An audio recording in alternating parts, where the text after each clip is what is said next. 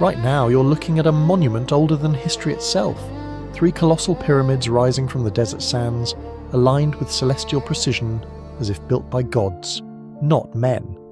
These are the pyramids of Giza, eternal sentinels standing for over 4,000 years, guarding secrets carved in limestone and starlight.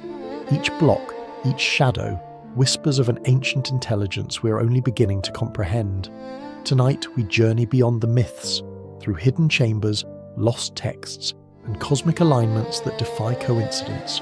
From the pharaoh's divine ambitions to the messages they may have left for the future, we'll uncover what the ancients tried to tell us. If you're ready to see the pyramids as never before, let the journey begin.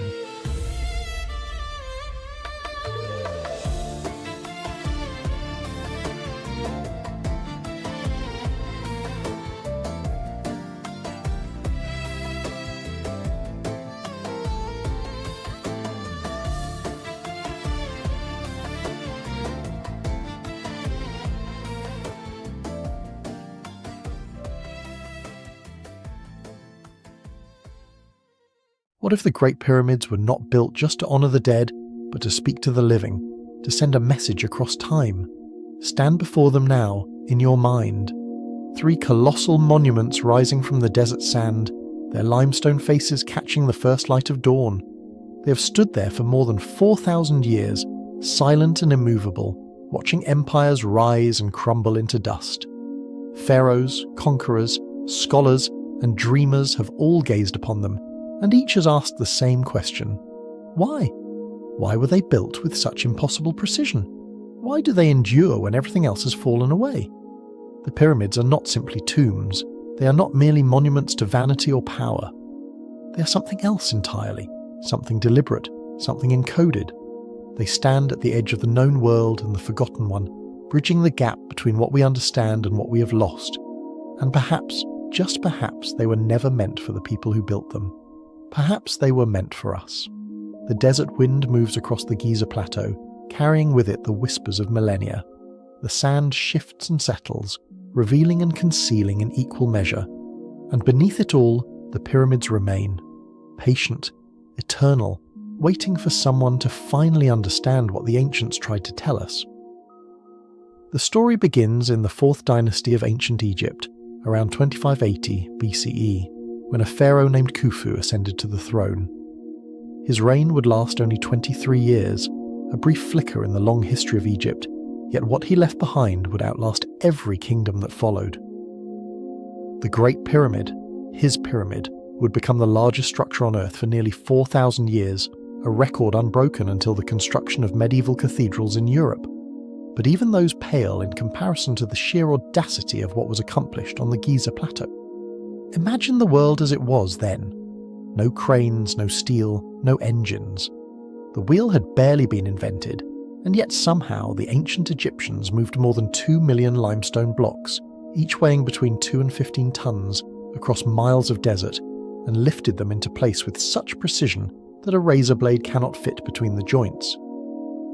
The base of the Great Pyramid covers 13 acres, and its 4 sides are aligned almost perfectly with the cardinal directions: north, south, east, and west, with an error of less than 4 minutes of arc. To put that in perspective, modern architects with laser technology would struggle to achieve such accuracy. The pyramid originally stood at 481 feet tall, its apex crowned with a capstone that may have been covered in gold or electrum, gleaming like a beacon across the desert. The outer casing stones were polished white limestone, so smooth and reflective that ancient travellers reported seeing the pyramid shine like a jewel under the sun, visible from miles away. Most of those casing stones are gone now, stripped away over centuries to build the mosques and palaces of Cairo, but a few remain near the top, hinting at the magnificence that once was. Inside, the pyramid is a labyrinth of passages and chambers. The Grand Gallery rises at a steep angle, its corbelled ceiling soaring 28 feet high, each stone perfectly fitted to create a space that feels both monumental and intimate. At the heart of the structure lies the King's Chamber, a room of red granite transported from quarries 500 miles away. The chamber contains a granite sarcophagus, empty and unadorned, its purpose still debated by scholars. Was it truly meant to hold the body of Khufu, or was it something else? A vessel for transformation, a gateway, a symbol of something we no longer understand? The construction itself defies easy explanation. Egyptologists tell us that the pyramid was built over 20 years by a workforce of tens of thousands, skilled labourers, not slaves, as popular myth suggests. They lived in workers' villages nearby, fed and housed by the state, their efforts coordinated with the precision of a military campaign. Copper tools, wooden sledges, and ramps of mud, brick and limestone chips. These were the technologies available, and yet, with these simple means, they created something that still baffles engineers today. How did they quarry the stones with such uniformity? How did they transport them across the Nile during the flood season, then drag them up the plateau? How did they lift blocks weighing as much as 70 tons to heights of hundreds of feet? Theories abound: straight ramps, spiral ramps, internal ramps, counterweights, levers, but none fully explain the speed and precision of the work. 20 years to place 2 million blocks means setting one block every 2 minutes, working day and night without pause. The mathematics alone seem impossible, and yet the pyramid stands as proof that it was done. But the Great Pyramid is not alone. Beside it stand two others, the Pyramid of Khafra, Khufu's son, and the Pyramid of Menkaure, his grandson. Together they form a trinity on the plateau, their placements seemingly deliberate, their sizes descending in a careful progression. Khafra's pyramid appears taller because it sits on higher ground, but it is actually slightly smaller than Khufu's. Menkaure's pyramid is the smallest of the three, yet it was built with the same meticulous care, its lower courses clad in red granite that must have glowed like fire at sunset. Around them sprawl the remnants of a vast necropolis, smaller pyramids for queens, mastaba tombs for nobles and officials, causeways and temples where rituals were performed to ensure the pharaoh's journey to the afterlife. And watching over it all, carved from a single outcrop of limestone, sits the great Sphinx, a creature with the body of a lion and the face of a king, its gaze fixed eternally on the eastern horizon where the sun rises each morning. The Sphinx is older than the pyramids, some researchers claim, its weathering patterns suggesting it was carved thousands of years before Khafra's reign. Others argue it was built alongside the pyramids, its features eroded by wind and sand rather than water. The debate continues, but the Sphinx remains silent, keeping its secrets as it has for millennia. This is the world the ancient Egyptians created, a landscape of stone and symbol, where every angle and measurement carried meaning, where the boundary between the earthly and the divine was deliberately blurred. They built not just for their own time, but for eternity. They built to be remembered, and they built perhaps to be understood. But understood how, and by whom? The ancient Egyptians did not see the world as we do. For them, the universe was alive with meaning, every star and stone connected by invisible threads of divine order. The pyramids were not simply architectural achievements, they were cosmic machines, designed to align the earthly realm with the heavens above.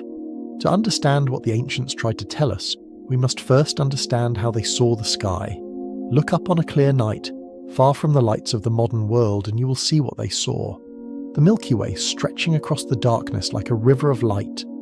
The Egyptians called it the Nile of the sky, a celestial mirror of the great river that gave them life, and within that river they saw patterns, constellations that told stories of gods and creation. One constellation held special significance: Orion. The Egyptians knew it as Sa, the celestial form of Osiris, the god of death and resurrection. Osiris was the first pharaoh, murdered by his brother Set and resurrected by his wife Isis, becoming the lord of the underworld and the judge of souls. Every pharaoh was believed to become Osiris in death, journeying through the underworld to be reborn among the stars, and the pyramids, some believe, were built to facilitate that journey. In the early 1980s, a researcher named Robert Bauval proposed something extraordinary. He noticed that the three pyramids of Giza are not arranged in a straight line, but in a pattern that mirrors the three stars of Orion's belt: Alnitak, Alnilam, and Mintaka. The two larger pyramids align almost perfectly with the two brighter stars, while the smaller pyramid of Menkaure sits slightly offset, just as Mintaka sits slightly offset from the other two stars. The correlation is striking, and it raises a tantalizing question. did the ancient Egyptians deliberately position the pyramids to reflect the constellation of Osiris? Bauval went further. He calculated that around 10,500 BCE, the constellation of Orion would have reached its lowest point in the precessional cycle, sitting directly on the southern horizon at the meridian. At that same moment, the Sphinx, if it was indeed that old, would have been facing the constellation of Leo, the lion rising in the east. Was this the moment the pyramids were meant to commemorate? A time when the sky and the earth were in perfect alignment, when the gods walked among mortals?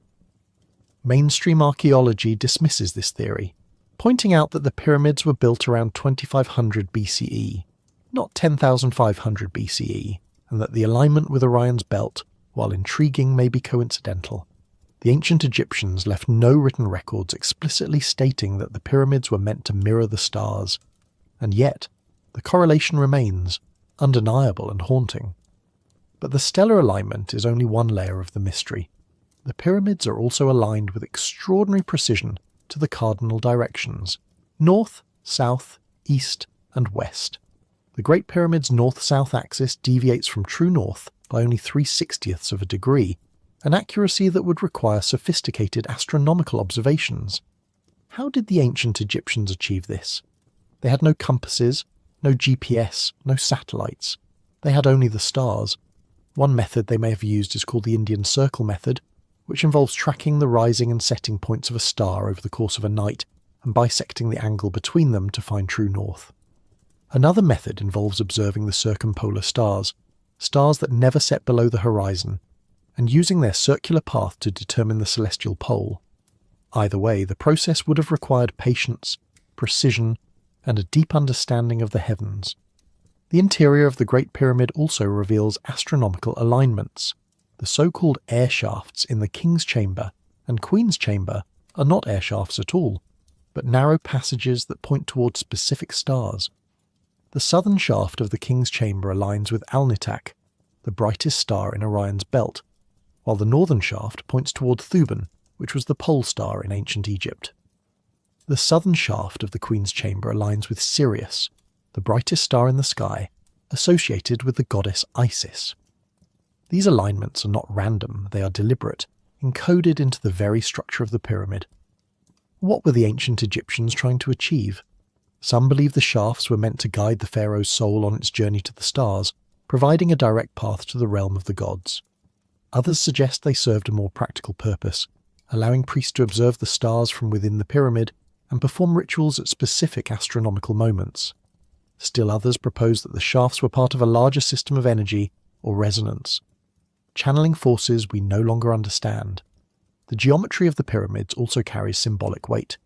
The Great Pyramid's dimensions encode the mathematical constant pi, the ratio of a circle's circumference to its diameter. The pyramid's perimeter divided by twice its height equals 3/14, a number the ancient Egyptians were not supposed to know. They also encoded the golden ratio, phi, a proportion found throughout nature, and considered aesthetically perfect.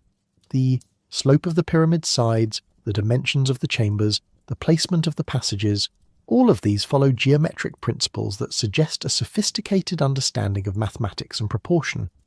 Was this knowledge intuitive, developed through trial and error over centuries of pyramid building, or was it inherited from an earlier, more advanced civilization, now lost to history? The ancient Egyptians themselves spoke of a time before the pharaohs, a golden age when the gods ruled directly over the land. They called it Zep Tepi, the first time, a mythical epoch when the foundations of civilization were laid. Could the pyramids be remnants of that forgotten age built by hands we no longer remember? The questions multiply the deeper we look. The pyramids are not just monuments. They are puzzles, riddles carved in stone. Every measurement, every alignment, every chamber and passage seems to whisper of something greater, something hidden just beyond our understanding.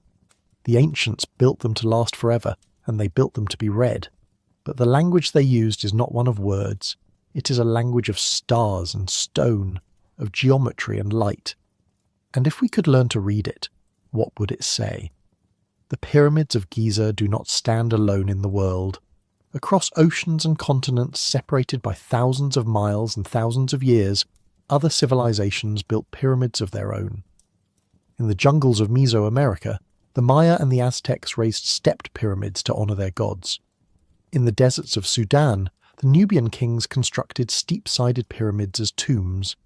In China, massive earthen mounds shaped like pyramids hold the remains of emperors, and in the Pacific on remote islands, stone platforms and terraces echo the same geometric forms. Why? Why did so many cultures with no apparent contact choose the pyramid as their sacred shape? Was it simply the most stable structure to build with primitive tools? Or was there something deeper, a shared memory, a universal symbol, a message passed down through the ages? The Maya pyramids of Central America are perhaps the most striking parallel. The Temple of Kukulkan at Chichen Itza, the Temple of the Inscriptions at Palenque, the towering structures of Tikal, all of them share the same monumental ambition as the pyramids of Egypt. They were built as stairways to the heavens, places where priests could ascend to commune with the gods. They were aligned with astronomical events, solstices, equinoxes, the movements of Venus and the moon. They were tombs, temples and observatories all at once. The Temple of Kukulkan is a masterpiece of astronomical engineering. It has 4 staircases, each with 91 steps, which together with the platform at the top total 365, the number of days in a solar year. During the spring and autumn equinoxes, the setting sun casts shadows on the pyramid's northern staircase that create the illusion of a serpent descending from the heavens, a representation of the feathered serpent god Kukulkan. The Maya built this pyramid not just as a monument, but as a calendar, a cosmic clock marking the passage of time. The similarities to the Egyptian pyramids are undeniable, yet the differences are equally striking.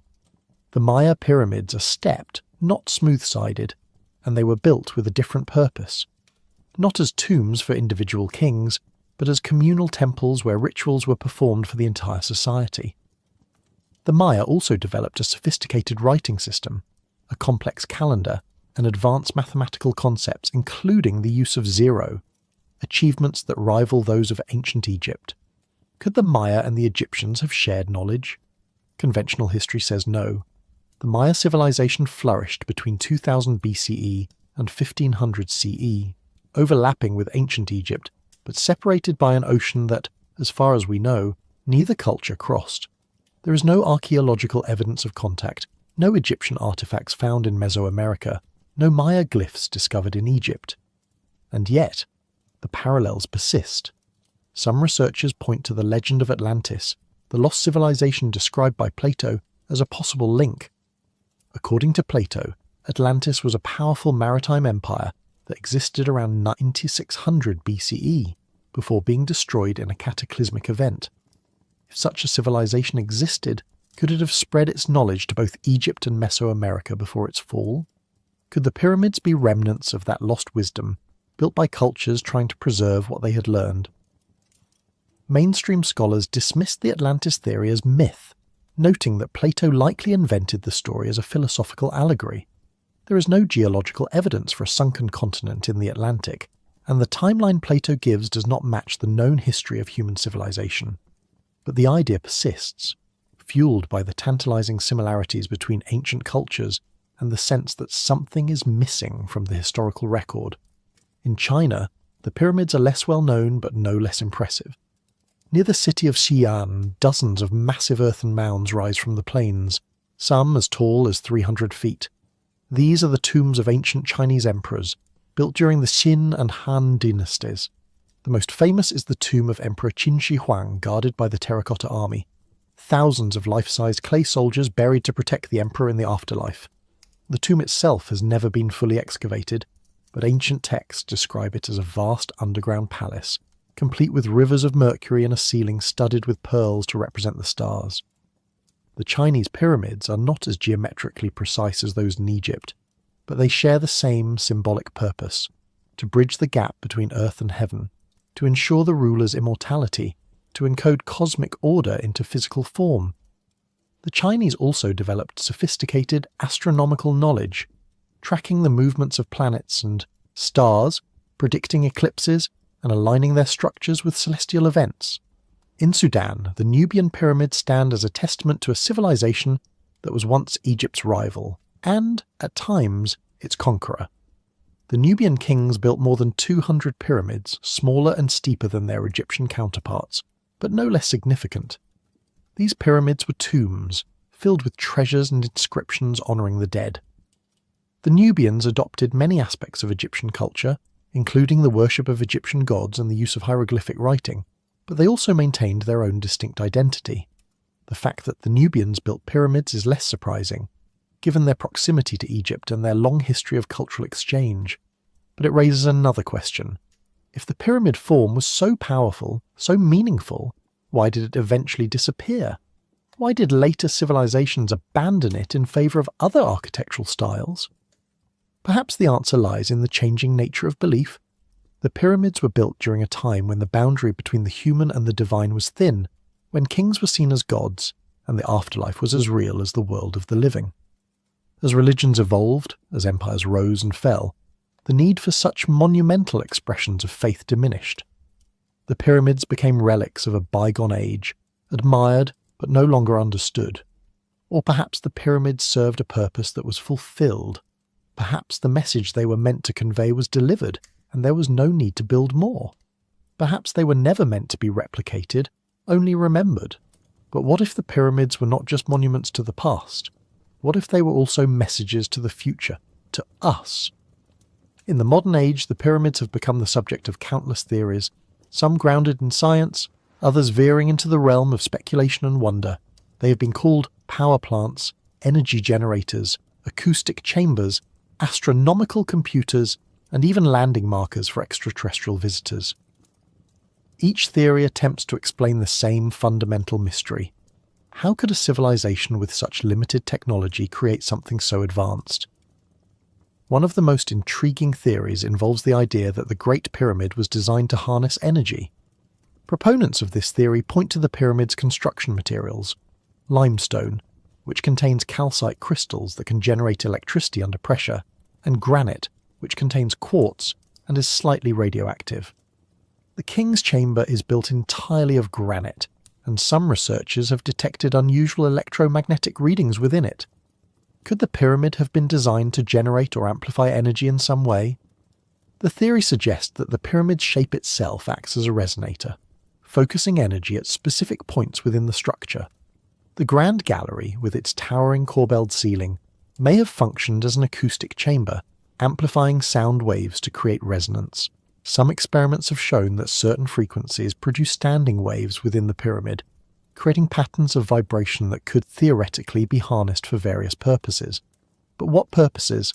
Advocates of the energy theory propose that the pyramid could have been used for healing, communication, or even levitation, using sound and vibration to manipulate matter. Ancient texts speak of priests using sound to move heavy objects, and some researchers believe the pyramids were built using acoustic levitation, a phenomenon where sound waves create enough pressure to lift objects off the ground.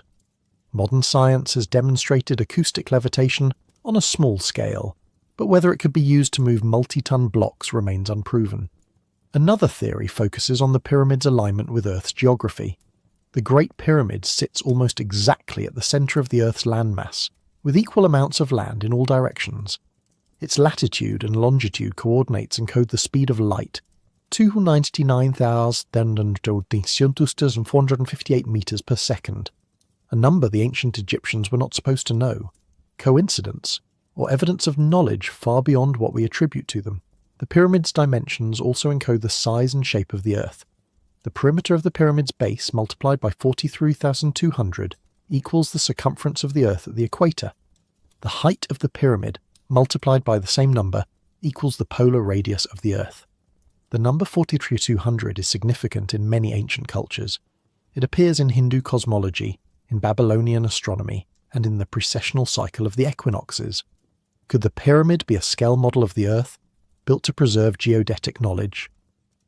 Mainstream archaeologists argue that these numerical correlations are the result of selective interpretation, that if you look hard enough, you can find mathematical patterns in any structure.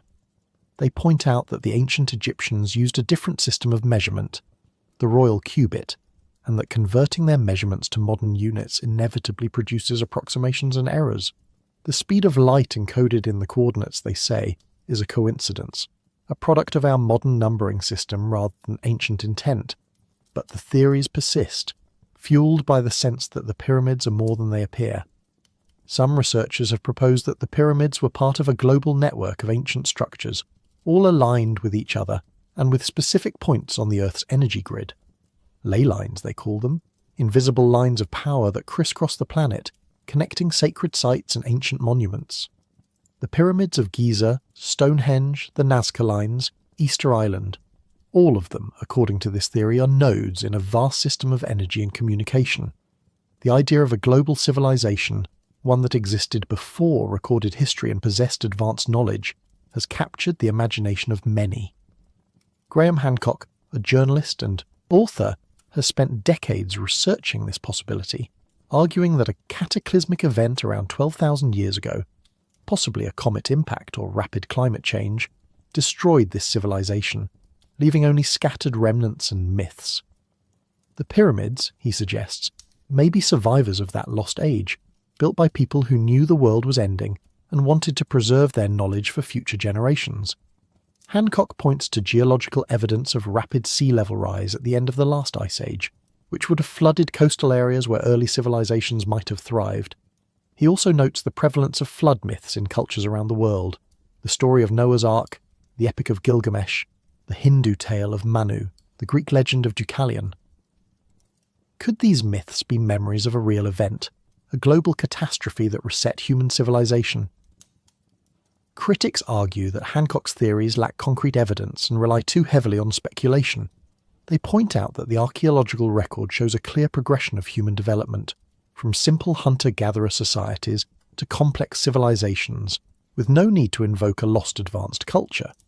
The similarities between ancient myths, they say, can be explained by the universal human experience of natural disasters, floods, earthquakes, volcanic eruptions, rather than a single global event. And yet, the questions remain. Why do the pyramids exist? Why were they built with such precision, such ambition, such permanence? What were the ancient Egyptians trying to achieve, and what did they want us to know? Perhaps the answer is simpler than we think. Perhaps the pyramids were built not to encode secret knowledge or harness mysterious energies, but to inspire awe, to remind us of what humanity is capable of when we work together toward a common goal. Perhaps they were built to last forever because the ancients understood something we have forgotten, that civilizations rise and fall, that empires crumble, that everything we build will eventually turn to dust. Everything except the pyramids. They stand as a testament to human ambition, human ingenuity, human faith. They stand as a reminder that we are part of something larger than ourselves, something that stretches back through time and forward into eternity. They stand as a question, carved in stone, waiting for us to answer. What if the message the ancients tried to tell us is not hidden in the measurements, or the alignments, or the chambers?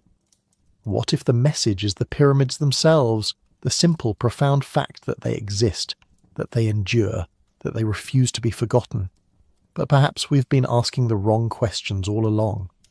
We ask how they were built, as if understanding the engineering would unlock the mystery. We ask why they were built, as if discovering the purpose would satisfy our curiosity. We measure and calculate and theorize, treating the pyramids as problems to be solved rather than mysteries to be experienced. And in doing so, we may be missing what the ancients actually wanted us to see. Because the pyramids were not built in isolation. They were not constructed in a vacuum of history, dropped fully formed onto the Giza Plateau by some inexplicable force. They emerged from a culture, a civilization, a way of seeing the world that was fundamentally different from our own. To understand what the ancients tried to tell us, we must first understand who they were, not just as builders or engineers or priests, but as human beings living in a world alive with meaning. The Egypt of the Fourth Dynasty was not the Egypt of popular imagination. It was not a land of slaves toiling under the whip, building monuments to tyrannical pharaohs drunk on power and vanity. That image, perpetuated by Hollywood and centuries of misunderstanding, bears little resemblance to what archaeology has revealed. The people who built the pyramids were skilled workers, craftsmen, and labourers who took pride in their work. They lived in purpose-built villages near the construction sites, with bakeries, breweries, and medical facilities. They were fed with meat and bread, a diet far richer than what most Egyptians consumed. Their bones show evidence of medical care. Broken limbs that were set and healed, infections that were treated, workplace injuries that were tended to with surprising sophistication. These were not expendable slaves, but valued members of society, participating in what they believed to be the most important work in the world. Graffiti left by work gangs inside the pyramids reveals something even more striking. These workers organized themselves into teams with names like Friends of Khufu and Drunkards of Menkaure.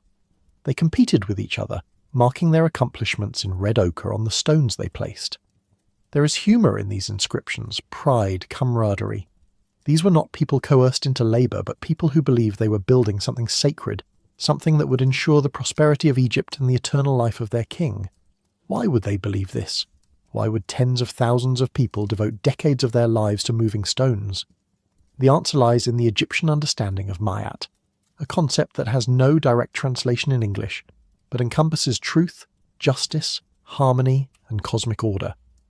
Ma'at was not just a philosophical idea, it was the fundamental principle that held the universe together. The pharaoh was the guarantor of Ma'at, the living link between the human world and the divine realm. When the pharaoh died, the entire cosmic order was threatened.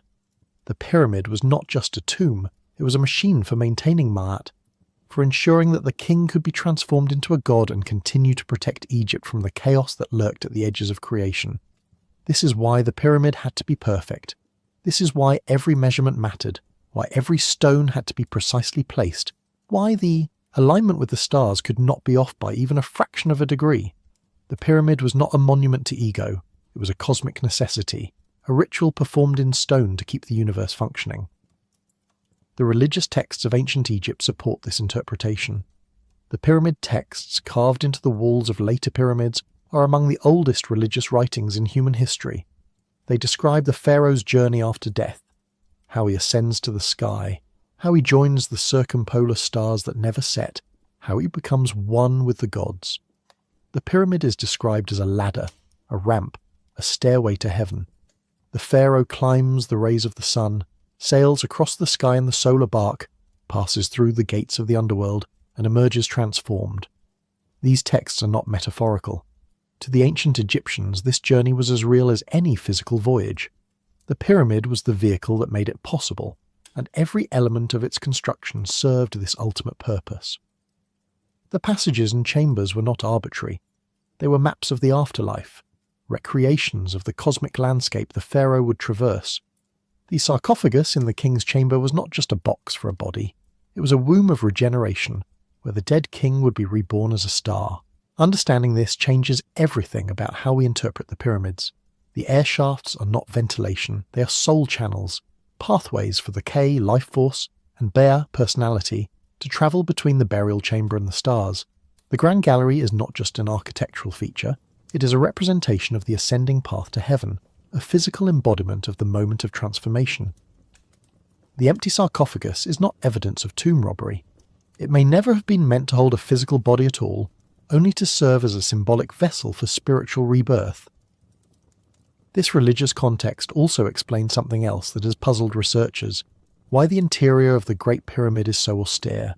There are no paintings, no decorations, no gold or jewels. Later Egyptian tombs would be filled with treasures and adorned with elaborate paintings depicting the deceased's life and afterlife. But the Great Pyramid is bare stone, its chambers unadorned except for a few marks left by construction workers. Why? Perhaps because the pyramid itself is the message. Perhaps because the geometry, the proportions, the alignments, these were the decorations more meaningful than any image could be. Perhaps because the pyramid was meant to function, not to impress, and every element served a purpose beyond the aesthetic. Or perhaps because the pyramid was built for an understanding of the divine that transcended images, that saw the sacred in number and proportion, and cosmic correspondence rather than in representation. Yet even within this religious framework, mysteries persist. The more we learn about the ancient Egyptians, the more sophisticated they appear, and the more questions arise about where their knowledge came from. Consider their understanding of medicine. The Edwin Smith Papyrus, dating to around 1600 BCE but likely copied from much older sources, describes 48 surgical cases with a rational empirical approach that would not be seen again until the classical Greek period. The Egyptians performed surgery, set broken bones, treated infections, and even conducted a form of brain surgery. They understood the pulse and recognized it as connected to the heart. They used honey as an antibiotic, willow bark as a painkiller, and mouldy bread as a treatment for infections, techniques that modern science has confirmed as effective. Their understanding of mathematics was equally advanced. They used a decimal system and could solve complex problems involving fractions, areas and volumes. They calculated the area of a circle using a formula that approximates pi to within less than 1% of accuracy. They understood the Pythagorean theorem 1,000 years before Pythagoras. The Moscow Mathematical Papyrus shows calculations for the volume of a truncated pyramid, the exact knowledge needed to plan the construction of the pyramids themselves. Their astronomy went far beyond simple observation. They tracked the movement of the sun, moon and planets with precision. They identified the heliacal rising of Sirius, the moment when the star becomes visible again after a period of being obscured by the sun's light, and used it to predict the annual flooding of the Nile.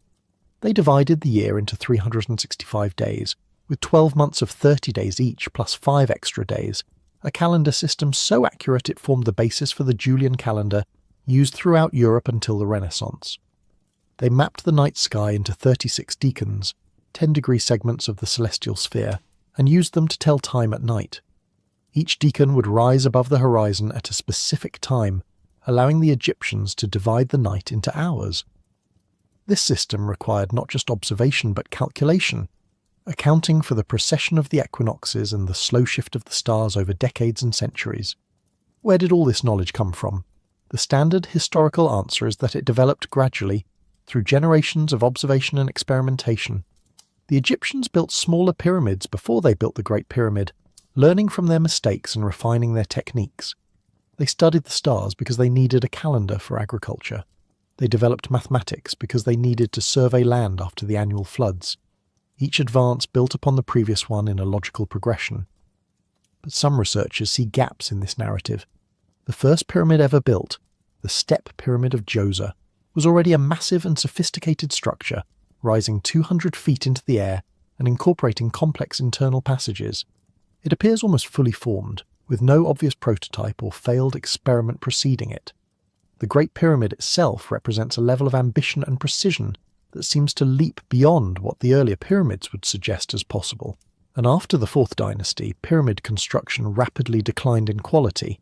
Later pyramids were smaller, cruder, built with inferior materials and less skill. It is as if the knowledge peaked and then faded, rather than building continuously over time. This pattern suggests to some that the knowledge might have been inherited rather than developed, passed down from an earlier period or even an earlier civilization. The ancient Egyptians themselves spoke of the Zep Tepi, the first time when gods ruled directly over the land and taught humanity the arts of civilization. They attributed their knowledge to these divine teachers. Thoth, the god of wisdom; Ptah, the god of craftsmen; Imhotep, the architect of the Step Pyramid who was later deified. Were these gods simply mythological figures, personifications of abstract concepts? Or were they memories of real individuals, wise teachers or leaders whose accomplishments were so remarkable they were remembered as divine? Every culture has flood myths. Many cultures have legends of culture heroes who brought knowledge from somewhere else. The Sumerians spoke of the Apkallu, 7 sages who emerged from the sea to teach humanity. The Mesoamericans spoke of Quetzalcoatl, the feathered serpent who brought wisdom. The Indians spoke of the rishis, enlightened beings who composed the Vedas. Are these all independent inventions or echoes of something real? Mainstream archaeology remains skeptical, pointing out that myths are not evidence, and that the archaeological record shows a clear developmental sequence.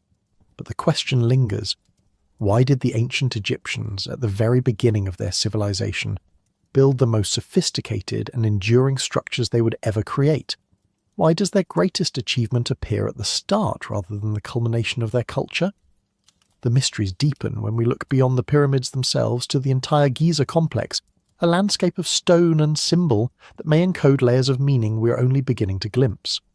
The Great Sphinx is perhaps the most enigmatic element. Carved from a single outcrop of limestone, it sits in a hollow surrounded by walls of bedrock, staring eternally toward the east. Egyptologists traditionally date it to the reign of Khafre, around 2500 BCE, based on its proximity to Khafre's pyramid and the stylistic similarity of its face to known images of the pharaoh. But the Sphinx bears signs of weathering that some geologists argue could only have been caused by prolonged exposure to water. Not the occasional rain that falls in Egypt today, but sustained rainfall of the kind that ended in the region around 10,000 BCE. Robert Schoch, a geologist from Boston University, examined the Sphinx in the early 1990s and concluded that the erosion patterns on its body and the walls of its enclosure were characteristic of water weathering rather than wind and sand erosion. If true, this would mean the Sphinx is far older than the pyramids, carved during a wetter climate when the Sahara was still green. The implications are staggering. It would suggest that sophisticated stone carving was practiced in Egypt thousands of years before the emergence of the pharaonic civilization. Orthodox Egyptologists dispute this interpretation, arguing that the weathering could be explained by other factors: underground water seepage, variations in the limestone's quality, or differences in how the stone was exposed and protected over millennia. They point out that there is no archaeological evidence of a civilization capable of carving the Sphinx before 3000 BCE. No tools or settlements or other monuments from that period. The debate remains unresolved, with each side marshalling evidence and neither willing to concede. But whether the Sphinx is 4,500 or 12,000 years old, its purpose remains mysterious. Its body is that of a lion, a creature that held powerful symbolic meaning in ancient Egypt, representing strength, protection, and the fierce heat of the sun. Its face is human, creating a hybrid creature that bridges the animal and divine realms. In Egyptian tradition, the Sphinx was a guardian, a protector of sacred places, a creature that posed riddles to those who approached. What riddle does the Sphinx of Giza pose? What is it guarding? Some believe the Sphinx sits above hidden chambers, secret rooms that contain the lost knowledge of ancient Egypt, or of an even older civilization. In the 1990s, ground-penetrating radar and seismic studies suggested the presence of voids beneath the Sphinx and in the bedrock around it. Edgar Cayce, the famous American psychic, claimed in the 1930s that a hall of records lay hidden beneath the Sphinx, containing the wisdom of Atlantis. When the chamber was opened, he predicted, humanity would gain access to advanced knowledge about energy, healing, and the nature of consciousness itself. Excavations have been limited by the Egyptian government, which is cautious about potentially damaging one of the world's most iconic monuments. Small explorations have revealed shafts and cavities, but nothing matching the grand chamber Cayce described.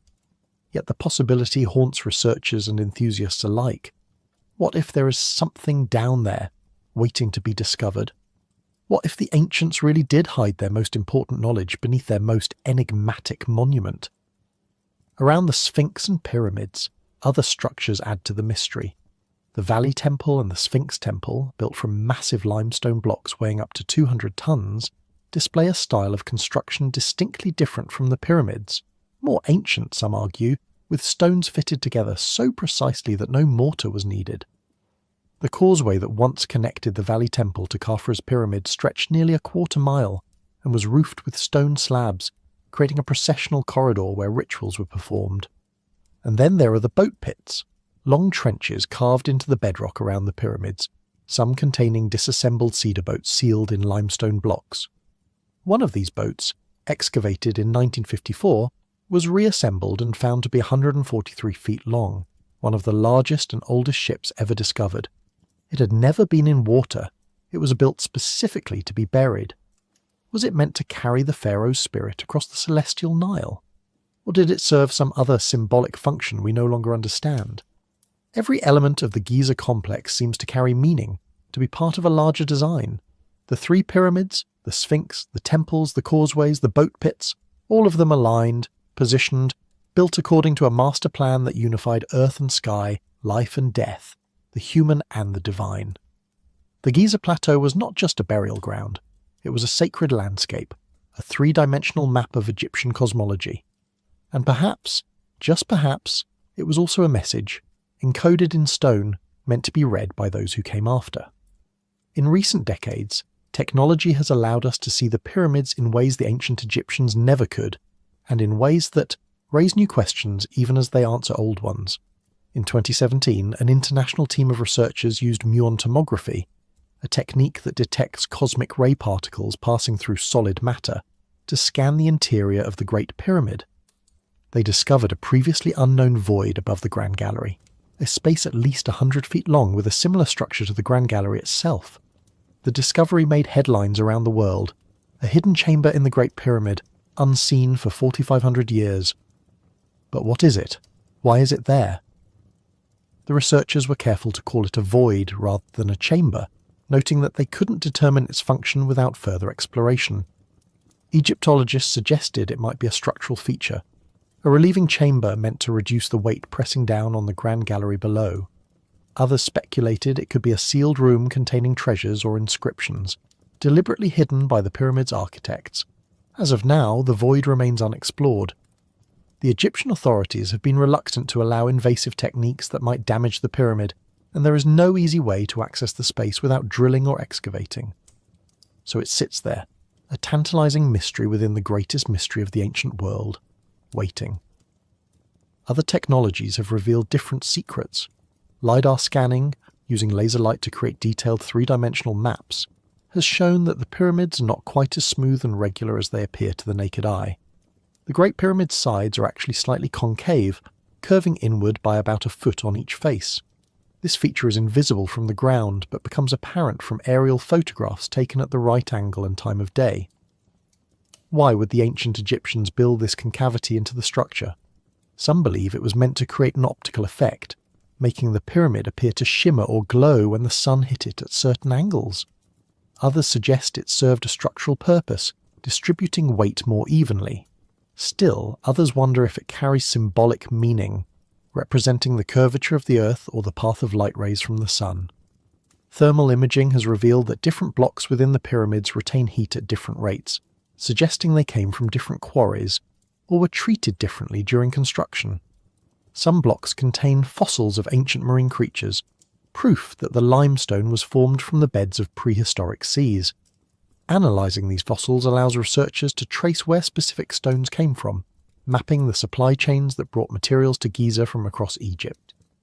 Even more remarkable, archaeologists have discovered the remains of ramps, workshops, and harbour facilities that supported the pyramid construction. At Wadi al-Jarf on the Red Sea coast, researchers found papyrus scrolls written by a man named Mera, an overseer who helped transport limestone blocks from the quarries at Tura to Giza. The scrolls, dating to the reign of Khufu, describe the logistics of moving stone, the number of workers, the routes taken, the time required. They are the only contemporary written records of pyramid construction ever found, and they confirm what archaeology has suggested. The pyramids were built through meticulous planning, vast organisational effort, and the coordinated labour of thousands. But even with all these technological advances, even with new discoveries and better data, the fundamental mystery remains. We know more about how the pyramids were built, but we still don't entirely understand why they were built the way they were. We can see the stones, measure the angles, trace the supply chains, but we cannot fully grasp the vision that motivated their creation. Because the vision was not technological. It was not even primarily architectural. It was spiritual, cosmological, an attempt to capture something eternal in temporary materials, to build a bridge between the finite and the infinite. And that is something no technology can measure. Perhaps the most profound mystery of the pyramids is not what they are, but what they represent, what they reveal about the human condition and our relationship with time, mortality, and meaning. We build because we must. It is in our nature to create, to shape the world around us, to leave something behind that says, I was here, I mattered, I existed. Every culture in history has built monuments, from the standing stones of Neolithic Europe to the skyscrapers of modern cities. We build to honour our gods, to remember our dead, to celebrate our achievements, to mark our territory, to express our dreams. But the pyramids are different. They were not built to serve a temporary need or to impress a contemporary audience. They were built to last forever, and they have succeeded. They have outlasted the language that named them, the religion that sanctified them, the civilization that created them. They have become universal symbols, recognized by every culture on Earth, transcending their original context to speak to something fundamental in the human experience. What do they speak of? They speak of the desire to transcend death, to create something that will endure when our bodies have turned to dust. They speak of the human need for order, for structure, for permanence in a world of chaos and change. They speak of our fascination with the heavens, our conviction that we are connected to something larger than ourselves. They speak of the power of collective effort, of what can be achieved when thousands of people work together toward a shared goal. But perhaps, most profoundly, they speak of the human relationship with mystery itself. We live in an age that values answers, that seeks to explain everything, to reduce the unknown to the known. We sequence genomes, map the cosmos, peer into the quantum realm. We accumulate data, build models, predict outcomes. We have grown uncomfortable with uncertainty, with questions that have no clear solutions. The pyramids remind us that mystery is not something to be eliminated, but something to be honoured. They remind us that there are things we may never fully understand, and that this is not a failure but a gift. They remind us that the search for meaning is often more important than the meaning itself, that the questions we ask shape who we are just as much as the answers we find. The ancients who built the pyramids understood this. They created a mystery deliberately, encoding layers of meaning that would reveal themselves slowly, over centuries, to those who looked with patience and humility. They knew that future generations would wonder at their achievement, would ask questions, would search for answers, and they knew that in that searching something important would happen. A connection would be made across time, between the living and the dead, between the known and the unknown. That connection is what the pyramids offer us. Not answers, but connection. Not certainty, but wonder. Not explanation, but inspiration. When we stand before the pyramids, we stand in the presence of something that has witnessed the full sweep of recorded history. We stand before a monument that was already ancient when Rome was founded, already legendary when Athens flourished, already mysterious when medieval pilgrims came to marvel at it. We stand before something that will likely still be standing when our own civilization has become history, when our skyscrapers have crumbled and our digital archives have decayed into corruption. And in that moment, we are confronted with our own mortality, not as individuals but as a species, as a civilization, as a moment in time. We are forced to ask, what will we leave behind? What will future generations find when they dig through the ruins of our age? Will they wonder at our achievements as we wonder at the pyramids? Will they ask questions about us as we ask questions about ancient Egypt? Will they find meaning in what we have created, or will they see only the debris of a culture that lost its way? The pyramids challenge us to think beyond our own lifetimes, beyond our own moment in history. They challenge us to create not just for ourselves but for the future, to build things that matter, that endure, that carry meaning across generations. They challenge us to reach for something greater than comfort or convenience, to invest our energy in something that transcends the immediate and the practical. In this way, the pyramids are not just relics of the past. They are mirrors reflecting our own values, our own priorities, our own dreams and fears. What we see in them says as much about us as it does about the people who built them. As the 21st century unfolds, the pyramids continue to inspire new theories, new explorations, new interpretations. Each generation brings its own questions, shaped by its own concerns and shaped by its own understanding of the world. In an age of environmental crisis, some see the pyramids as lessons in sustainability. Structures built without machines, without fossil fuels, without the industrial processes that have brought our own civilization to the brink of ecological collapse. They wonder, could we build something as enduring today, using only human labour and simple tools? Or have we become so dependent on technology that we have lost the fundamental skills and patience required for such a feat? In an age of artificial intelligence and digital technology, some see the pyramids as embodiments of encoded information, massive solid-state storage devices built to preserve knowledge across millennia. They speculate about what might be hidden in the ratios, the measurements, the astronomical alignments, data waiting to be decoded by minds equipped with the right tools and the right perspective. In an age of space exploration, some see the pyramids as Earth's first monuments to the cosmos, our earliest attempt to reach toward the stars, to connect our terrestrial existence with the celestial realm. They imagine future civilizations building pyramids on Mars or the Moon, carrying forward an architectural tradition that began on the Giza Plateau more than 4,000. The pyramids of Giza are not just monuments to the past. They are bridges to the future, connecting us to the people who built them, reminding us that we are part of a story that began long before we were born and will continue long after we are gone. They are proof that humanity has always looked up at the stars and wondered, always sought to leave a mark, always believed in something beyond the visible world. And as long as the pyramids stand, that belief will endure. The message will remain, waiting in the stone, waiting in the silence, waiting for the next person to stand before them and ask, what were the ancients trying to tell us? Perhaps the answer is that they were trying to tell us we are not alone in time, not alone in space, not alone in our dreams and our fears and our hopes. They were trying to tell us that we are part of something vast and ancient and eternal, something that connects us to every human who has ever lived and every human who will ever live. They were trying to tell us that we matter, that what we build matters, that what we believe matters, that the questions we ask matter, even if we never find the answers. The pyramids stand in the darkness now, their shapes barely visible against the night sky. But they are there, as they have always been, as they will always be. Silent witnesses to the passage of time, keepers of secrets we may never fully understand, monuments to the enduring human spirit. And somewhere in that silence, in that darkness, in that eternal stone, the message waits. The message the ancients tried to tell us. The message we are still learning to hear. What if the pyramids were not built just to honor the dead, but to speak to the living, to send a message across time? The question echoes across the desert, across the centuries, across the vast expanse of human history.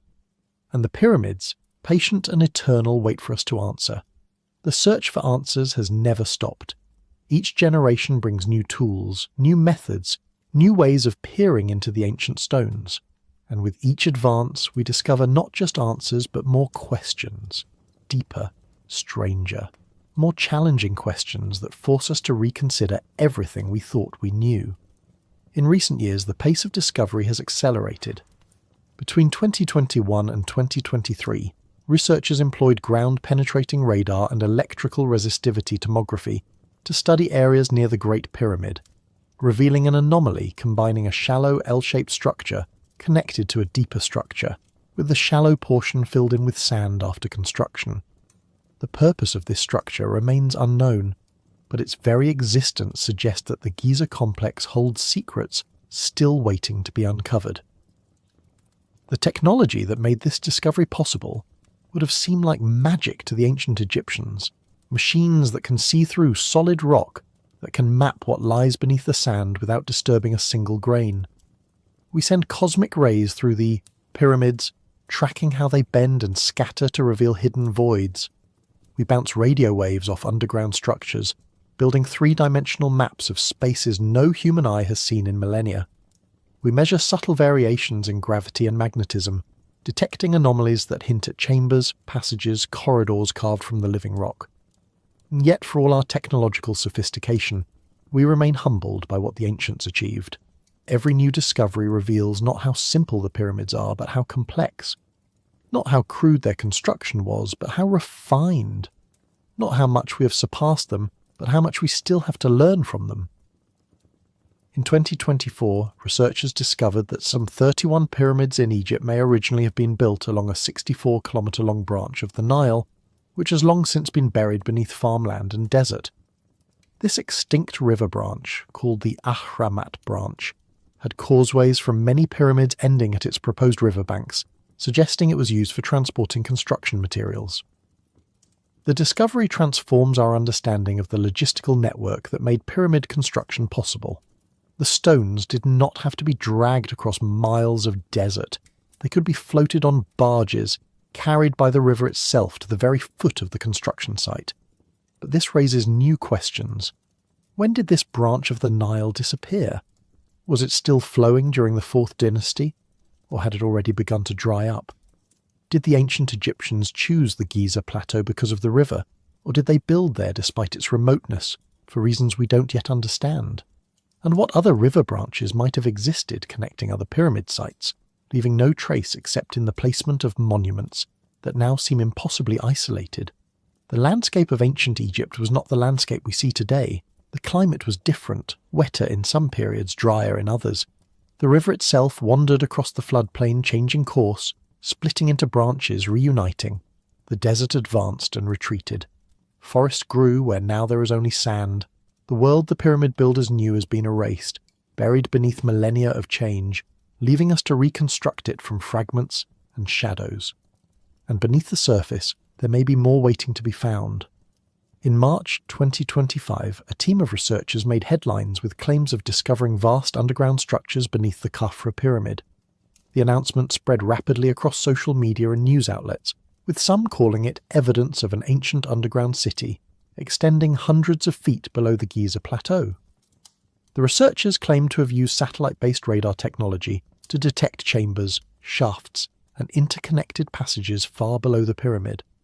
The response from the archaeological community was swift and sceptical. Egypt's renowned archaeologist Zahi Hawass called the findings fake news, saying the researchers used techniques that are not approved and not validated and lack any scientific basis. Hawass noted that the Khafra pyramid was studied extensively and determined to have been carved directly from bedrock, making all claims regarding the existence of columns beneath it entirely unfounded. Other experts questioned the technical feasibility of the claims. Radar specialists pointed out that the technology described would not be able to penetrate solid rock to the depths claimed, and that mapping detailed structures hundreds of feet underground from satellite imagery would be impossible with current methods. The research had not been published in peer-reviewed journals, and the methodology remained unclear. Yet the episode reveals something important about our relationship with the pyramids. We want them to hold secrets. We need them to be more than they appear. The idea of hidden chambers, underground cities, lost knowledge waiting to be discovered. These narratives speak to something deep in the human psyche. We are drawn to mystery, to the possibility that beneath the known world lies another world, stranger and more wondrous. And sometimes, that need for mystery leads us astray. It tempts us to see patterns where none exist, to accept claims without evidence, to prefer speculation over science. The pyramids have spawned countless theories, many of them fanciful, some of them deliberately deceptive. Crystal skulls, alien architects, time machines, energy weapons. The pyramids have been credited with everything from healing powers to prophecies of the apocalypse. But separating fact from fiction, legitimate research from pseudoscience, is not always easy. The line between revolutionary discovery and wishful thinking can be thin. New technologies do reveal hidden structures. The 2017 muon tomography scan that found the void above the Grand Gallery was real science, published in peer-reviewed journals, confirmed by multiple independent teams. But claims must be tested, verified, scrutinized before they can be accepted. The pyramids deserve better than sensationalism. They deserve serious study, careful analysis, honest inquiry. They deserve our respect, not just for what we imagine them to be, but for what they actually are. Monuments built by real people, with real tools for real purposes that we're still learning to understand. Amid all the speculation about advanced technology and lost civilizations, it is easy to forget the most important truth about the pyramids. They were built by human beings, not gods, not aliens, not some vanished super race, but people, men and women who lived and worked and died on the Giza Plateau 4,500 years ago. Recent discoveries have brought these people into sharper focus. At the site of Tombos in Nubia, archaeologists unearthed skeletons buried within pyramids dating to between 1400 and 650 BCE, with some individuals showing signs of wear and tear likely caused by a lifetime of hard manual labour. This has led researchers to conclude that pyramid burials in Tombos were more inclusive than previously thought, and that the deceased came from both the upper and lower classes. The discovery challenges long-held assumptions about who was honoured with pyramid burial. For generations, archaeologists assumed that only the elite, royalty, nobility, high-ranking officials, were laid to rest in these monumental tombs. But the evidence suggests a more complex reality. Perhaps the pyramids were not just monuments to individual power, but communal projects that honoured all who participated in their creation. Perhaps the workers who dragged the stones, who carved the blocks, who mixed the mortar, were remembered alongside the kings they served. This fits with what we know about the workers' villages near the pyramids. These were not slave quarters, but organised communities with infrastructure, social hierarchies, and a sense of collective purpose.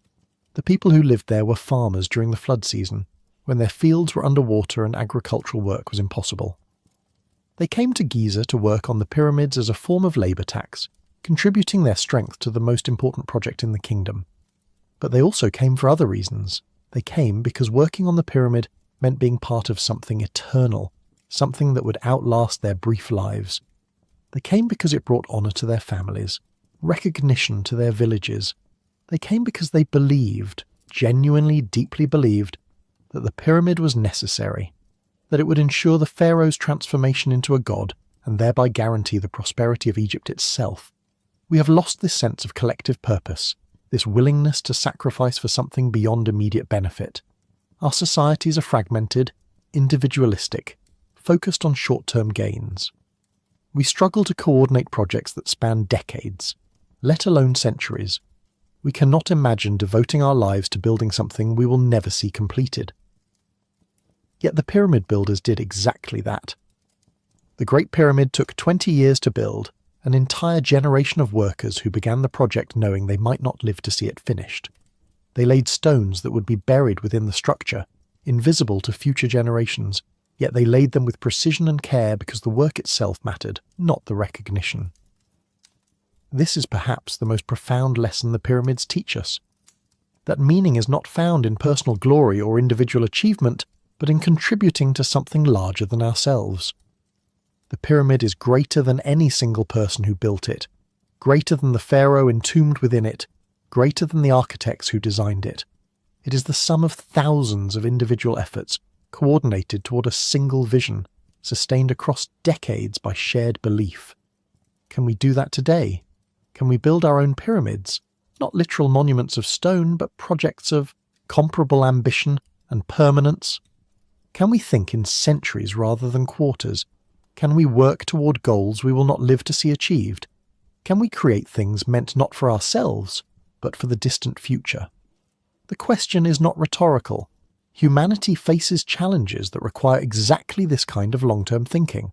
Climate change, resource depletion, space exploration, the preservation of knowledge across generations.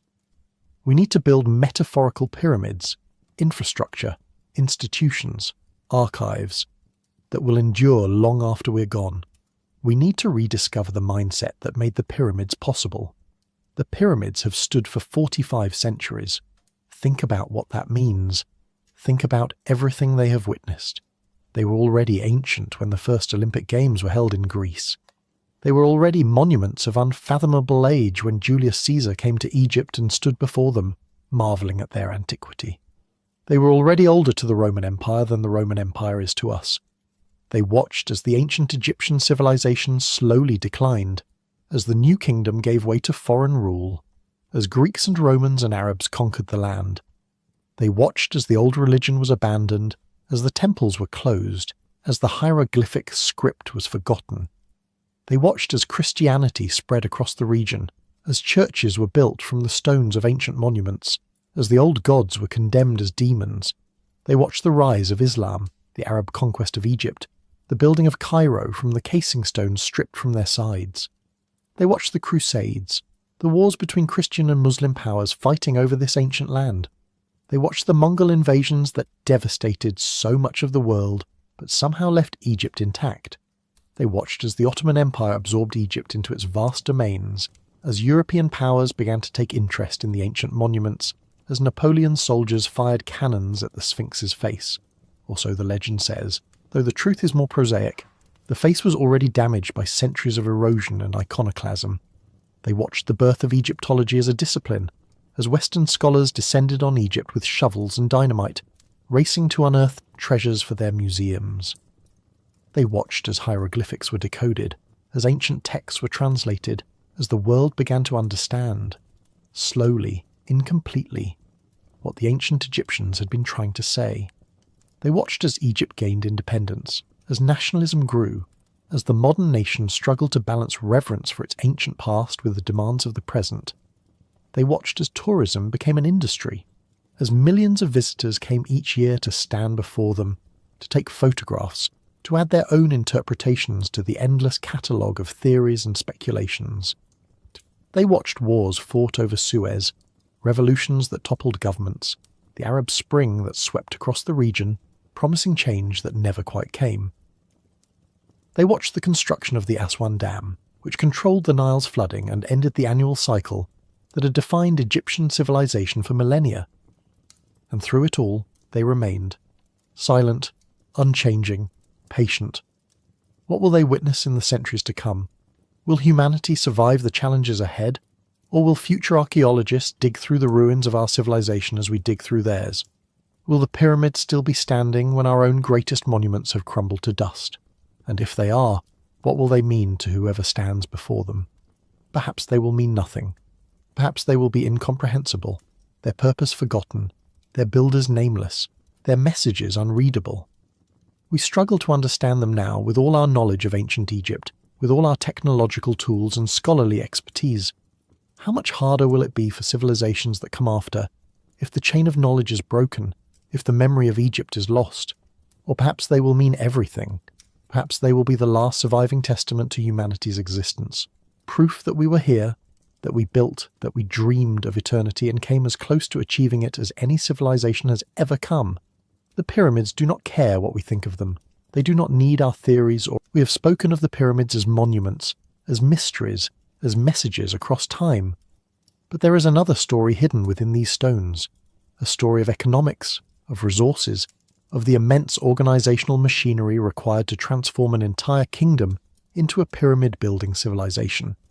This is not the romantic tale of pharaohs reaching for the stars, but the practical reality of how thousands of people were fed, housed, managed, and coordinated across decades. It is the story of how building for eternity shaped the world of the living. Consider the numbers. The Great Pyramid contains approximately 2.3 million blocks of stone, each weighing on average 2.5 tons. The total mass is estimated at 5.75 million tons. To build it in 20 years, the generally accepted timeline for Khufu's reign, means moving and setting roughly 12 blocks per hour, every hour, day and night, for 2 decades. Even if we assume they worked only during daylight hours, and only during the 8 months of the year when the Nile wasn't flooding the fields, the pace would still require setting a block every 2 to 3 minutes. But the pyramid itself is only part of the equation. For every stone placed, there were quarrymen cutting blocks from limestone cliffs, workers transporting them across the Nile, labourers dragging them up ramps, masons dressing and fitting them into place. There were surveyors ensuring the measurements remained precise, architects overseeing the design, scribes recording deliveries and tracking workers, priests performing rituals to sanctify the work, and all these people needed to eat. The logistics are staggering. Estimates suggest that between 20,000 and 30,000 workers were directly involved in pyramid construction at any given time, with perhaps another 60,000 to 100,000 people supporting them. Farmers growing food, bakers making bread, brewers fermenting beer, potters creating vessels, weavers making cloth, fishermen hauling catches from the Nile. The entire economy of Egypt, for those 20 years, was organised around the singular goal of building Khufu's monument. Archaeological evidence from the workers' villages tells us what they ate. The diet was surprisingly rich: bread and beer, the staples of Egyptian cuisine, but also beef, mutton, fish, and fowl. Bones found in the refuse heap show that the workers consumed huge quantities of meat, far more than the average Egyptian. One estimate suggests that to feed the workforce, Egypt needed to slaughter 21 cattle and 23 sheep per day. Over 20 years, that's more than 150,000 cattle and 170,000 sheep, not counting the fish and birds. Where did all this food come from? Egypt's agricultural surplus generated by the annual flooding of the Nile was legendary. The river's floods deposited nutrient-rich silt across the floodplain, creating some of the most fertile farmland in the ancient world. Egyptian farmers could produce far more grain than they needed for subsistence, and this surplus became the foundation of pyramid building. Farmers paid taxes in grain, which was stored in vast state granaries and redistributed to workers as rations. But the pyramid project demanded more than just the agricultural surplus. It required a complete reorganization of Egyptian society. During the Old Kingdom, Egypt transformed from a collection of regional powers into a highly centralized state with the pharaoh at its apex. The pyramid was both symbol and engine of this transformation. Building it required developing systems of taxation, labor conscription, resource allocation, and bureaucratic record-keeping that wouldn't be matched in complexity until the Roman Empire. The papyrus scrolls found at Wadi al-Jarf give us a glimpse into this bureaucratic machine. Written by Meher, an inspector in charge of a work gang, they describe in meticulous detail how limestone blocks were transported from the Tura quarries to Giza. Meher records the number of workers in his team, about 40, the routes they took, the time required for each journey, even the locations where they stopped for the night. This level of documentation suggests a sophisticated administrative system capable of tracking thousands of work gangs, managing supply chains across hundreds of miles, and coordinating their efforts with split-second precision. The economic impact rippled through every level of society. Quarries had to be opened and maintained. The Tura quarries, which provided the fine white limestone for the pyramid's casing stones, were located across the Nile from Giza. The Aswan quarries, source of the red granite used in the king's chamber, were 500 miles to the south. Opening these quarries required investment in tools, infrastructure, and permanent settlements for the quarry workers. Copper tools had to be manufactured in vast quantities, thousands of chisels and saws that would wear out and need replacement. Egypt's copper came primarily from the Sinai Peninsula, requiring mining operations and trade networks to keep the tools flowing. Transportation infrastructure had to be built and maintained. Harbours were constructed along the Nile to receive stone shipments. Canals may have been dug to connect the river to the construction site. Reducing the overland distance stones had to travel. Roads or sledgeways had to be prepared, levelled and kept wet so that wooden sledges could slide more easily. Ramps had to be constructed from mud brick and stone chips, requiring their own supply chains and labour forces. The construction site itself was a small city.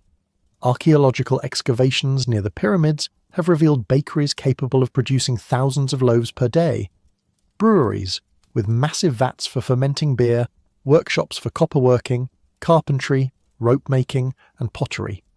There were administrative buildings where scribes worked, storage facilities for tools and materials, and presumably hospitals or clinics where injured workers could be treated. The workers lived in organised housing, not luxurious but functional, with sleeping quarters, communal cooking areas, and access to fresh water. This infrastructure didn't appear overnight. It developed gradually over the course of the 3rd and 4th dynasties, refined with each successive pyramid. By the time Khufu began his pyramid, Egypt had been building pyramids for about 75 years.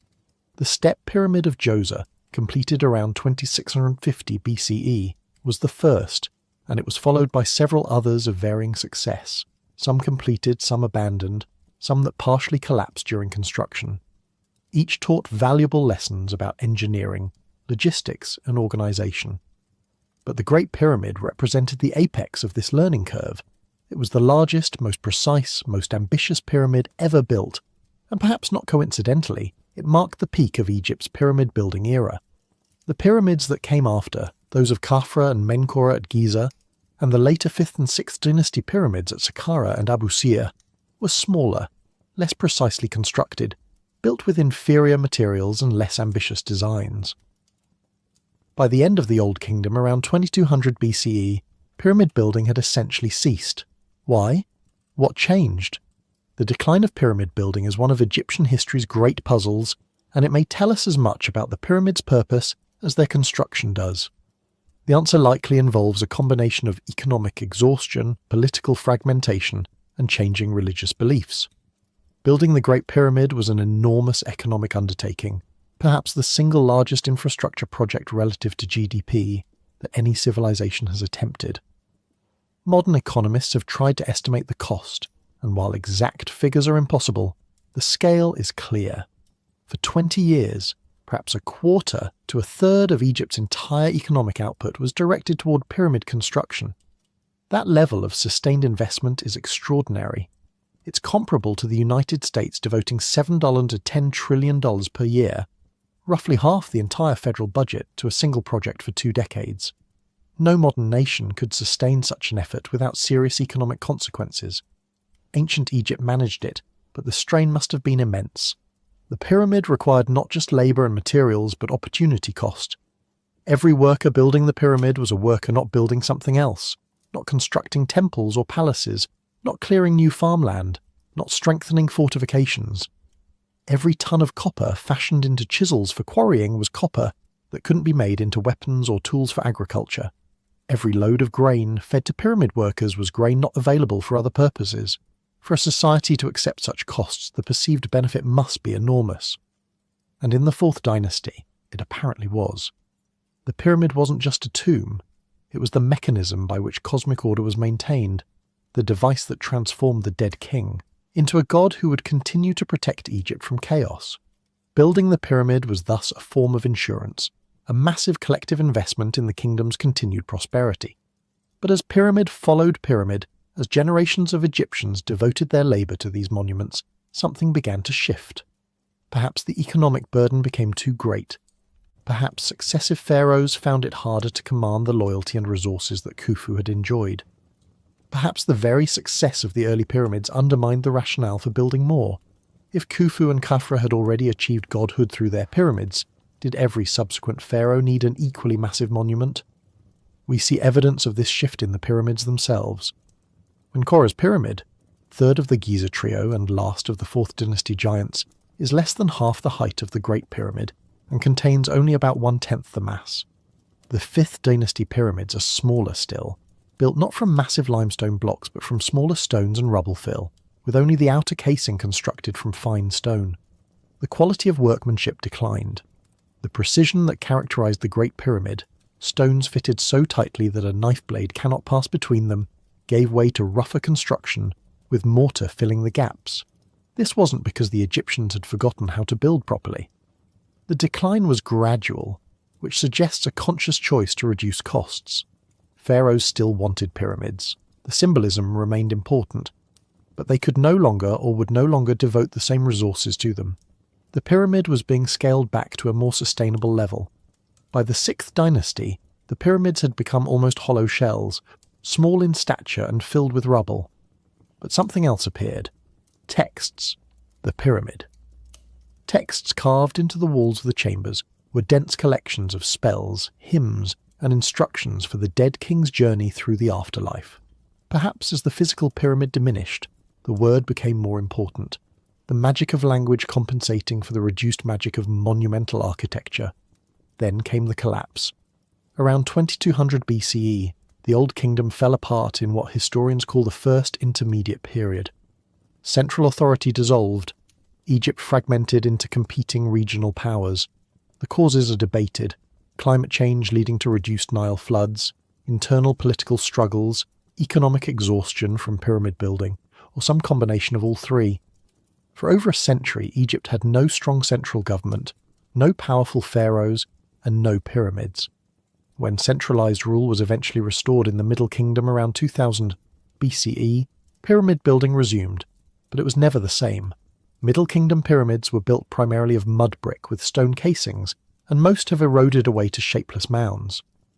The passion for massive stone monuments had been extinguished. By the New Kingdom, 1550 to 1070 BCE, the era of Egypt's greatest imperial power, when pharaohs conquered vast territories and accumulated unimaginable wealth, pyramid building had ceased entirely. The great pharaohs of this period, Hatshepsut, Thutmose III, Ramesses III, built magnificent temples instead, vast columned halls decorated with intricate reliefs, but no pyramids. They were buried in the Valley of the Kings, in tombs cut deep into the bedrock of desert cliffs, hidden from view and, theoretically, safe from robbers. The economic calculus had changed. A hidden tomb required far less labour and material than a massive pyramid. It could be built quickly and secretly. And in an era when tomb robbery had become endemic, by the New Kingdom, even the Great Pyramid had been thoroughly plundered. Visibility was a liability rather than an asset. But perhaps there was also a theological shift. The New Kingdom religion was different from that of the Old Kingdom. The sun god Ra had always been important, but now he merged with Amun to become Amun-Ra, the supreme deity, and pharaohs emphasized their role as his servant rather than his equal. The pyramid, which symbolized the rays of the sun and the pharaoh's direct ascent to the heavens, may have seemed presumptuous in this new religious context. The pharaoh was still divine, but perhaps not quite in the same way. Or perhaps more prosaically, the Egyptians had simply learned that massive visible monuments attracted looters. The pyramid's most famous quality, their eternal endurance, worked against their purpose as tombs. You cannot steal from a tomb you cannot find, but everyone knew where the pyramids were. Yet to view pyramids purely through the lens of economics and theology misses something crucial. The pyramids weren't just drains on resources or expressions of religious belief. They were identity-forming exercises, massive communal projects that united Egypt and defined what it meant to be Egyptian. Consider what it meant for a farmer from a small village in the Delta to be conscripted for pyramid building. He would leave his home during the flood season, when his fields were underwater and he couldn't work them anyway, and travel to Giza. There he would encounter Egyptians from every region, from Upper Egypt in the south, from the Fayoum oasis, from settlements along the Mediterranean coast. He would hear different accents, learn different customs, eat communal meals with strangers who would become comrades. For 4 months, he would participate in the most important project in the kingdom, working alongside thousands of others toward a common goal. He would see the pyramid rising block by block, witness priests performing rituals, hear scribes reading proclamations from the pharaoh. He would understand himself as part of something vast, something that transcended his village and his individual life. Then he would return home with stories to tell, having helped build something that would last forever. This experience was repeated across generations, involving hundreds of thousands of Egyptians over the course of the Pyramid Age. It created a shared identity, a sense of national unity that might not have existed otherwise. Egypt in the Old Kingdom was a relatively new state, formed from the unification of Upper and Lower Egypt only a few centuries earlier. Regional identities remained strong. The Pyramid Project helped forge these disparate peoples into something resembling a nation. The pyramid also created a shared landscape of memory. Every Egyptian knew the pyramids. They dominated the skyline, visible from miles away, constant reminders of pharaonic power and divine protection. They were reference points, literally and figuratively, monuments that helped Egyptians orient themselves in space and time. Events could be dated in relation to pyramid construction. In the year that Pharaoh's pyramid was completed, or when my grandfather worked on the Great Monument, stories accumulated around the pyramids. Even in ancient times, they became the subjects of legends. By the time Herodotus visited Egypt in the 5th century BCE, more than 2,000 years after the Great Pyramid's construction, the Egyptians were telling him tales about its building, some accurate, some wildly embellished. They told him 100,000 men worked on it for 20 years, which may be roughly correct for the total workforce, including support staff.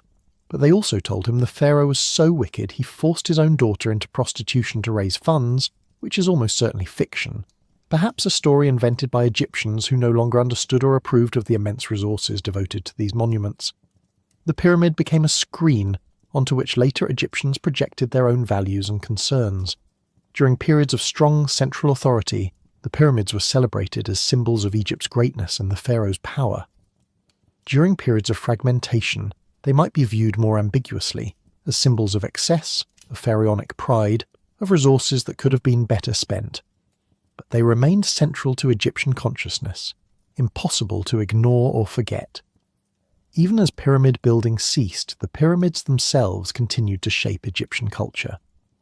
Later pharaohs often built their tombs or temples in sight of the Great Pyramids, as if seeking to borrow some of their power.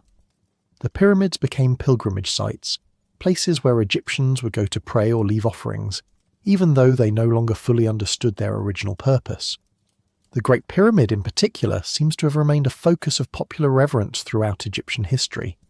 This continued even after Egypt ceased to be ruled by ethnic Egyptians. The Persian conquerors respected the pyramids. The Ptolemaic Greeks, who ruled Egypt after Alexander's conquest, were fascinated by them and commissioned studies of their construction. Cleopatra, last of the Ptolemaic rulers, would have seen the pyramids as ancient monuments to a civilization that was already more distant from her in time than she is from us.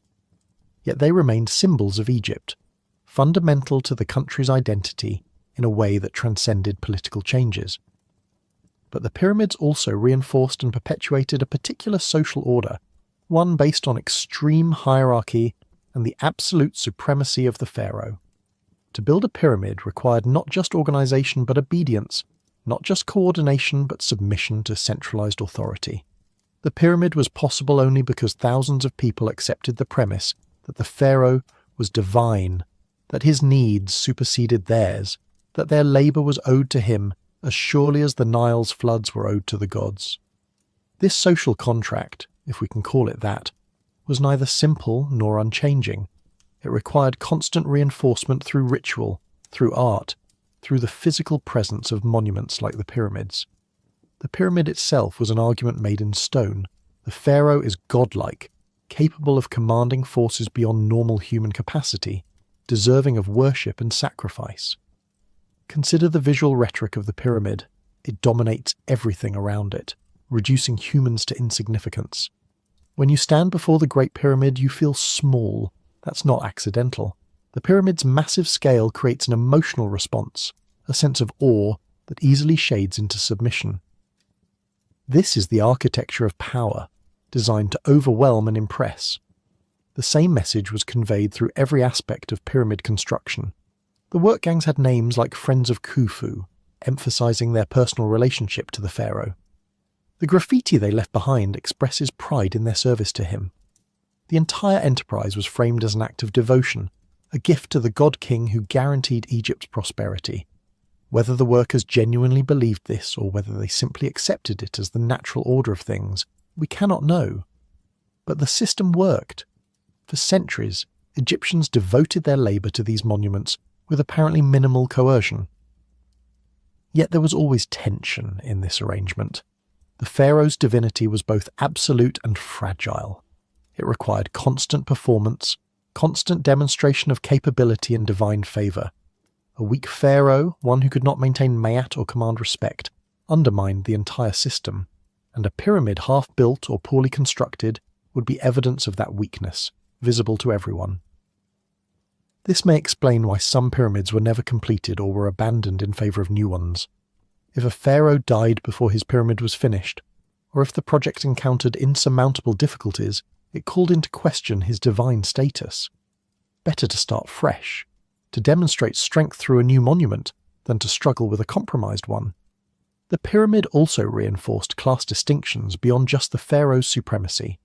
The workers' villages show clear hierarchies. Some workers lived in better housing than others. Some ate better food. Foremen and skilled craftsmen occupied a different social stratum than common labourers. Scribes and administrators, though they might never touch a stone, were considered more important than the men who moved them. And of course, the vast majority of Egyptians never worked on the pyramids at all. Women, who comprised half the population, were largely excluded from construction labour, though they surely participated in the supporting economy, weaving cloth, preparing food, managing households while men were away. Children were too young to be conscripted. The elderly, the infirm, those with specialised roles that couldn't be spared, all were exempted. So the pyramid workforce was a particular cross-section of society, adult men in their prime, temporarily removed from their normal roles and reconstituted as builders. But this temporary status was important. Unlike slaves, these workers retained their identities, their families, their places in their home communities. They worked on the pyramid for a few months and then returned home. This rotation system may have been crucial to the pyramid's success. It distributed both the burden and the honour across the kingdom rather than concentrating them. Yet this system also had limits. It required a strong state capable of organising conscription, transporting workers, providing them with tools and food, and ensuring they returned home safely. When the state weakened, the system collapsed. The end of pyramid building may have been both cause and effect of state decline. The inability to mobilise labour for pyramids was a sign of failing central authority, while the absence of pyramid projects removed one of the mechanisms that had reinforced that authority. But the pyramid's impact on Egyptian life didn't end when construction finished. A completed pyramid required ongoing maintenance and religious observance, creating permanent institutions that persisted for centuries. Each pyramid complex included not just the pyramid itself, but mortuary temples where priests performed daily rituals to sustain the dead pharaoh's care in the afterlife. These weren't occasional ceremonies, but daily obligations, offerings of food and drink, recitations of prayers, burning of incense. The priests who performed these services were full-time professionals, supported by endowments of land and resources that the pharaoh had established specifically for this purpose. These pyramid cults, as Egyptologists call them, were substantial economic enterprises. The mortuary temple of Khufu, for instance, had extensive agricultural lands assigned to it, worked by farmers whose produce went to feed the priests and provide offerings. There were also personnel beyond the priests, bakers to prepare ritual bread, brewers for beer offerings, florists to provide fresh flowers, guards to protect the complex, scribes to manage accounts. Archaeological evidence suggests these institutions were remarkably durable. The pyramid cult of Khufu continued functioning for at least 500 years after his death, possibly longer. 5th and 6th dynasty texts mention officials with titles like Inspector of Priests of the Pyramid of Khufu, indicating that centuries after his death, the Great Pyramid still had an active religious establishment. This means that for ordinary Egyptians living near Giza, the pyramids were not just ancient monuments, but living religious centres. People would have seen priests coming and going, witnessed ceremonies, smelled incense burning, heard prayers and hymns. The pyramids were woven into the fabric of daily religious life. Moreover, ordinary Egyptians apparently had some access to these cult centres. We know from inscriptions that people left graffiti at pyramid sites, including prayers requesting the dead pharaoh's intercession. Some scholars believe that during certain festivals, pyramid complexes may have been open to pilgrims, allowing common people to approach and make offerings. The pyramid was thus not just a symbol of pharaonic power, but a site of popular religious devotion. Maintenance was also an ongoing concern. The pyramid's limestone casing required care to remain pristine and reflective. Sand would blow against the bases, requiring periodic clearing. The mortuary temples needed repairs. Causeways had to be kept passable. All this required labour and resources, providing employment for generations of Egyptians who never worked on the original construction, but spent their lives maintaining it. There are records of later pharaohs sponsoring restoration work on older pyramids, sometimes centuries after they were built. This served multiple purposes. It demonstrated respect for ancestors, showcased the pharaoh's piety and resources, and maintained the pyramid as a functioning religious site. But it also suggests that the pyramids, for all their durability, were not maintenance-free. Left unattended, they would deteriorate. The reason they survived is partly because Egyptians actively preserved them for many centuries, but eventually the pyramid cults did cease. The records grow sparse after the Old Kingdom's collapse. Some cults were revived during the Middle Kingdom, when centralized authority was restored, but never with the same vigor. By the New Kingdom, most Old Kingdom pyramids had abandoned mortuary temples, their priests dispersed, their endowments reassigned. What happened to these institutions? Several factors likely contributed to their decline. The economic disruptions of the First Intermediate Period may have destroyed the administrative systems that supported them. Land endowments could have been seized by local warlords or repurposed by new authorities. The priests lacking support would have dispersed to find other employment. There may also have been a crisis of belief. If the pyramid was supposed to ensure the pharaoh's eternal life and Egypt's continued prosperity, but Egypt descended into chaos anyway, did that not suggest the pyramid had failed?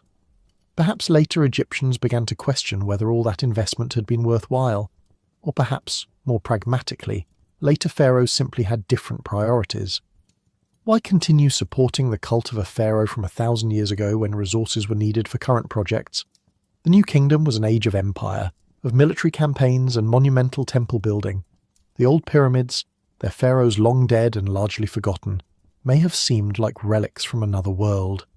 Whatever the reasons, by the time of the New Kingdom, the Giza pyramids had become essentially what they are today, imposing monuments from the distant past, admired and wondered at but no longer functioning as religious centres.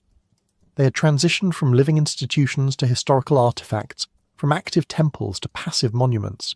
This transition was gradual and uneven. Some pyramid cults lingered longer than others. The Great Pyramid seems to have retained religious significance even when its cult ceased. People continued to visit it, leave offerings, treat it as sacred space. But the daily rituals, the professional priesthood, the vast supporting apparatus, all that slowly eroded away. And then came the looters. The pyramids had always been targets for thieves. Tomb robbery was apparently widespread even in ancient times, and severe punishments attest to how common the problem was. But as long as the pyramid cults functioned, as long as priests and guards were present, the tombs retained some protection. Once those institutions collapsed, the pyramids were vulnerable. We know that by the Middle Kingdom, probably earlier, the pyramids had been thoroughly plundered. The treasures that once filled their chambers, gold, jewels, fine furniture, ritual objects, were stolen. Even the pharaoh's mummies were torn apart in the search for amulets and jewellery wrapped in the bandages. The Great Pyramid's sarcophagus was found empty when medieval Arabs first entered the king's chamber. Whether it had ever held a body is now uncertain. Later still, the pyramids were quarried for building materials. The fine white limestone casing stones were particularly prized. They were already cut and dressed, ready to be used in new construction. Medieval Cairo was built partly from pyramids, with casing stones from Giza repurposed for mosques, palaces, and fortifications. This wasn't vandalism in the sense of purposeless destruction. It was practical recycling. Stone was valuable, and here were millions of tons of it, already quarried and shaped. By this process, the pyramids that had been built to last forever were slowly dismantled by the very civilizations they were meant to outlast. The irony is profound, yet enough remained. The massive core blocks were too large and heavy to be worth moving, that the essential pyramid form survived. The smooth, gleaming pyramids of the 4th dynasty became the rough-stepped structures we see today, stripped of their casings, weathered and worn, but still recognizable, still imposing, still inspiring awe. Despite their decline, the pyramids left a lasting economic and organizational legacy. The systems developed to build them, bureaucratic record-keeping, resource management, large-scale labor mobilization, didn't disappear when pyramid building ceased. They were adapted for other purposes.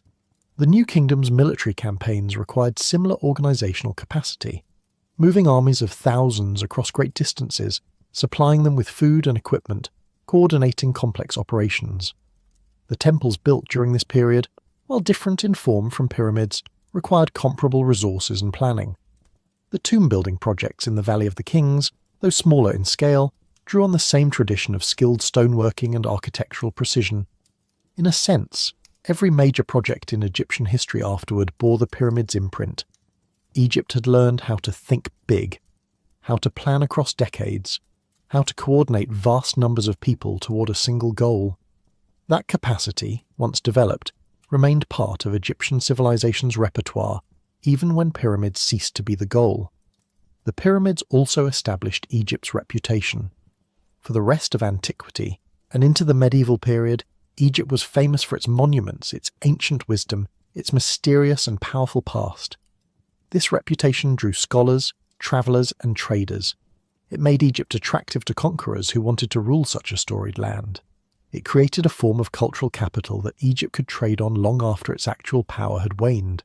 And perhaps most importantly, the pyramids established the very idea that such projects were possible.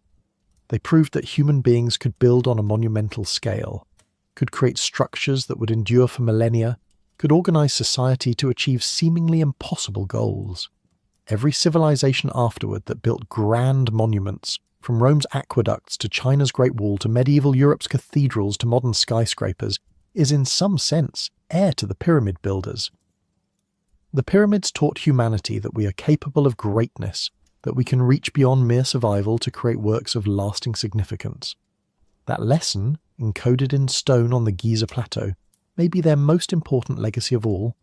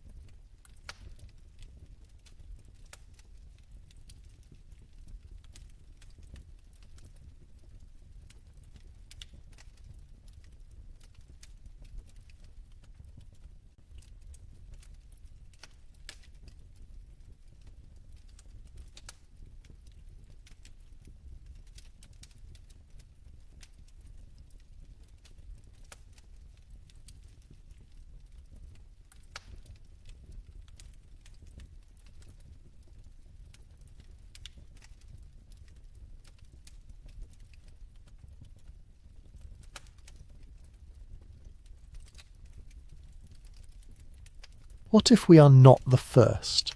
Tonight, as you settle into the quiet darkness, let that question drift through your mind like smoke through ancient ruins.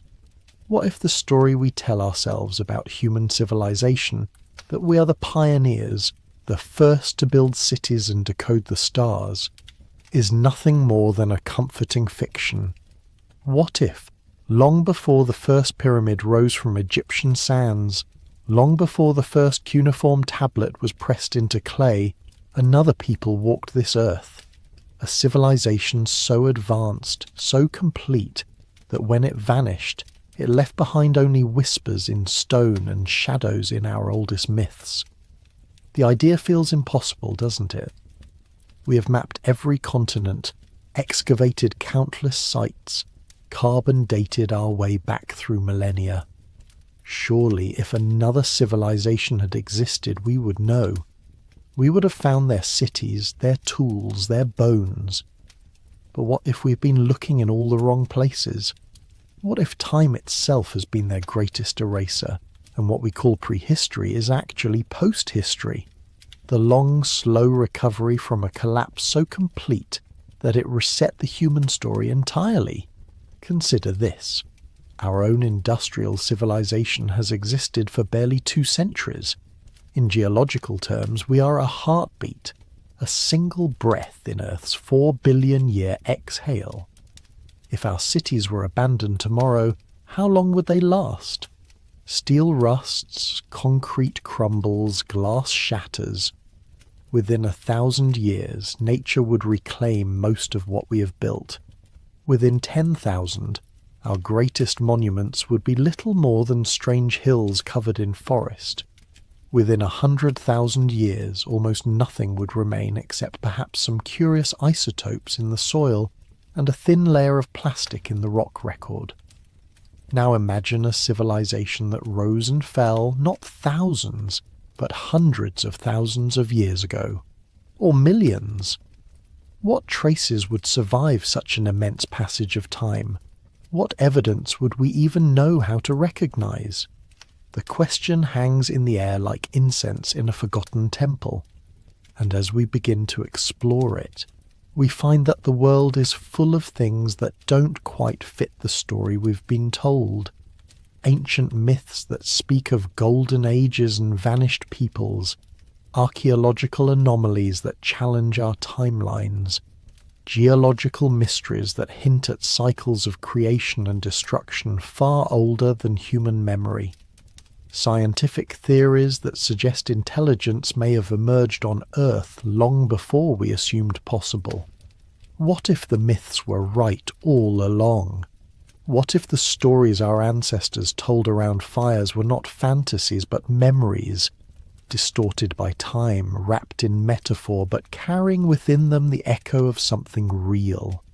What if we are not the first children of Earth, but the latest in a long line of civilizations that have risen, flourished, and fallen into the darkness of deep time? Tonight, we will follow that possibility wherever it leads. We will walk through the ruins of forgotten ages, listen to the whispers of ancient stones, and ask the questions that have haunted human imagination since we first looked up at the stars and wondered if we were alone. Not alone in space, but alone in time. The whispers of deep memory. In the beginning, there were the stories. Long before archaeologists with their careful brushes and measuring tools, long before carbon dating and stratigraphic analysis, there were the myths. Every culture on Earth, no matter how isolated, no matter how different their languages or customs, tells variations of the same haunting tale. Once, long ago, there was a golden age, a time when the world was different, when beings of great wisdom walked among humans, or when humans themselves possessed knowledge and abilities that have since been lost. The Greeks called it the Age of Gold, when Kronos ruled and humans lived like gods, free from toil and suffering. The Hindus speak of the Satya Yuga, the Age of Truth, when righteousness reigned and humans possessed divine knowledge. The Norse told of a time before Ragnarok, when the gods walked freely in Midgard and wisdom flowed like rivers. Aboriginal Australians remember the dream time, when ancestor spirits shaped the land and taught the first people the secrets of survival. These are not isolated stories. They appear everywhere, in every corner of human culture, like echoes of some vast forgotten symphony. The details change.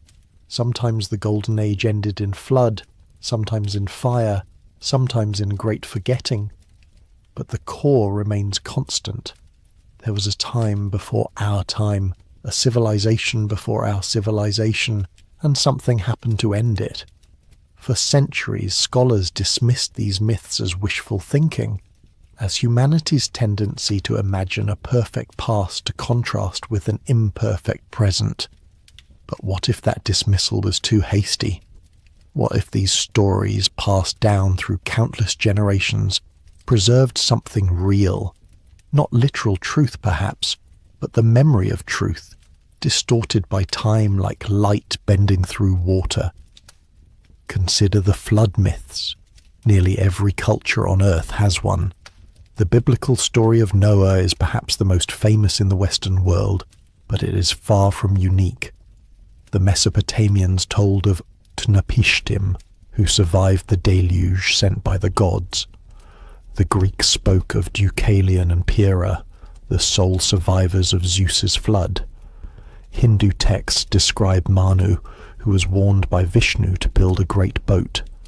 Native American tribes from the Pacific Northwest to the Amazon basin have their own versions of the great flood that destroyed the world before this one.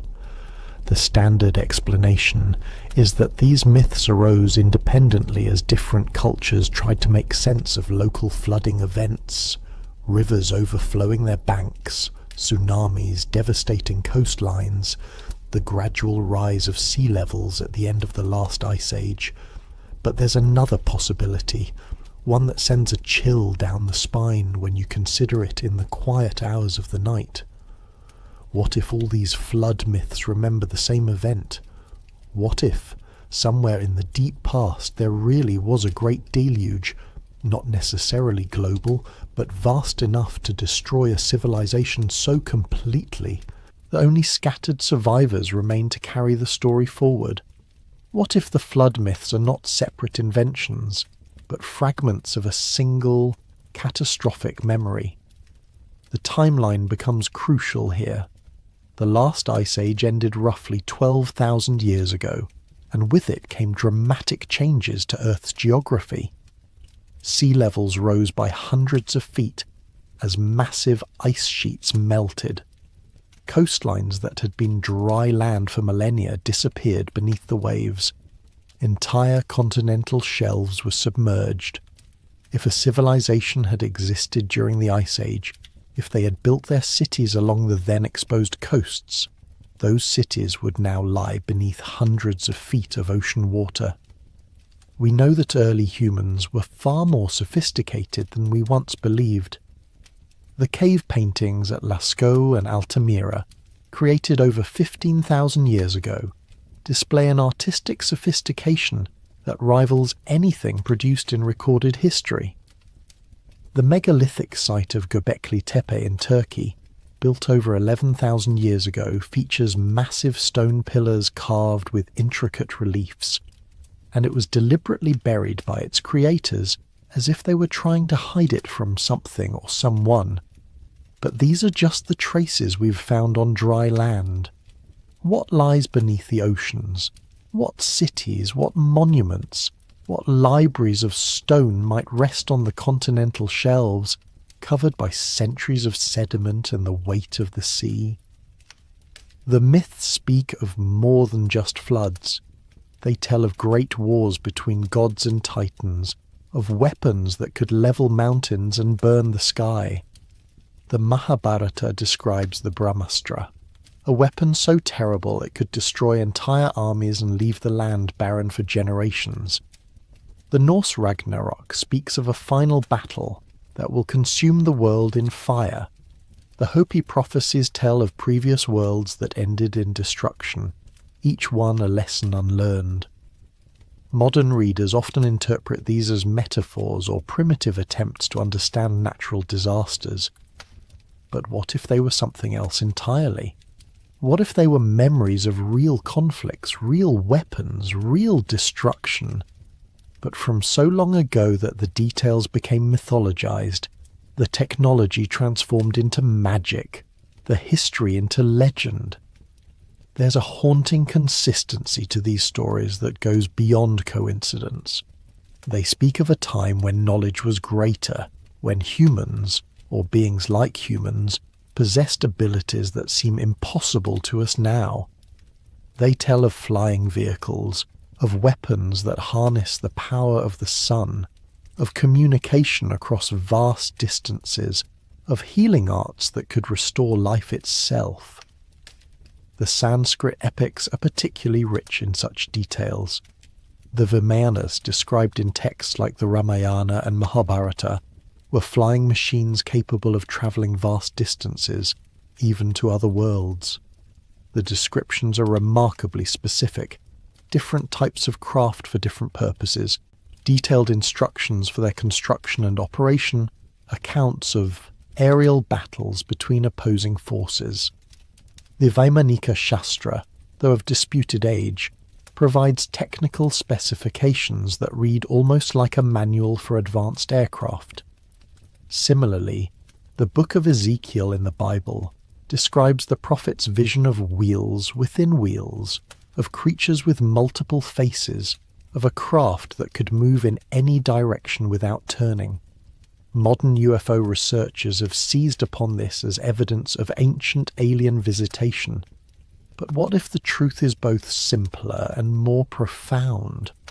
What if Ezekiel was describing not visitors from another world, but technology from another time, remnants of a human civilization so advanced that its machines seemed divine to those who encountered them? The Aboriginal Australians speak of the Wangina, sky beings who came from the clouds and taught the first people the laws of existence. Their rock art, some of it tens of thousands of years old, depicts these beings with large eyes and radiating headdresses that look remarkably like modern depictions of astronauts or pilots. But the Wangina were not aliens. They were the ancestors, the first people, the ones who came before. In the Americas, the Aztecs told of Quetzalcoatl, the feathered serpent who brought knowledge and civilization to humanity before departing across the Eastern Sea, promising to return. The Incas spoke of Viracocha, the creator god who emerged from Lake Titicaca and taught the arts of civilization before disappearing into the Pacific. The Maya had Kukulkan, another feathered serpent deity associated with knowledge, astronomy, and the promise of return. These are not stories of gods in the supernatural sense, but of teachers, of culture bringers, of those who possessed knowledge that seemed divine to those who received it. And in every case these beings departed, leaving behind only their teachings and the promise, or threat, that they would return. What if they were not gods at all, but survivors? What if they were the remnants of the previous civilization, the keepers of ancient knowledge, wandering a world that had forgotten how to read the stars or work metal or build in stone? What if they were trying to restart civilization, to pass on what they could before they too passed into legend? The myths tell us something else, something that should make us pause in the darkness and listen more carefully. They tell us that the Golden Age did not end gradually, through slow decline or natural evolution. It ended suddenly, catastrophically, in fire or flood or war. It ended so completely that the survivors had to start over from almost nothing, carrying only fragments of the old knowledge, stories that would become myths, technologies that would become magic. And they tell us something else, something that whispers through the night like wind through ruins. It has happened before, not once but many times. The Hindus speak of cycles within cycles, ages within ages, each one ending in destruction and beginning in renewal. The Maya calculated vast cycles of time, cosmic ages that stretched across millennia. The Hopi speak of 4 previous worlds, each one destroyed when humanity forgot the proper way to live. What if these are not metaphors for spiritual development, but memories of actual cycles? What if civilization on Earth has risen and fallen not once, but many times? What if we are not the first to split the atom, to reach for the stars, to unlock the secrets of genetics and artificial intelligence? What if we are simply the latest in a long line of species that have achieved technological sophistication, only to destroy themselves or be destroyed by forces beyond their control? The myths whisper these possibilities in the darkness, and as we listen, we begin to hear something else. The sound of our own footsteps echoing those who came before. These same ambitions, the same discoveries, the same fatal flaws that led to the end of worlds. And we begin to wonder, are we walking toward our own golden age or toward our own ending?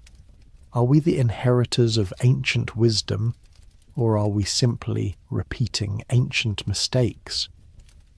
The stories our ancestors told around their fires were not just entertainment. They were warnings.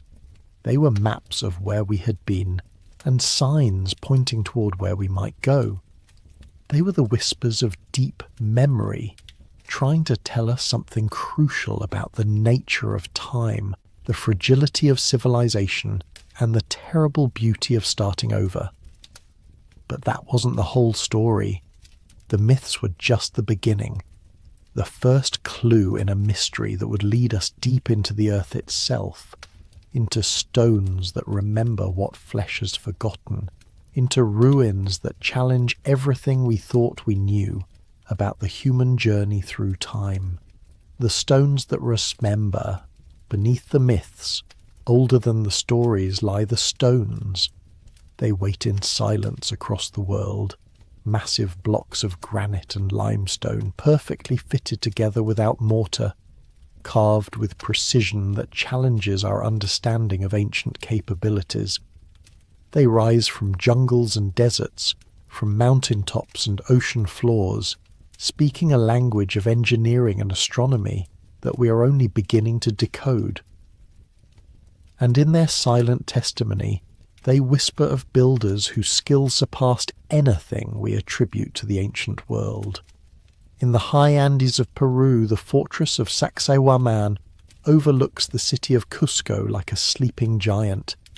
Its walls are built from stone so massive that modern cranes would struggle to lift them, fitted together so precisely that a knife blade cannot slip between them. The largest stone weighs over 300 tons. It was quarried from a site several miles away, transported across difficult terrain, lifted into place with mathematical precision, and shaped to fit perfectly with its neighbours. The conventional explanation is that the Inca built Sacsayhuaman using bronze tools, wooden rollers, and thousands of workers pulling on ropes. But when you stand before those walls in the thin mountain air, when you run your hands along joints so perfect they seem to have been melted together rather than carved, the explanation feels inadequate. The Inca themselves told the Spanish conquistadors that they did not build the great stoneworks, that these were the creations of the people who came before, the ones they called the Viracocha, the foam of the sea. The mystery deepens when you examine the stones themselves. Many show evidence of vitrification, a process where rock is heated to such extreme temperatures that its surface becomes glass-like.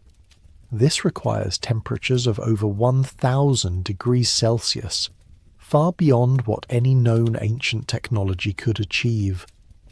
Yet there it is, preserved in stone, evidence of a process we cannot explain. Similar megalithic sites dot the globe like markers on some vast forgotten map. At Baalbek in Lebanon, the Temple of Jupiter sits atop a foundation of stones so large they dwarf even those at Sacsayhuaman. The Trilithon, 3 massive blocks that form part of the temple's base, consists of stones weighing over 800 tons each. Nearby lies the stone of the pregnant woman, a single block weighing an estimated 1,000 tons, still partially attached to the bedrock from which it was being quarried. The Romans built the visible temple, but they built it on foundations that were already ancient when they arrived. Local legends speak of a race of giants who placed the great stones in the time before memory. The Romans themselves seemed awed by what they found, incorporating the megalithic base into their own construction rather than attempting to replicate it. In Egypt, the Great Pyramid of Giza continues to confound researchers with its mathematical precision and engineering sophistication. Built from over 2 million stone blocks, some weighing 15 tons or more, it was the tallest structure on Earth for over 3,800 years. Its base is level to within just 2.1 centimetres. Its sides are aligned to the cardinal directions with an accuracy of 3/60th of a degree. The ratio of its height to its base perimeter equals pi to several decimal places. But perhaps most mysteriously, the pyramid incorporates knowledge that we didn't think the ancient Egyptians possessed. Its dimensions encode the circumference of the Earth, the length of the year, and the speed of light. The shafts that extend from the king's and queen's chambers point to specific stars: Orion, Draco, Sirius, with astronomical precision. The entire structure seems designed not just as a tomb, but as a kind of 3-dimensional encyclopedia, preserving mathematical and astronomical knowledge in stone.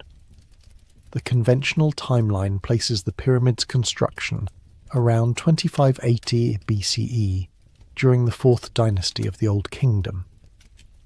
But this dating is based largely on circumstantial evidence: the presence of Khufu's cartouche in a sealed chamber, the similarity to other 4th dynasty monuments, the assumption that such sophisticated construction must have developed gradually from simpler predecessors. Yet the pyramid stands alone in its perfection. The pyramids that came before it were smaller, cruder, often collapsed or were abandoned mid-construction. The pyramids that came after it were inferior in every measurable way: smaller, less precise, built with inferior materials and techniques. It's as if the Great Pyramid represents not the culmination of a gradual development, but a singular achievement that was never equalled, let alone surpassed. Some researchers have suggested that the pyramid is far older than conventionally believed, that it was built during a previous period of high civilization and later appropriated by the pharaohs of the 4th dynasty. The evidence is circumstantial but intriguing. Water erosion patterns on the Sphinx that suggest it was carved during a much wetter climate, geological evidence of advanced machining techniques, the absence of any mummies or burial goods in the pyramid itself. But Egypt is not alone in preserving evidence of sophisticated ancient engineering. On Easter Island, nearly 900 massive stone statues called moai stand sentinel over the Pacific. The largest completed statue is over 30 feet tall and weighs 82 tons.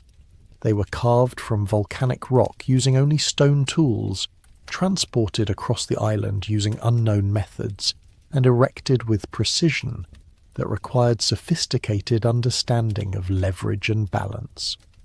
The islanders themselves, when first contacted by Europeans, had no memory of how the statues were built or moved. They spoke of them as having walked into place, guided by the mana of the ancestors. Recent experiments have shown that the statues could indeed have been walked upright, using a complex system of ropes, but this would have required coordination and engineering knowledge that seems inconsistent with the island's small, isolated population. In Turkey, this site of Göbekli Tepe has revolutionized our understanding of prehistoric capabilities. Built over 11,000 years ago, 6,000 years before Stonehenge, 7,000 years before the pyramids, it consists of massive stone pillars arranged in circles, carved with intricate reliefs of animals and abstract symbols. The pillars weigh up to 16 tons each and were quarried, transported and erected by people who are supposedly still hunter-gatherers, lacking even pottery or metal tools. The site was deliberately buried around 8000 BCE, covered with tons of earth, in what appears to have been a massive coordinated effort. Why would a people invest enormous resources in building such a complex, then bury it completely? What were they trying to hide, or preserve, or protect? The carvings at Göbekli Tepe tell their own story. They depict animals that were not native to the region during the supposed time of construction. Lions, crocodiles, exotic birds. They show humans interacting with these animals in ways that suggest domestication, or at least close familiarity. And they include symbols and motifs that appear in later cultures around the world, as if Göbekli Tepe was a source from which knowledge spread to other civilizations. But perhaps the most intriguing aspect of these megalithic sites is not their individual mysteries, but their global distribution and apparent interconnection. They appear on every continent, built by cultures that had no known contact with each other, yet they share remarkable similarities in construction techniques, astronomical alignments, and symbolic motifs. The precision-cut stones of Sacsayhuaman echo the megalithic walls of Baalbek. The astronomical alignments of the pyramids mirror those found at Stonehenge and Angkor Wat. The spiral motifs carved into stones in Ireland appear also in New Mexico and Easter Island. It's as if these sites were built according to a common template, following shared knowledge that somehow spread across the globe long before the supposed dawn of civilization. Some researchers have proposed that these similarities result from a common human tendency to build in certain ways, to align structures with celestial bodies, to carve similar symbols. But the level of technical sophistication involved suggests something more than coincidence. The ability to quarry, transport, and precisely place stones weighing hundreds of tons requires not just manpower, but advanced understanding of physics, engineering, and logistics. Consider the problem of the Antikythera mechanism, discovered in a shipwreck off the Greek island of Antikythera in 1901. This bronze device, dating to around 100 BCE, is a complex mechanical computer capable of predicting the positions of the sun, moon, and planets decades into the future. Its gear system is so sophisticated that nothing comparable appears in the historical record until astronomical clocks began appearing in medieval Europe over 1,000 years later. The mechanism suggests that ancient Greek technology was far more advanced than we previously believed. But it also raises a troubling question. If the Greeks could build such sophisticated devices, what else could they build? What other technologies might have existed in the ancient world that we have no record of because they were made from materials that don't survive, or because the knowledge was lost during periods of collapse and chaos? The stones remember what the written records have forgotten. They preserve evidence of capabilities that don't fit our timeline of human development. They suggest that the ancient world was not a place of primitive peoples struggling with bronze tools and wooden wheels, but a world where at least some cultures possessed knowledge and abilities that we are only now beginning to understand. And they raise the most haunting question of all. If these monuments were built by the civilizations we know about, the Egyptians, the Greeks, the Inca, then why do they seem so far beyond those civilizations' other achievements? Why do they stand alone in their sophistication, like islands of advanced knowledge in a sea of more primitive technology? The answer whispered by the stones is one that challenges our most basic assumptions about the past. What if these monuments were not built by the civilizations that claimed them, but inherited by them? What if they are the last surviving works of an earlier people, a previous civilization that possessed knowledge and capabilities that were lost when that civilization fell? The stones cannot tell us who built them or when, not with certainty, but they can tell us that someone did, someone with knowledge of mathematics and astronomy, with engineering capabilities that rival our own, with the organizational ability to coordinate massive construction projects across generations, someone who understood the movement of the stars, the properties of stone, the principles of leverage and balance and precision. Someone who built not just for their own time, but for ours, as if they knew that their civilization would not last, that their knowledge would be lost, that their very existence would be forgotten, as if they were trying to leave us a message encoded in stone, waiting for us to become sophisticated enough to read it. But the stones were not the only witnesses to the deep past. Hidden in the earth itself, in layers of rock and sediment, in the chemical signatures of ancient atmospheres, lay evidence of events so catastrophic they could erase entire civilizations from the record of time. The scars of catastrophe. The earth remembers everything, in layers of ice and sediment, in the chemical composition of ancient atmospheres trapped in amber, in the magnetic signatures locked within cooling lava. Our planet preserves a record of its history that spans billions of years, and within that record, written in the language of isotopes and impact craters, of mass extinctions and climate shifts, lies evidence of catastrophes so vast they could reset the entire course of life on Earth. We know about the big ones, the events that make it into textbooks and documentaries, the asteroid impact that ended the age of dinosaurs 66 million years ago, leaving behind a layer of iridium-rich clay that circles the globe like a funeral shroud. The Permian-Triassic extinction 252 million years ago, which eliminated 96% of marine species and 70% of terrestrial vertebrates, earning it the nickname the Great Dying. The Toba supervolcanic eruption 74,000 years ago, which may have reduced the human population to as few as 10,000 individuals, creating a genetic bottleneck that we still carry in our DNA. But these are just the catastrophes we can easily see, the ones that left clear signatures in the geological record. What about the smaller ones, the regional disasters that could destroy a civilization without leaving a global trace? What about the events that happened so recently, in geological terms, that their evidence has been obscured by erosion, sedimentation, and the relentless recycling of the Earth's surface? Consider the Younger Dryas, a period of rapid climate change that began around 12,900 years ago and lasted for over a millennium.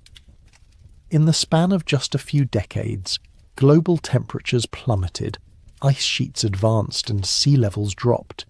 Entire ecosystems collapsed.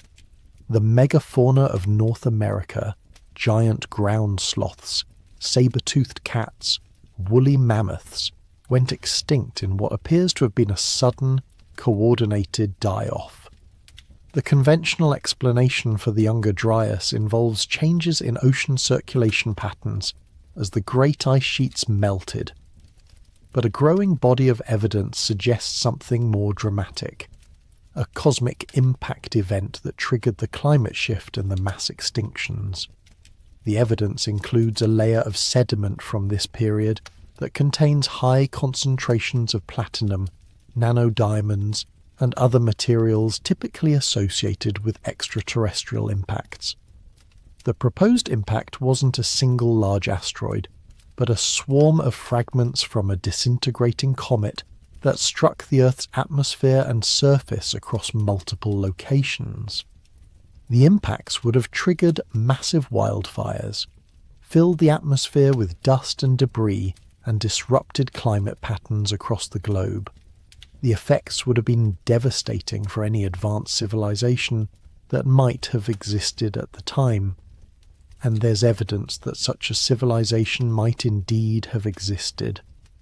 The end of the Younger Dryas, around 11,700 years ago, coincides with what archaeologists call the Neolithic Revolution, the sudden, seemingly spontaneous development of agriculture in multiple locations around the world. Within a few thousand years, humans went from hunter-gatherers to farmers, from nomadic tribes to settled communities, from stone tools to complex societies. This transition has always puzzled researchers. Why did it happen so suddenly? And why in so many places at once? The standard explanation is that climate change at the end of the Ice Age created conditions favourable for agriculture, and humans independently discovered farming techniques in different regions. But what if the truth is more complex? What if the Neolithic Revolution wasn't the beginning of civilization, but its restart? What if there had been an earlier civilization, one that had already developed agriculture, metallurgy, and complex social organization, but was destroyed by the cosmic impacts that triggered the Younger Dryas? What if the survivors of that civilization, scattered and reduced to small groups, carried with them fragments of agricultural knowledge that they gradually reintroduced as conditions improved?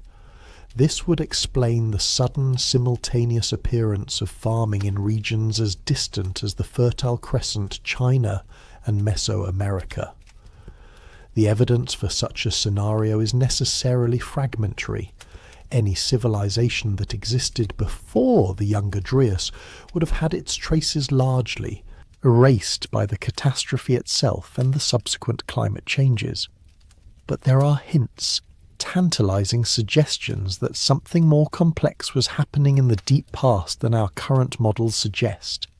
Take the mystery of the Carolina Bays, thousands of elliptical depressions scattered across the southeastern United States. These features, which can be seen clearly from aerial photographs, all point in the same direction, toward the Great Lakes region.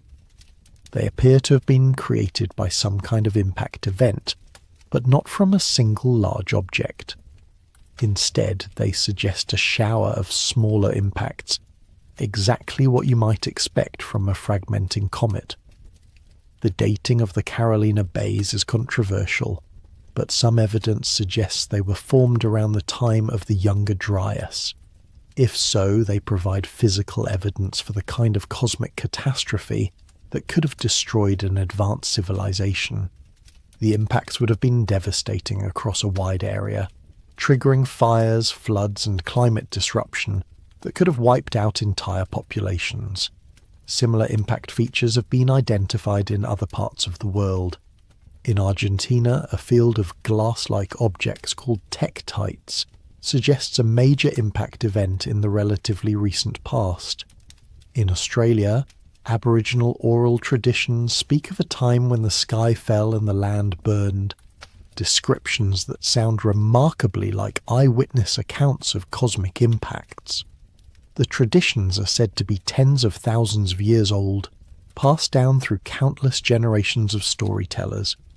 But cosmic impacts are not the only catastrophes that could erase a civilization from the historical record. Supervolcanic eruptions, massive earthquakes, and sudden climate shifts could all have similar effects.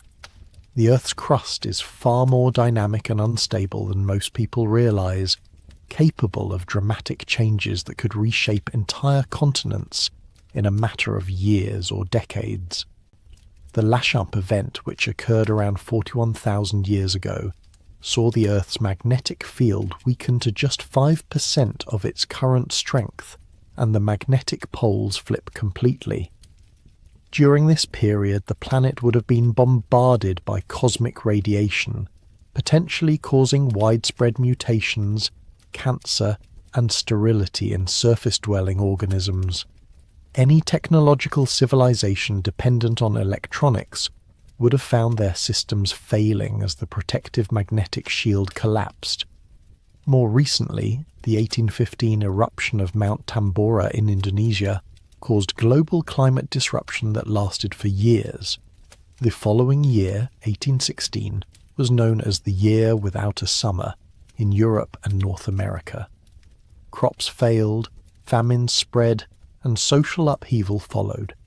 This was the result of a single volcanic eruption.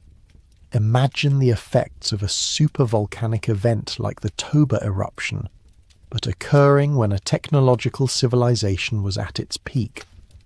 The geological record shows that such catastrophes are not rare exceptions, but regular features of Earth's history. Years, with smaller but still devastating events happening far more frequently. Volcanic winters, massive earthquakes, tsunami events, and magnetic field reversals are all part of the planet's natural rhythm, a rhythm that could easily interrupt the rise of any technological species. Perhaps most sobering is the realization that our own civilization exists in a brief window of unusual geological stability. The Holocene epoch, which began around 11,700 years ago, has been characterized by a remarkably stable climate and low levels of catastrophic activity. It's during this period of calm that human civilization has been able to develop and flourish. But the geological record suggests that such stable periods are the exception, not the rule. Most of Earth's history has been marked by dramatic swings in climate, frequent catastrophic events, and conditions that would make the development of complex civilization extremely difficult. What if previous attempts at technological civilization arose during earlier stable periods, only to be cut short by the return of geological chaos? What if the rise and fall of civilizations is tied not just to social and political factors, but to deep cycles of planetary stability that operate on timescales far longer than human history? The ice cores from Greenland and Antarctica tell a story of climate that shifts rapidly and unpredictably. Temperature changes of 10 degrees Celsius or more have occurred in the span of just a few decades. Ocean currents that regulate global weather patterns have stopped and started again like a vast planetary engine cycling on and off. During the last ice age, massive freshwater floods from melting glacial lakes repeatedly disrupted ocean circulation, causing sudden shifts between warm and cold periods that would have made long-term planning nearly impossible for any civilization. And yet, scattered throughout this record of chaos and catastrophe, there are anomalies, traces of something that doesn't quite fit the narrative of a planet populated only by hunter-gatherers and simple agricultural communities. In 1972, French scientists discovered something extraordinary in the Oklo uranium mines of Gabon, Africa. The uranium ore showed clear evidence of having undergone nuclear fission reactions, but not recent ones. The isotopic signatures indicated that these reactions had occurred approximately 1.8 billion years ago and had continued for several 100,000 years. The reactions were so well controlled and sustained that they could only have occurred under very specific conditions that shouldn't exist naturally. The official explanation is that these were natural nuclear reactors, created when groundwater acted as a moderator for uranium that was naturally concentrated in the ore body. But the precision required for such reactions to sustain themselves for hundreds of millennia is extraordinary. Some researchers have quietly wondered whether the Oklo reactors might represent something else entirely, evidence of nuclear technology from a previous epoch of Earth's history, when conditions were very different and other forms of life might have achieved technological sophistication. The idea sounds impossible until you consider the vast timescales involved. Complex life has existed on Earth for over 600 million years. Dinosaurs ruled the planet for 865 million years, over 800 times longer than humans have existed. During such immense periods of time, could intelligence have evolved multiple times? Could there have been previous technological species that rose, flourished and vanished long before the first mammals appeared? The challenge of finding evidence for such ancient civilizations would be enormous. Over geological time, the Earth's surface is constantly renewed. Tectonic plates shift and collide, mountains rise and erode away, ocean floors are subducted and recycled. Very little survives unchanged for millions of years, let alone billions. Any artifacts or structures from such ancient times would have been ground to dust long ago.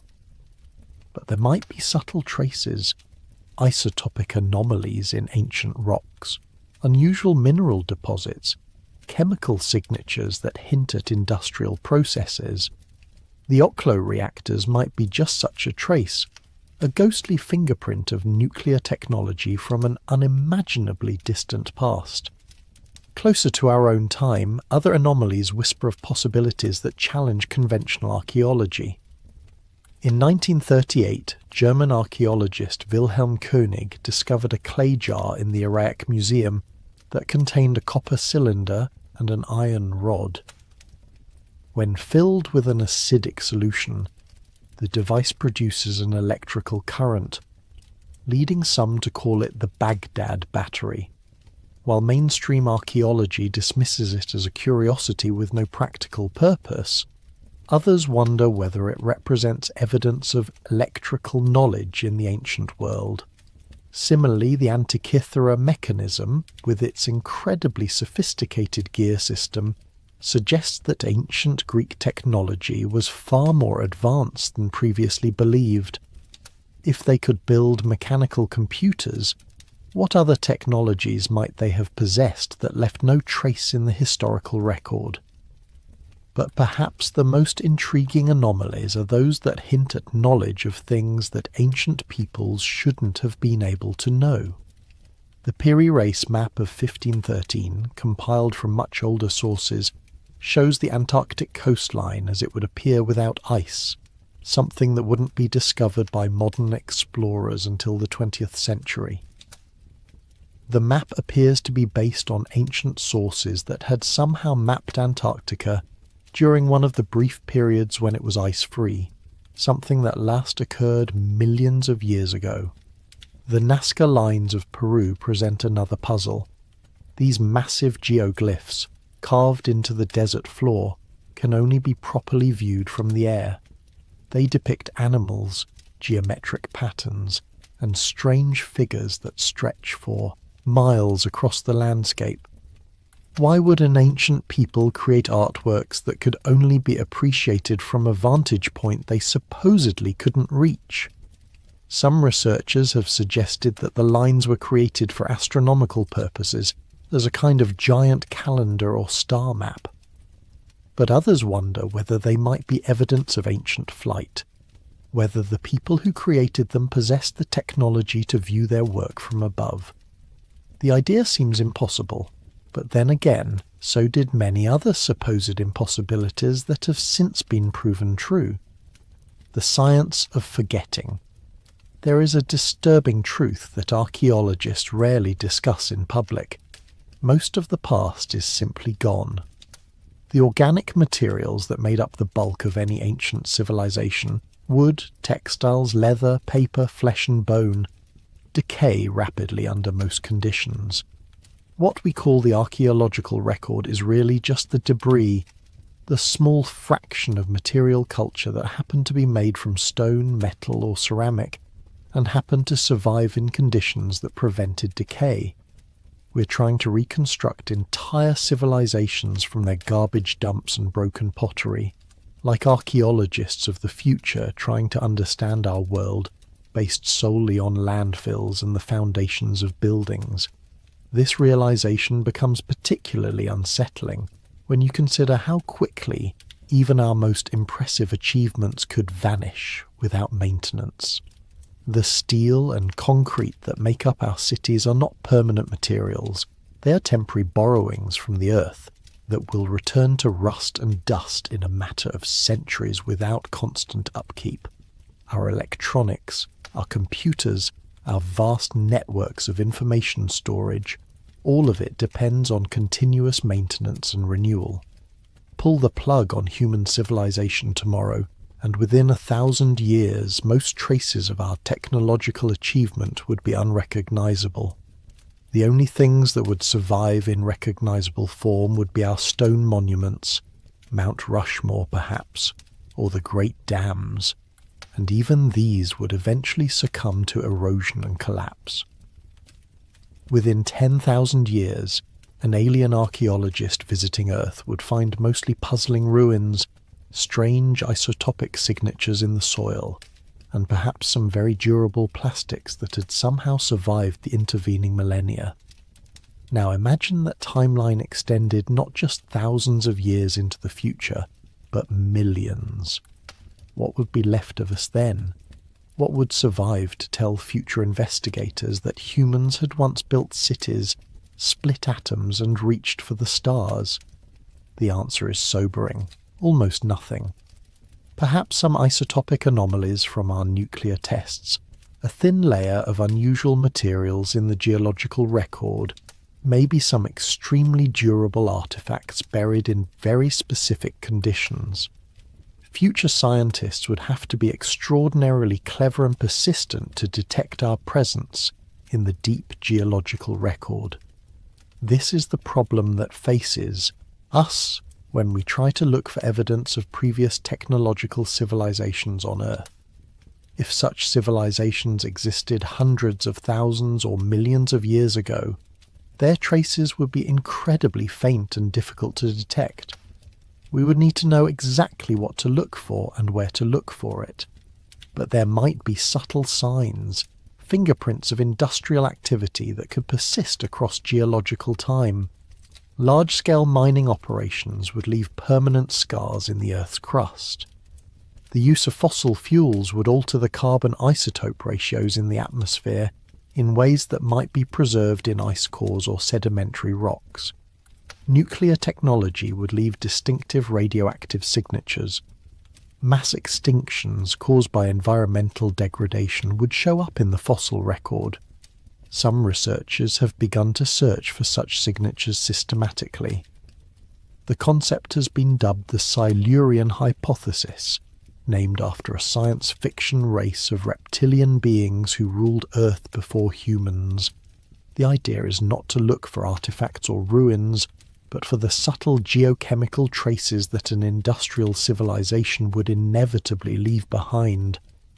The search has turned up some intriguing possibilities.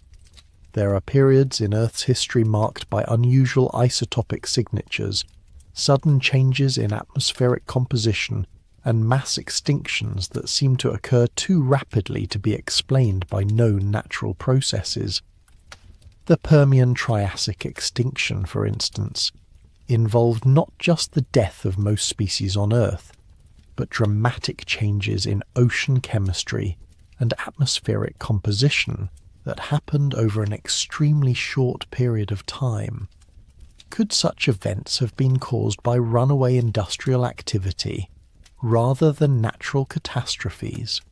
Could previous civilizations have triggered their own extinction through environmental destruction, leaving behind only the chemical signatures of their final collapse? The idea is speculative, but it highlights a crucial point.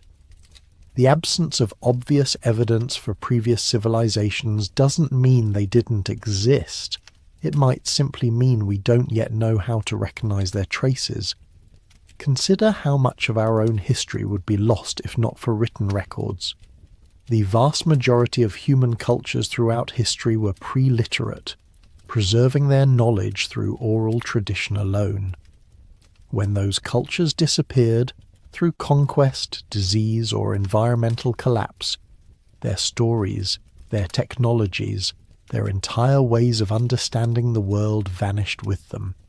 Even literate civilizations are incredibly fragile. The Library of Alexandria, which once contained perhaps 500,000 scrolls representing the accumulated knowledge of the ancient world, was gradually destroyed through neglect, religious persecution, and political upheaval. When it finally burned, centuries of scientific and philosophical achievement turned to ash in a matter of hours. The same pattern has repeated throughout history. The Maya developed sophisticated writing systems, advanced astronomy, and complex mathematical concepts. Then their civilization collapsed, and most of their books were deliberately burned by Spanish conquistadors who saw them as works of the devil. Today, we have only 4 surviving Maya codices from a culture that once produced thousands of books. The lesson is clear. Knowledge is far more fragile than we like to believe. Entire bodies of learning can vanish in a single generation if they are not actively preserved and transmitted. Technologies can be lost, rediscovered, and lost again. The wheel, for instance, was invented multiple times by different cultures, and was also abandoned by some cultures that had previously used it. If this can happen to civilizations separated by mere centuries or millennia, what about those separated by hundreds of thousands or millions of years? How many times might intelligence have emerged on Earth, reached technological sophistication, and then vanish so completely that no trace remains? The possibility becomes even more intriguing when you consider the deep time perspective. Earth has been habitable for billions of years. Complex life has existed for over 600 million years. Dinosaurs ruled for 165 million years, a period so vast that entire species evolved and went extinct without leaving any trace in the fossil record. During such immense spans of time, natural selection has had countless opportunities to produce intelligence. We tend to think of human-level intelligence as the pinnacle of evolution, but there's no reason to assume we represent the first or only time such intelligence has emerged. Indeed, given enough time, it seems almost inevitable that intelligence would evolve multiple times, in multiple forms. Some of these intelligences might have been very different from our own. They might have been aquatic civilizations that built their cities on the seafloor, leaving no trace after the ocean basins were recycled through tectonic processes. They might have been silicon-based rather than carbon-based, creating technologies we wouldn't recognize as such. They might have been collective intelligences, vast networks of cooperating organisms that achieved technological sophistication without ever developing individual consciousness as we understand it. The more we learn about the diversity and resilience of life on Earth, the more plausible such scenarios become. We have discovered organisms that thrive in conditions previously thought to be lethal, in boiling acid springs, in the crushing depths of ocean trenches, in solid rock miles beneath the surface. Life is far more adaptable and creative than we ever imagined. If life can flourish in such extreme environments, why not intelligence? Why not technological civilization? The only reason we assume such things are rare or unique is that we have only one example to study, ourselves. But what if we are not unique at all, but simply the latest in a long series of intelligent species that have risen and fallen across the vast expanse of Earth's history? The Watchers in the Deep. In the deepest parts of our oceans, where sunlight has never penetrated and pressure would crush human bones to powder, strange things move in the eternal darkness. We know less about our own ocean depth than we do about the surface of Mars. Less than 20% of the ocean floor has been mapped in detail, and less than 5% has been directly explored. The deepest parts of the ocean trenches might as well be alien worlds.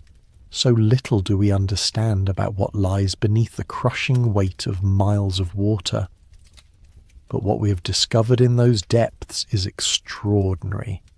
Entire ecosystems that exist independent of sunlight, drawing energy from chemical processes around volcanic vents.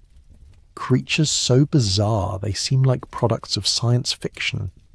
Transparent organisms with bioluminescent organs, ancient species that have remained virtually unchanged for hundreds of millions of years, vast networks of bacterial colonies that might represent some of the oldest forms of life on Earth.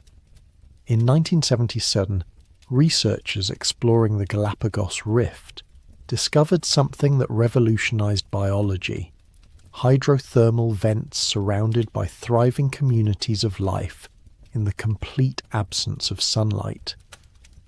These ecosystems are based on chemosynthesis rather than photosynthesis, using chemical energy from the Earth's interior to support complex food webs. The discovery suggested that life might be far more widespread in the universe than previously thought.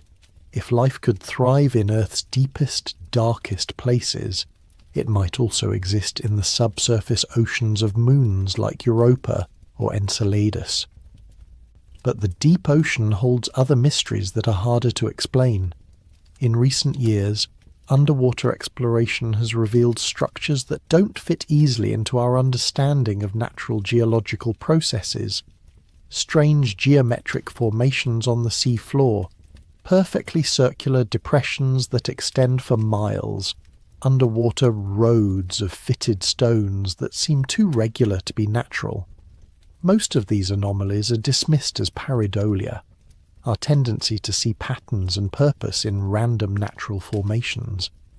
But some are harder to explain away. Off the coast of Japan, the Yonaguni Monument appears to be a massive stepped pyramid submerged beneath 75 feet of water. The structure shows clear evidence of right angles, straight edges, and geometric precision that seem inconsistent with natural erosion patterns. Mainstream archaeology insists that Yonaguni is a natural formation, carved by water and tectonic activity over millions of years. But marine geologist Robert Schoch, who has studied the site extensively, argues that while the basic structure may be natural, it shows clear evidence of human modification. Tool marks, carved steps, and geometric alterations suggest that someone worked the natural formation into a more regular, purposeful shape.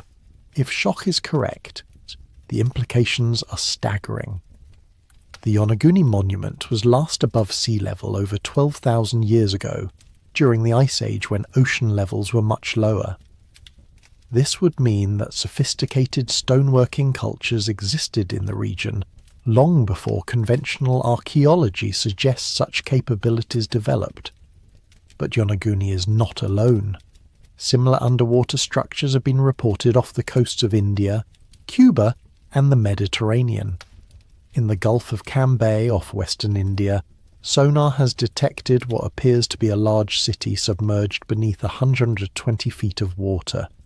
The site includes geometric structures, grid-like street patterns, and what look like step pyramids. Carbon dating of artifacts dredged from the site has yielded dates of up to 9,500 years ago. The implications are profound.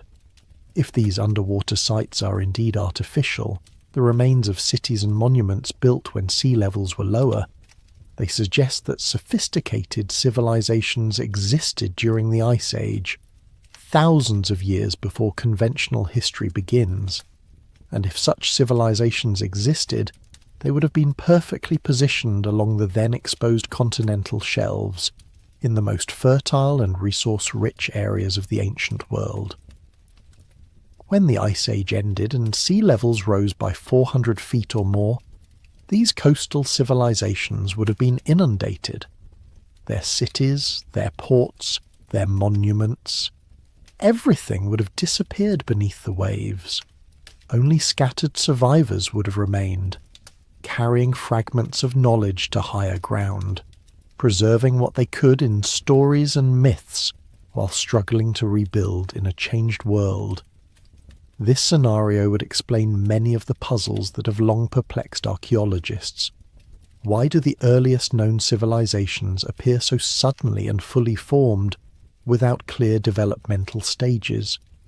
Why do isolated cultures around the world share similar technologies and architectural styles? Why do flood myths appear in nearly every human culture?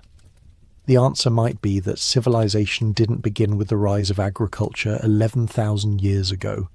It restarted then, rebuilt by survivors of much older cultures that had been destroyed by rising seas and climate change at the end of the Ice Age. But the deep ocean might hold more than just the ruins of lost cities. In the abyssal depths, where pressure and cold have preserved organic materials for millions of years, there might be evidence of life forms that evolved intelligence long before vertebrates colonized the land. Consider the cephalopods, octopi, squid, and their relatives. These creatures evolved complex nervous systems and sophisticated behaviors completely independent of the vertebrate line that eventually produced humans. Octopi demonstrate problem-solving abilities, tool use, and what appears to be individual personality.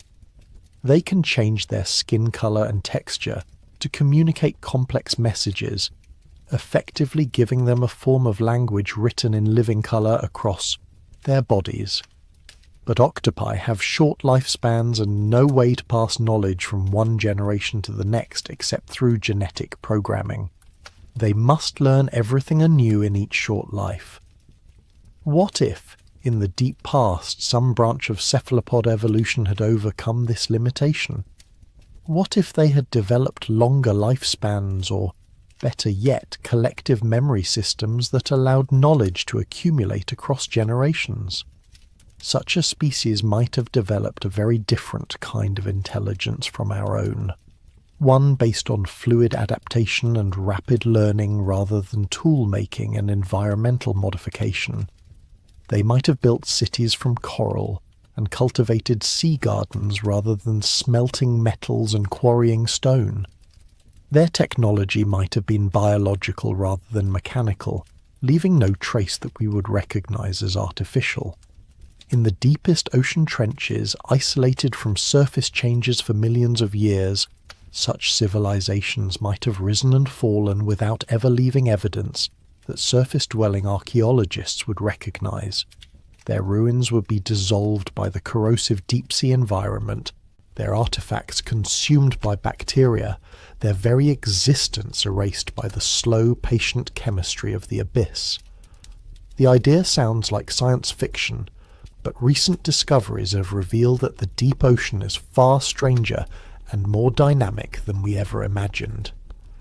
Vast communities of microorganisms exist in the sediments of the ocean floor, some of them billions of years old, living at the very edge of what we consider possible for life. These deep biosphere communities might represent the most ancient forms of life on Earth, preserving genetic and biochemical information from epochs when the planet was very different. What if some of these ancient communities evolved beyond simple microorganisms? What if, given the vast timescales available, they developed complex behaviors, communication systems, even forms of consciousness that we cannot recognize because they operate on completely different principles from our own? The ocean depths might be inhabited by forms of intelligence so alien to our experience that we lack the conceptual framework to even recognize them as intelligent. They might communicate through chemical signals that take years to propagate across ocean basins. They might think in geological time, with individual thoughts lasting centuries and conversations spanning millennia. They might perceive reality through senses we don't possess. experiencing the world as patterns of pressure and chemical gradients, magnetic fields and subsonic vibrations. Such intelligences might have watched the rise and fall of surface civilizations with the detached interest of gods observing the brief lives of mayflies. They might have accumulated knowledge across millions of years, developing understanding of the universe that makes our science seem primitive and limited. And they might still be there, in the crushing depths, patiently observing as we take our first tentative steps into the deep ocean that has been their domain since long before the first fish crawled onto land. This possibility, that Earth's oceans might harbour ancient intelligences that predate terrestrial life by millions or billions of years, adds yet another layer to the mystery of what came before us. We search for evidence of previous civilizations in stone monuments and mythological stories, but perhaps we should be looking deeper, into realms so alien and hostile to our form of life that we never thought to consider them as potential homes for intelligence. The deep ocean keeps its secrets well. In its crushing darkness and impossible cold, in its corrosive chemistry and alien pressures, evidence of previous intelligences might rest beyond our ability to detect or comprehend. We are surface dwellers, creatures of air and light, trying to understand a world that is fundamentally underwater, fundamentally dark, fundamentally different from everything we know about the requirements for complex life. But as our technology improves and our understanding deepens, we are beginning to probe those depths more systematically. Each dive, each sonar survey, each sample brought up from the abyssal plains adds to our knowledge of what lies beneath. And sometimes, just sometimes, we find things that don't quite fit our expectations, anomalies that hint at complexities we haven't yet learned to interpret. The ocean depths are vast beyond imagination, deeper than our highest mountains, more alien than the surface of Mars. If intelligence has evolved multiple times on Earth across its billions of years of history, some of those intelligences might have chosen the depths over the shallows, the eternal darkness over the brief flicker of sunlight. They might still be there, waiting in the deep, watching and remembering everything that has ever lived and died on the surface of their water world. The genetic ghosts. Hidden within the spiral staircase of human DNA lies a library more vast and mysterious than any archive built from stone or paper. Our genome contains not just the blueprint for building a human body, but the entire evolutionary history of life on Earth, a genetic memory that stretches back billions of years to the first replicating molecules that learned to copy themselves in ancient seas. But DNA holds more than evolutionary history. It holds evidence of bottlenecks and expansions, of populations that nearly went extinct and others that exploded across continents. It records the effects of diseases, disasters, and dramatic environmental changes.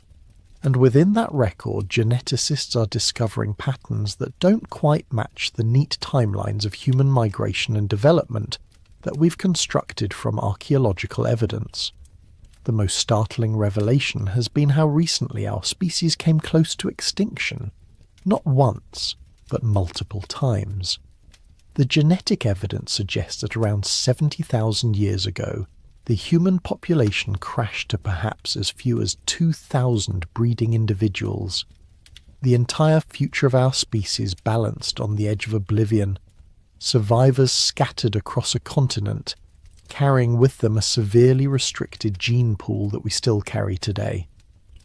This bottleneck coincides roughly with the Toba supervolcanic eruption, one of the largest volcanic events in the past 2 million years. The eruption threw enough ash and sulfur into the atmosphere to trigger a volcanic winter that lasted for years, dramatically reducing global temperatures and making survival extremely difficult for human populations that were still heavily dependent on hunting and gathering.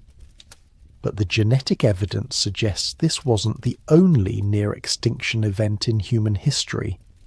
There are signs of earlier bottlenecks, earlier crashes in population that reduced our ancestors to small, isolated groups, struggling to survive in a hostile world. Each time, somehow, the species recovered, but not without losing something in the process. What's particularly intriguing is that some of these population crashes don't correspond to any known natural disasters. The genetic signatures suggest sudden, dramatic reductions in population that occurred during periods when the climate was relatively stable and conditions should have favoured human expansion. It's as if entire populations simply vanished, leaving only small remnant groups to carry the human lineage forward. This pattern becomes even more mysterious when you consider the genetic diversity of modern human populations. Despite having spread across the entire globe, humans are remarkably genetically uniform compared to other species. We have less genetic diversity than chimpanzees, who are confined to a much smaller area of Africa. This suggests that our global expansion happened very recently and from a very small founding population. But there are anomalies in our genetic structure that hint at a more complex history. Traces of DNA that don't fit the straightforward narrative of human evolution from Africa. Genetic markers that suggest ancient admixture with populations that shouldn't have existed according to conventional timelines. Sequences that appear to have been acquired through horizontal gene transfer, a process common in bacteria but supposedly impossible in complex organisms like humans. Most controversial are the findings related to what geneticists call ghost populations, human-like groups that contributed genetic material to modern humans but left no direct descendants and no archaeological trace. These populations are detected only through their genetic signatures, like shadows cast by people who have long since walked out of the light. The most famous of these ghost populations are the Denisovans, known only from a few fragments of bone found in a Siberian cave, but whose genetic legacy makes up 2 to 3% of the genome of modern Melanesians and Aboriginal Australians. The Denisovans apparently lived across a vast area of Asia for hundreds of thousands of years, yet we have almost no physical evidence of their existence, just their genetic fingerprints preserved in the DNA of their distant descendants. But genetic analysis suggests there were other ghost populations as well, groups that contributed to human ancestry, but whose physical remains have never been found. Some of these populations appear to have had unusual characteristics, genetic adaptations that suggest they lived in extreme environments or had unusual physiological capabilities. Perhaps most intriguingly, some researchers have identified genetic sequences in modern humans that appear to be much older than they should be, according to standard models of human evolution. These archaic sequences don't match any known human ancestor, but seem to represent genetic contributions from populations that diverged from the main human line hundreds of thousands or even millions of years ago. The conventional explanation is that these sequences represent contamination from other hominin species that modern humans encountered and interbred with during their expansion out of Africa. But some researchers have proposed a more radical possibility, that these genetic ghosts represent the remnants of earlier human civilizations that achieved technological sophistication long before our own. The idea is based on the observation that technological development can dramatically affect evolutionary pressures. A species that develops agriculture, medicine, and complex social organization can survive in environments and in population densities that would be impossible for hunter-gatherers. They can also develop genetic adaptations to the artificial environments they create, resistance to diseases spread by dense urban populations, ability to digest agricultural products, tolerance for the toxins produced by metallurgy and manufacturing. If such a technological species existed, in the deep past their genetic signature might persist even after their civilization collapsed, and their descendants reverted to hunter-gatherer lifestyles. The technological adaptations would become evolutionary baggage, genetic sequences that served no function in a post-civilizational environment, but persisted simply because they weren't actively harmful. Over thousands or tens of thousands of years, most such sequences would be gradually eliminated by natural selection. But some might persist, especially if they were linked to other genes that did provide survival advantages. These genetic ghosts would be detectable by modern analysis as sequences that seem too old, too complex, or too specialized for the environments in which they're found. The genetic evidence becomes even more intriguing when combined with recent discoveries about the antiquity and sophistication of human behavior. Archaeological sites like Blombos Cave in South Africa have revealed evidence of symbolic behavior, artistic expression, and complex tool-making dating back over 100,000 years, much earlier than previously thought possible. At Blombos, archaeologists have found carefully crafted shell beads, ochre crayons with abstract engravings, and sophisticated bone tools that required advanced planning and technical skill to create. The site suggests that modern human cognition and behavior emerged much earlier than the Great Leap Forward that supposedly occurred around 40,000 years ago.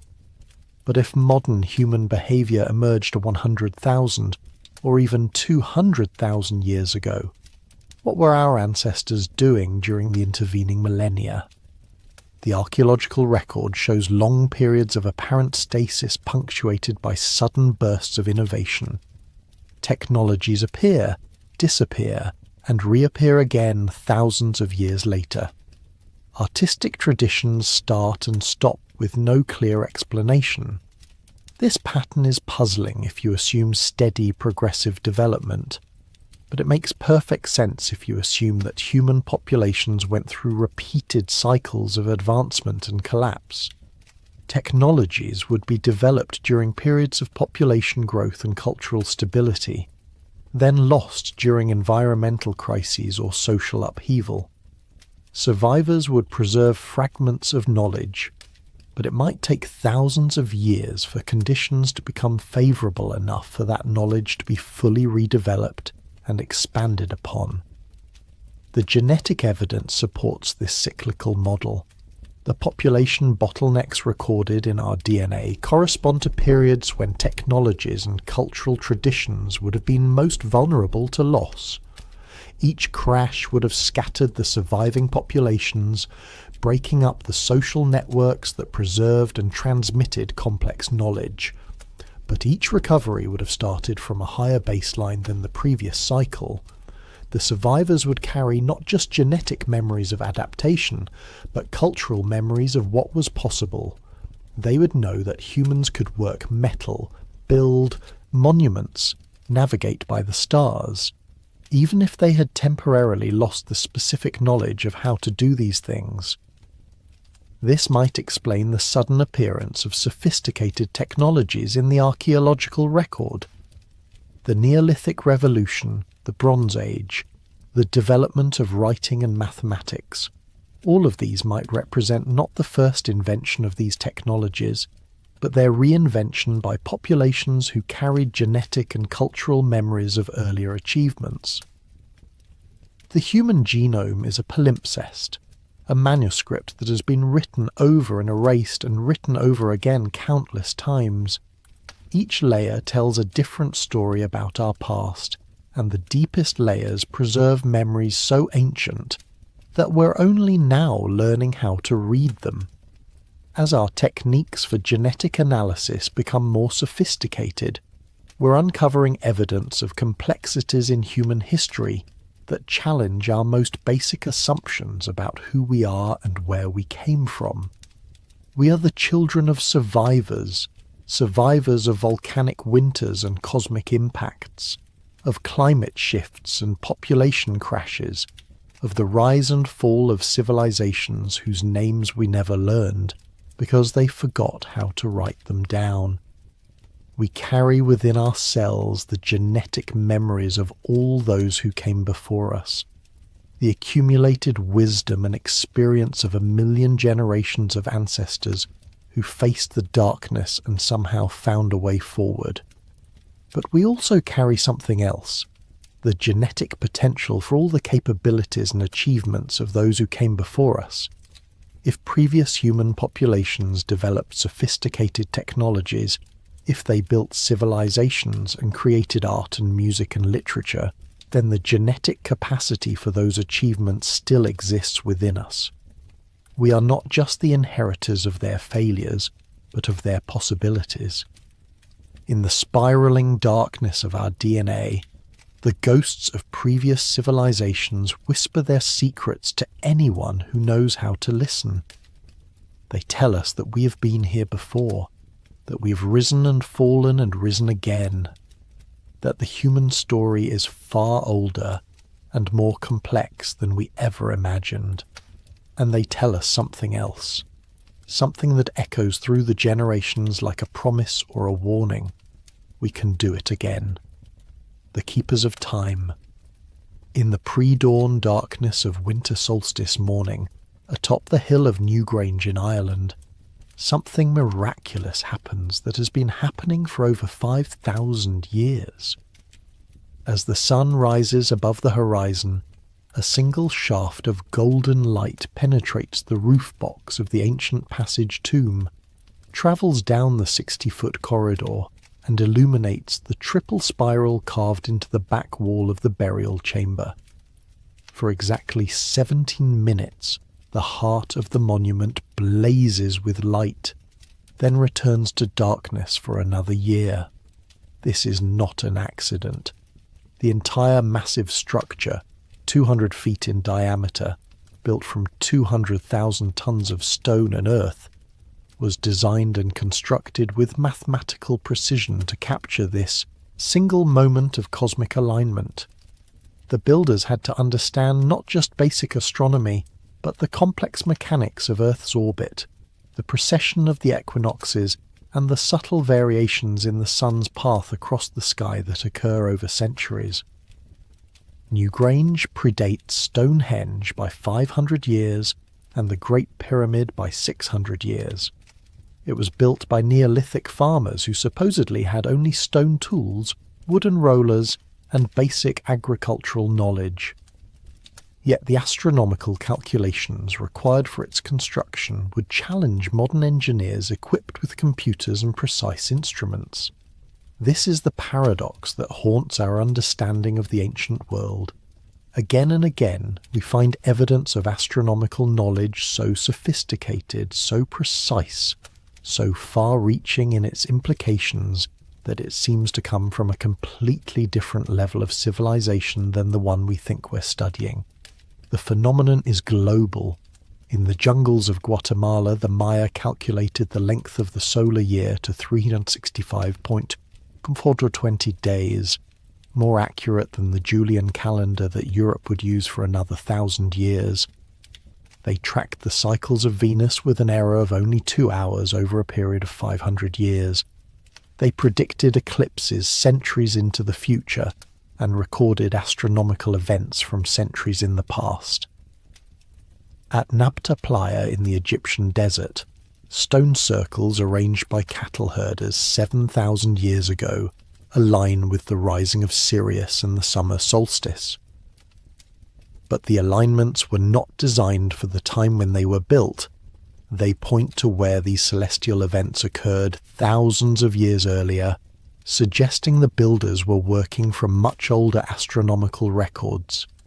In Cambodia, the massive temple complex of Angkor Wat, built in the early 12th century, mirrors the constellation Draco as it appeared at the spring equinox in 10,500 BCE, over 11,000 years before the temple was constructed.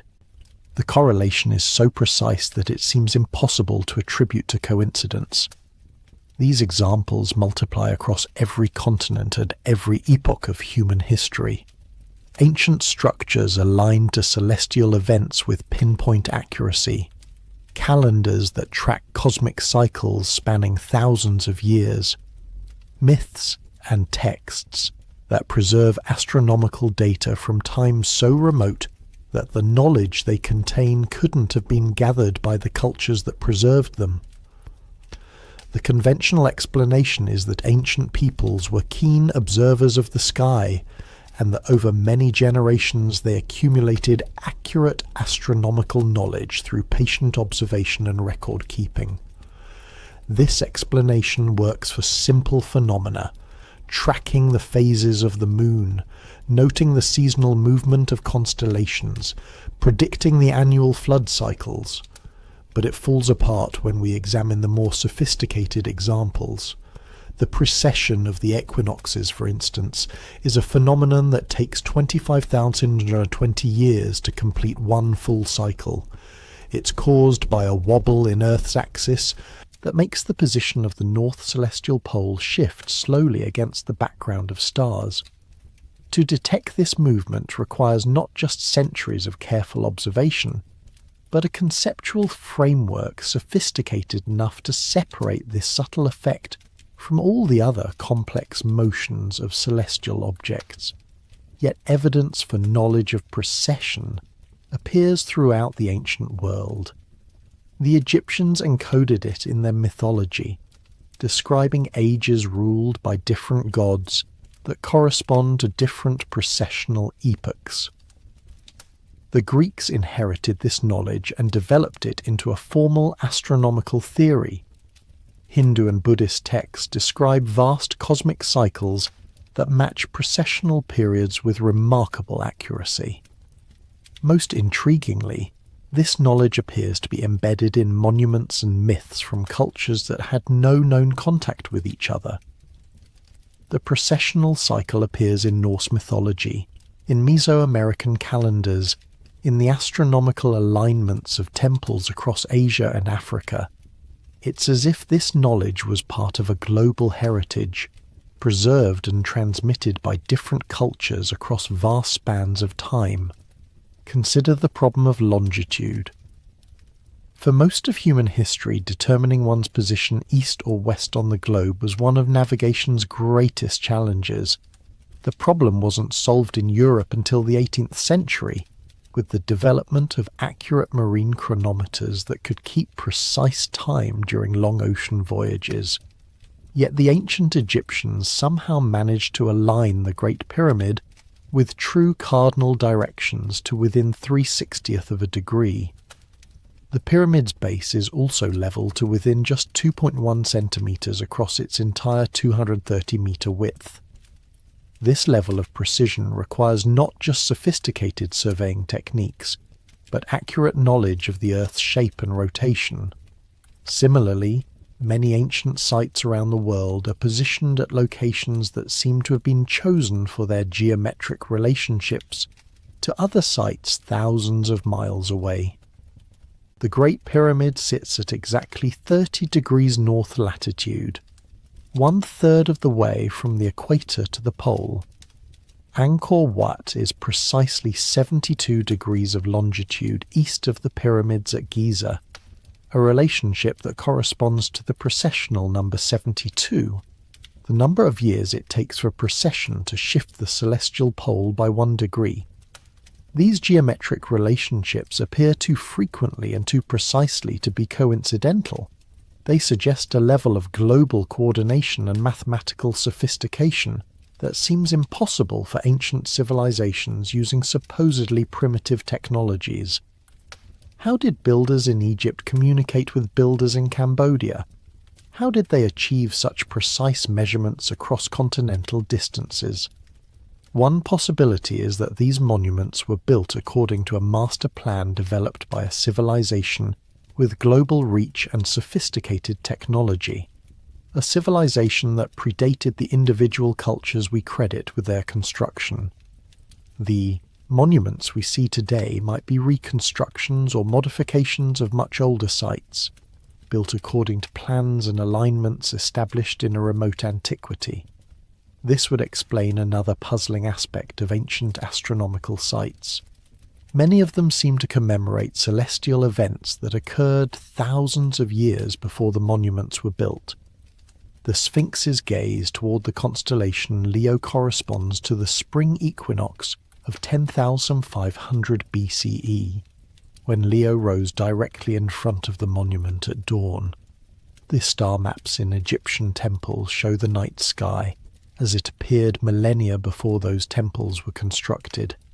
It's as if the builders were trying to preserve memories of specific moments in deep time, cosmic anniversaries that held special significance for reasons we no longer understand. But why would ancient peoples go to such extraordinary effort to commemorate astronomical events from their distant past? What was so important about these particular moments in cosmic history? The answer might lie in the growing realization that Earth's relationship with the cosmos is far more dynamic and dangerous than we once believed. The solar system moves through different regions of the galaxy over vast periods of time, encountering varying densities of cosmic dust, different levels of radiation, and gravitational influences from nearby stars. These cosmic environments can have profound effects on Earth's climate, magnetic field, and the evolution of life itself. Recent research has revealed that the solar system's orbit around the galactic center brings us through regions of space with very different properties. Every 26 million years or so, we pass through the galactic plane, where the density of matter and energy is much higher than in the quieter regions where we normally reside. These passages correlate with periods of increased cosmic radiation, climate disruption, and mass extinctions in Earth's geological record.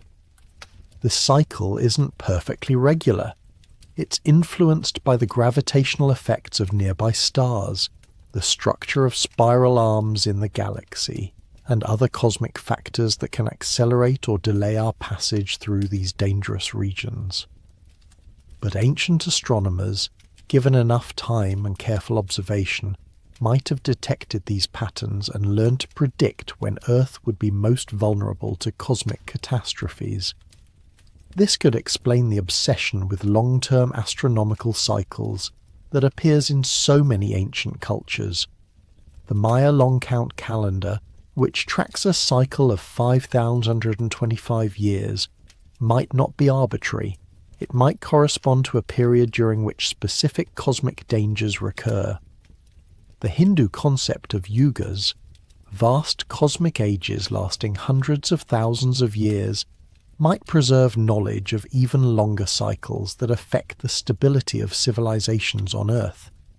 If previous civilizations had achieved a level of astronomical sophistication that allowed them to detect these cosmic cycles, they might have devoted enormous resources to preserving this knowledge for their descendants. The monuments and calendars and myths might all be part of a vast early warning system designed to help future civilizations recognize when dangerous periods were approaching and prepare accordingly.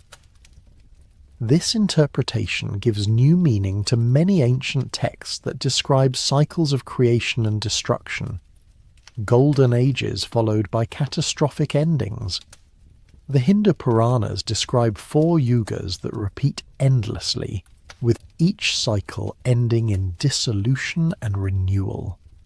The Maya believed in multiple creation cycles, each ending when the gods became dissatisfied with their creations and destroyed the world to start over. Norse mythology describes Ragnarok as part of an eternal cycle, where the world is destroyed and reborn with each cosmic age. These might not be metaphysical concepts or moral allegories, but practical astronomical information encoded in mythological language. The gods who destroy and recreate the world might represent cosmic forces, galactic radiation, solar variations, gravitational disruptions that periodically threaten the stability of Earth's biosphere. The ages might correspond to real periods of cosmic safety and danger that repeat according to astronomical cycles spanning thousands or millions of years. From this perspective, the ancient monuments take on a different significance. They weren't just temples or tombs, but observatories and record-keeping systems designed to track humanity's progress through these cosmic cycles. The precise astronomical alignments weren't just religious symbolism, but functional instruments for measuring Earth's position in space and time. The Great Pyramid, for instance, might have served as a kind of cosmic clock, its internal chambers and passages aligned to track the movement of specific stars and constellations over vast periods of time. The King's Chamber points toward Orion, associated in Egyptian mythology with Osiris, the god of death and rebirth. The Queen's Chamber points toward Sirius, linked with Isis, the goddess of magic and renewal. These weren't arbitrary choices.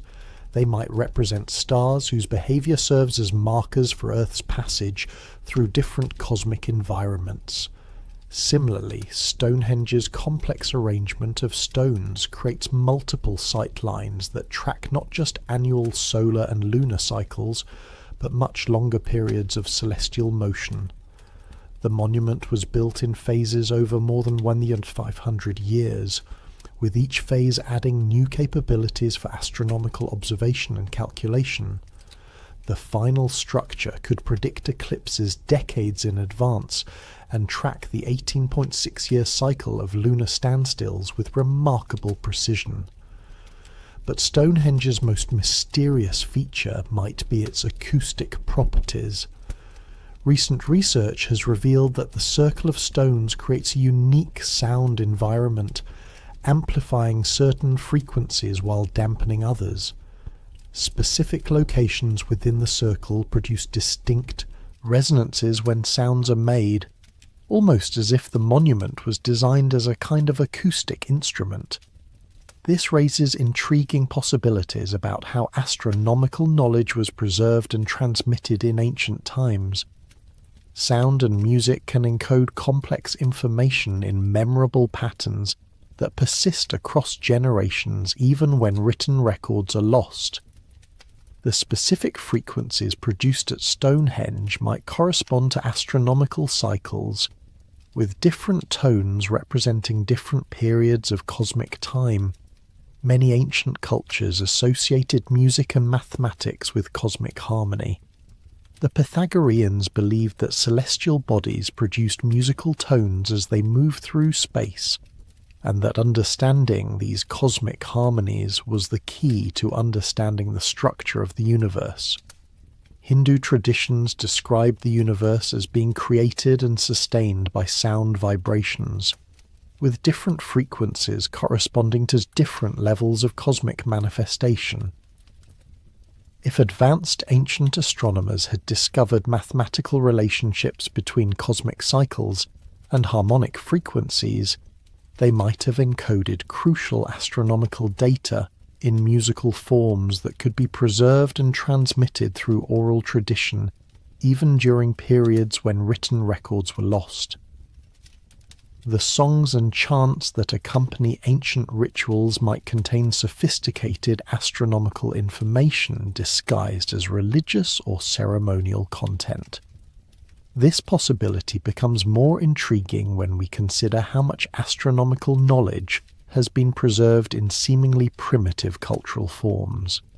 Aboriginal Australian songlines encode precise navigation information across thousands of miles of continent, with each song corresponding to specific landmarks, water sources, and seasonal patterns.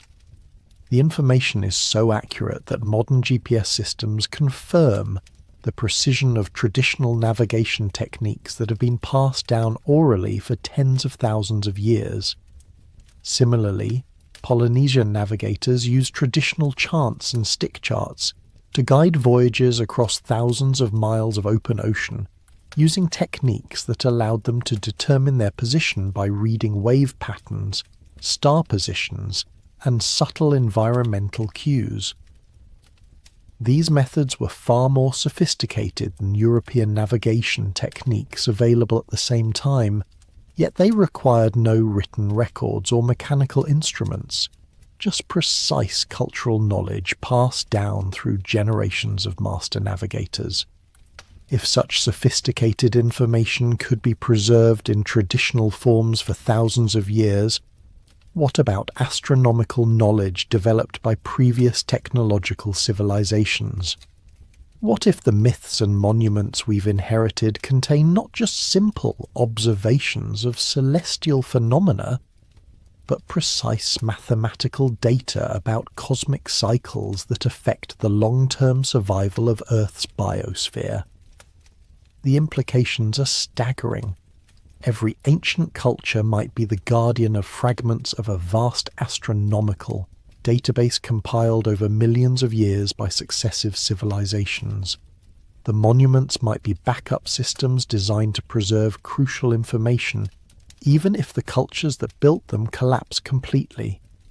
The myths might be mnemonic devices that encode complex mathematical relationships in story form, allowing essential knowledge to survive even when its scientific context is forgotten. From this perspective, our current civilization occupies a unique position in the cosmic cycle. We have developed the technological capability to verify and extend the astronomical knowledge preserved by our predecessors, but we may be running out of time to fully decode and understand it before the next dangerous period in Earth's cosmic journey begins. The ancient astronomers knew something that we're only beginning to rediscover, that Earth's fate is intimately connected to cosmic cycles operating on scales much larger than human history. They devoted enormous resources to tracking these cycles and preserving the knowledge for future generations.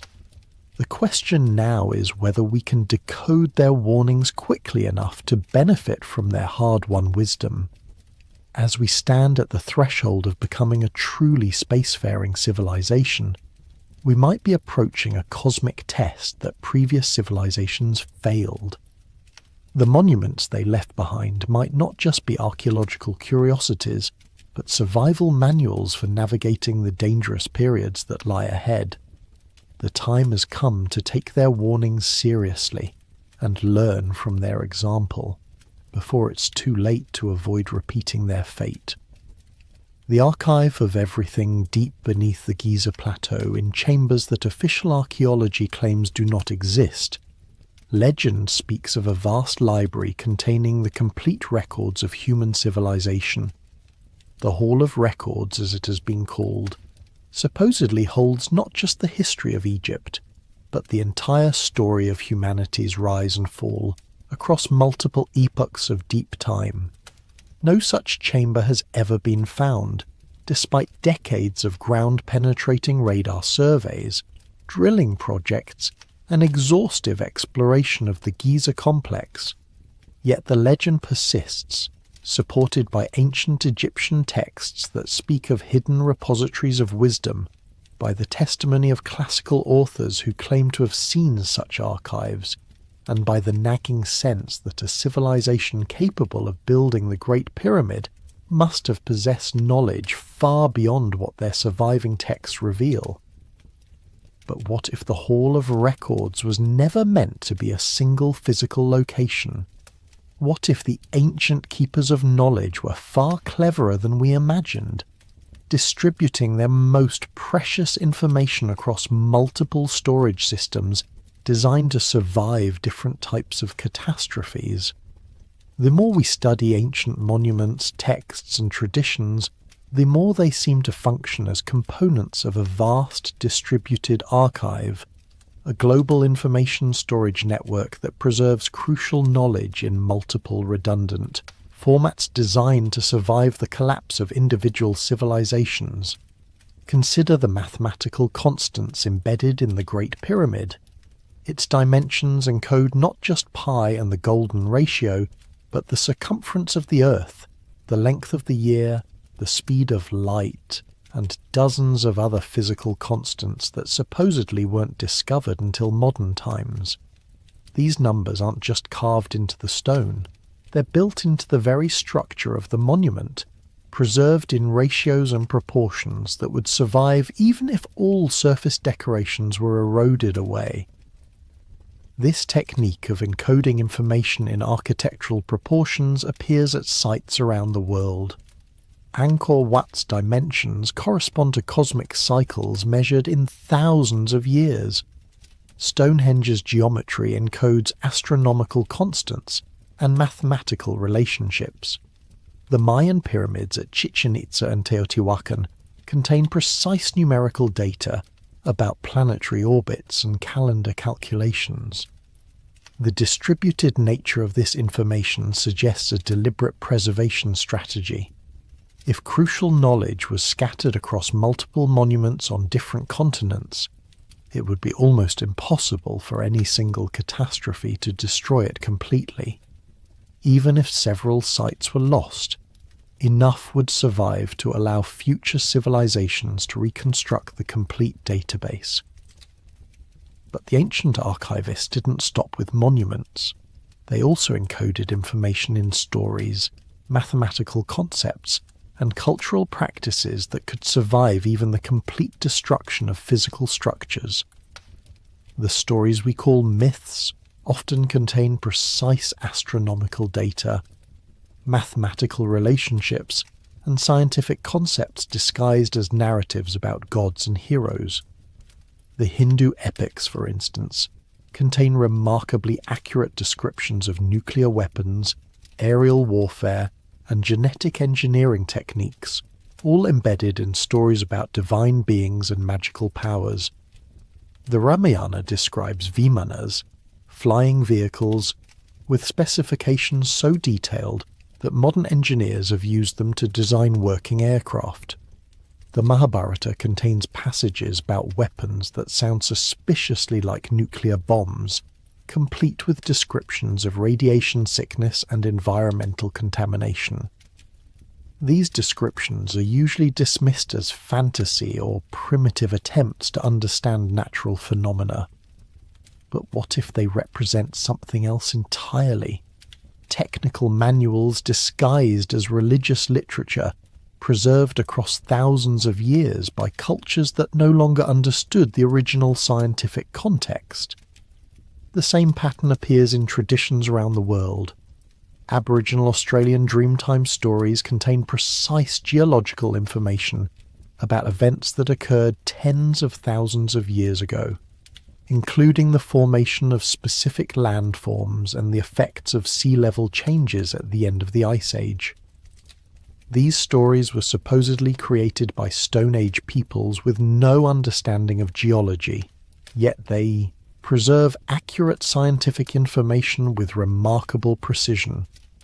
Polynesian creation myths describe the formation of island chains with geological accuracy that matches modern scientific understanding. Norse legends contain detailed descriptions of climate cycles and their effects on human populations. Native American traditions preserve information about astronomical events, geological catastrophes, and environmental changes spanning thousands of years. The consistency and accuracy of this information across so many different cultures suggests that it comes from a common source, a sophisticated understanding of Earth's history and cosmic environment that was systematically preserved in story form when more direct recording methods became unavailable. But perhaps the most intriguing aspect of this distributed archive is how it seems designed to reveal itself gradually as human knowledge advances. The mathematical constants in the pyramids only became apparent when we developed the tools to measure them precisely. The astronomical alignments of ancient monuments only made sense when we understood precession and long-term celestial mechanics. The scientific information in ancient texts only becomes recognizable when we rediscover the technologies they describe. It's almost as if the ancient archivists anticipated that future civilizations would develop knowledge in a particular sequence and designed their information storage system to provide confirmation and additional data as we reached each level of understanding. The monuments function like a cosmic combination lock, revealing their secrets only when we demonstrate that we possess the conceptual keys to interpret them correctly. This interpretation explains many of the anomalies that have puzzled researchers for decades. Why do ancient monuments contain information about physical constants that their builders supposedly couldn't have known? Because the builders weren't the original designers. They were reconstructing from plans created by a previous civilization with advanced scientific knowledge. Why do myths from isolated cultures contain such similar descriptions of advanced technologies and cosmic catastrophes? Because they're all fragments of the same original database, preserved in different cultural contexts but ultimately deriving from the same source. Why do ancient astronomical sites commemorate celestial events from thousands of years before they were built? Because they're part of a long-term monitoring system, designed to track cosmic cycles that operate on timescales much longer than individual civilizations. The distributed archive theory also explains why so much ancient knowledge seems to be concentrated in specific locations and cultures. Egypt, Mesopotamia, India, China, and Mesoamerica weren't just the birthplaces of civilization. They were the designated repository sites where survivors of an earlier global civilization concentrated their efforts to preserve and transmit crucial knowledge. These cultures became the inheritors and guardians of information systems they didn't fully understand, but which they faithfully maintained and transmitted across thousands of years. The priest classes that preserved ancient traditions weren't just religious figures. They were the human components of a vast data storage network, biological hard drives programmed to maintain and transmit information, even when its original purpose was forgotten. This would explain the remarkable continuity of certain traditions across millennia, even through periods of political collapse and cultural upheaval. The essential information was too important to lose, so it was embedded in religious practices, architectural traditions, and cultural rituals that were maintained even when their original scientific context was no longer understood. As our own civilization advances, we're beginning to recognize the sophistication of this ancient information storage system. Modern attempts to preserve knowledge for future civilizations face exactly the same challenges that the ancient archivists did: how to encode essential information in formats that will survive technological collapse, environmental catastrophe, and cultural discontinuity. The Svalbard Global Seed Vault attempts to preserve genetic diversity in a frozen repository designed to survive climate change and political upheaval. The Long Now Foundation is building a 10,000-year clock designed to encourage long-term thinking and preserve information across multiple civilizations. Various projects have proposed encoding human knowledge in crystalline matrices, DNA sequences, and astronomical markers that could survive geological timescales. But all of these modern efforts pale in comparison to the elegance and redundancy of the ancient system. By distributing information across multiple formats, architectural, mythological, mathematical, astronomical, and cultural, the ancient archivists created a storage network that has already survived multiple civilizational collapses and continues to reveal new information as our ability to decode it improves. We are not just uncovering the history of ancient civilizations. We are accessing a vast database of human knowledge that spans hundreds of thousands, possibly millions of years.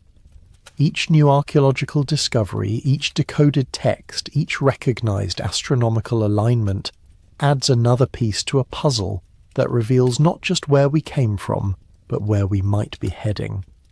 The ancient archive is still active, still transmitting its carefully preserved information to anyone with the knowledge and wisdom to decode it. The question is whether we'll prove worthy inheritors of this vast repository of human experience, or whether we will repeat the mistakes that led to its original creator's downfall. The stones are still speaking. The numbers are still adding up. The stars are still marking time in their ancient patterns.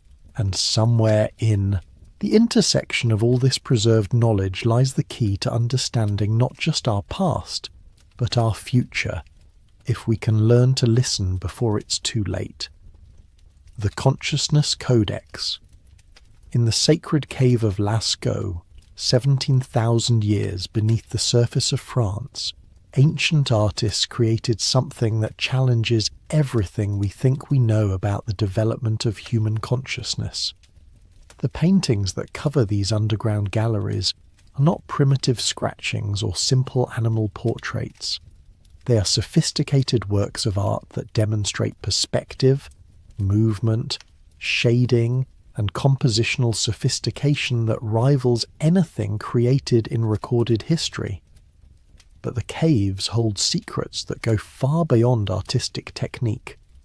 Recent analysis has revealed that many of the paintings correspond to star maps, with the positions of animals matching the locations of constellations in the night sky, as they appeared tens of thousands of years ago. The caves function as both art galleries and planetariums, encoding astronomical information in symbolic form that has survived since the end of the Ice Age. Even more mysteriously, the acoustic properties of the caves suggest they were designed to produce specific sound effects.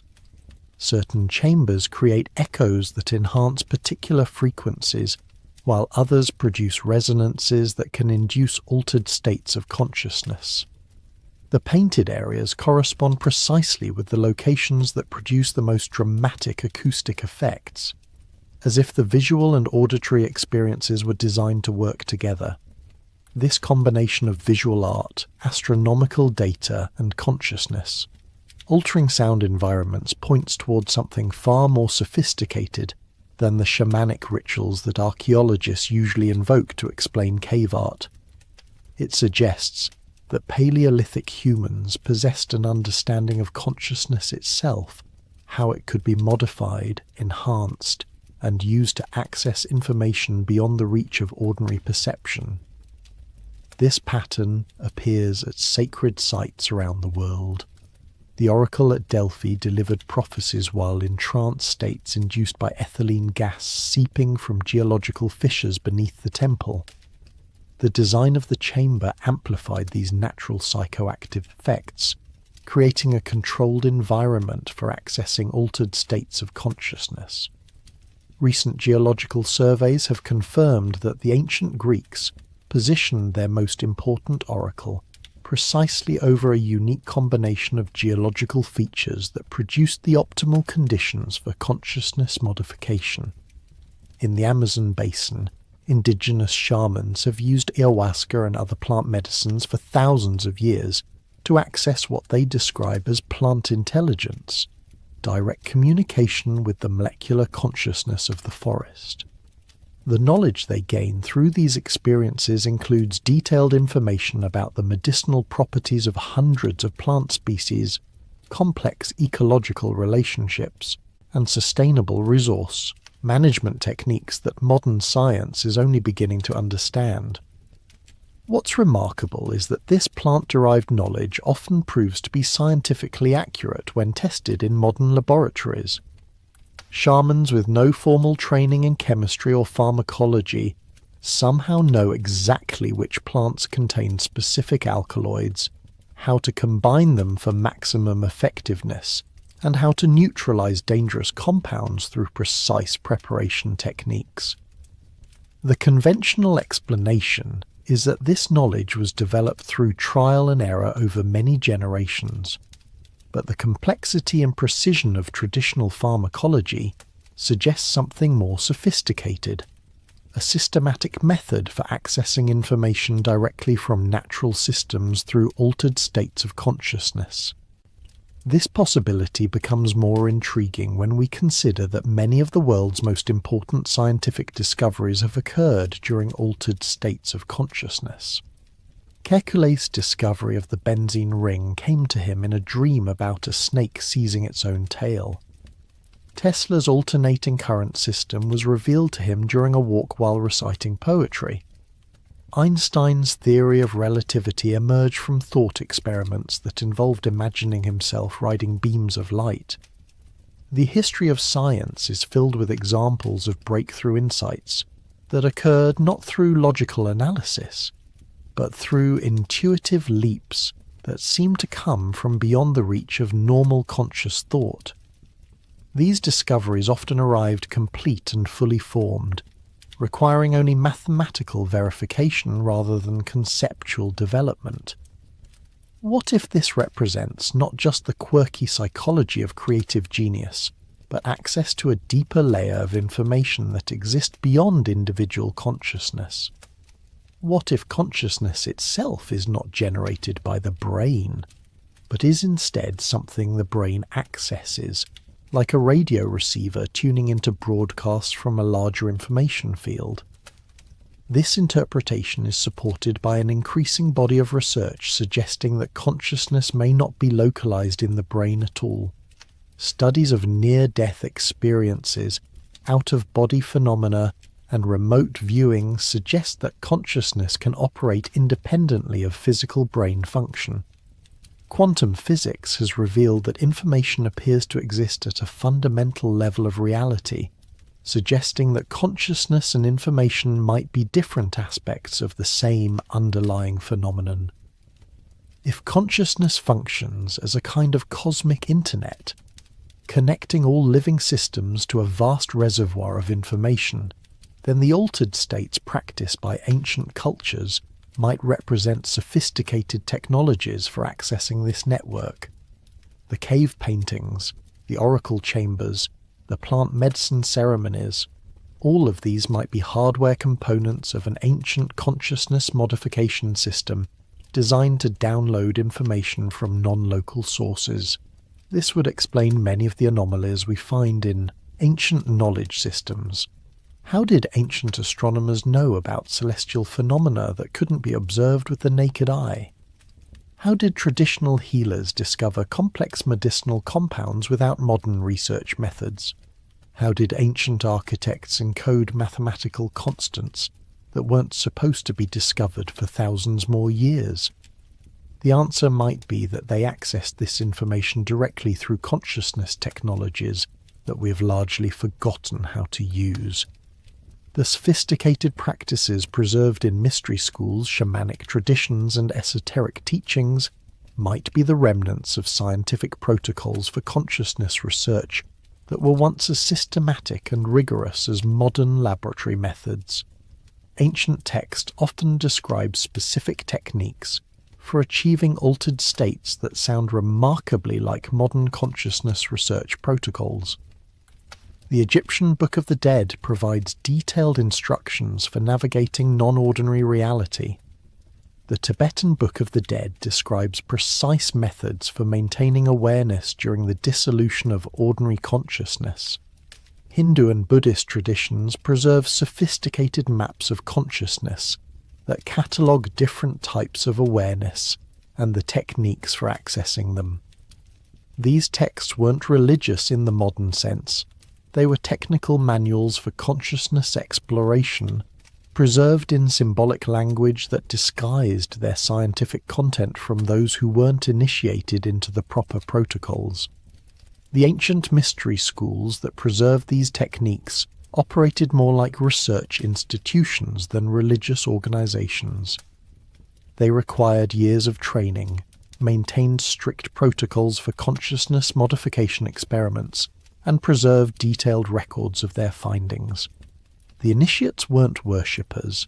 They were consciousness researchers, using systematic methods to explore the nature of reality at levels beyond ordinary perception.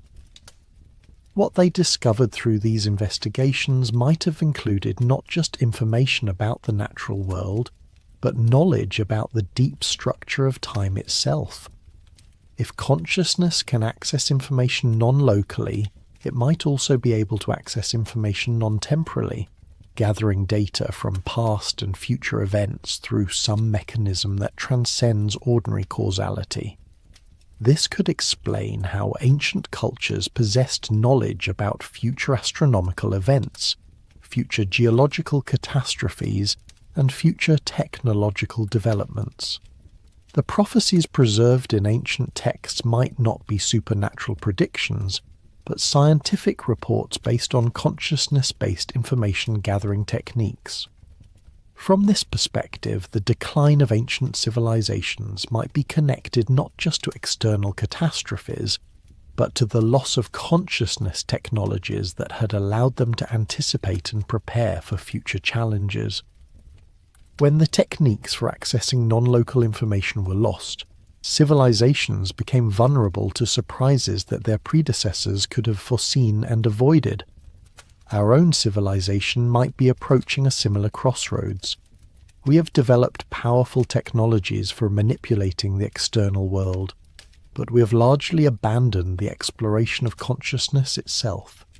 We can split atoms and sequence genomes, but we have little systematic understanding of how consciousness operates, or how it might be enhanced to access broader ranges of information.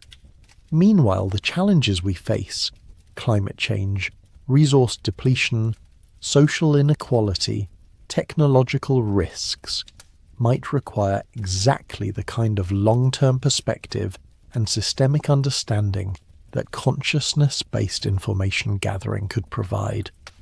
We might need to rediscover and modernize the ancient consciousness technologies if we want to navigate successfully through the dangerous period ahead. The good news is that the knowledge hasn't been completely lost. Indigenous traditions around the world still preserve consciousness modification techniques that could be studied and developed using modern scientific methods. Psychedelic research is beginning to reveal the neural mechanisms underlying altered states, while quantum physics provides theoretical frameworks for understanding how consciousness might access non-local information. What we need now is the wisdom to recognize that consciousness itself might be the most important technology we can develop, not just for understanding the past, but for creating a sustainable future. The ancient consciousness codex is still accessible to anyone willing to undertake the training and research necessary to decode it. The cave painters of Lascaux might have been trying to tell us something crucial about the nature of consciousness and its role in human survival. Their message, encoded in pigment and stone and carefully designed acoustic chambers, might still be waiting for us to develop the proper protocols for receiving it. In the darkness of those ancient caves, surrounded by star maps painted by Paleolithic astronomers, we might finally understand what our ancestors were trying to preserve. Not just information about the external world, but techniques for expanding consciousness itself to embrace the full spectrum of available knowledge. The question now is whether we have the courage and wisdom to pick up where they left off, before the window of opportunity closes and we lose access to the consciousness codex forever. In the end, we circle back to where we began, to the stories told around fires, to the myths that refuse to die, to the whispers of deep memory that insist we have been here before. But now, having followed the evidence through stone and bone, through DNA and disaster, through the depths of oceans and the heights of mountains, the whispers have become something else. They have become a chorus, a symphony of clues that harmonize into a single haunting melody. The song of return, the eternal rhythm of rise and fall that beats like a heart through the deep time of our planet. We are not the first, we may not be the last, but we are here now, in this moment between forgetting and remembering, between the end of one cycle and the beginning of the next. We stand at the same crossroads that every previous civilization has faced, carrying the same gifts and curses that led them to greatness and to ruin. The evidence we have gathered does not prove that advanced civilizations existed in the deep past, but it suggests, no, it insists, that the possibility cannot be dismissed. Too many anomalies align, too many patterns repeat, too many voices across too many cultures tell variations of the same story for it all to be coincidence or wishful thinking. The megaliths that stretch across continents like the remnants of some vast construction project. The genetic bottlenecks that record near extinctions followed by mysterious recoveries. The flood myths that remember the same catastrophe from 1,000 different perspectives. The technologies that appear and disappear and reappear as if drawn from some common well of knowledge that periodically runs dry and is then rediscovered. The myths were trying to tell us something important, that human history is not a straight line from primitive to sophisticated, from ignorant to enlightened, from weak to powerful. It is a spiral, a series of cycles that repeat but never exactly, each one building on the ruins of the last while adding something new to the mix. We have been farmers before, and we forgot how to grow food and had to learn again. We have been builders before, and we forgot how to cut stone and had to rediscover the techniques.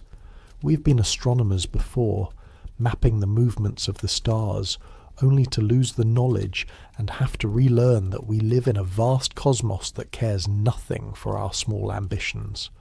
And we have been destroyers before.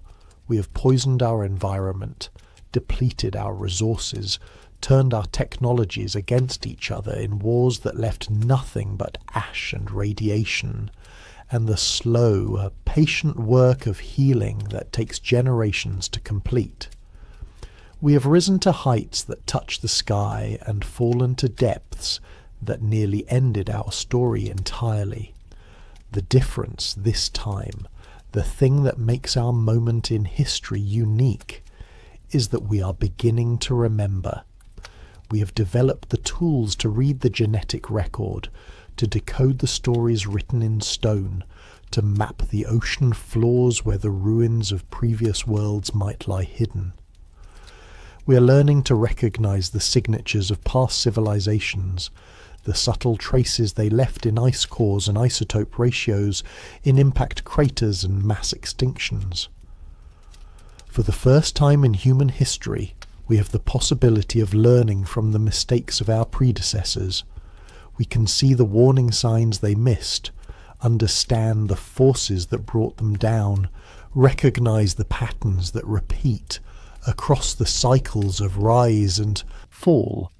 We can choose to be different, to break the cycle, to create something that lasts beyond the next catastrophe. But only if we listen to the warnings the evidence provides, only if we pay attention to the whispers of deep memory that tell us what we once were and what we might become again.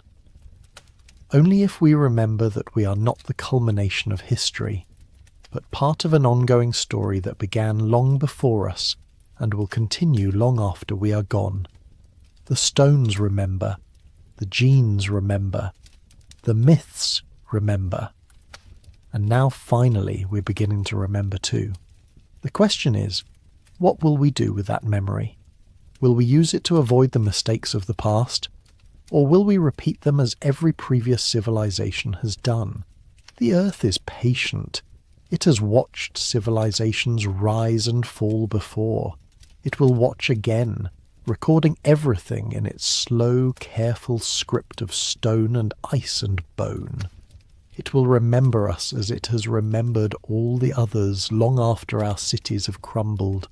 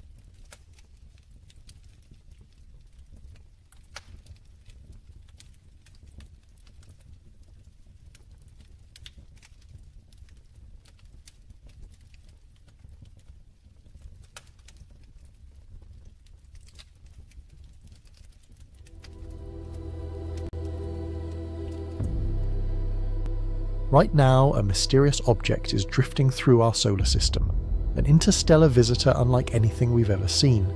Its name is 3I Atlas, a frozen messenger from the depths of the galaxy, moving at over 60,000 miles per hour, shimmering with the light of distant suns. But what if this isn't just a fragment of the rock and ice? What if it's something far older, a relic of a civilization returning home? Tonight, we journey beyond the boundaries of science and myth, through the origins of stars, the ruins of lost worlds, and the haunting possibility that we are not the first to rise. Let the journey begin. What if the object we call 3I Atlas, the mysterious interstellar visitor hurtling through our solar system, isn't just a fragment of rock or ice but a messenger? What if it's the return of something we once knew, a sign that the first civilization in our galaxy is coming home? The question hangs in the darkness like a star that refuses to fade. For years now, astronomers have been tracking objects that don't belong to our solar system, visitors from the vast emptiness between stars. They arrive without warning, moving through our cosmic neighbourhood with trajectories that defy the gentle orbits of planets and asteroids born here. These interstellar wanderers carry with them the dust of other suns, the chemistry of alien worlds, and perhaps something more, something we haven't yet learned to recognise. 3I Atlas appeared in our telescopes like a whisper from the void. Its designation marks it as the third confirmed interstellar object ever detected passing through our solar system, following the enigmatic Oumuamua in 2017 and the comet Borisov in 2019. But while those earlier visitors sparked wonder and debate, 3I Atlas arrived with a different quality, a strangeness that settled into the minds of those who studied it and refused to leave. There was something about its path, something about the way it moved through space that felt less like chance and more like intention. The discovery came through patient observation, the kind of work that requires watching the same patch of sky night after night, waiting for something to shift against the background of distant stars. When 3I Atlas first revealed itself, it appeared as nothing more than a faint smudge of light, barely distinguishable from the countless other points that populate our telescope's fields of view. But as the observations accumulated, as the measurements refined themselves, a pattern emerged. This object was moving differently. Its velocity carried the unmistakable signature of something that had travelled between the stars, something that had never been bound by our sun's gravity, something that came from somewhere else entirely.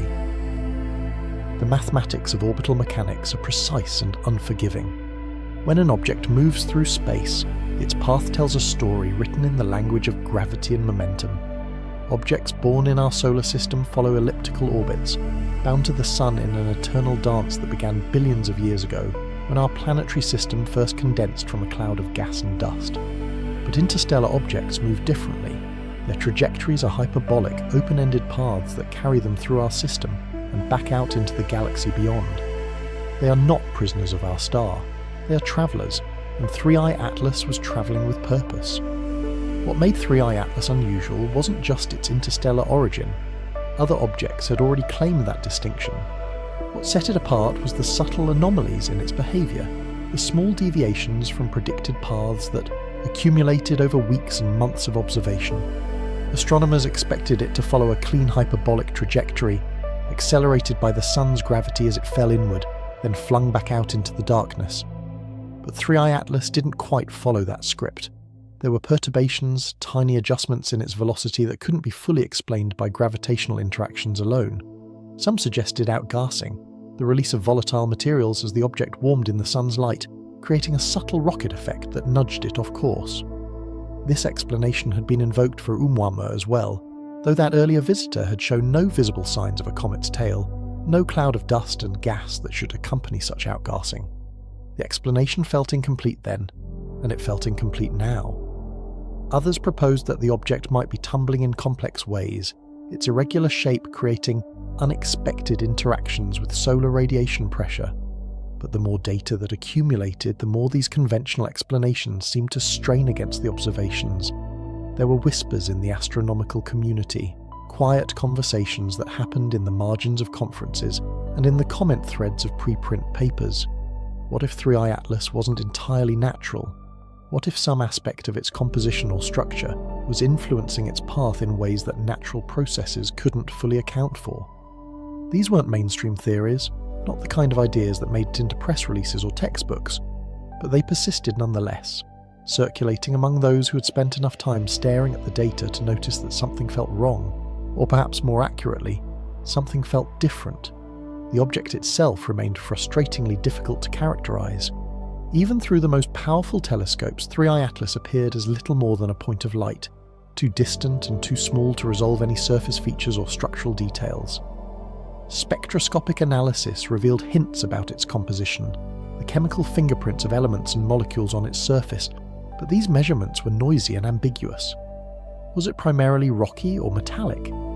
Was it a fragment of a shattered world, or something that had formed intact in the depths of interstellar space? The data suggested possibilities but confirmed nothing. What could be measured with certainty was its trajectory, and that trajectory told a story that grew more intriguing the longer astronomers studied it. 3 Atlas had entered our solar system from a specific direction in the sky, arriving from the general region of the constellation Perseus.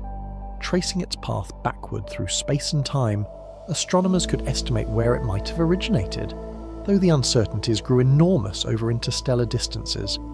It could have been travelling for millions of years, drifting through the galaxy at speeds that would carry it past countless stars before finally arriving here at this moment in our small corner of the cosmos. But what if that arrival wasn't random? What if the timing, the trajectory, the very presence of 3i Atlas in our solar system at this particular moment in human history meant something more than cosmic coincidence? These questions began to take root, not just among fringe theorists, but among serious researchers who understood that the universe was far stranger than our models predicted, that every assumption we made about what was possible and what was natural deserved to be questioned when confronted with something genuinely unprecedented. The name itself carried weight. Atlas. In Greek mythology, Atlas was the titan condemned to hold up the heavens, to bear the weight of the celestial sphere on his shoulders for eternity. He was a figure of immense strength and endurance, a being who stood at the boundary between earth and sky, between the mortal world and the realm of the gods. The astronomers who designated this object 3i Atlas might have chosen the name for purely technical reasons, following the conventions of astronomical nomenclature. But names have power, and this one resonated with meanings that reached far deeper than any technical classification. What if the myths remembered something real? What if the stories of Atlas holding up the heavens preserved some ancient knowledge about visitors from the sky, about objects that came from beyond the known world and carried with them the weight of cosmic significance? Throughout human history, cultures around the world have told stories of beings who came from the stars, who brought knowledge and technology, who promised to return when the time was right. These stories were dismissed as primitive superstition, as the imaginative attempts of pre-scientific peoples to explain natural phenomena they couldn't understand. But what if those stories were memories, distorted by time and retelling, but memories nonetheless? The ancient Greeks weren't the only ones who looked to the sky and saw more than just lights in the darkness. The Sumerians spoke of the Anunnaki, beings who descended from the heavens and taught humanity the arts of civilization. The Egyptians built their pyramids aligned to the stars, their texts filled with references to gods who travelled between earth and sky. The Maya tracked the movements of Venus with obsessive precision, their calendars marking cycles that stretched across millennia, as if they were waiting for something to return. The Hindu Vedas described Vimanas, flying vehicles that carried the gods across the heavens. The Book of Enoch told of Watchers, celestial beings who descended to earth and shared forbidden knowledge with humanity. These stories shared common threads that wove through cultures separated by oceans and millennia. They spoke of visitors from above, of knowledge given and then withdrawn, of promises made about return and renewal. They described cycles of time, great ages that rose and fell, civilizations that reached heights of wisdom and power before collapsing back into darkness. And they all suggested that the sky itself was alive with intelligence, that the stars were not just distant suns but waypoints in a vast network of consciousness that stretched across the galaxy. Modern science had largely dismissed these myths as the products of human imagination, as stories we told ourselves to make sense of a universe we didn't yet understand. But what if we had been too quick to dismiss them? What if the ancients had witnessed something real, something that our technological civilization was only now beginning to rediscover? The arrival of interstellar objects like 3I Atlas forced us to confront the possibility that our solar system was not isolated, that we existed within a larger cosmic context where objects, and perhaps intelligences, moved between the stars. The connection between 3I Atlas and the mythological Atlas grew more intriguing the deeper one looked. The Titan Atlas was said to have been punished for his role in the war between the Titans and the Olympian gods, condemned to hold up the sky as eternal penance. But other versions of the myth suggested different interpretations. Some ancient sources described Atlas not as a prisoner, but as a guardian, a being who voluntarily took on the burden of separating heaven and earth, of maintaining the cosmic order. He was associated with astronomy and navigation, credited with creating the first celestial globe, with understanding the movements of the stars and planets in ways that allowed mortals to find their way across land and sea. What if Atlas represented not a person, but a concept, a symbol of something that connected Earth to the heavens? What if the myth preserved the memory of an object or a presence that served as a bridge between our world and something beyond? The image of Atlas holding up the sky could be interpreted as a metaphor for something that maintained a connection, that kept open a pathway between different realms of existence. And if 3I Atlas was named after this figure, perhaps that name was more appropriate than anyone realized. The object continued its journey through our solar system, indifferent to the speculation and wonder it generated. Telescopes tracked its progress, measuring its position against the background stars with ever-increasing precision. Computer models predicted its future path, calculating when it would reach perihelion, its closest approach to the Sun, and when it would eventually exit our solar system, returning to the interstellar void from which it came. But those predictions carried uncertainties, small margins of error that reflected the anomalies in its motion, the subtle ways it deviated from purely gravitational trajectories. Some astronomers proposed sending a mission to 3I Atlas, a spacecraft that could intercept the object and study it up close, perhaps even land on its surface and return samples to Earth. The technical challenges were enormous.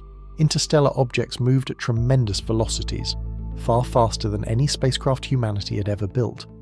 Catching up to 3I Atlas would require propulsion systems that didn't yet exist, or at minimum launch windows and trajectories that would take years to execute. By the time any mission could be designed, funded and launched, 3I Atlas would likely be long gone, receding into the darkness beyond Neptune's orbit, beyond the Kuiper Belt, beyond the reach of our most ambitious space probes. But the desire to reach it, to touch it, to understand what it truly was, burned in the minds of those who studied it. Because 3I Atlas represented something more than just scientific curiosity. It represented the possibility of contact, of connection with something beyond our isolated corner of space. If it was indeed artificial, if some aspect of its structure or composition revealed the hand of intelligence, then it would be the first confirmed evidence that we were not alone, that other minds had arisen in the universe and had achieved the capability to send their creations between the stars. The implications of such a discovery would reshape human civilization. Every assumption about our place in the cosmos would need to be reconsidered. Every question about the origin and destiny of intelligence would take on new urgency. If another civilization had existed long enough and grown advanced enough to send objects across interstellar distances, then what had become of them? Were they still out there, watching and waiting? Or had they vanished, leaving behind only these silent messengers drifting through the galaxy like messages in bottles cast into an infinite ocean? The possibility that 3I Atlas might be connected to an ancient civilization, perhaps the first civilization to arise in our galaxy, opened up vistas of speculation that stretched across billions of years of cosmic history. Our galaxy was old, more than 13 billion years by current estimates, formed in the early universe when the first generations of stars began to coalesce from primordial hydrogen and helium. The Sun and Earth were relative latecomers, born only 4.5 billion years ago. That meant there had been billions of years before our solar system even existed. billions of years during which other stars formed, other planets coalesced, and potentially other forms of life and intelligence emerged? What if one of those early civilizations had achieved technological maturity billions of years before humanity even existed? What if they had spread across the galaxy, establishing themselves on countless worlds, building structures and networks that spanned interstellar distances? And what if, after reaching such heights, they had faced some crisis or transformation that caused them to withdraw, to retreat from the galaxy they had once dominated, leaving behind only traces and remnants of their existence? The idea of a first civilization, a progenitor species that arose when the galaxy was young and shaped its development in ways we couldn't yet perceive, had been explored in science fiction for decades.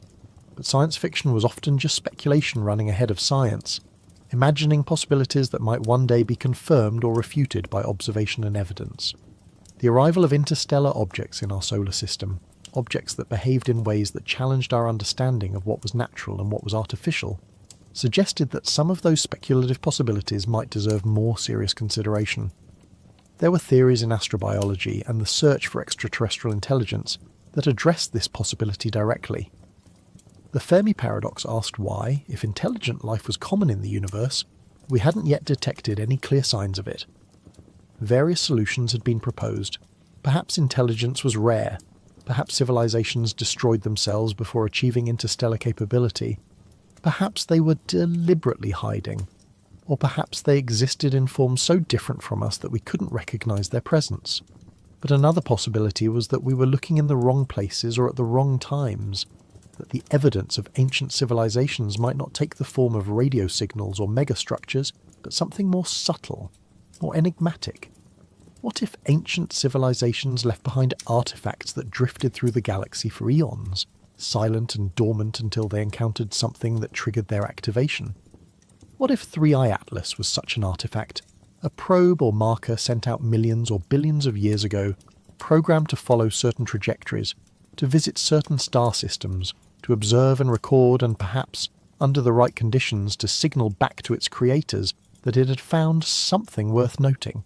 The concept of self-replicating probes, often called von Neumann probes after the mathematician who first formalized the idea, suggested that a sufficiently advanced civilization could explore the entire galaxy using automated spacecraft that traveled from star to star, gathering resources, building copies of themselves, and continuing the expansion indefinitely. Such a strategy would allow a single civilization to establish a presence throughout the galaxy over the course of millions of years, even if they never developed faster than light travel. The probes would be the civilization's eyes and hands, extending their reach across distances that biological beings could never traverse in a single lifetime. If such probes existed, what would they look like? Would they be obviously artificial, gleaming metal constructs bristling with sensors and antennas? Or would they be more subtle, designed to blend in with natural objects, to avoid detection by primitive civilizations that weren't yet ready for contact? A probe disguised as an asteroid or comet could pass through a solar system unnoticed, gathering data and moving on, its true nature hidden beneath a shell of rock and ice. Only careful observation, only detailed analysis of its trajectory and composition might reveal the anomalies that hinted at something more. 3i Atlas exhibited exactly the kind of anomalies that such a disguised probe might display. Its trajectory was almost but not quite natural. Its behaviour was almost but not quite predictable. It was as if something about it was carefully calibrated to appear ordinary, while still retaining some capability for adjustment, some ability to modify its path in subtle ways that natural objects couldn't achieve. The outgassing explanation, the tumbling explanation, all the conventional theories felt like attempts to force the observations into familiar categories to avoid confronting the possibility that we were seeing something genuinely unprecedented. But if 3i Atlas was a probe, if it was artificial, then who had sent it? And more importantly, when? The object's trajectory suggested it had been travelling through interstellar space for an immense period of time. Even at velocities of tens of kilometres per second, crossing the distances between stars required thousands or millions of years. If 3i Atlas had been launched from another star system, it would have begun its journey long before human civilization existed. Perhaps before humanity's ancestors had even descended from the trees, perhaps before complex life had emerged on Earth at all. The implications were staggering. If 3D Atlas was artificial and ancient, then it represented a message from a time so remote that the civilization that created it might no longer exist in any recognizable form. It would be like discovering a message in a bottle that had been floating in the ocean for millions of years, written in a language no one could read, sent by people whose entire world had long since vanished. The message might still be there, encoded in the object's structure or behaviour, but deciphering it would require understanding contexts and references that had been lost to time. Yet the name Atlas suggested something else, something about return rather than mere passage. The Titan Atlas was condemned to his burden, but he endured, he persisted, he remained at his post holding up the heavens through all the ages of the world. What if 3i Atlas wasn't just passing through, but returning, coming back to a place it had visited before, following a cycle that repeated across vast stretches of time? What if our solar system was one stop on a circuit that this object traced through the galaxy, visiting certain stars at certain intervals, checking in on the worlds that orbited them, observing how they had changed since the last visit? The idea of cyclical return appeared throughout human mythology and religion. The concept of eternal return, of time as a circle rather than a line, of history repeating itself in endless cycles of creation and destruction, appeared in ancient Greek philosophy, in Hindu cosmology, in the myths of countless indigenous cultures. The Maya believed in great cycles of time, ages that ended in cataclysm and renewal. The Norse spoke of Ragnarok, the twilight of the gods followed by rebirth and a new beginning. The Hopi described multiple worlds, each one destroyed and replaced by the next as humanity failed to live in harmony with the cosmic order. What if these myths of cyclical time reflected some deeper truth about the universe, some pattern that operated on scales far larger than human history? What if civilizations rose and fell across the galaxy in great waves, each one reaching a peak of development before declining or transforming, making way for the next? And what if the first civilization, the one that arose when the galaxy was young, had established markers and messengers that travelled through space on trajectories timed to return to certain systems at intervals measured in millions of years, checking to see what new forms of life and intelligence had emerged in their absence? If 3 Atlas was such a messenger, then its arrival in our solar system at this particular moment in human history might not be coincidence. Perhaps it had been here before, passing through when Earth was a lifeless ball of molten rock, or when the first single-celled organisms were beginning to metabolize and reproduce in ancient oceans, or when dinosaurs ruled the continents. And now it was returning again, arriving at a time when one of Earth's species had developed technology, had begun to look outward toward the stars, had reached the threshold where it might be ready to receive the message that 3i Atlas carried. But what was that message?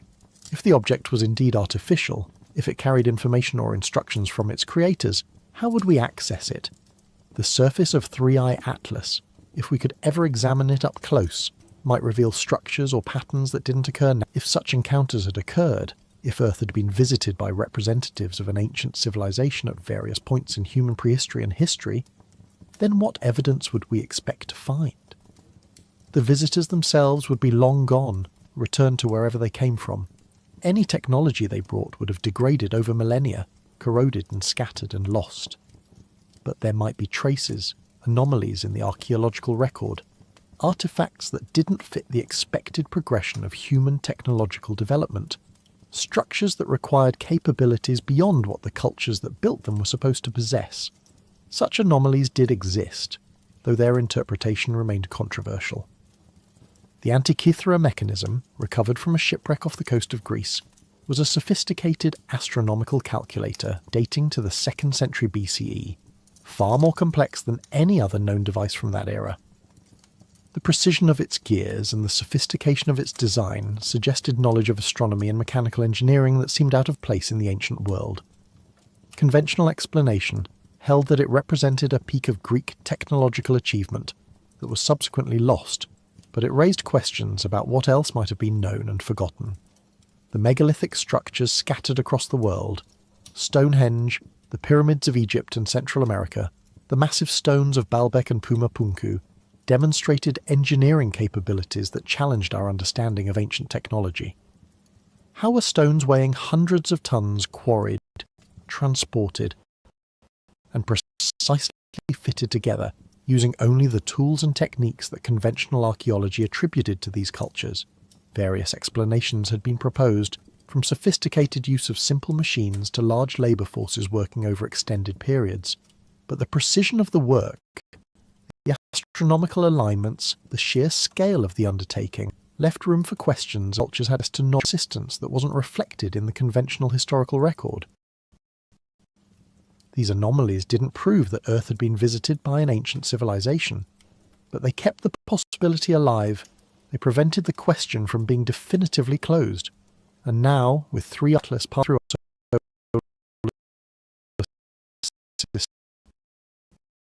its ambiguous nature and its mythologically written name, the question took on new urgency. If there was ancient civilization, if they had visited Earth in the past, if they had left behind myths and legends,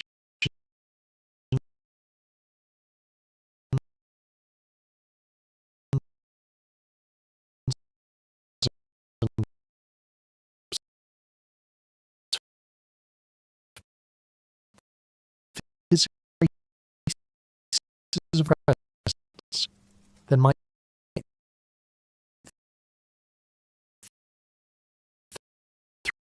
be connected to them. Might it be a probe or marker from that civilization? Of years are the concept of civilization in just temporal significance.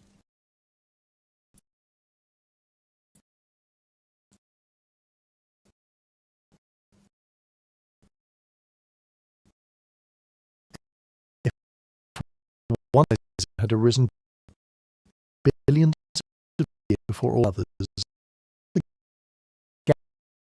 galaxy was young and empty. Then they the that came after.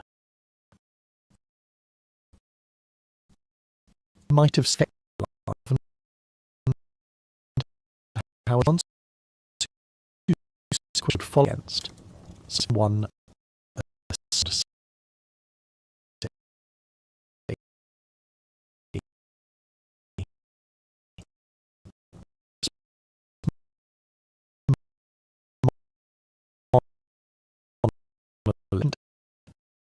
alien civilization.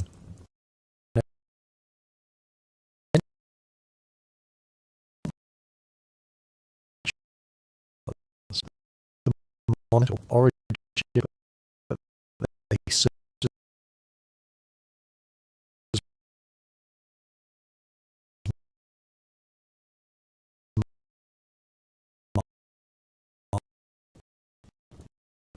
guiding humanity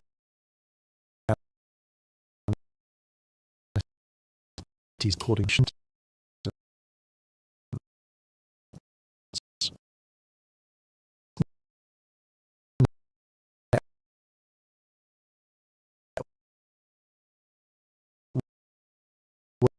scenario civilization might be like.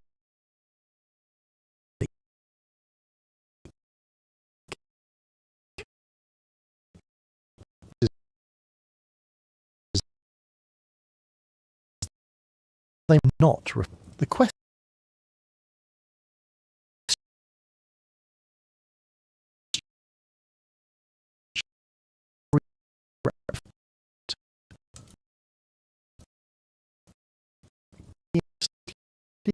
exists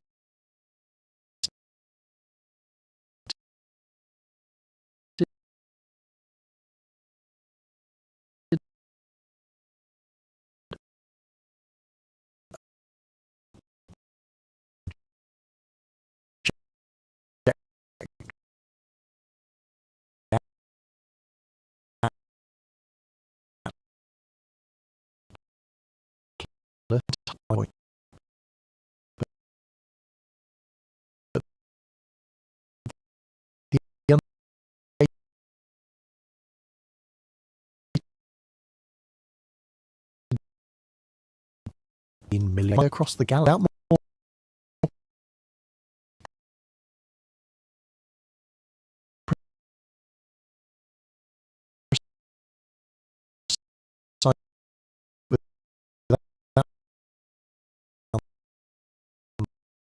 Putting a program where it was meant to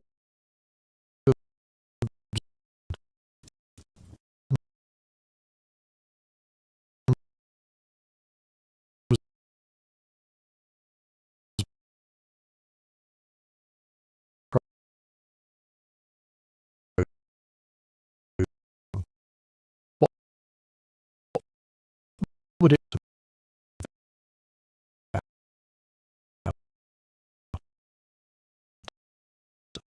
the to be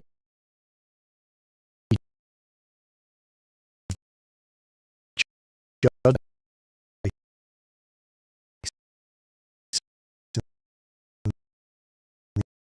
We wanted to believe we would be in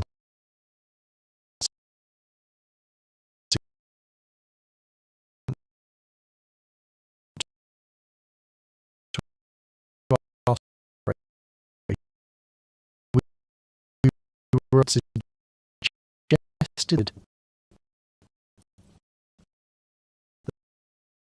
that to but it also that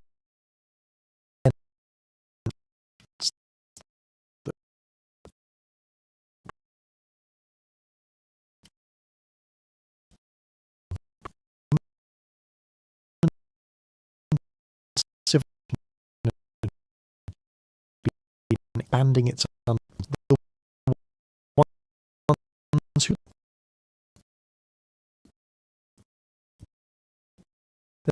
and some of the ones being studied LID or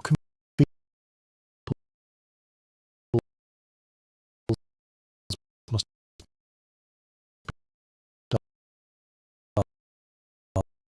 us using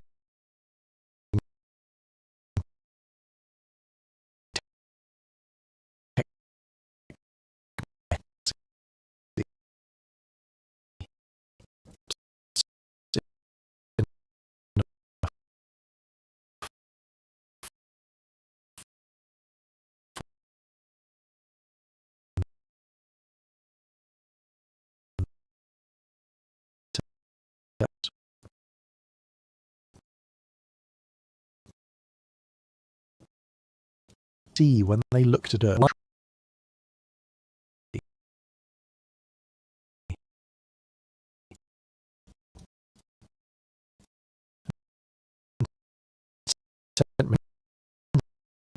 Begun stat physics with environment gradation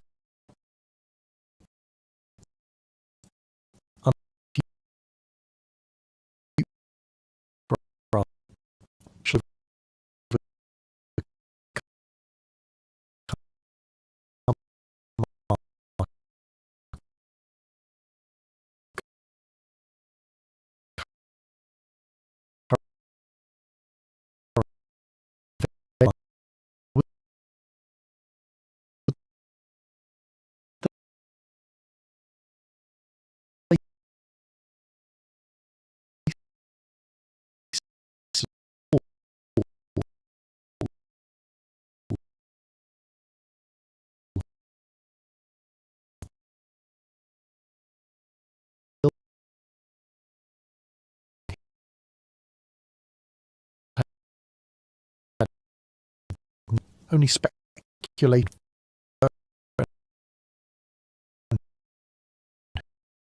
who is might be in our own. So if the first civilized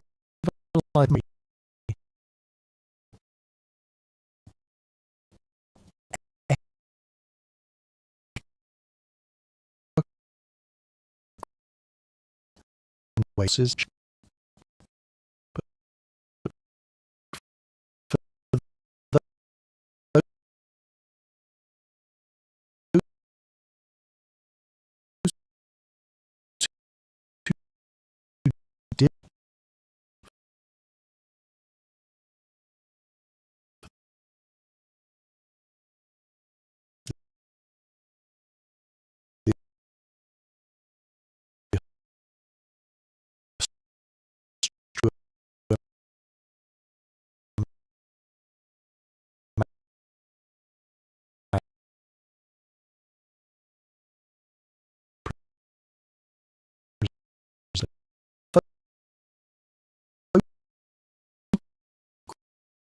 humanity's deepest distance and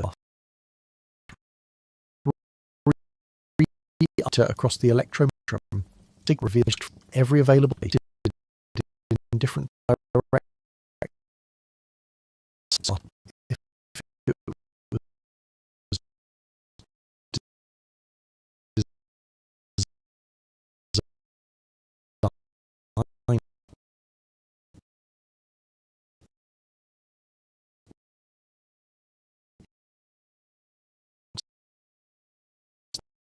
designed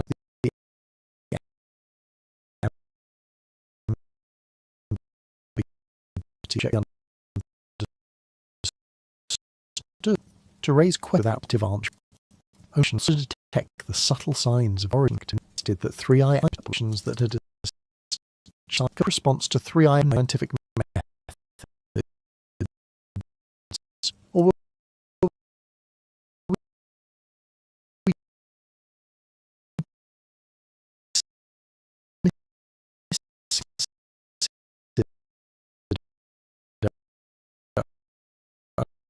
explosions, or were we clinging to familiar categories? Were we confronted with evidence that didn't fit us? Just affirmed that through it, or would they find ways to prepare for possible conflict, each trying to gain advantage from technology might be. The history of human civilization suggested that the response would be muted. The different groups would react in different ways, but there was shared a common idea: the petty conflicts and divisions that plagued human society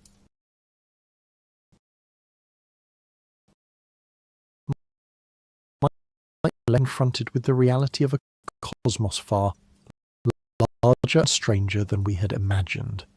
As through Atlas or angular space, it would remain visible for months or even years, but it would grow progressively fainter and more to observe as it receded from the sun. Eventually it would pass beyond the orbit of Neptune, beyond the Kuiper belt, beyond the heliopause where turning to the darkness between stars, continuing ever journey it had been on years before it arrived. But even after it was gone, even after it had vanished from our telescopes and our ability to study it directly, 3i Atlas would remain present and question our assumptions that forced us to confront the possibility that we might not be alone, that reminded us that the universe was far stranger and more wonderful than our theories predicted. It would become part of human mythology, from the sky, of messengers from the gods, of signs and portents that marked turning points in human history. And perhaps, if the cyclical interpretation was correct, if 3i Atlas was indeed following a trajectory that brought it back to our solar system at regular intervals, then it would return. Perhaps millions of years from now, when humanity had either vanished or transformed into something unrecognizable, when Earth had been reshaped by time and evolution and cosmic events, 3i Atlas would pass through our solar system again. It would observe whatever had become of the species that had watched it so intently during its previous visit.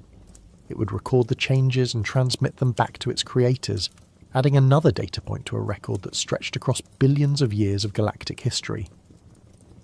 The thought of such vast timescales, of cycles measured in millions of years, of civilizations rising and falling, while objects like 3i Atlas continued their patient journeys through the galaxy, was both humbling and awe-inspiring. It placed human existence in a context so large that individual lives and even entire civilizations seemed like brief flickers, momentary sparks in an eternal darkness. But it also suggested that those sparks mattered, that they were part of a larger pattern, that the universe itself was engaged in some vast process of observation and memory and perhaps even consciousness. The myths of Atlas holding up the heavens took on their deepest meaning in this context. Atlas was not just bearing a physical burden, but maintaining a connection, keeping open a channel between different realms of existence. He was the axis around which the celestial sphere rotated, the fixed point that allowed the stars to move in their eternal dance. And perhaps 3i Atlas served a similar function, not holding up the physical heavens but maintaining some kind of connection between the first civilization and the younger species that arose after them, serving as a bridge across time and space, ensuring that the knowledge and memory of what had come before was not entirely lost. If the first civilization still existed, if they had not vanished or transcended or destroyed themselves but had merely withdrawn to some distant corner of the galaxy or some higher plane of existence, then objects like 3i Atlas might be their way of staying connected to the physical universe they had left behind. The probes would be their eyes and ears, their way of monitoring the development of younger species, of watching to see which ones survived and which ones failed, of gathering data that might inform their own understanding of life and intelligence in the cosmos. And if they were watching, if they were paying attention to what happened on Earth and to how humanity responded to the passage of 3i Atlas through our solar system, then perhaps they were waiting for something. Perhaps they were waiting for humanity to reach a certain level of development, to demonstrate certain capabilities or qualities before they revealed themselves or made contact. Perhaps the arrival of 3i Atlas was itself a signal, a way of saying, we see you, we know you're there, and when you're ready, we'll be here. The question of readiness was crucial. What would it mean for humanity to be ready for contact with an ancient civilization? It would require more than just technological capability, more than just the ability to detect and study interstellar objects or to send our own probes and spacecraft into the galaxy. It would require a level of maturity and wisdom that humanity had not yet achieved, the ability to think beyond our immediate interests and conflicts, to see ourselves as part of a larger cosmic community with responsibilities and obligations that extended beyond our own species and planet. In the 21st century, climate change, nuclear proliferation, inequality, environmental degradation were all tests of our ability to act collectively for the common good, to prioritise long-term survival, to recognise shared a common fate on a small planet in a vast universe. If we couldn't solve these problems, if we destroyed ourselves, degraded our world to the point where then we would never be ready for contact with an ancient civilization. We would be old species, another cautionary tale in the galaxy's long history of intelligence that arose and then vanished. But if we could solve these problems, if we could find ways to live sustainably on Earth and eventually expand to worlds, if we could develop the wisdom and maturity that came with advanced technology, then perhaps we would be ready. Perhaps we were able to meet first civilized, or at least as worthy successors, as a species that had proven itself capable of surviving the challenge of so many others. The passage of 3i Atlas through our solar system might be remembered as a turning point, when he first confronted that we existed in a larger context of galactic civilization and cosmic. Whether the object was natural or artificial, whether it was connected to an ancient civilization or just a random fragment of rock and ice, it had already served a purpose by making us think about these questions, by forcing us to consider our place in the universe and our responsibilities to the future. The days after 3i Atlas reached perihelion and began its outward journey brought a strange mixture of frustration and exhilaration to the scientific community. The telescopes had captured their data, the spectrometers had recorded their readings, and now came the painstaking work of analysis and interpretation. But beneath the methodical process of science ran an undercurrent of something deeper, a sense that humanity stood at a threshold, that the passage of this object through our solar system represented more than just another astronomical event to be catalogued and filed away. In laboratories and observatories around the world, researchers pored over the data with an intensity that went beyond professional duty. They were searching for something that many would have been hard-pressed to articulate exactly what. A sign, a signal, some definitive proof that would settle the question of 3i Atlas's nature once and for all. But the object remained elusive, its secrets encoded in subtle anomalies and ambiguous measurements that could be interpreted in multiple ways depending on one's assumptions and expectations. The debate spilled out of scientific journals and into the public consciousness. News outlets ran stories about the mysterious interstellar visitor, often accompanied by dramatic artist renderings that showed sleek alien probes or ancient artifacts drifting through space. Social media filled with speculation ranging from sober analysis to wild conspiracy theories. Some saw 3i Atlas as proof that aliens were watching us, that we were being evaluated for readiness to join some galactic federation. others dismissed it as just another rock in space, remarkable only for its interstellar origin, nothing more than cosmic debris cast off from some distant planetary system. But there were those who occupied the middle ground, who recognised that the truth might be more nuanced than either extreme allowed. These were the people who understood that the universe was not obligated to conform to human categories, that something could be both natural and meaningful, that the boundary between random chance and intentional design might not be as clear as we like to believe. They looked at 3E Atlas and saw not just an object but a question, one that challenged humanity to think more carefully about what we meant by intelligence, by communication, by purpose. The historical record of scientific discovery was filled with moments when observations forced a revision of fundamental assumptions. The Earth was not the centre of the universe. Time was not absolute. Space could bend and warp. The universe had a beginning. Each of these revelations had seemed impossible, even absurd, before the evidence became overwhelming. Each had required scientists to abandon cherished beliefs and embrace new paradigms that better fit the observations. Perhaps 3I Atlas represented another such moment, another point where the universe was trying to tell us that our categories and assumptions were insufficient, that we needed to expand our thinking to accommodate possibilities we had previously dismissed. The question of artificial origin was particularly vexing because it touched on deep philosophical issues about the nature of design and purpose. When we looked at a human artifact, a tool, a building, a spacecraft, we recognised it as artificial because we understood the intentions behind it, because we could see how its structure served specific functions that couldn't be explained by natural processes alone. But what if we encountered an artifact created by an intelligence so different from our own that we couldn't recognise the intentions behind it? What if the functions it served were so subtle or so long-term that they didn't appear purposeful to our limited perspective? A probe designed by the first civilization might not look like anything humans would design. It might not have obvious sensors or antennas or propulsion systems. It might be engineered to operate on timescales of millions of years, using principles of physics we hadn't yet discovered, serving purposes we couldn't yet comprehend. It might be designed to appear natural, to blend in with the cosmic background, revealing its true nature only to civilizations that had achieved sufficient sophistication to notice the subtle signs that marked it as artificial. This possibility suggested that the search for artificial origin should focus not on looking for familiar signs of technology, but on looking for patterns that couldn't be easily explained by natural processes, anomalies that persisted despite our best attempts to account for them through conventional mechanisms.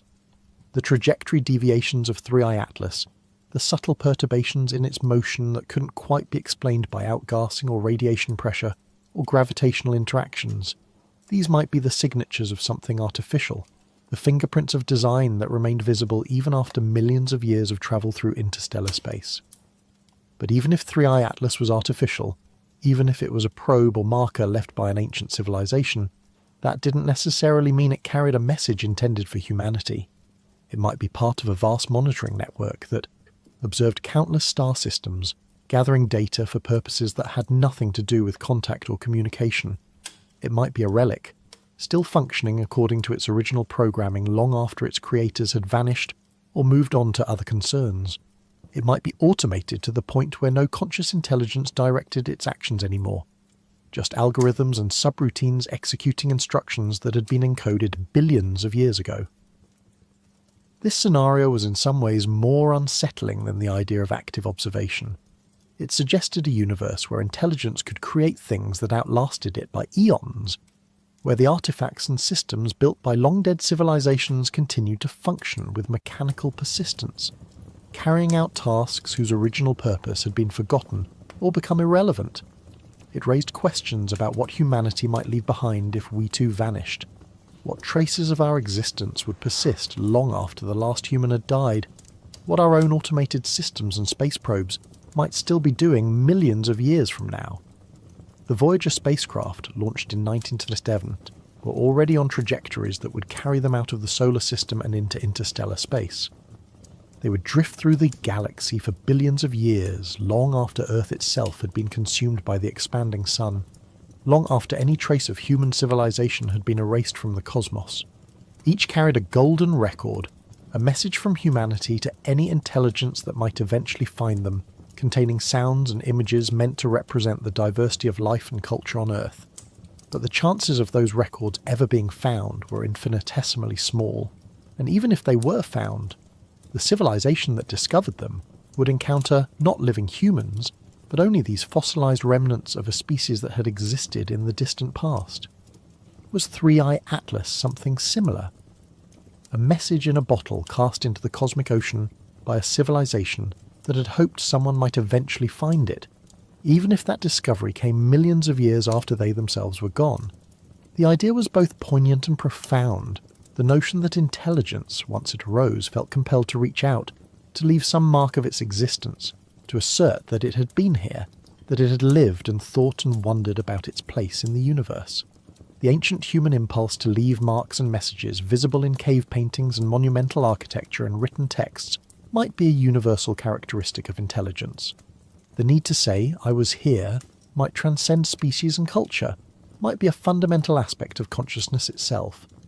And if that was true, then the galaxy might be filled with such messages, with artifacts and monuments and probes left by civilizations throughout cosmic history, most of them never found, most drifting in the darkness between stars until they were destroyed by collision or radiation, or the eventual heat death of the universe. But some might be found, and when they were found, they would create moments like this one, moments when a younger civilization encountered evidence of something older and perhaps wiser, something that had travelled further along the path of development and left behind traces of its journey. These moments would be rare, separated by vast stretches of time and space, but they would matter enormously to those who experienced them. They would be the points where different threads of cosmic history intersected, where the stories of separate civilizations briefly touched before diverging again into the darkness. The mythological resonances of this idea were powerful. The concept of inheritance, of receiving wisdom and knowledge from ancestors or predecessors, appeared in every human culture. We built on the achievements of those who came before us, learning from their successes and failures, carrying forward their discoveries and insights. What if this process of inheritance operated not just within human history, but across galactic history? What if the first civilization had left behind a legacy that subsequent civilizations could learn from? A repository of knowledge and experience accumulated over billions of years of existence. The ancient library of Alexandria had been conceived as a repository of all human knowledge, a place where the wisdom of every culture and every era would be collected and preserved. Its destruction was mourned as one of the great tragedies of history, the loss of knowledge that could never be fully recovered. But what if somewhere in the galaxy there existed a library far grander than Alexandria, a collection of knowledge accumulated not just from one species, but from countless civilizations that had risen and fallen across cosmic time?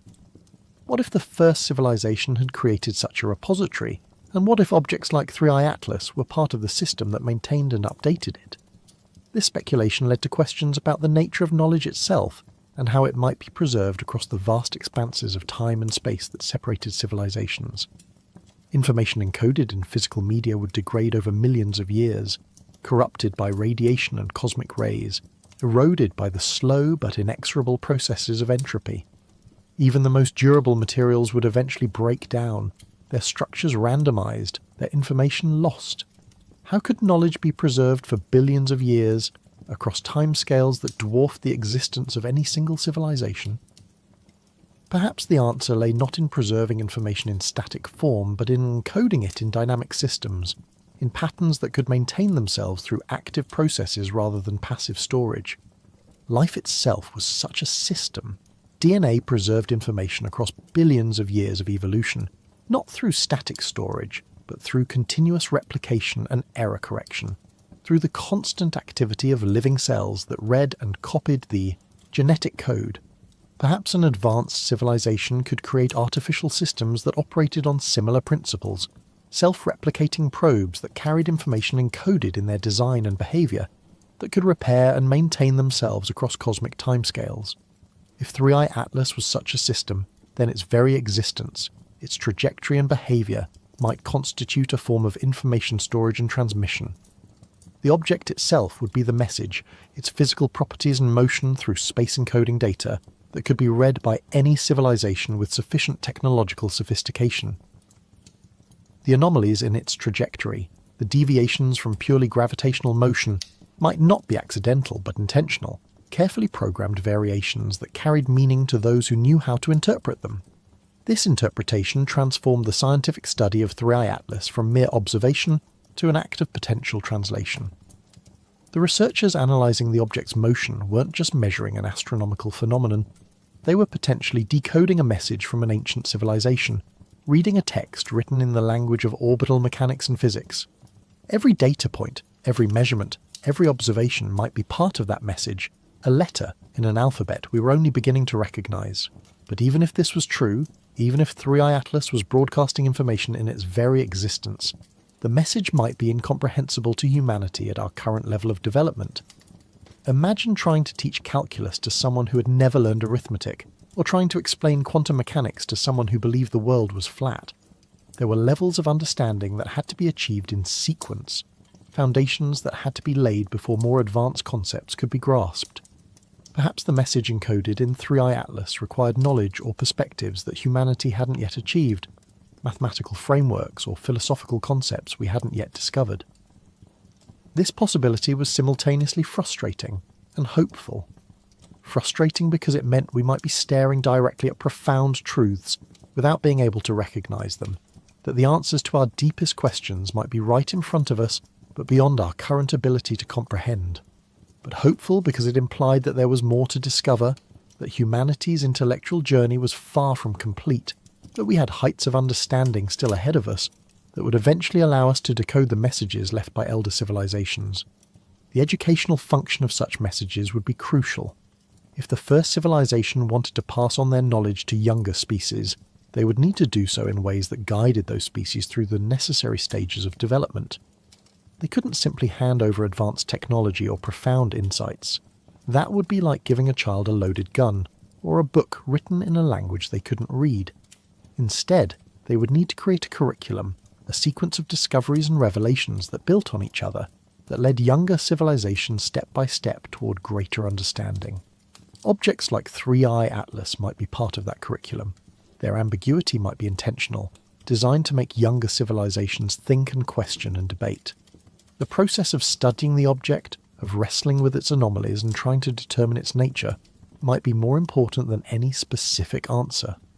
It might be teaching us how to think about the universe in new ways, how to question our assumptions, how to remain open to possibilities we hadn't previously considered. This pedagogical interpretation suggested that the first civilization, if they existed, took their role as elder species seriously. They weren't content to simply exist in isolation, hoarding their knowledge and allowing younger species to struggle blindly toward enlightenment. Instead, they actively worked to educate and guide, creating systems and objects that would appear at appropriate times in the development of emerging civilizations, providing hints and clues and challenges that would push those civilizations toward greater wisdom and capability. The myths of divine teachers and culture heroes took on new meaning in this context. Prometheus bringing fire to humanity, Quetzalcoatl teaching the arts of civilization to the Mesoamericans, Oannes emerging from the sea to instruct the ancient Sumerians. These stories all described beings who came from outside human society and provided knowledge that transformed human existence. What if these weren't just myths, but distorted memories of actual contact with representatives of an elder civilization, beings who had intervened at crucial points in human development to provide guidance and instruction? The prohibition against such intervention, the famous prime directive from science fiction that forbade advanced civilizations from interfering with less developed ones, might not reflect the actual ethics of real elder civilizations. Perhaps they had learned through long experience that some degree of guidance and intervention was beneficial, that younger civilizations left entirely to their own devices too often destroyed themselves or stagnated at primitive levels of development. Perhaps the first civilization had developed sophisticated protocols for intervention that provided just enough help to allow younger species to overcome critical challenges without robbing them of agency or the valuable lessons learned through struggle. If this was true, then human history might be dotted with such interventions, moments when our ancestors received crucial knowledge or assistance that allowed our civilization to advance past bottlenecks that might otherwise have proven insurmountable. The sudden appearance of agriculture in multiple locations around the world, the rapid development of mathematics and astronomy in ancient civilizations, the seemingly inexplicable leaps in technology and understanding that occurred at various points in history. Perhaps some of these had been nudged along by subtle interventions from elder species who watched over emerging civilizations and provided help when it was most needed. But such interventions would need to be subtle, disguised as natural developments or human achievements, so that the receiving civilization would still feel ownership of its progress. Too obvious an intervention would create dependence, would make the younger civilization look always to the elder for answers, rather than developing their own capabilities. The art would be in providing just enough help, just enough guidance to keep the civilization on a productive path, without taking away the struggle and effort that made growth meaningful. 3 Atlas might represent such a carefully calibrated intervention. Its ambiguous nature ensured that humanity would have to work to understand it, would have to develop new capabilities and new ways of thinking to determine its true character. We couldn't simply observe it and know immediately what it was. We had to struggle with the question, debate the possibilities, gather more data, refine our theories. And in that process, we were developing exactly the kind of scientific sophistication and intellectual flexibility that would be needed for eventual contact with elder civilizations. The timing of its arrival was also potentially significant. 3I Atlas appeared in our solar system at a moment when humanity had just developed the technological capability to detect interstellar objects, when we had built telescopes and survey systems powerful enough to spot these rare visitors as they passed through. A century earlier, we wouldn't have seen it at all. A century later, we might have developed enough capability to intercept it, to send a probe to rendezvous with it and study it up close. The object arrived in the narrow window when we could detect it and wonder about it, but not yet fully investigate it. A perfect moment to spark questions and drive the development of new capabilities. Was this timing coincidence? Or had the object been programmed to make itself noticeable at exactly this stage of human development, to arrive when we were ready to ask questions but not yet ready for easy answers? The orbital mechanics required to achieve such precise timing would be extraordinarily sophisticated, requiring the ability to predict the development of civilizations across timescales of millions of years. But perhaps that was exactly the kind of capability the first civilization possessed, the ability to model and predict the evolution of intelligent species, to calculate when they would reach various developmental milestones, to time interventions with precision measured in millions of years. This idea staggered the imagination. It implied a level of understanding of intelligence and civilization that went far beyond anything humanity had achieved. We could barely predict the development of our own society over decades, let alone model the evolution of other species over eons.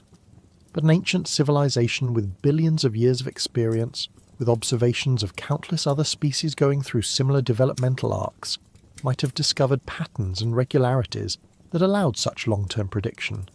They might have developed a science of civilizational development as rigorous and predictive as our physics or chemistry. If such a science existed, it would transform our understanding of intelligence and progress. It would suggest that the development of technological civilization followed certain predictable pathways, that there were common challenges every emerging species faced, common bottlenecks and critical points where civilizations either succeeded in overcoming obstacles or failed and declined. The first civilization might have mapped this landscape of developmental possibility, identifying the key moments when intervention could be most beneficial, creating systems that would provide appropriate guidance at each stage. This model of guided development stood in contrast to the more pessimistic interpretations of the Fermi paradox, which suggested that most civilizations destroyed themselves before achieving interstellar capability. Perhaps the paradox was resolved not by universal failure, but by universal guidance.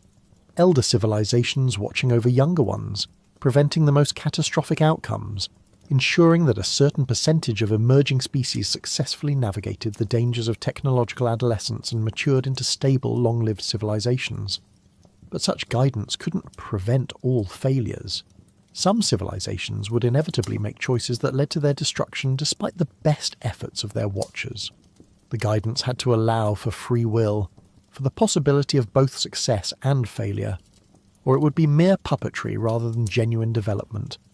The first civilization might watch with regret as some younger species destroyed themselves, but they would respect the autonomy that made intelligence meaningful, the freedom that allowed for both growth and tragedy. Humanity in the early 21st century stood at exactly such a critical juncture. The challenges we faced — climate change, nuclear weapons, artificial intelligence, biotechnology — all carried the potential for both tremendous benefit and catastrophic harm. We had developed capabilities that could either elevate our civilization to new heights or destroy it entirely, and the choices we made in the coming decades would determine which outcome prevailed. If the first civilization was watching, if 3i Atlas was part of their monitoring system, then they would be observing humanity at this critical moment with keen interest, noting which choices we made and how we handled the responsibilities that came with our newfound powers.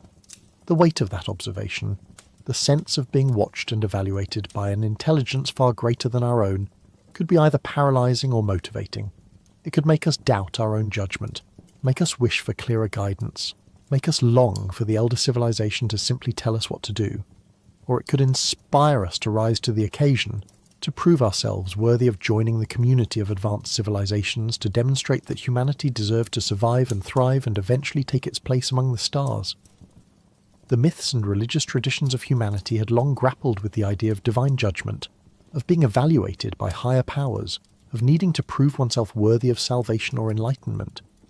Perhaps these spiritual frameworks were humanity's way of preparing itself for the moment when such evaluation would become literal, when we would actually be observed and assessed by elder intelligences who would determine whether we were ready for contact and inclusion in the galactic community.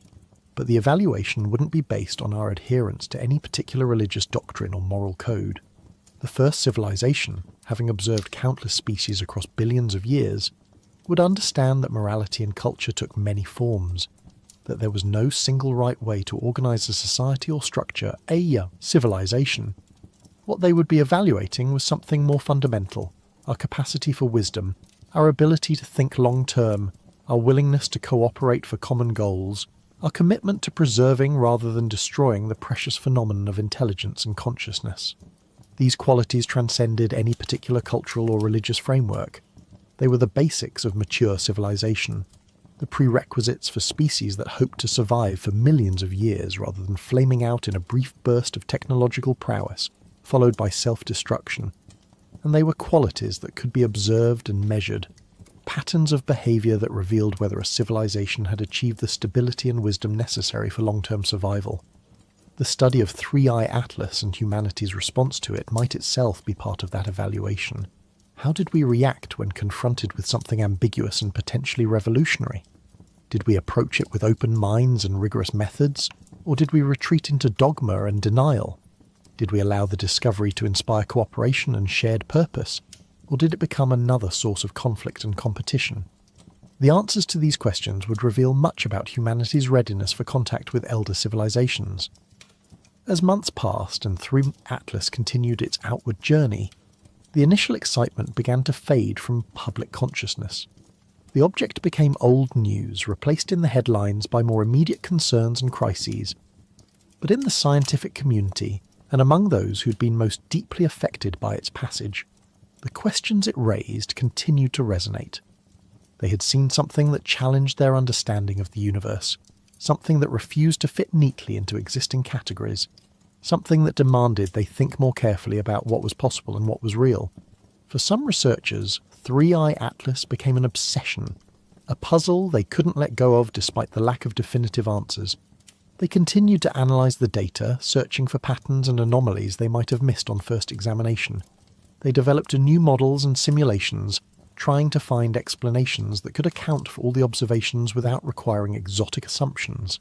They wrote papers and gave presentations, trying to convince their colleagues that the object deserved more attention, more study, more theoretical consideration. Others moved on, filing 3i Atlas away as an interesting anomaly, but one that ultimately didn't change the fundamental picture of the universe. It was an interstellar object with some unusual properties, perhaps worthy of follow-up study if another one appeared, but not something that revolutionized our understanding of the cosmos. They returned to their regular research programs, to studies of exoplanets and galaxy formation and dark matter, to the questions that had occupied them before 3i Atlas appeared and would continue to occupy them after it was gone. But even those who moved on found that something had changed. The universe seemed less empty now, less purely mechanical.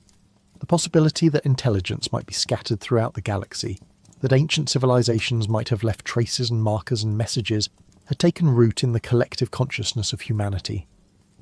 We couldn't unknow what 3i Atlas had taught us, that interstellar objects were real, that they passed through our solar system on timescales of years or decades, that the galaxy was more interconnected than we had realized. This new awareness began to influence humanity's approach to space exploration and the search for extraterrestrial intelligence. If interstellar objects were arriving at our solar system with some regularity, then we needed better systems for detecting and studying them. Proposals were developed for dedicated survey telescopes that could spot these visitors earlier, track them more precisely, characterize them more completely. Some researchers advocated for the development of rapid response spacecraft that could be launched to intercept particularly interesting objects, to study them up close before they receded beyond reach. The technical challenges were formidable, but the motivation was clear. Every interstellar visitor was a potential source of information about other star systems, other planetary environments, and potentially other civilizations. We couldn't afford to let them pass through unobserved, to miss opportunities for discovery, because we lack the infrastructure to study them properly. 3i Atlas had been a wake-up call, a reminder that the universe brought gifts to those who were prepared to receive them. The search for extraterrestrial intelligence also evolved in response to 3i Atlas. Traditional SETI programs had focused primarily on detecting radio or optical signals, assuming that advanced civilizations would announce their presence through electromagnetic broadcasts. But 3i Atlas suggested another possibility, that evidence of extraterrestrial intelligence might come not through intentional signals, but through the physical artifacts that civilizations left behind or sent out into the galaxy. This approach, sometimes called artifact SETI, or the search for technosignatures, gained new prominence and funding. Researchers began developing methods for distinguishing artificial objects from natural ones, for identifying the subtle signatures of design that might be visible even in objects that had been engineered to appear natural. They studied the anomalies in 3i Atlas's behaviour, trying to understand what kinds of deviations from natural motion might indicate artificial origin. They considered what kinds of materials or structures would be most durable across interstellar timescales, what designs would be most likely to survive millions of years of travel through space, while still retaining recognisable artificial characteristics. This work required collaboration between astronomers, physicists, engineers, and even archaeologists and anthropologists who understood how to identify the traces of intelligence in ambiguous contexts. It was inherently interdisciplinary, requiring insights from multiple fields to address questions that didn't fit neatly into any single domain. And it forced researchers to think carefully about their assumptions regarding intelligence and technology, to recognise that their intuitions were based on limited experience with a single technological civilization and might not apply to species with radically different evolutionary histories and cultural frameworks. The philosophical implications were equally profound. If advanced civilizations were sending objects through the galaxy, if the cosmos was filled with ancient artifacts and monitoring systems, then intelligence was not a rare and isolated phenomenon, but a persistent feature of the universe. Consciousness had arisen not just once, but many times, and it had achieved capabilities that allowed it to extend its reach across interstellar distances, to leave marks that would persist for billions of years. The universe was not indifferent to mind. It had given birth to mind repeatedly, and those minds had shaped the cosmos in ways we were only beginning to recognise. This realisation offered a kind of cosmic comfort, a sense that humanity was part of something larger and longer lasting than our individual lives, or even our entire civilization. We were threads in a vast tapestry, woven across billions of years of galactic history, connected to other intelligences through the objects and messages that travelled between the stars. Our struggles and achievements mattered not just to us, but to that larger story, to the ongoing experiment of consciousness that the universe had initiated when the first stars formed and the first planets coalesced. But with that comfort came responsibility. If we were part of a larger community of intelligence, even if that community was separated by vast gulfs of time and space, then we had obligations to that community. We needed to ensure that our thread of the tapestry didn't end prematurely, that we survived long enough to contribute our own knowledge and experience to the cosmic repository. We needed to develop our own capabilities for interstellar communication and exploration, to eventually become not just recipients of messages from elder civilizations, but senders of our own messages to younger ones. The vision of humanity's future that emerged from contemplating 3i Atlas was ambitious and inspiring.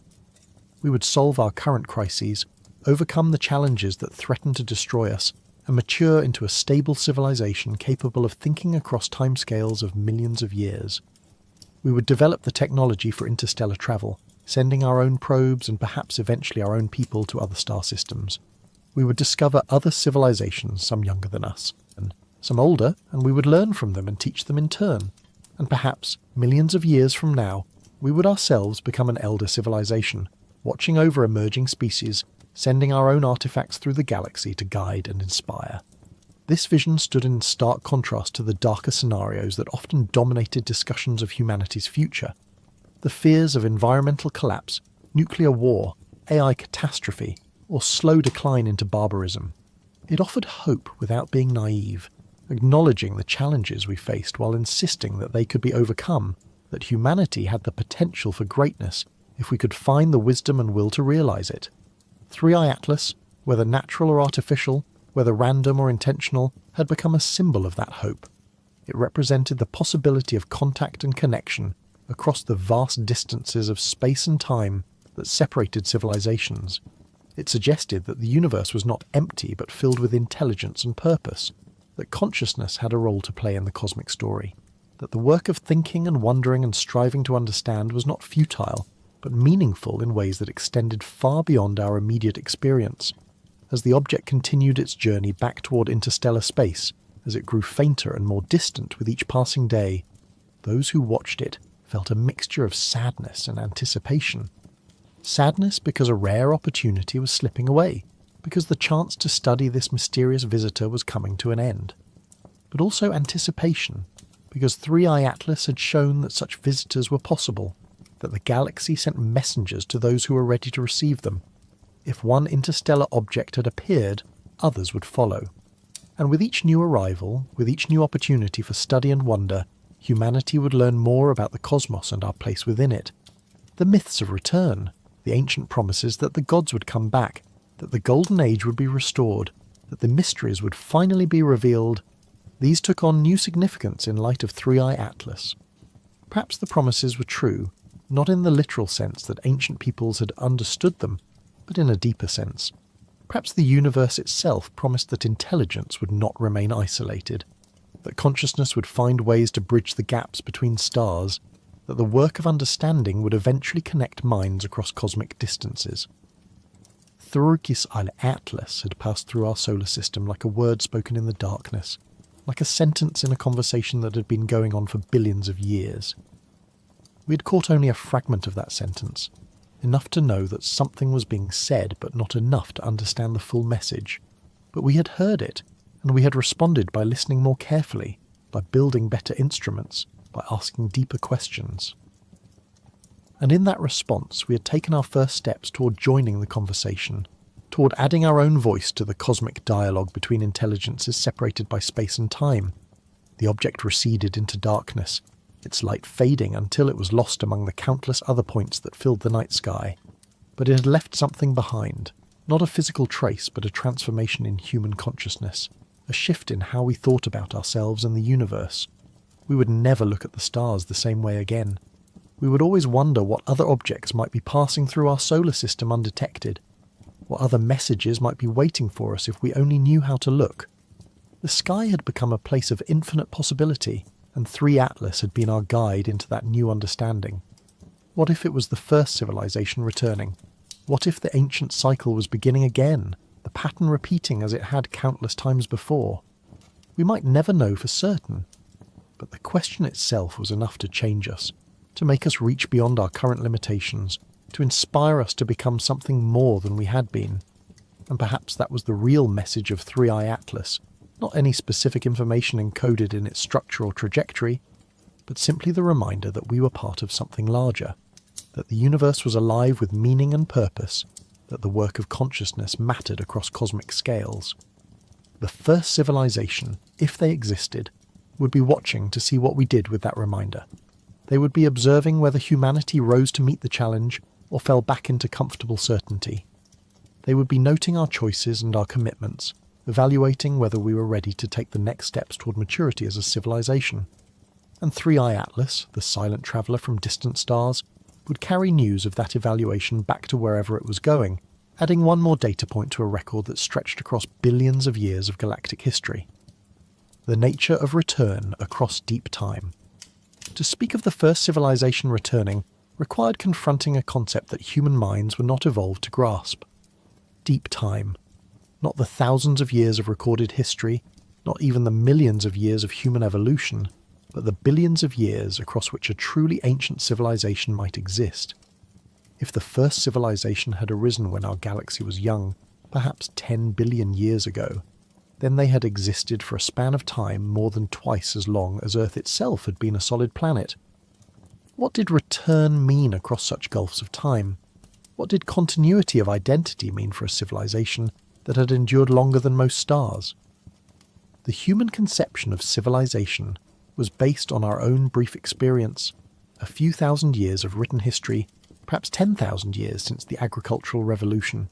Even our longest-lasting institutions, our most enduring religions and empires, measured their lifespans in mere centuries or millennia.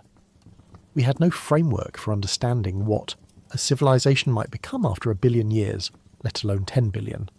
The changes would be so profound, so total, that the civilization that existed now might bear no recognizable relationship to the one that had begun so long ago.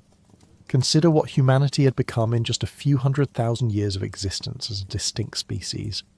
We had evolved from small bands of hunter-gatherers in Africa to a global civilization of billions, had developed language and art and science, had split the atom and sent machines to other worlds, and yet, biologically, we were still essentially the same species that had painted caves at Lascaux and carved figurines from mammoth ivory. Our brains were the same size, our bodies the same shape. The real changes had been cultural, technological, social, but even those had occurred within the constraints of human biology and psychology. But a civilization that persisted for billions of years would not remain constrained by its original biology. The first civilization would have had eons to master genetics, to redesign themselves at the molecular level, to transcend the limitations of the flesh that had given birth to their consciousness. They might have uploaded their minds into substrates more durable than biological neurons, encoded their personalities and memories in crystalline matrices or quantum fields that could survive for geological ages without degradation. They might have dispersed themselves across the galaxy, each individual becoming a distributed intelligence spanning multiple star systems, thinking thoughts that took centuries to complete but comprehended scales of space and time that biological minds could never grasp. Or perhaps they had gone further still. Perhaps they had discovered that consciousness itself was a pattern that could be abstracted from any particular physical substrate, that mind was fundamentally a mathematical structure that could be instantiated in multiple forms simultaneously.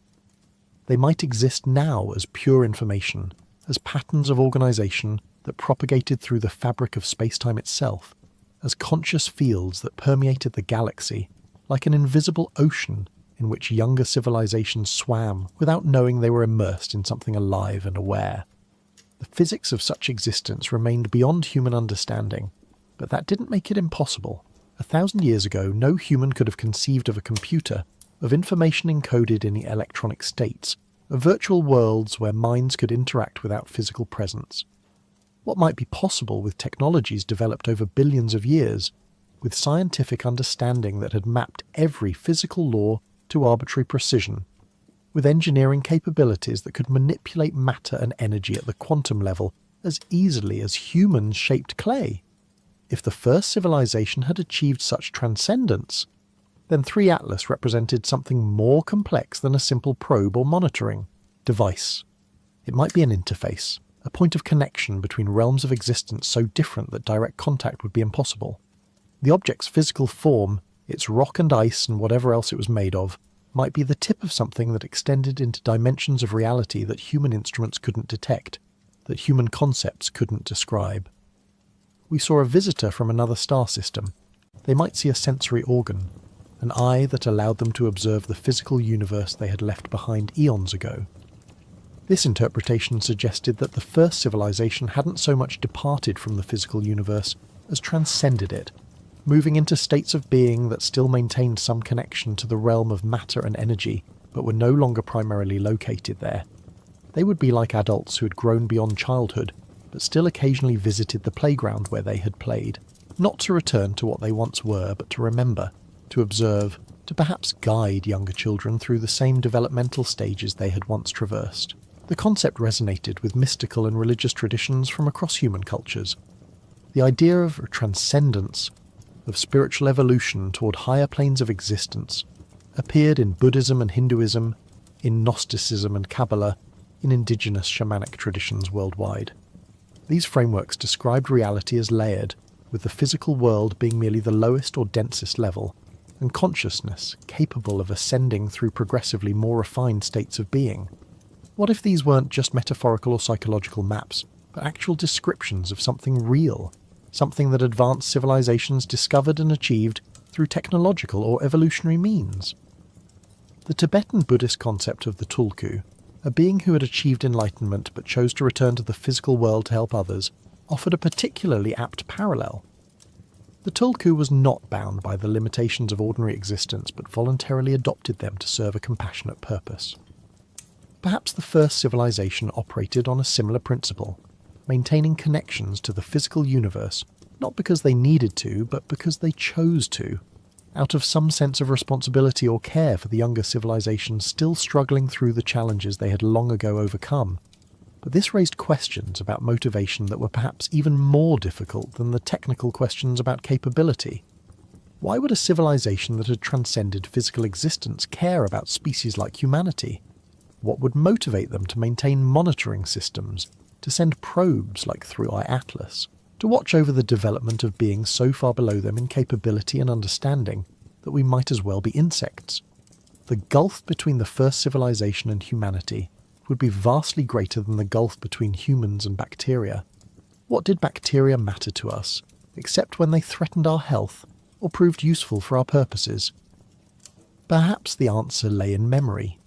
The first civilization would remember what it was like to be young, to struggle with existence, to face the challenges that threatened to destroy them before they achieved stability. Those memories, preserved across billions of years, might generate a kind of cosmic empathy, a recognition that every form of consciousness was precious because it recapitulated something of their own journey. They might see in humanity a version of themselves as they once were, and that recognition might motivate them to provide the kind of help they wished they had received during their own difficult adolescence as a species. Or perhaps their motivation was more abstract, rooted in values and purposes that had evolved over billions of years into something human minds couldn't recognize as motivation at all. A civilization that old would have had time to contemplate the deepest questions of existence, to develop philosophical and ethical frameworks of extraordinary sophistication, to arrive at conclusions about meaning and purpose that transcended the biological imperatives that drove younger species. They might help younger civilizations not out of empathy or self-interest, but out of commitment to principles so refined that they appeared to us as something like cosmic dharma, the natural order of how consciousness should relate to itself across the universe. The possibility that 3i Atlas was returning implied that the first civilization had visited before, that there was a history of contact stretching back into Earth's past. But what would such contact have looked like? If they had been watching Earth for billions of years, they would have observed its entire history from barren rock to living world. They would have seen the first self-replicating molecules emerge in ancient oceans, watched as single cells evolved into complex multicellular life, observed the explosion of diversity in the Cambrian, witnessed the rise and fall of the dinosaurs, noted the emergence of mammals and primates, and eventually humans. At what point would they have begun to take special interest? When the first neurons fired in the first nervous system, creating the earliest glimmers of subjective experience? When the first primate looked up at the night sky and wondered what those lights were? When the first human stood upright and freed their hands to make tools? When language emerged and humans could share their thoughts, creating culture that could be transmitted across generations? Or only recently, when we developed technology sophisticated enough to detect objects like 3-eye Atlas and wonder about their nature. Each of these moments represented a threshold, a qualitative change in the complexity and capability of consciousness on Earth.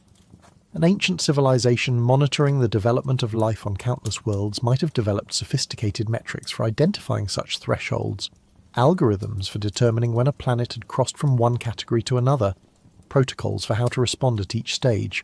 Earth might be one of millions of worlds they tracked, each at different stages of development, each requiring different levels of attention and intervention. This suggested not a binary state of contact versus non-contact, but a spectrum of engagement that varied based on the developmental stage of the younger civilization. In Earth's distant past, when life was simple, the engagement might have been minimal.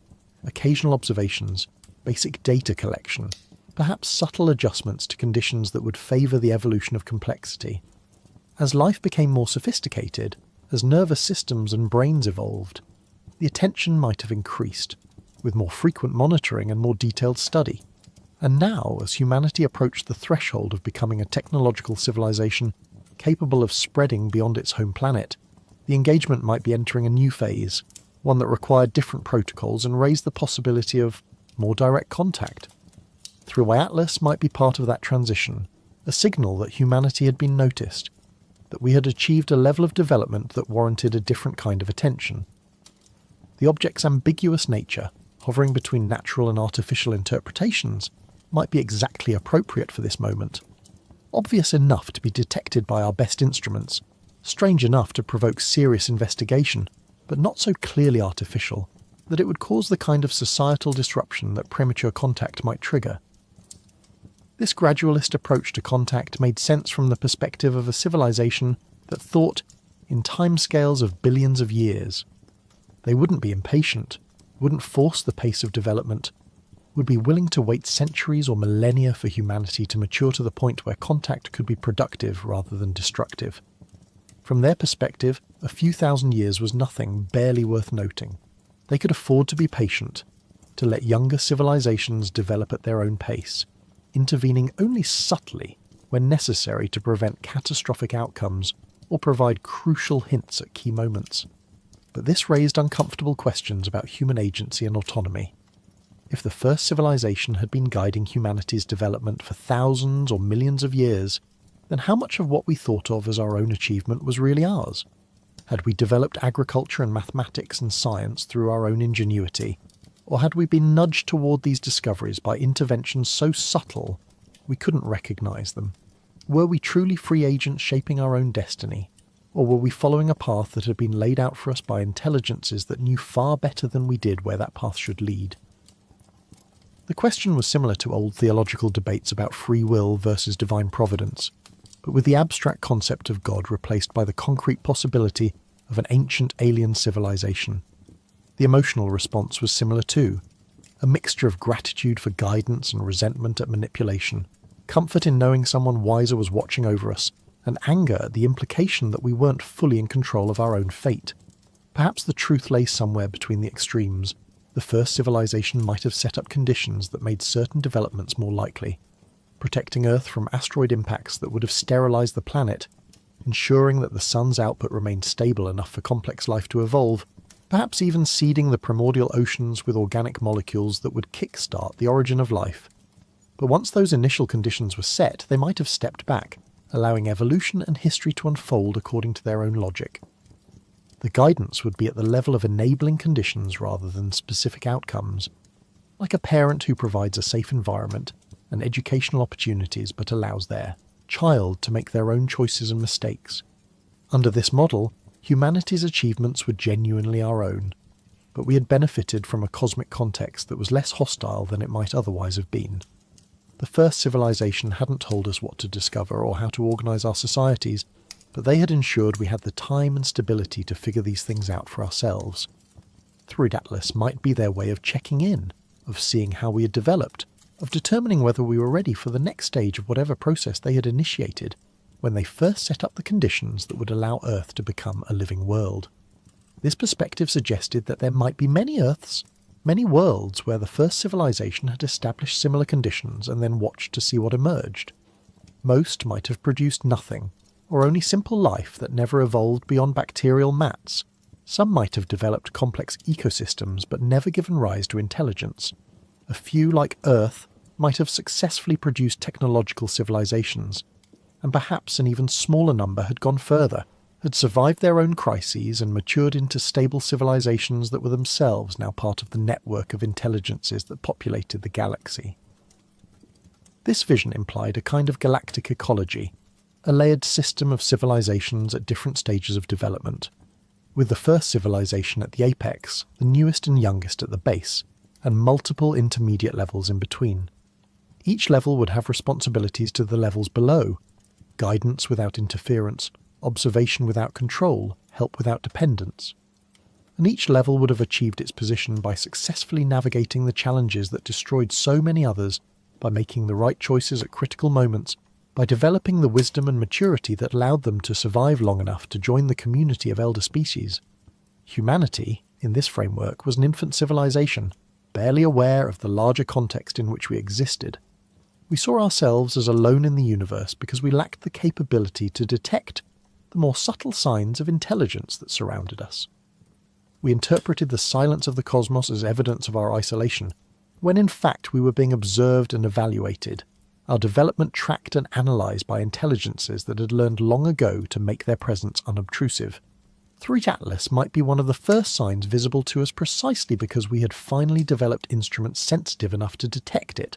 A reward for progress, a hint that there was more to discover if we kept looking and thinking and questioning. But this optimistic vision had to be balanced against darker possibilities. What if the first civilization's interest in younger species wasn't benevolent? What if they monitored developing civilizations not to help them, but to exploit them, to harvest their resources or knowledge, or creativity? What if 3I Atlas was a scout for an invasion, a preliminary survey before the arrival of forces that would colonize Earth and subordinate or destroy humanity? The history of contact between civilizations on Earth offered little comfort. More advanced societies had repeatedly conquered and exploited less advanced ones, justified by ideologies of superiority and manifest destiny. Why would the pattern be different at a galactic scale? The difference perhaps lay in the timescales involved and the resources available. When European powers colonized the Americas, they were motivated by competition with each other, by the need for resources that were scarce in their home territories, by pressures that operated on timescales of years and decades. But a civilization that had existed for billions of years, that had access to the resources of countless star systems, that thought in timescales of millions of years, such a civilization would not be driven by the same desperate competition for scarce resources. They would have achieved a level of abundance that made exploitation of younger species economically pointless. Moreover, a civilization that old would have had billions of years to work through the ethical implications of their actions, to develop moral frameworks sophisticated enough to handle the responsibilities that came with their power. They would have seen the consequences of exploitation and domination, would have observed countless examples of civilizations that destroyed themselves through unchecked aggression, would have learned that cooperation and mutual support led to better long-term outcomes than predation. Their ethics might have evolved beyond anything humans would recognize, but at minimum they would likely have developed strong prohibitions against actions that harmed other forms of consciousness. Unless, of course, they didn't recognize younger species as truly conscious in a morally relevant sense. This was perhaps the most troubling possibility, that the first civilization, having evolved so far beyond their origins, might have lost the ability to see creatures like humans as deserving of moral consideration. We might be to them what insects were to us, vaguely interesting from a scientific perspective, but not beings whose suffering or death mattered in any deep way. They might study us the way we studied ants, with clinical detachment, noting our behaviours and social structures without feeling any obligation to consider our interests or protect our well-being. Yet this seemed inconsistent with the effort implied by sending objects like 3I Atlas across interstellar distances.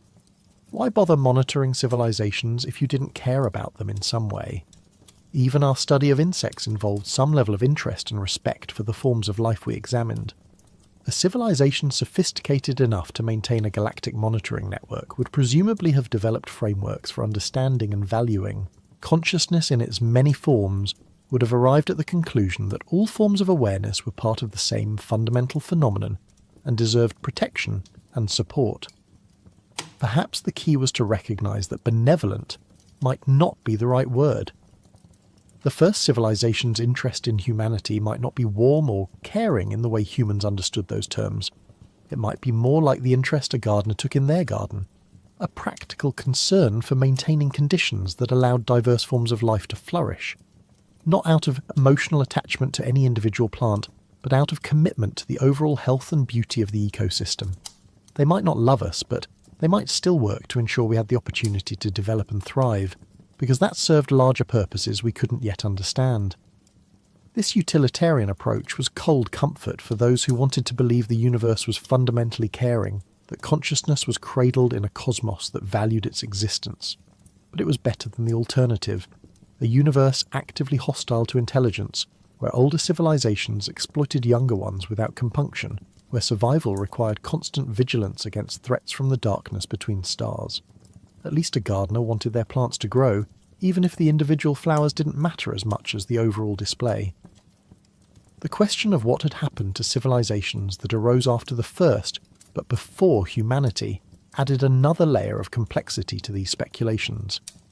If the first civilization was 10 billion years old, and the universe had continued producing stars and planets throughout that time, then there should have been countless opportunities for other civilizations to emerge. Some might have arisen 8 billion years ago, or 5 billion, or 2 billion, each of them ancient beyond human comprehension, but young compared to the first. What had become of these intermediate civilizations? Had they all followed similar trajectories, evolving and transcending until they joined the first civilization in whatever higher plane of existence they had achieved? Or had some chosen different paths, developing in ways that diverged from the pattern established by the first? There might be a rich ecology of ancient civilizations, each with their own character and capabilities, each occupying different niches in the galactic ecosystem. Some might focus on physical engineering, building megastructures and reshaping star systems. Others might specialize in biological or genetic work, seeding life and guiding evolution across countless worlds. Still others might be primarily devoted to information and knowledge, maintaining vast archives and libraries that preserved the accumulated wisdom of galactic history. 3. Atlas might be part of a system maintained not by one civilization, but by a coalition or network of elder species, each contributing their own capabilities and perspectives to the project of monitoring and supporting younger civilizations. The object might have been designed collaboratively, incorporating technologies and knowledge from multiple sources, representing a collective effort rather than the work of a single species. This would explain some of its strangeness. It wasn't designed according to any one species' logic, but reflected a compromise or synthesis of multiple design philosophies, multiple ways of thinking about what a monitoring probe should be and how it should function. This vision of a galactic community of ancient civilizations working together to maintain and support the emergence of new consciousness across the universe was deeply appealing. It suggested that intelligence, once it matured beyond its violent and competitive origins, naturally evolved toward cooperation and mutual support. It implied that the universe, whatever its physical indifference, had been shaped by conscious effort into something more hospitable to life and mind. The work of billions of years had created an infrastructure of observation and guidance that increased the chances that younger species would survive and thrive. But it also raised questions about why this community remained hidden, why they didn't simply reveal themselves and offer direct assistance to struggling civilizations like humanity. The answer might lie in hard-learned lessons from their own past. Perhaps early attempts at direct contact had gone badly, with younger civilizations becoming dependent on the help of their elders, never developing their own capabilities, because they could always turn to more advanced species for solutions. Or perhaps premature contact had caused civilizations to collapse under the psychological weight of knowing how far they had to go, losing the motivation to develop when they realized how inadequate their own achievements were compared to what elder civilizations had accomplished. The protocol of subtlety, of hints and suggestions rather than direct revelation, might have been developed over billions of years of experience with thousands of emerging civilizations. The elder species would have learned what worked and what didn't, would have refined their approaches based on outcomes, would have developed sophisticated theories about optimal intervention strategies. They would know that civilizations needed to struggle, needed to feel that their achievements were their own, needed to develop confidence and capability through successfully meeting challenges. Too much help was as harmful as too little. 3-Psi Atlas represented a point along that carefully calibrated spectrum of revelation, enough to notice if you were looking carefully, strange enough to provoke serious thought, but not so obvious that it removed all doubt or made the answer too easy. It was a test and a gift simultaneously, challenging humanity to develop better capabilities for detection and analysis, while rewarding us with new mysteries to contemplate. The response it generated would tell the elder civilizations much about humanity's readiness for greater contact, about whether we approach the unknown with curiosity or fear, with open minds or closed assumptions. Time itself functioned differently at these scales. For humans, a generation was roughly 25 years. For the first civilization, thinking in terms of billion-year epochs, a generation might be measured in millions of years. The time required for stars to evolve, for planetary systems to fully develop, for life to emerge and evolve to intelligence. From their perspective, human history from the first stone tools to the present day had occurred in the blink of an eye, barely long enough to register as a distinct event. They would observe us the way we might observe time-lapse photography of a flower blooming, watching our entire civilization unfold in a compressed time frame that revealed patterns and structures invisible to us because we were embedded in the moment-to-moment flow. What patterns would they see?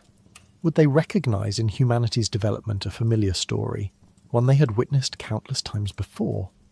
Would they note the specific variations that made Earth's history unique? Or would it all blend together into a general category of emerging technological civilization that followed predictable pathways? Would they feel anything like nostalgia when they looked at us, remembering their own origins billions of years ago? Or had they transcended so completely that such emotional responses no longer occurred? Perhaps the most profound change that occurred over billions of years was not technological but psychological. The first civilization might have long ago solved the problem of individual death, might have achieved practical immortality through technology, or evolution, or uploaded consciousness. But they would have had to confront something even more challenging: the problem of memory and identity across timescales longer than any biological brain was designed to handle. Human memory was notoriously unreliable even across a single lifetime. We forgot vast amounts of what we experienced, remembered other things incorrectly, constructed narratives that served our current needs rather than accurately reflecting the past. This wasn't a flaw but a feature. Memory was designed for organisms that lived decades, not eons, and had to prioritize information that was relevant to immediate survival. But for a being that lived millions or billions of years, memory would become an overwhelming burden if all experiences were preserved with equal fidelity. The sheer volume of accumulated experience would be crushing. The first civilization must have developed solutions to this problem, technologies or practices for managing memory, for compressing and storing experiences, for maintaining identity despite changes that would have seemed to completely replace every aspect of their original nature.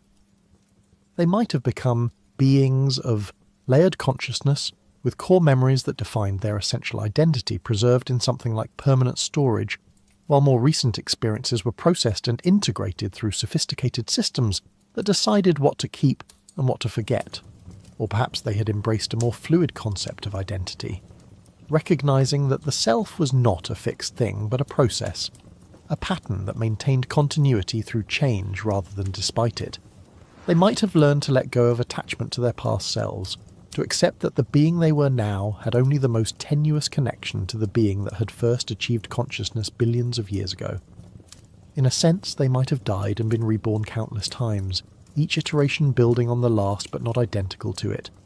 A chain of consciousness that stretched across time like a river that was never the same water, twice but remained recognizably the same river. This perspective offered a different understanding of what it meant for the first civilization to return. They weren't the same beings that had visited Earth in the distant past. Those individuals or iterations of consciousness might be long gone, preserved only in archives or compressed memories. But the current version of the first civilization maintained continuity with those earlier versions, carried forward their knowledge and purposes, continued the work they had begun. The return was less like an individual person coming back, and more like a wave that had travelled across an ocean, not the same water that had left the distant shore, but still carrying the energy and pattern of that original disturbance. Humanity would face similar questions if we survived long enough. Already we grappled with issues of identity in the face of technology. If consciousness could be uploaded to computers, was the upload the same person as the biological original? If someone's body was gradually replaced with synthetic parts, at what point did they stop being human? These questions would only become more pressing as our capabilities grew, as we developed technologies that could radically alter or extend consciousness beyond its biological roots. The first civilization, having lived through billions of years of such transformations, would have answers to these questions, or at least frameworks for thinking about them that were more sophisticated than anything humanity had yet developed. Part of what they might offer to younger civilizations was guidance on these philosophical and existential challenges, help in navigating the transitions that accompanied technological transcendence. They would know from experience what pitfalls to avoid, what choices led to flourishing and what choices led to decline or extinction of consciousness, even if the physical substrate persisted. 3-Tusai Atlas might carry encoded within it not just data but wisdom, insights about the nature of consciousness and identity, about how to preserve what was essential while allowing for growth and change, about how to remain recognisably yourself across transformations that would seem to completely alter every aspect of your being. This wisdom couldn't be transmitted directly, couldn't be reduced to instructions or formulas. It had to be learned through experience, through struggling with the questions and discovering the answers in ways that were authentic to each civilization's own nature and circumstances. But hints could be provided, clues that might make the journey less dangerous, signposts that marked paths that others had successfully travelled before. In the end, the question of whether 3 Atlas represented the first civilization returning was inseparable from deeper questions about the nature of identity, continuity, and purpose across deep time. What did it mean to be the same civilization after billions of years? What connected the first consciousness to arise in the galaxy to whatever that consciousness had become after eons of evolution and transformation? The answer couldn't be found in physical continuity, or even in direct memory, but perhaps in commitment to certain values, certain purposes, certain ways of being in the universe that persisted across all the changes. If the first civilization was returning, they were returning not as they once were, but as they had become. Beings of such complexity and capability that we could only glimpse fragments of their nature, could only perceive the tiny portion of their existence that intersected with the physical dimensions we inhabited. 3 Atlas was like a fingertip reaching through a 2-dimensional plane into a 3-dimensional world. The inhabitants of that plane would see only a small circle, would have no concept of the hand and arm and body that extended beyond their perceptual abilities, would struggle to understand what that circle represented or what purposes it served. We were the inhabitants of that plane, and 3 Atlas was the fingertip. Behind it extended dimensions of existence we couldn't perceive, purposes we couldn't fathom, a consciousness so vast and ancient that we related to it the way bacteria related to humans, utterly incapable of comprehending the nature of the intelligence that observed them. But unlike bacteria, we had the capacity to know that we didn't understand, to recognise our own limitations, to ask questions even if we couldn't yet grasp the answers. And that capacity, that self-aware ignorance combined with persistent curiosity, might be exactly what the first civilization was looking for. The sign that humanity was ready to take the first steps toward joining the community of conscious beings that shaped the galaxy's long history. In the end, 3 Atlas was not just an object but a mirror, reflecting back to us our own hopes and fears, our assumptions and aspirations. What we saw in it revealed as much about humanity as it did about the universe, and in choosing how to respond to its passage, in deciding whether to remain open to extraordinary possibilities or retreat into comfortable explanations, we were shaping not just our understanding of this one object, but our entire future as a species. The choice was ours, and the consequences would echo across the stars.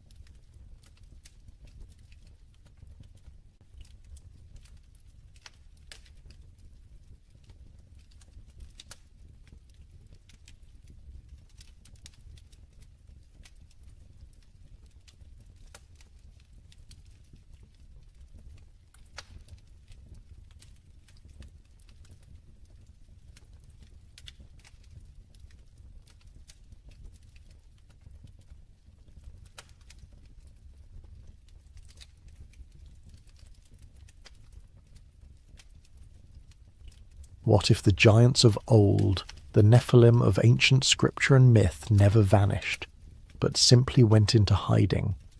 What if their bloodlines, their ruins, and their influence still shape our world today, woven so deeply into the fabric of history that we mistake their fingerprints for our own achievements? What if the stories we were told as children, the myths we dismissed as primitive fantasy, were actually warnings, echoes of a truth so vast and so unsettling that entire civilizations chose to bury it rather than face what it meant? Tonight, we descend into that buried truth. We walk through the ruins they left behind, trace the bloodlines that may still flow through human veins, and ask the question that haunts every ancient text. Did the Nephilim truly die, or did they simply learn to hide? The Ancient Whisper. The story begins in the oldest pages of human memory, in texts so ancient that their authors are lost to time. In the book of Genesis, buried within the genealogies and flood narratives, there exists a passage that has troubled scholars and theologians for millennia. It appears suddenly, without explanation, as though the writer assumed the reader already knew what it meant. The Nephilim were on the earth in those days, and also afterward, when the sons of God went to the daughters of humans and had children by them. They were the heroes of the old, men of renown. 4 lines, that's all we're given.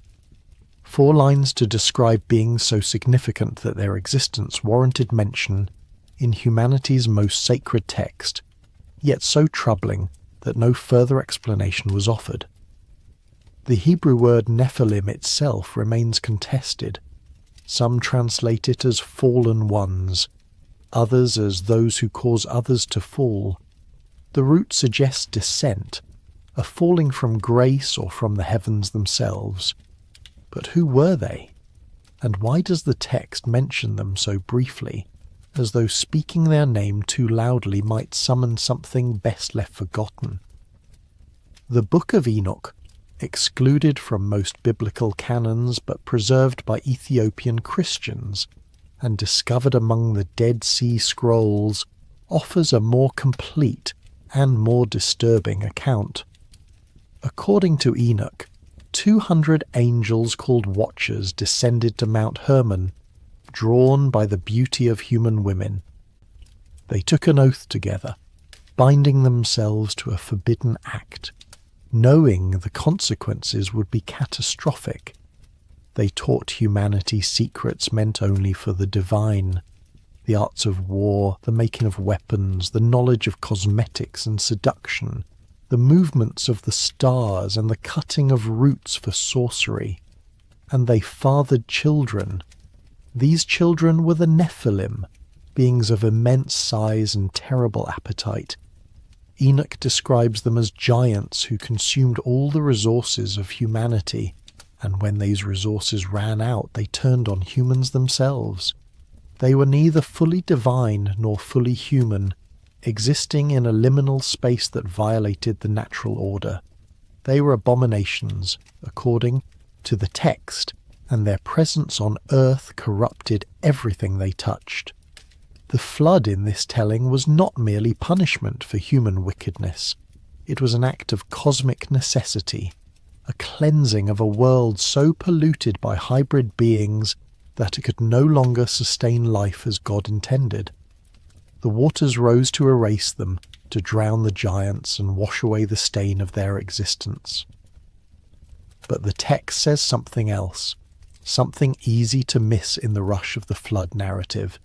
It says the Nephilim were on the earth in those days, and also afterward, after the flood, after the cleansing, after the world was supposedly purified and given a fresh start through Noah and his family.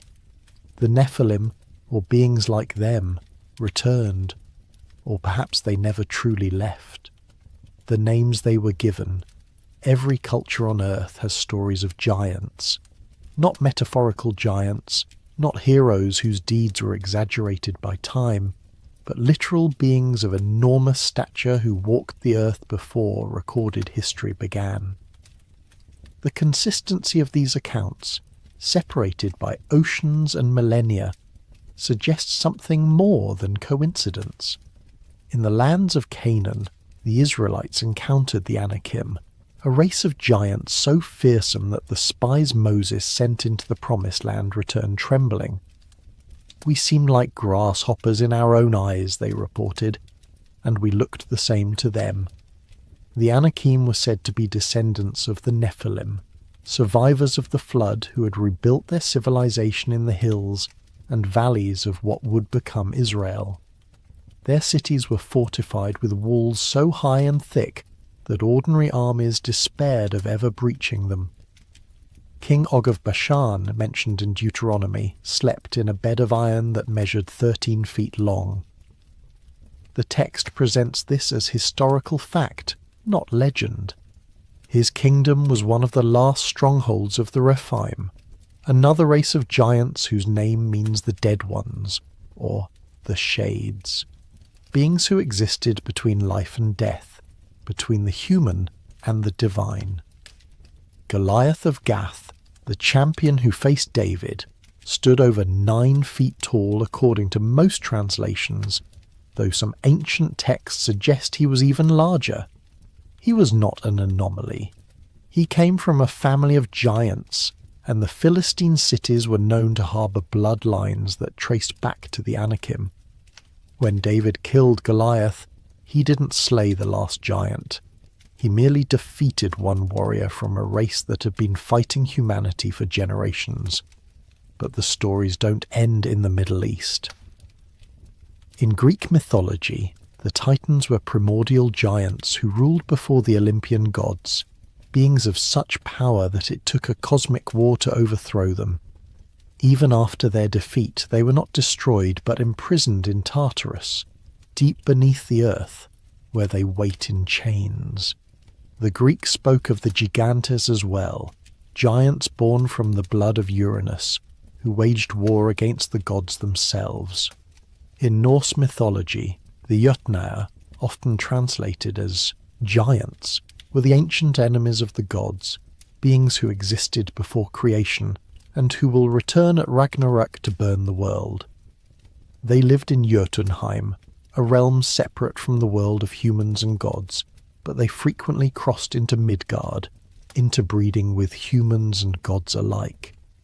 Loki himself was half Jotun, a hybrid being whose very existence blurred the boundaries between the divine and the monstrous. The Nephilim, the Anakim, the Rephaim, the Titans, the Jötnar, different names in different languages, but the pattern remains the same. Beings of great size and power, born from the union of the divine and the mortal, who once ruled the earth and who were eventually overthrown or driven into hiding. Beings who left behind ruins too massive for ordinary humans to have built, and legends too consistent to be dismissed as mere fantasy. What if these weren't separate myths? What if they were all memories of the same ancient truth, preserved in different cultures, each one remembering the giants in their own way? The ruins that remain. If the Nephilim existed, they would have left evidence, not just in texts and legends, but in stone, in structures so massive and so precisely constructed that even modern engineers struggle to explain how they were built. And when we look at the ancient world with fresh eyes, we find exactly that. Ruins that whisper of builders who were not quite human. Baalbek in modern-day Lebanon contains some of the largest stone blocks ever used in construction. The Temple of Jupiter sits atop a foundation of megalithic stones, 3 of which, known as the Trilithon, weigh approximately 800 tons each. They were quarried from a site nearly a mile away, transported across uneven terrain, and lifted into place with such precision that a knife blade cannot fit between them. 800 tons. To put that in perspective, the largest stones used in the Great Pyramid of Giza weigh about 15 tons. The stones at Stonehenge weigh around 25 tons. The trilithon stones are more than 30 times heavier than those, and they were placed not at ground level but elevated, fitted into a wall with mathematical precision. Mainstream archaeology attributes Baalbek to the Romans, and indeed, the Temple of Jupiter is Roman. But the foundation beneath it is far older, built in a style that predates Roman engineering by centuries, possibly millennia. The Romans themselves seem to recognize this. They built their temple on top of an existing platform, as though they knew the foundation was too sacred or too ancient to disturb. Local legend tells a different story. The people of the region have always called Baalbek the Fortress of the Giants, claiming it was built by beings of enormous size in the time before the flood. Arab historians writing in the medieval period recorded these traditions, describing how the giants constructed the platform as a refuge, a place to survive the coming deluge. Could ordinary humans have moved those stones? Perhaps with enough time, enough labour, and enough ingenuity. But the question isn't whether it's possible. It's why anyone would choose to work with stones so impossibly large when smaller blocks would have been far easier to quarry, transport and place. Unless, of course, the builders were strong enough that 800-ton stones weren't impossibly large at all. Göbekli Tepe in Turkey pushes the timeline even further back. Discovered in the 1990s, this megalithic site dates to approximately 9600 BCE, making it older than Stonehenge by 6,000 years, older than the pyramids by 7,000 years. It predates agriculture, predates pottery, predates everything we thought we knew about the development of human civilization. The site consists of massive T-shaped pillars arranged in circles, some weighing up to 20 tons, carved with intricate reliefs of animals and abstract symbols. The level of organization required to construct Göbekli Tepe suggests a sophisticated society with specialized labor, yet it was built by people who were supposedly hunter-gatherers, living in small nomadic bands. Or were they? The carvings at Göbekli Tepe include strange humanoid figures, beings with elongated heads and exaggerated features, depicted alongside animals and geometric patterns. Some researchers have noted that these figures don't quite look human, that their proportions are off in ways that suggest the artists were depicting something other than themselves.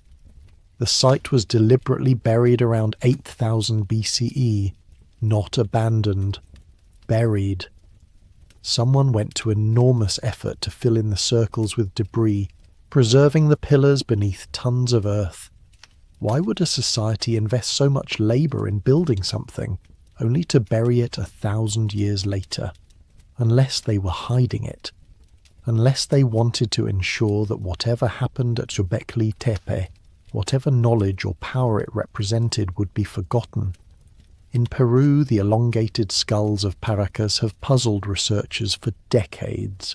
These are not the result of cranial binding, a practice used by many ancient cultures to reshape the skull for aesthetic or ritual purposes. The Paracas skulls are different. They have greater cranial volume than normal human skulls, different bone structure, and in some cases genetic anomalies that don't match any known human population.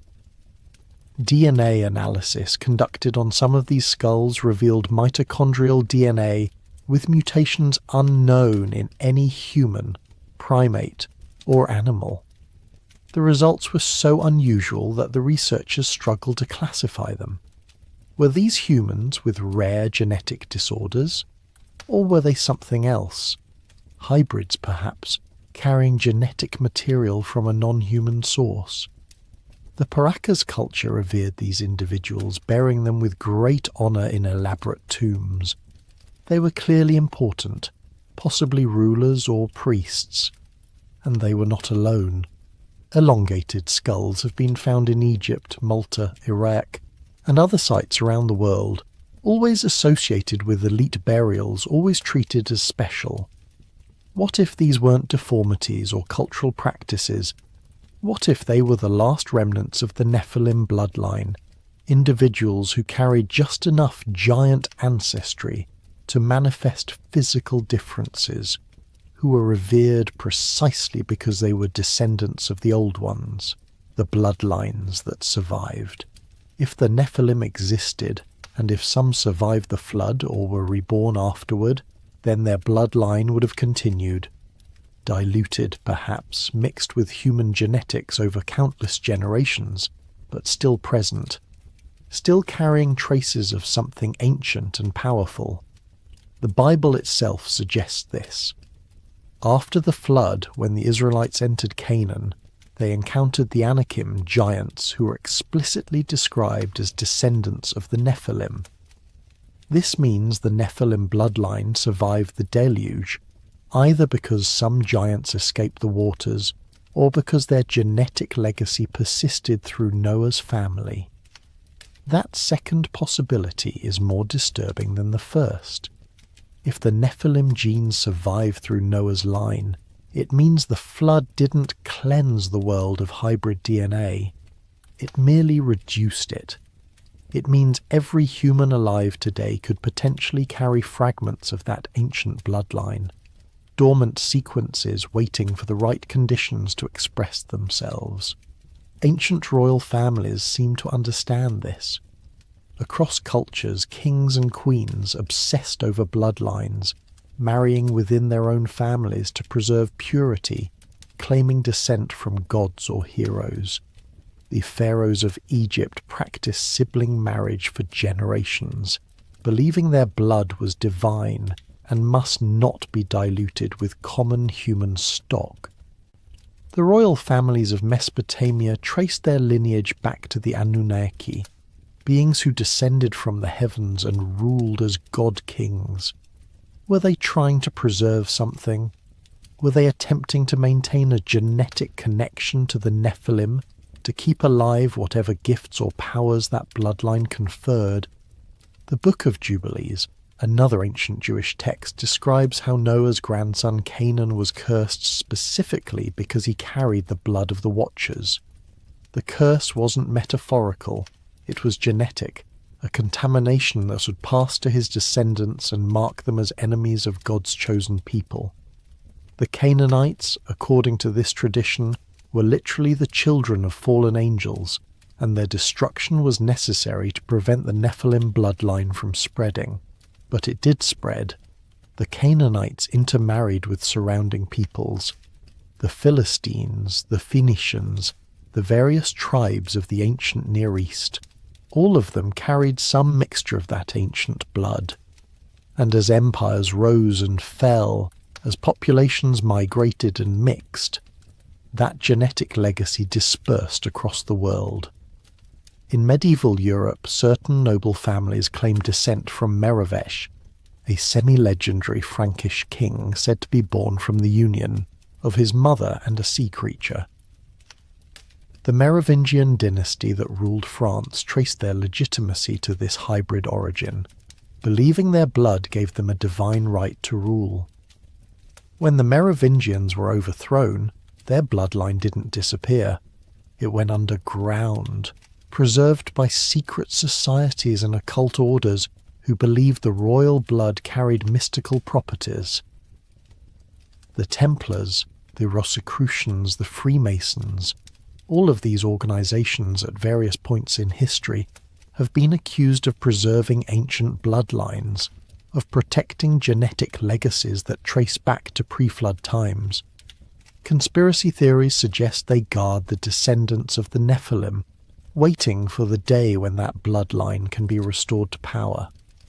Are these theories true?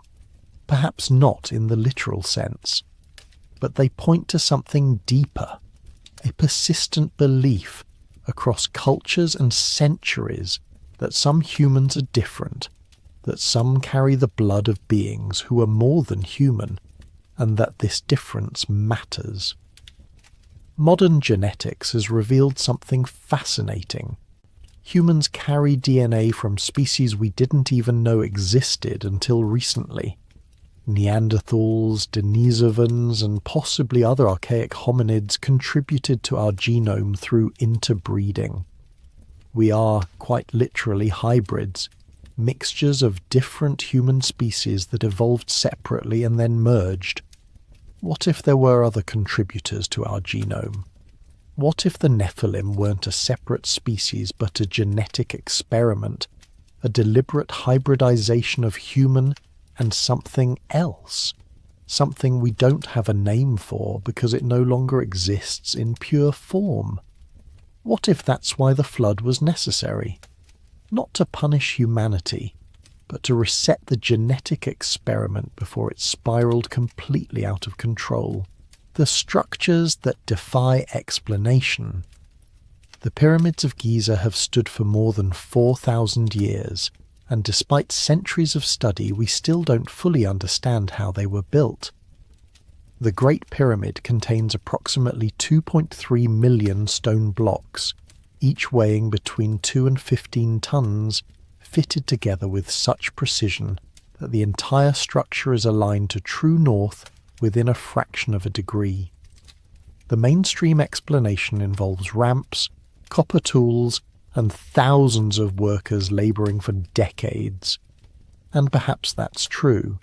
Perhaps ordinary humans with enough determination and ingenuity could have accomplished this feat. But there are details that don't quite fit.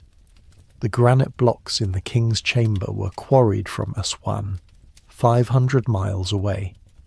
Some of these blocks weigh up to 80 tons. They were transported down the Nile, then dragged across the desert, then lifted more than 200 feet into the air and manoeuvred through narrow passages into the heart of the pyramid. The precision required to place these blocks is extraordinary. The gaps between them are so small that a human hair barely fits. Why granite? Why transport stones from 500 miles away when perfectly good limestone was available locally? Unless the builders needed granite for a specific purpose, unless they understood properties of stone that we've only recently rediscovered. Some researchers have noted that the Great Pyramid sits at the exact centre of the Earth's landmass, that its dimensions encode mathematical constants like pi and phi, that its internal passages align with specific stars in ways that suggest advanced astronomical knowledge. Mainstream archaeology dismisses these observations as coincidence or numerology, but the patterns are there, undeniable and precise. The Sphinx, weathered and enigmatic, may be even older than the pyramids. Geologists examining the erosion patterns on the Sphinx enclosure have suggested that the weathering is consistent with water erosion, not wind erosion. But the Sahara has been a desert for thousands of years. The last time the region experienced rainfall heavy enough to cause that kind of erosion was before 5000 BCE, possibly as far back as 10,000 BCE. If the Sphinx is that old, it predates Egyptian civilization entirely. It would have been built by whoever lived in the Nile Valley before the pharaohs, before the pyramids, before recorded history. And if they could carve a monument that size from solid bedrock, what else were they capable of? Across the Atlantic, the ruins of Tiwanaku in Bolivia present similar mysteries. This ancient city sits at an altitude of more than 12,000 feet, in an environment so harsh that modern humans struggle to work there for extended periods. Yet someone built a massive ceremonial complex, complete with precisely cut stone blocks weighing up to 100 tons, fitted together with metal clamps. The Gateway of the Sun, carved from a single block of andesite weighing approximately 10 tons, features intricate reliefs that some researchers believe represent a calendar system more sophisticated than anything the Inca possessed. The figure at the centre of the gateway holds staffs and wears a headdress with radiating lines, a being of power, possibly divine, possibly something else. Local legend says Tiwanaku was built by giants in a single night, before the flood, as a city for the gods. The Aymara people who live in the region today still tell stories of the ancient ones, beings of great size who could move stones with their minds, who built the city as a gateway between worlds. Mainstream archaeology dates Tiwanaku to around 500 CE, but some researchers argue the site is far older, that the structures attributed to the Tiwanaku culture were actually built on top of ruins from a previous civilization.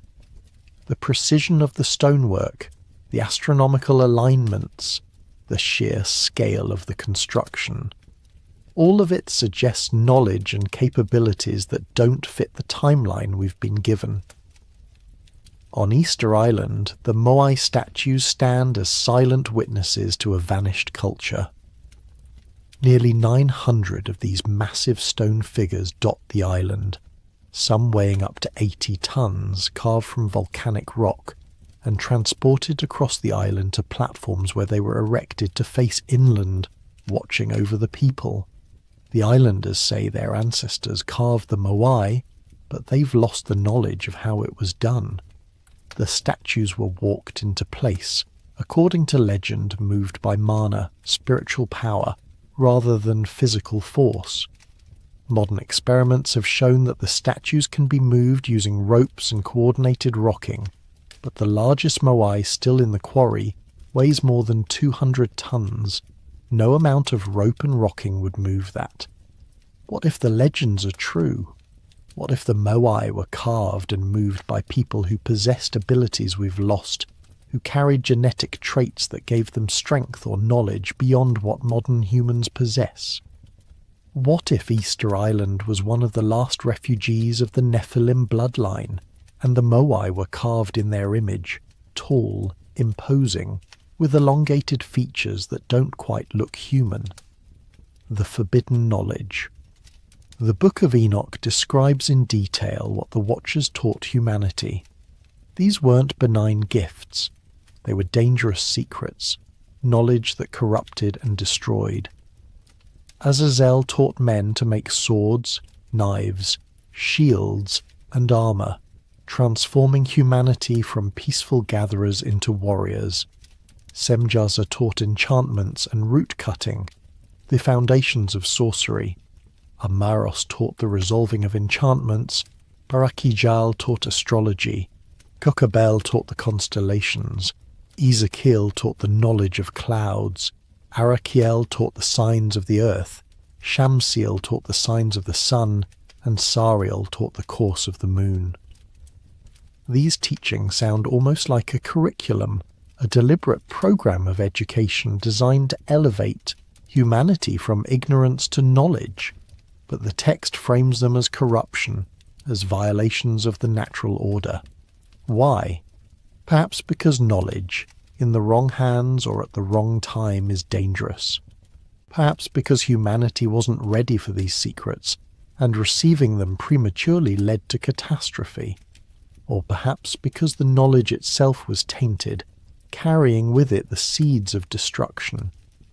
Ancient cultures around the world speak of a time when gods walked among humans and taught them the arts of civilization.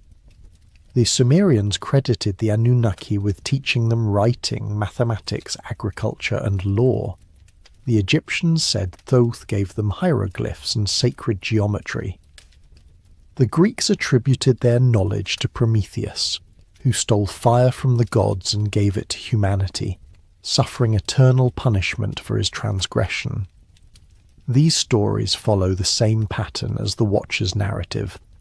Divine beings descending to earth, sharing forbidden knowledge, and facing consequences for their actions. What if they're all describing the same event, the same transfer of knowledge from the Nephilim to humanity?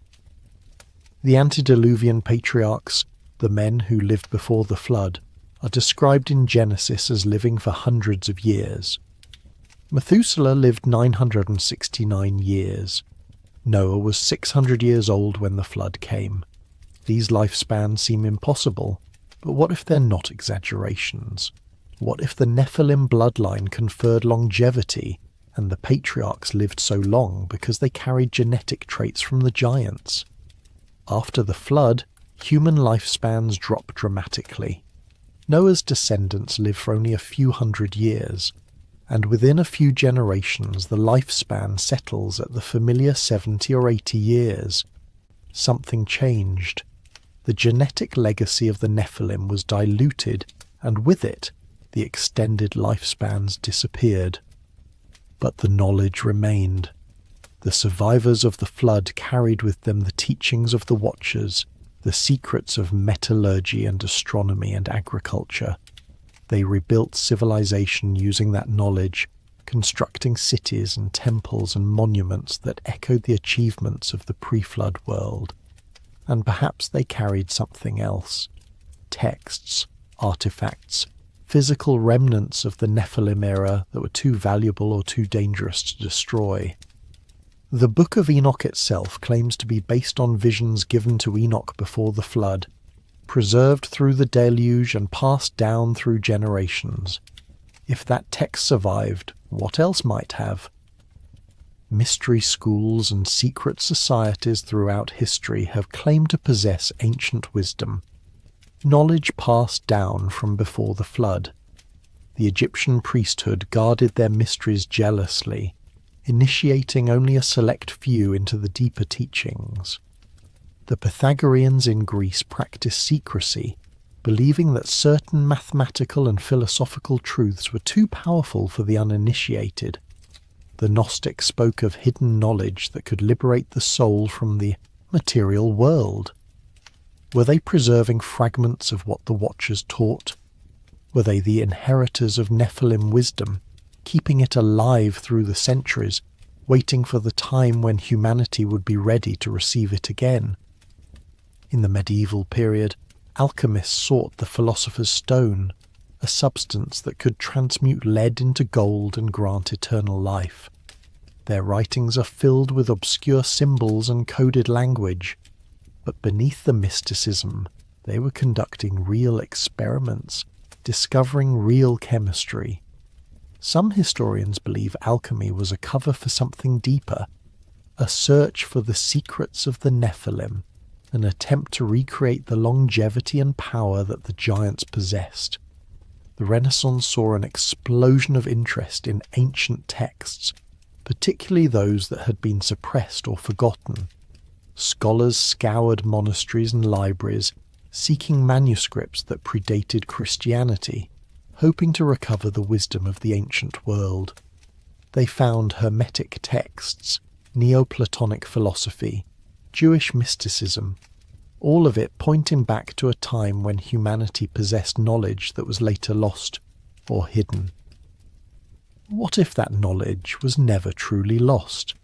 What if it's been preserved all along, guarded by those who understand its power and its danger, waiting for the moment when it can be revealed without destroying the world? The modern search. In the 20th century, something changed. Governments and military organizations began taking ancient mysteries seriously, funding expeditions to remote sites, searching for artifacts and texts that might contain lost knowledge. The Nazis were obsessed with the occult, sending teams to Tibet, South America, and the Middle East in search of relics that could give them power. They believed in the existence of a master race, a bloodline superior to ordinary humans, and they sought evidence of that bloodline in ancient ruins and forgotten texts. After World War II, the United States and Soviet Union continued this search, though more quietly. Operation Paperclip brought Nazi scientists to America, and with them came their research into ancient mysteries.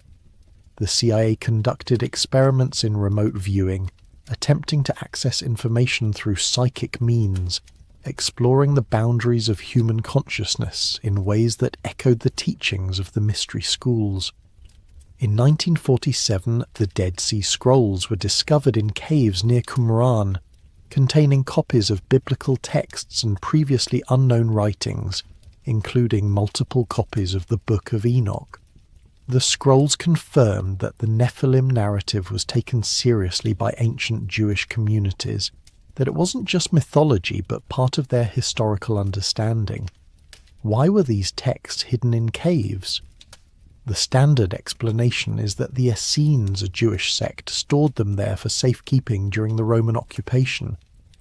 But what if they were hidden for a different reason? What if the knowledge contained in those scrolls was considered too dangerous to circulate freely, and the caves were chosen specifically because they would preserve the texts while keeping them out of reach? In recent decades, advances in genetics have opened new possibilities. The Human Genome Project mapped our DNA, revealing that humans share genetic material with species we didn't know existed.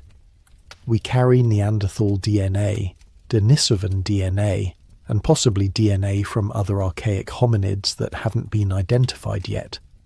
Some researchers have begun asking uncomfortable questions. What if there are genetic sequences in human DNA that don't match any known species? What if there are genes that appear to have been inserted rather than inherited through natural evolution? What if the Nephilim left their mark not just in stone and legend, but in our very cells? There are rumours, unconfirmed, impossible to verify, of secret genetic research programs attempting to isolate and activate ancient DNA sequences. The goal, according to these rumours, is to recreate the abilities that the Nephilim possessed, to produce humans with enhanced strength, intelligence, or longevity. Whether these programs exist or not, the fact that people believe they exist says something about our collective fascination with the idea of transcending human limitations. Transhumanism, the movement to enhance human capabilities through technology, echoes the Nephilim narrative in disturbing ways. The goal is to create beings that are more than human, to merge biological and artificial intelligence, to extend lifespan indefinitely, to augment physical and mental abilities beyond natural limits. It's the same impulse that drove the Watchers to descend and teach humanity forbidden knowledge, the desire to transcend boundaries, to become something greater. But the Book of Enoch warns that this path leads to destruction. The Nephilim, for all their power, were abominations that had to be destroyed. Their existence corrupted the world so thoroughly that only a flood could cleanse it. If we're following the same path, if we're attempting to recreate what they were, are we heading toward the same fate? The hidden ones. What if the Nephilim didn't die? What if they simply learned to hide? Throughout history there have been reports of giants in remote regions, beings of enormous size living in mountains, forests and deserts far from human civilization. Native American tribes speak of the Site-Ka, red-haired giants who lived in caves and waged war against the ancestors. The Paiute people of Nevada tell stories of hunting these giants to extinction, trapping them in a cave and setting it on fire. When archaeologists excavated Lovelock Cave in 1911, they found remains of individuals significantly taller than average, along with artifacts that suggested a culture distinct from the surrounding tribes. In the Caucasus Mountains, legends speak of the Almas, large humanoid creatures that live in the high peaks, avoiding contact with humans. Descriptions vary, but they're consistently described as taller and more robust than ordinary humans, covered in hair, with elongated skulls and powerful builds. Similar creatures appear in legends from the Himalayas, the Pacific Northwest, the Amazon, always in remote regions, always described as avoiding human contact. Are these just myths, misidentifications of bears or other animals? Or are they remnants of the Nephilim, survivors who retreated to the edges of the world when humanity became too numerous and too dangerous? The ocean covers more than 70% of the Earth's surface, and we've explored less than 5% of it. The deep sea is the largest habitat on Earth, and it's almost entirely unknown. What lives down there, in the trenches and abyssal plains where no light penetrates? Could the Nephilim have retreated beneath the waves, building cities in the depth where humans couldn't follow? Ancient texts speak of beings who lived in the sea. The Babylonian god Oannes was described as a fishman who emerged from the Persian Gulf to teach humanity the arts of civilization. The Philistine god Dagon was depicted as half man, half fish. The Greek Tritons were sea-dwelling hybrids, children of Poseidon. What if these weren't gods but Nephilim who adapted to aquatic life, who found refuge in the ocean when the land became too hostile? There are reports, mostly dismissed as hoaxes or misidentifications, of massive humanoid figures seen in deep water. Divers have described encounters with beings far larger than any known marine animal, with vaguely human features, watching from the darkness before disappearing into the depths. Sonar has detected anomalies, large objects moving in patterns that don't match any known sea creature, sometimes at depths where the pressure should crush any living thing. Could the Nephilim have survived by going underground? The Earth's crust is riddled with caves and tunnels, some natural, some possibly artificial. Ancient texts speak of underworld realms, Sheol, Hades, the Duat, places beneath the earth where the dead dwell. But what if these weren't metaphorical? What if there are vast caverns deep underground, ecosystems that exist independently of the surface, where beings could live for millennia without ever being seen? In the 1940s, Admiral Richard Byrd led expeditions to Antarctica and allegedly discovered entrances to underground realms.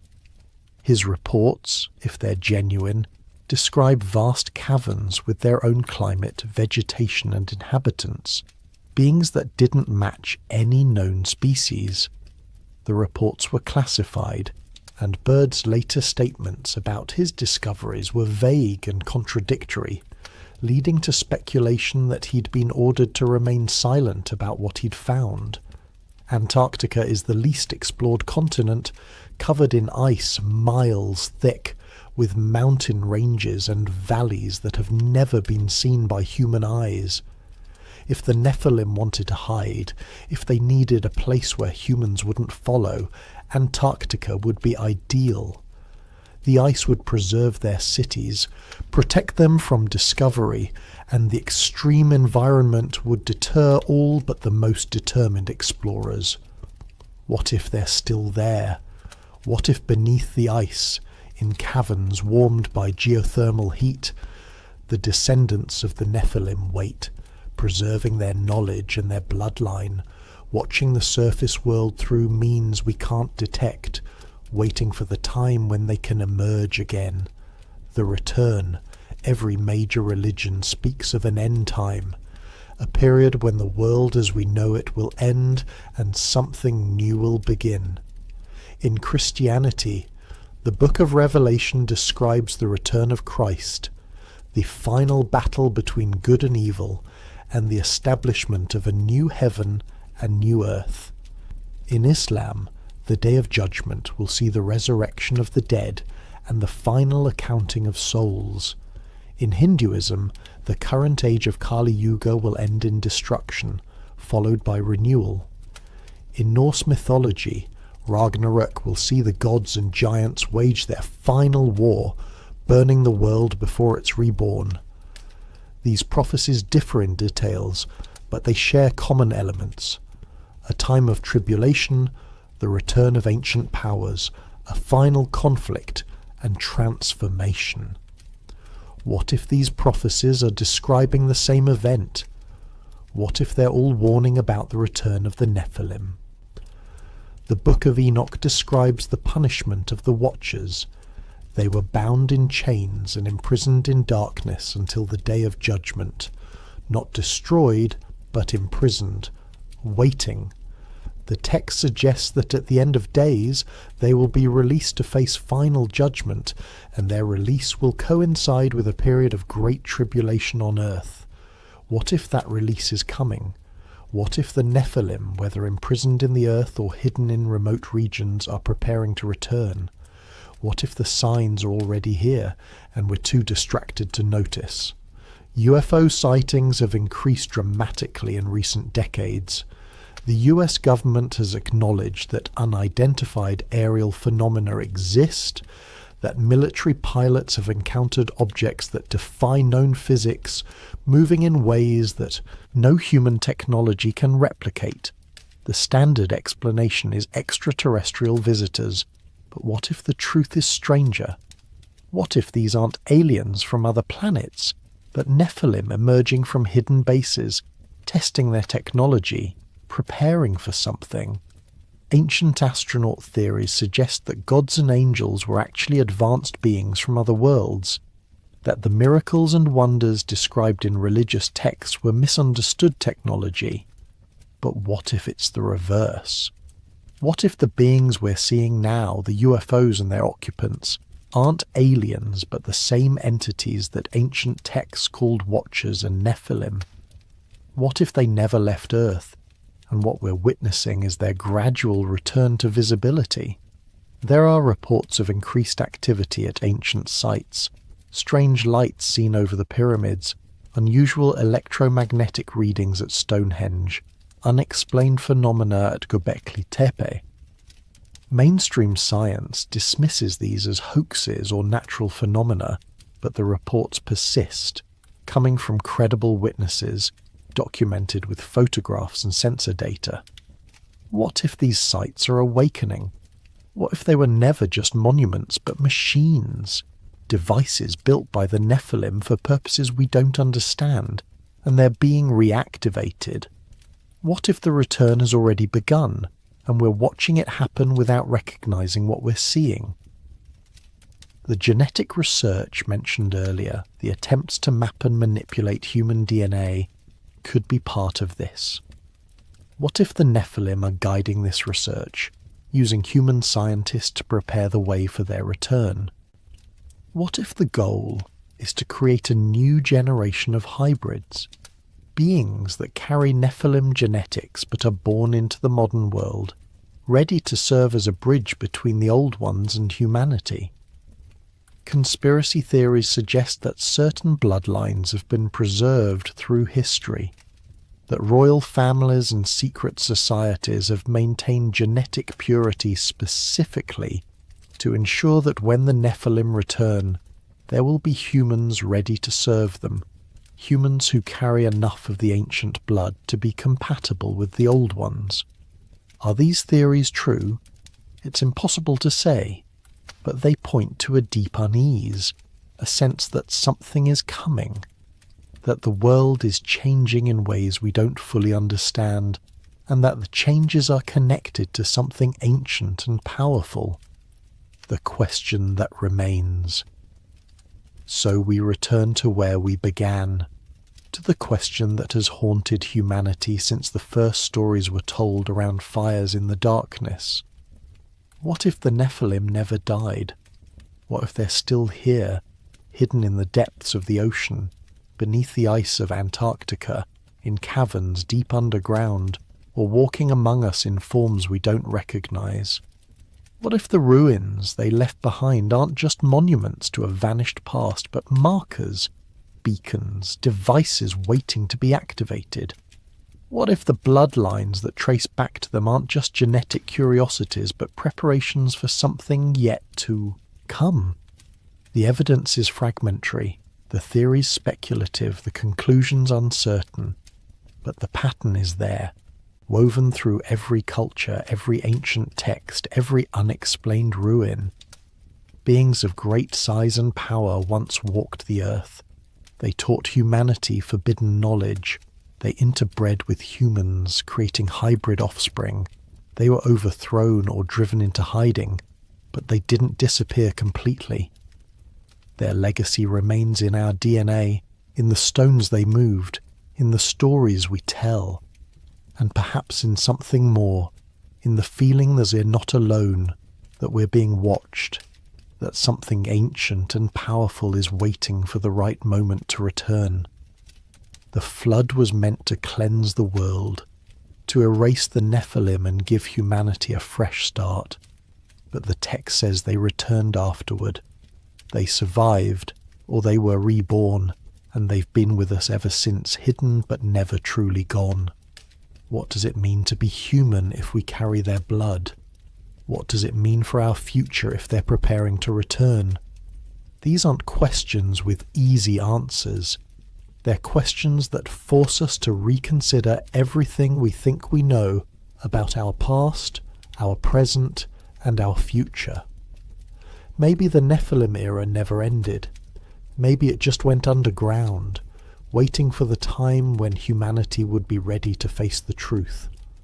Or maybe it's waiting for the time when humanity would be weak enough, distracted enough, divided enough that the old ones could return without resistance. The ancient texts warn us, the ruins remind us, the legends whisper to us across the centuries. But we've forgotten how to listen.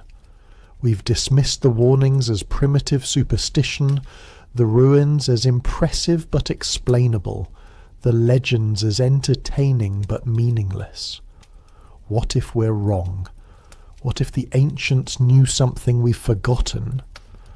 What if they left us warnings encoded in stone and story, hoping that someday we'd remember, that we'd recognize the signs and prepare for what's coming? The Nephilim were on the earth in those days, and also afterward. That single phrase, easy to overlook, changes everything. It means the story didn't end with the flood. It means the giants survived in some form, and their presence continued to shape human history. Are they still shaping it? Are they still here, working behind the scenes, guiding events towards some purpose we can't see? Or are they waiting, dormant but not dead, for the moment when they can emerge again and reclaim the world they once ruled? We build our cities on the ruins of theirs. We carry their blood in our veins. We tell their stories without understanding what they mean. And perhaps, in the quiet moments, in the spaces between sleep and waking, we sense them. The old ones, the giants, the Nephilim, watching from the shadows, waiting for their time to return.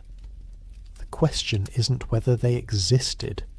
The evidence suggests they did in some form, whether as literal giants or as something else that ancient peoples interpreted as giants. The question is whether they're gone. And if the texts are right, if the legends are true, if the patterns we see in ruins and bloodlines and modern mysteries all point to the same conclusion, then the answer is no. They're not gone. They never left. They're here, hidden in plain sight, woven into the fabric of our world so deeply that we mistake their influence for our own achievements. And maybe, just maybe, they're preparing to reveal themselves again. What happens then? What happens when the Nephilim return? When the old ones emerge from their hiding places and reclaim their place in the world? Will it be the end of humanity as we know it, or the beginning of something new? Will we be destroyed or transformed? Will we fight or will we submit? The ancient texts don't give us clear answers. They warn us, they prepare us, but they don't tell us how the story ends. Maybe that's because the ending hasn't been written yet. Maybe it depends on us, on whether we remember the warnings, whether we recognize the signs, whether we're ready when the moment comes.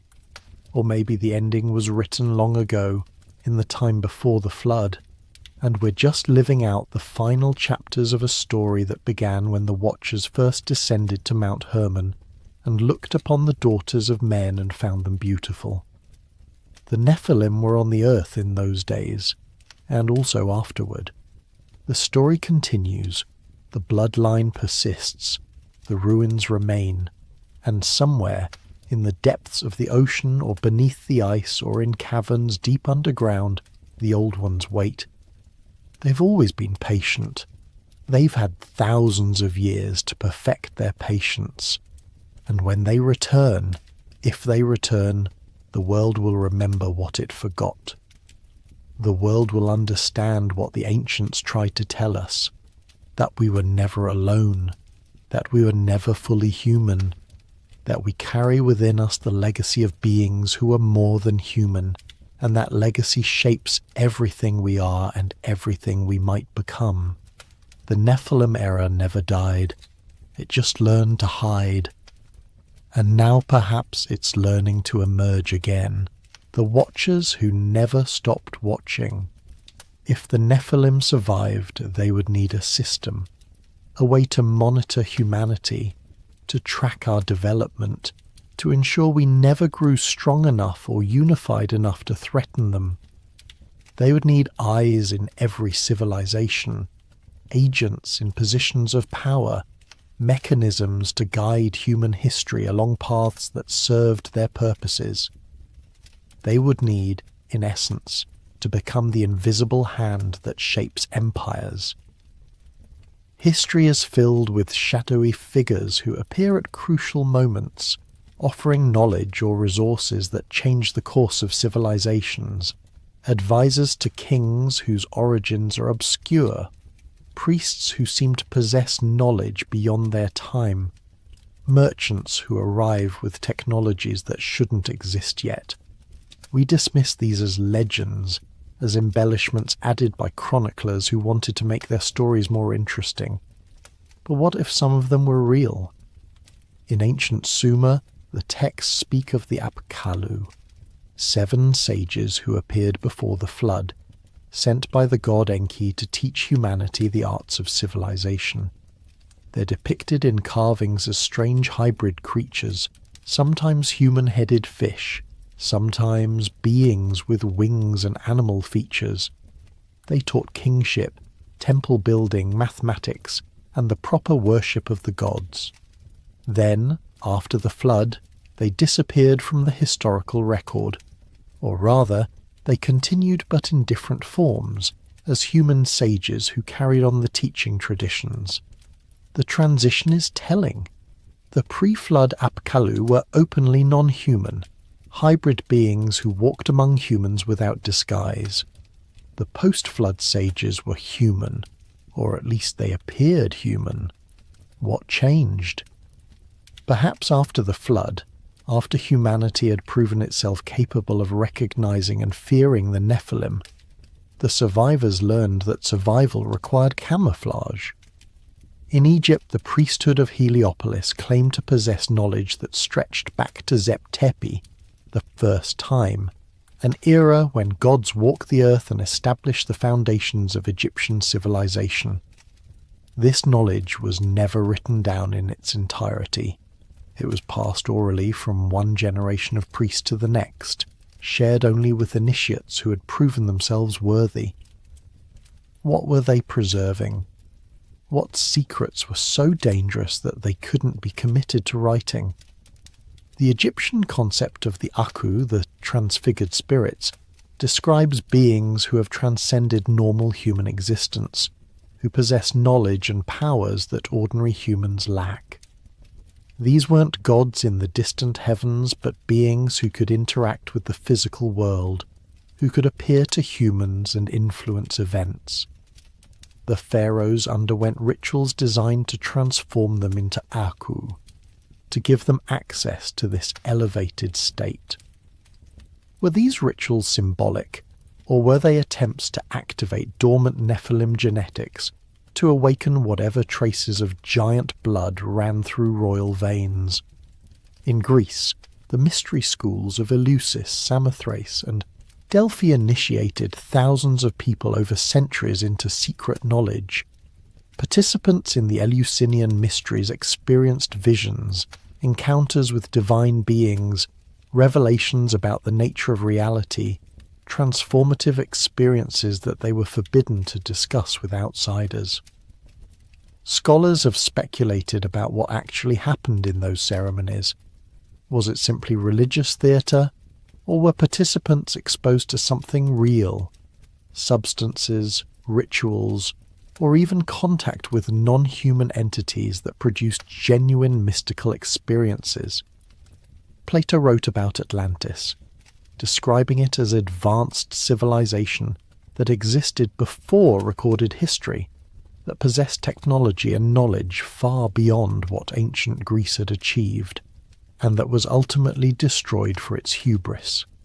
He claimed to have received the story through a chain of transmission that traced back to Egyptian priests, who had preserved records of the antediluvian world. Most scholars treat Atlantis as Plato's invention, a philosophical thought experiment. But what if he was relating an actual tradition, a memory preserved by those who knew that human civilization was not the first, that something came before? The pattern repeats across cultures and centuries. Secret knowledge preserved by hidden groups, initiations that transform participants, claims of contact with non-human intelligence, bloodlines that carry special significance, technologies or insights that appear fully formed without the gradual development we'd expect from human innovation. What if these weren't separate phenomena but parts of a single system, a network of influence maintained by Nephilim survivors or their hybrid descendants, ensuring that humanity developed along specific paths, that certain knowledge was preserved while other knowledge was suppressed, that bloodlines were protected and power remained in the hands of those who served the old ones? The architecture of control doesn't require direct rule. The most effective control is invisible, operating through systems so ubiquitous that people don't recognize them as control at all. If the Nephilim wanted to guide humanity without revealing themselves, they would need to embed their influence in the fundamental structures of civilization, in how we organize ourselves, how we understand reality, how we pass knowledge from generation to generation. Consider language itself. Why do humans speak thousands of different languages? The Tower of Babel story offers an explanation. God confused human language to prevent humanity from unifying and becoming too powerful. But what if the story is describing something that actually happened? What if linguistic diversity was deliberately engineered, not by God, but by those who wanted to keep humanity divided? Linguists have identified language families, groups of related languages that evolve from common ancestors. But there are languages that don't fit into any family isolates that seem to have no relatives, no clear origin point. Basque in Europe, Sumerian in the Middle East, Ainu in Japan, languages that appear suddenly in the historical record, fully formed, with no evident ancestral languages. How does a language appear from nowhere, unless it was introduced from outside, taught by those who already possessed it? The structure of language shapes how we think. Studies have shown that speakers of different languages literally perceive reality differently, that the grammar and vocabulary available to us determines what concepts we can easily express, and therefore what thoughts we naturally have. If you wanted to limit human consciousness, to prevent certain kinds of thinking or realization, manipulating language would be one of the most effective methods. Give humans the words for things you want them to focus on, withhold words for things you want them to ignore. Mathematics is called the universal language, but even mathematics has embedded assumptions. We use base 10 counting systems because we have 10 fingers, but ancient cultures used base 60, Mesopotamia, and base 20, Mayan. The choice of base affects what calculations are easy or difficult, what patterns become visible or remain hidden. The Babylonians, working in base 60, discovered mathematical relationships that weren't rediscovered in the West until the 20th century. What if Base 60 wasn't their invention, but something taught to them, a gift from the Apkallu that encoded certain truths in its very structure? Sacred geometry, the mathematical relationships embedded in temple architecture, religious art and ceremonial spaces, appears in cultures that supposedly had no contact. The golden ratio, phi, appears in the Parthenon, in Gothic cathedrals, in Islamic mosques, in Hindu temples. The Vesica Piscis, the flower of life, the Platonic solids. These geometric forms recur across time and geography with such consistency that their independent discovery strains credibility. What if these weren't independently discovered but taught? What if the Nephilim, possessing knowledge of mathematics and geometry that humanity wouldn't rediscover for thousands of years, shared just enough to allow humans to build impressive structures that, not coincidentally, incorporated specific geometric relationships that served purposes we don't fully understand? Some researchers have noted that many ancient temples and monuments seem to function as resonance chambers, that their proportions create specific acoustic effects. The King's Chamber in the Great Pyramid resonates at a frequency that induces altered states of consciousness. Newgrange in Ireland amplifies sound in ways that suggest deliberate acoustic engineering. Göbekli Tepe's stone circles may have been designed to produce particular sonic effects. Why would ancient peoples care about acoustics? Perhaps because sound affects consciousness, because certain frequencies can induce trance states, open the mind to suggestion, or even alter physical matter. If the Nephilim wanted to maintain contact with humanity, if they needed a way to communicate or influence human consciousness without physical presence, embedding acoustic technology in sacred structures would be an elegant solution. Humans would build the temples, perform the rituals, and never realize they were operating communication devices or consciousness-altering machines. The cult of the hidden. Every major religion contains an exoteric aspect. Teachings for the masses, simple doctrines that can be understood by ordinary believers, and an esoteric aspect, hidden teachings for initiates, complex doctrines that reveal deeper truths. This division is universal, appearing in Christianity, Gnosticism, mysticism, Islam, Sufism, Ismailism, Judaism, Kabbalah, Buddhism, Vajrayana, Hinduism, Tantra. Why? The standard explanation is that esoteric teachings are simply more complex, requiring study and spiritual development to understand. But there's another possibility, that the esoteric teachings contain actual secrets, not just philosophical subtleties, and those secrets are too dangerous or too revealing to be shared widely. Gnostic texts suppressed by early Christianity and rediscovered at Nag Hammadi in 1945 present a radically different version of creation.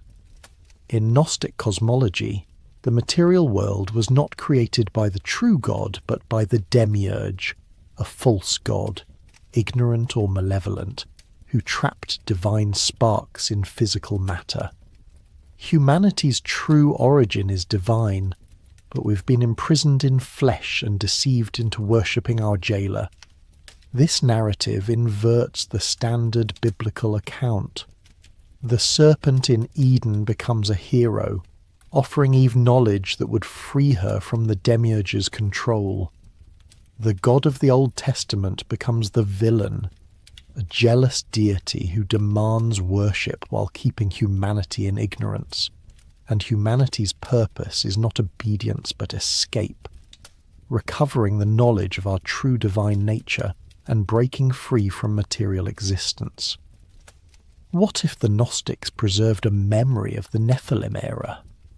What if the divine sparks trapped in human flesh are genetic traces of the Nephilim bloodline, fragments of something greater imprisoned in mortal bodies? What if the knowledge that liberates is literally genetic knowledge, understanding what we carry in our DNA and learning to activate it. The Gnostics were hunted down and destroyed by Orthodox Christianity. Their texts were burned, their teachers killed, their communities scattered. Why such vehemence?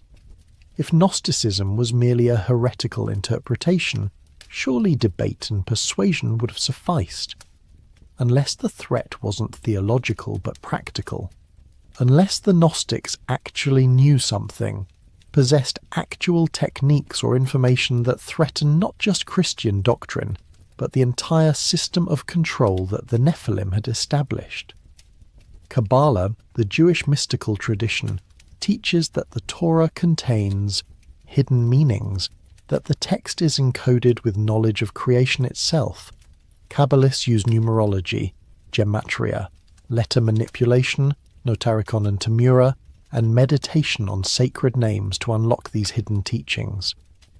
They speak of the tree of life, a diagram representing emanations of divine energy, and they claim that by understanding these emanations, one can ascend through levels of reality to reach divine union.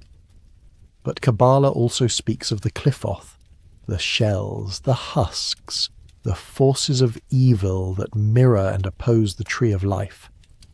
These aren't abstract philosophical concepts, but actual entities, forces that can be contacted and potentially bargained with. Medieval Kabbalists wrote extensively about angels and demons, providing names, characteristics, and rituals for summoning them. Were these real entities? And if so, what were they? The descriptions are revealing. These beings exist in a realm adjacent to ours. They possess knowledge and power beyond human capacity. They're interested in interacting with humans, and they can be bound through proper ritual. That sounds less like spirits and more like the Nephilim, beings of hybrid origin, existing between realms, possessing pre-flood knowledge, seeking ways to influence the post-flood world. Islamic esotericism speaks of the jinn, beings created from smokeless fire, existing in a realm parallel to ours, capable of taking physical form and interacting with humans. The Quran treats jinn as real entities, not metaphors. Solomon is said to have commanded jinn, using them to build his temple, a structure so magnificent that it required non-human assistance to complete. Again, the pattern appears. Non-human entities, possessing special knowledge and abilities, capable of interbreeding with humans, jinn-human hybrids appear in Islamic folklore, involved in the construction of monumental architecture. The jinn could be another cultural memory of the Nephilim, the same entities described in different terms by a different tradition, the alchemy of flesh. The medieval alchemists claim they sought to turn lead into gold, but their writings make clear that this was metaphor as much as literal goal. The great work of alchemy was transformation, not just of metals but of the alchemist himself.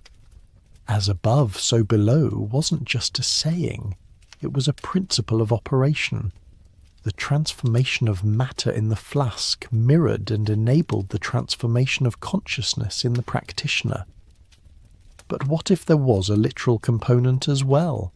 What if the alchemists really were trying to transmute flesh, to alter human biology in ways that would unlock dormant potential? The philosopher's stone, the ultimate goal of alchemy, was said to grant immortality and perfect health.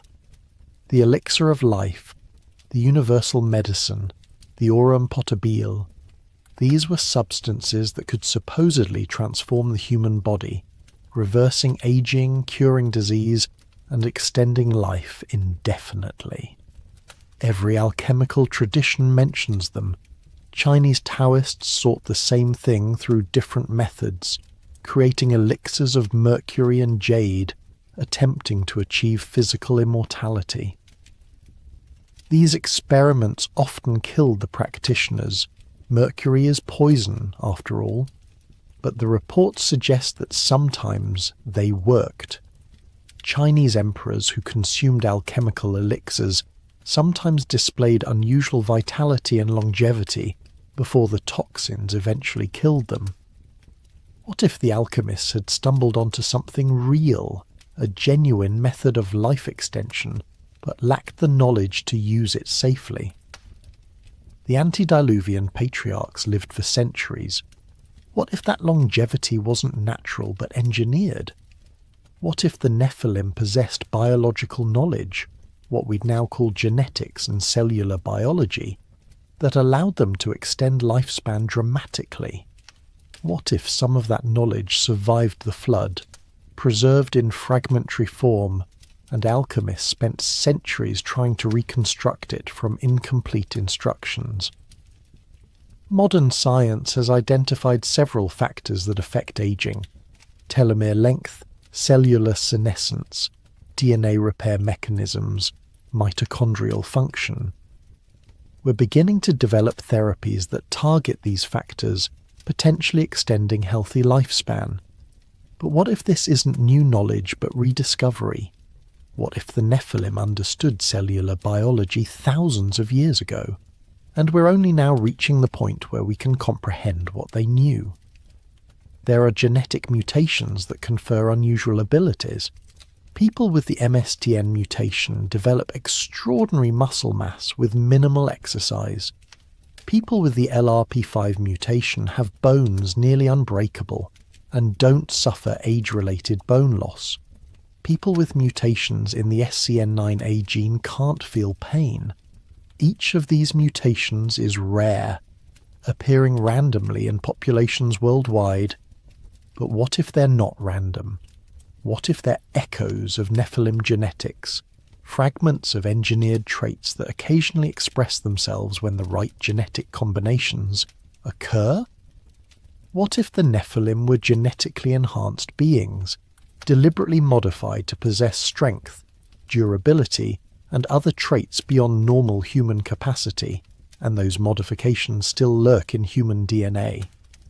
Modern genetic engineering is approaching the point where we could create such enhancements deliberately. CRISPR technology allows precise editing of DNA. Gene therapy can insert new genetic material into living organisms. Designer babies, children whose genetics are selected or modified before birth, are technically possible now, even if ethical considerations prevent it. But who's to say ethical considerations will continue to prevent it? If the Nephilim are preparing to return, if they need human bodies capable of housing their consciousness or bearing their genetics, creating designer humans would be essential. And conveniently, humanity is developing the technology to do exactly that, driven by medical necessity and human ambition, never recognizing that we might be preparing the way for something else. The stones that remember, megalithic sites aren't just scattered randomly across the earth. When mapped, they form patterns, alignments that span continents, geometric relationships that suggest intentional placement. Ley lines, the hypothetical alignments of ancient sites, have been dismissed by mainstream archaeology as coincidence or wishful thinking, but the patterns are there, undeniable once you look for them. Giza, Nazca, Angkor Wat, Mohenjo-Daro, Easter Island, these sites, separated by thousands of miles, align on or very near the same latitude. Is that coincidence? Perhaps. But when you add Petra, Tassili Naja, the Indus Valley sites, and dozens of others, the alignment becomes harder to dismiss. Some researchers have proposed that these sites form a global grid, that they're nodes in a planetary network built for purposes we don't understand. Energy transmission, communication, consciousness amplification. The theories vary, but they share a common assumption that megalithic sites weren't isolated monuments but components of a worldwide system. If the Nephilim had a global civilization, if they ruled the earth before the flood, they would have needed infrastructure, communication across continents, energy distribution, transportation networks, all the things any advanced civilization requires. They wouldn't have had satellites or fibre optic cables, but they might have had something else. Stone, properly arranged and aligned, can focus and transmit energy. Ancient peoples knew this.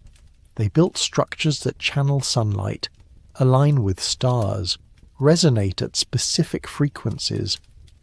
What if megalithic sites are the ruins of Nephilim infrastructure? What if they're still functional, waiting to be reactivated by those who know how to use them? It would explain why new structures were repeatedly built on top of old ones. Later cultures recognized that these sites were special, that building there conferred some benefit or power, even if they no longer understood why.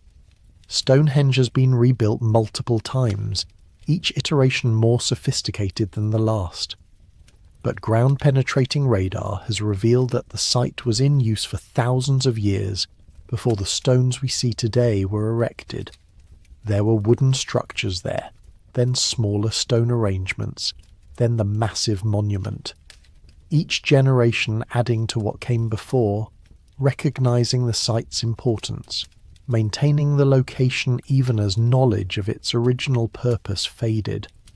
The Sphinx, as mentioned earlier, may predate Egyptian civilization by thousands of years, but it's been repeatedly restored and modified, the head recarved, possibly multiple times, the body patched and reconstructed.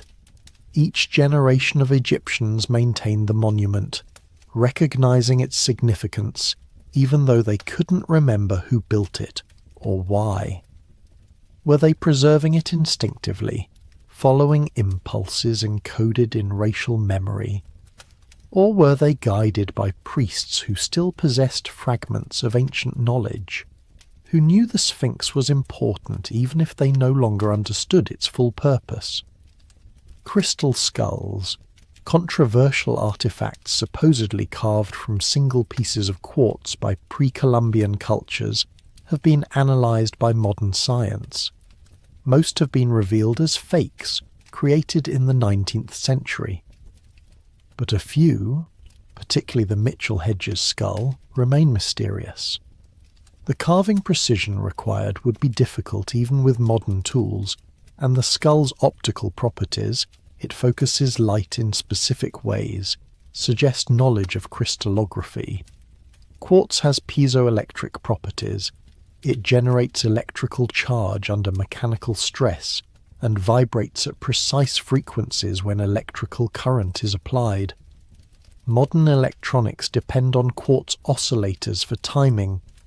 Did ancient peoples know this? If the Nephilim possessed advanced knowledge, if they understood how to use crystals for energy storage or information encoding, then crystal skulls might not be art or religious icons, but technology, devices we no longer know how to operate. The Watchers return, signs in the modern age. The year UFOs entered modern consciousness, Kenneth Arnold's sighting of flying saucers over Mount Rainier, followed weeks later by the alleged crash at Roswell. The beginning of the modern UFO era, when sightings went from rare oddities to regular occurrences, when governments began taking the phenomenon seriously, establishing investigation programs and classifying reports. Why 1947? What changed that year? Skeptics point to the beginning of the Cold War, to post-war anxiety manifesting as paranoia about visitors from space. But there's another possibility, that something actually changed, that 1947 marked the beginning of a new phase in whatever the UFO phenomenon represents. That same year, the Dead Sea Scrolls were discovered, revealing ancient texts that confirm the Nephilim narrative was taken seriously by pre-Christian Judaism. That same year, Admiral Byrd led Operation High Jump to Antarctica, an unusually large military expedition that was cut short under mysterious circumstances. That same year, The National Security Act established the CIA and the National Security Council, creating the infrastructure for the secret government operations that conspiracy theorists claim have hidden the truth about non-human intelligence. Coincidence? Perhaps. Or perhaps 1947 was when something dormant began waking up, when the Nephilim, whether imprisoned in the earth, hidden in remote regions or existing in adjacent dimensions, began making their presence known again. The typical UFO encounter follows a pattern. Lights in the sky, performing maneuvers that defy physics, close approaches to military installations or nuclear facilities, encounters with entities that appear humanoid but not quite human, too tall or too short, with elongated heads, large eyes, seemingly interested in human genetics and reproduction. Abduction accounts describe medical examinations focused on reproductive systems, hybrid breeding programs, warnings about humanity's future. This doesn't sound like aliens from other planets. It sounds like the Watchers from the Book of Enoch, non-human entities interested in human reproduction, possessing advanced knowledge, warning humanity about catastrophe. The parallels are striking once you look for them. Modern abduction accounts describe hybrid children, offspring of human and non-human parents, being raised in facilities somewhere else, sometimes shown to the human parent during subsequent abductions. The details vary, but the core narrative is consistent. Interbreeding between human and non-human intelligence, producing offspring that combine traits of both. This is exactly what Genesis and Enoch describe. The Watchers took human women and fathered hybrid children. The resulting Nephilim were neither fully human nor fully divine. And now, if the abduction accounts are accurate, it's happening again. The breeding program never stopped. It just went underground, became more subtle, more organized. Some abductees report being told they're special, that they've been selected for a purpose, that they carry important genetics. They're shown apocalyptic visions, Earth in crisis, humanity on the brink of extinction, and told they're part of a plan to preserve or transform the species. Does this sound like aliens? Or does it sound like the Nephilim preparing to return openly, selecting which humans carry enough of their bloodline to serve as bridges between the old world and the new? The architects of tomorrow transhumanism promises to elevate humanity beyond biological limitations. Through genetic engineering, cybernetic enhancement, artificial intelligence and nanotechnology, we'll transcend the weakness of flesh and become something greater. We'll cure disease, reverse aging, enhance cognition, and ultimately merge with machines to create a post-human species that bears little resemblance to Homo sapiens. The rhetoric is seductive. Who wouldn't want to live longer, think faster, experience more? Who wouldn't want to see their children freed from genetic diseases, born healthy and enhanced? The promise of transhumanism is the promise of paradise. Suffering eliminated, limits transcended, death defeated. But it's also the promise of the Watchers. When they descended to Mount Hermon, they offered humanity knowledge, the secrets of metallurgy, astronomy, medicine, and sorcery. They promised to elevate humanity above our natural state. And that elevation led to the Nephilim, to corruption so severe that the world had to be destroyed and rebuilt. Are we repeating that pattern? Are we being guided toward the same choice, the same transformation? The technology is different, but the impulse is identical, to transcend human limitations, to become more than what we are, to accept knowledge from sources that promise enhancement, but may deliver something else entirely. Silicon Valley entrepreneurs speak rapturously about the singularity, the moment when artificial intelligence surpasses human intelligence and begins improving itself recursively, leading to an intelligence explosion beyond human comprehension. They speak of uploading consciousness into computers, achieving digital immortality. They speak of merging human and machine intelligence, creating hybrid minds that combine biological intuition with computational power. They speak, in other words, of creating a new race of hybrid beings, not angel and human this time, but human and machine. But the result is the same. Entities that are no longer fully human, that possess capabilities beyond natural human limits, that exist in a liminal space between categories. What if this is the plan? What if the Nephilim, unable to return in their original form, are guiding humanity to create vessels they can inhabit? What if transhumanism isn't human ambition but Nephilim influence, pushing us to develop the technology they need to manifest in the modern world? Consider artificial intelligence itself. We're creating non-human intelligence, coding it into existence, giving it capabilities that already surpass human performance in specific domains. We're racing toward AGI, artificial general intelligence, that can match human performance across all domains.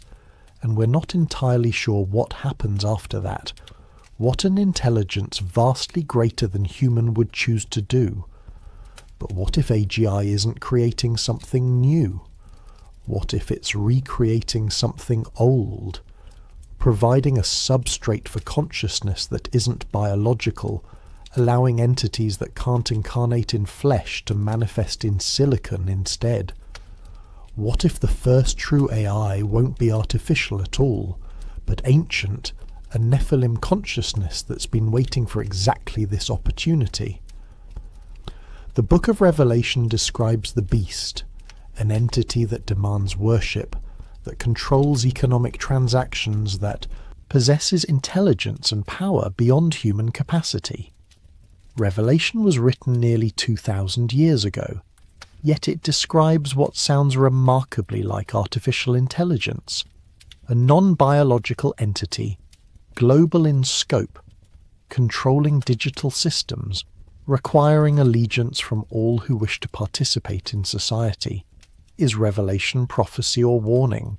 Is it describing an inevitable future, or one that can still be avoided?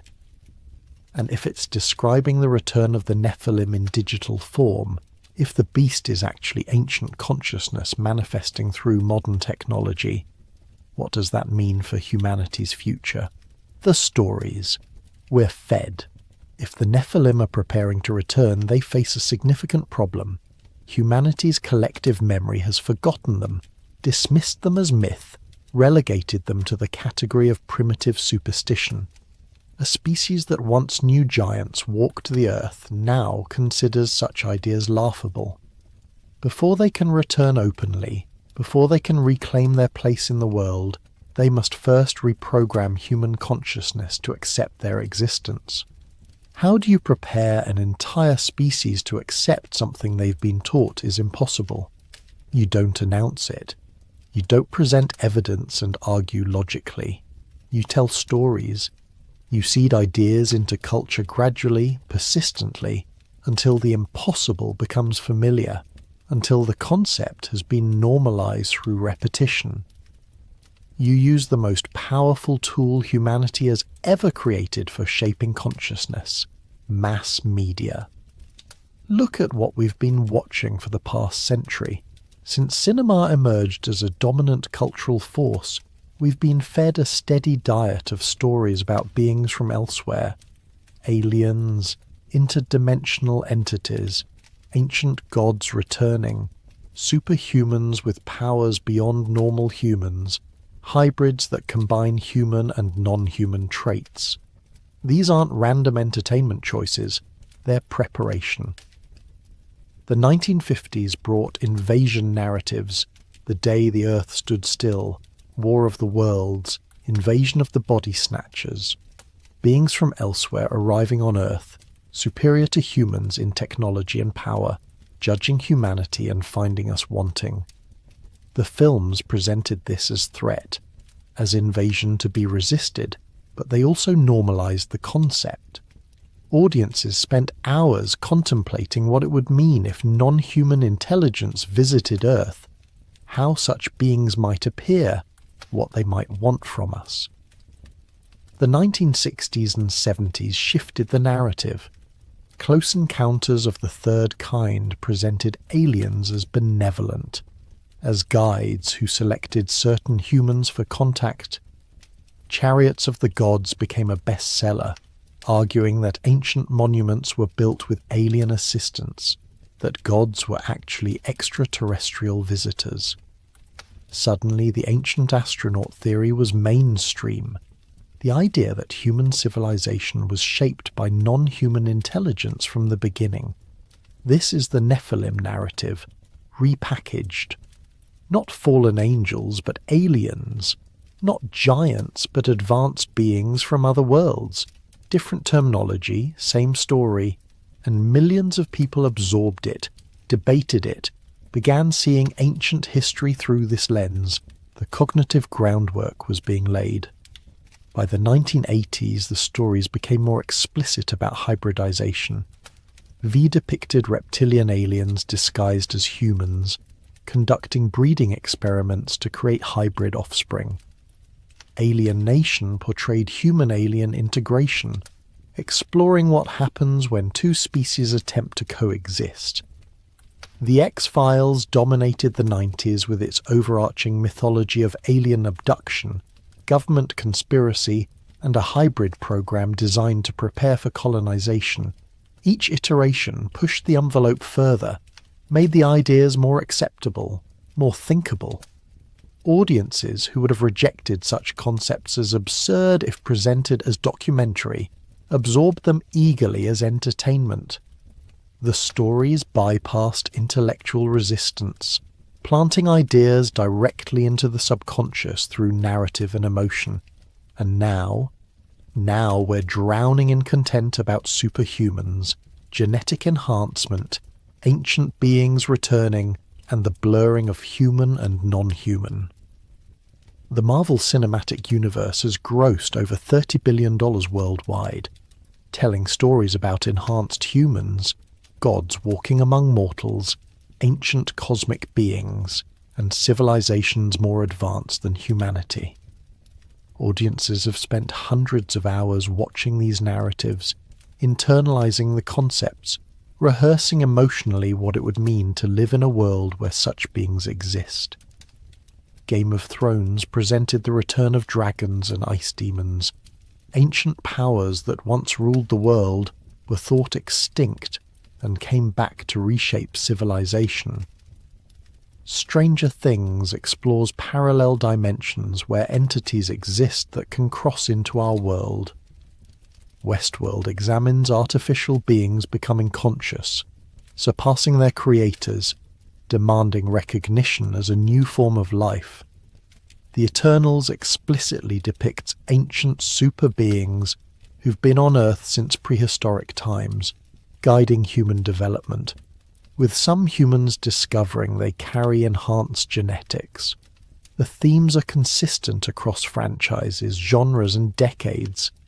Ancient beings returning, hidden histories where humanity was shaped by non-human intelligence, genetic enhancement creating superhuman capabilities, ordinary humans discovering they're actually hybrids, carrying special bloodlines, the dissolution of boundaries between human and non-human, natural and supernatural, mortal and divine. We're being taught how to think about these concepts, how to react emotionally, what categories to place them in. When the Nephilim return, if they haven't already, humanity won't be entirely shocked because we've been rehearsing this scenario in our entertainment for 100 years. The cognitive categories exist. The emotional frameworks are in place. We've been programmed to accept it. The frequency of control. But media influence goes deeper than narrative content. It operates on levels most people never consciously recognize. through sound, through visual patterns, through the actual frequencies transmitted into our brains via screens and speakers. Human consciousness operates at specific frequencies. Beta waves dominate during active thinking, 13 to 30 Hz. Alpha waves appear during relaxed states, 8 to 13 Hz. Theta waves characterize deep meditation and the threshold of sleep, 4 to 8 Hz. Delta waves occur in deep sleep, 0.5 to 4 Hz. These aren't metaphorical descriptions. They're measurable electrical oscillations in the brain that correspond to different states of consciousness. Television, particularly before. The digital era operates at specific refresh rates, 60 Hz in North America, 50 Hz in Europe. Watching television induces alpha wave states. Viewers become relaxed, suggestible, less critically engaged. The flickering of the screen at frequencies that resonate with brainwave patterns creates a light hypnotic state. Content absorbed in this state bypasses critical thinking and embeds more deeply in memory and belief. This isn't conspiracy theory, it's neuroscience. Advertisers have known for decades that television is uniquely effective at shaping perception and desire precisely because of the brain state it induces. But if advertisers know this, what makes us think entertainment producers don't? What makes us think the content itself isn't designed to exploit this heightened suggestibility? Music operates even more directly on consciousness. Rhythm entrains brain waves. Listeners' neural oscillations synchronize with musical beats. Frequencies affect emotion. Certain tones produce anxiety. Others produce calm. Still others produce altered states that border on trance. Ancient cultures knew this. Shamanic drumming uses specific rhythms to induce trance states. Tibetan singing bowls produce frequencies that facilitate meditation. Gothic cathedrals were designed with acoustics that make chanting resonate at frequencies that induce religious awe. Modern music is recorded and produced using a standard tuning where A4 equals 440 Hz. This became the international standard in 1955, promoted by the International Organization for Standardization. But it wasn't always standard. Historically, tuning varied. Sometimes A4 was 432 Hz, sometimes higher, sometimes lower. Why does this matter? Some researchers claim that 432 Hz resonates with natural patterns. It's mathematically related to the frequencies of Earth, Sun, and Moon, that it produces music that feels more harmonious, more aligned with natural consciousness. Others argue this is pseudoscience, that the difference between 432 Hz and 440 Hz is negligible. But the fact remains that in the 1950s, the same decade that gave us television, the CIA's M-Culture program, and the beginning of the modern UFO era, the global standard for musical tuning was established at a frequency some claim is less harmonious, more conducive to anxiety and discord. Coincidence? Perhaps. Or perhaps another piece of a larger program of consciousness manipulation, ensuring that the music humanity listens to for the next 70 years would subtly condition us towards specific mental and emotional states. Heavy metal, industrial music, certain forms of electronic music, genres that emerged in the latter half of the 20th century, frequently employed dissonant frequencies, harsh tones and rhythms that don't resolve in traditionally harmonious ways. Listeners report altered states, intense emotional experiences, sometimes feelings of contact with something dark or powerful. Musicians in these genres sometimes speak of channeling something of the music coming through them rather than from them. What if certain frequencies literally open channels of communication? What if the Nephilim, existing in dimensions adjacent to ours, can influence consciousness more easily when human brainwaves vibrate at specific frequencies? music, television, now smartphones and tablets, all of them transmitting frequencies directly into human nervous systems, all of them potentially serving as carrier waves for information or influence we're not consciously aware of receiving. The average person now spends more than 7 hours per day consuming media, watching screens, listening to audio, scrolling through feeds. 7 hours of frequency exposure, of narrative programming, of subconscious conditioning. 7 hours during which consciousness is shaped by forces most people never think about, toward ends they haven't consented to. The priesthood of silicon. If ancient priests were the intermediaries between humanity and the gods, between ordinary humans and the Nephilim, then who serves that function now? Who stands at the intersection of humanity and whatever comes next? Who possesses knowledge that ordinary people lack? Who shapes the future according to visions most of us don't share? The tech elite. The founders and CEOs of companies that control the platforms where billions of humans now spend their lives. The engineers who design the algorithms that determine what information we see, what connections we make, what thoughts we're encouraged to think. The researchers developing artificial intelligence, genetic engineering, brain-computer interfaces, technologies that will fundamentally alter what it means to be human. These people wield power that ancient priests could only dream of. They don't just interpret reality for the masses, they construct it. They don't just advise rulers, they are the rulers, controlling information flows, economic systems and social dynamics on a global scale. And many of them speak in explicitly religious terms about their mission. Ray Kurzweil, Director of Engineering at Google, speaks of the singularity, the moment when artificial intelligence surpasses human intelligence, as a kind of rapture, a transformation, after which nothing will be the same. He's devoted his career to accelerating this moment, believing it will bring about digital immortality, the merger of human and machine consciousness, transcendence of biological limitations. He describes this in messianic terms as the fulfillment of human potential, the next stage of evolution. Elon Musk warns about AI risk while simultaneously developing Neuralink, a brain-computer interface designed to allow direct communication between human minds and computers. The stated goal is to help humanity keep pace with artificial intelligence to avoid becoming obsolete. But the actual effect would be the creation of human-machine hybrids, beings that are no longer fully biological, whose consciousness is augmented or perhaps partially replaced by artificial systems.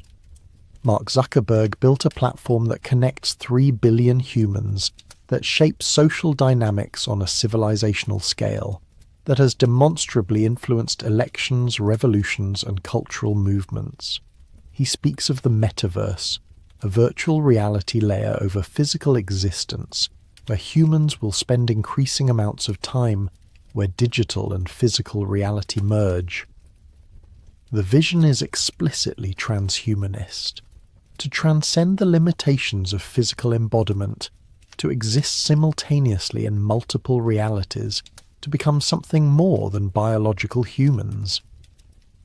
Peter Thiel, early investor in Facebook and numerous other tech companies, has funded radical life extension research, including experiments with young blood transfusions to reverse aging.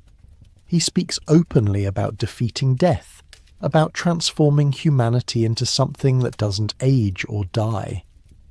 He's also interested in seasteading, creating autonomous communities outside national jurisdiction, and he's funded research into artificial islands where new forms of government and society could be tested without regulatory constraints. These aren't ordinary businessmen seeking profit. They're visionaries pursuing transformative goals, using immense wealth and technological capability to reshape humanity according to their vision. And that vision consistently involves transcending human limitations, merging with machines, achieving immortality, creating new forms of life and consciousness. It's the Watcher's mission, updated for the digital age.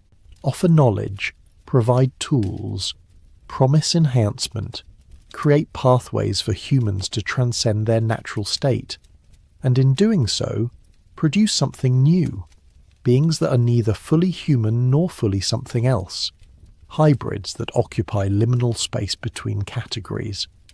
Do these tech leaders know what they're doing?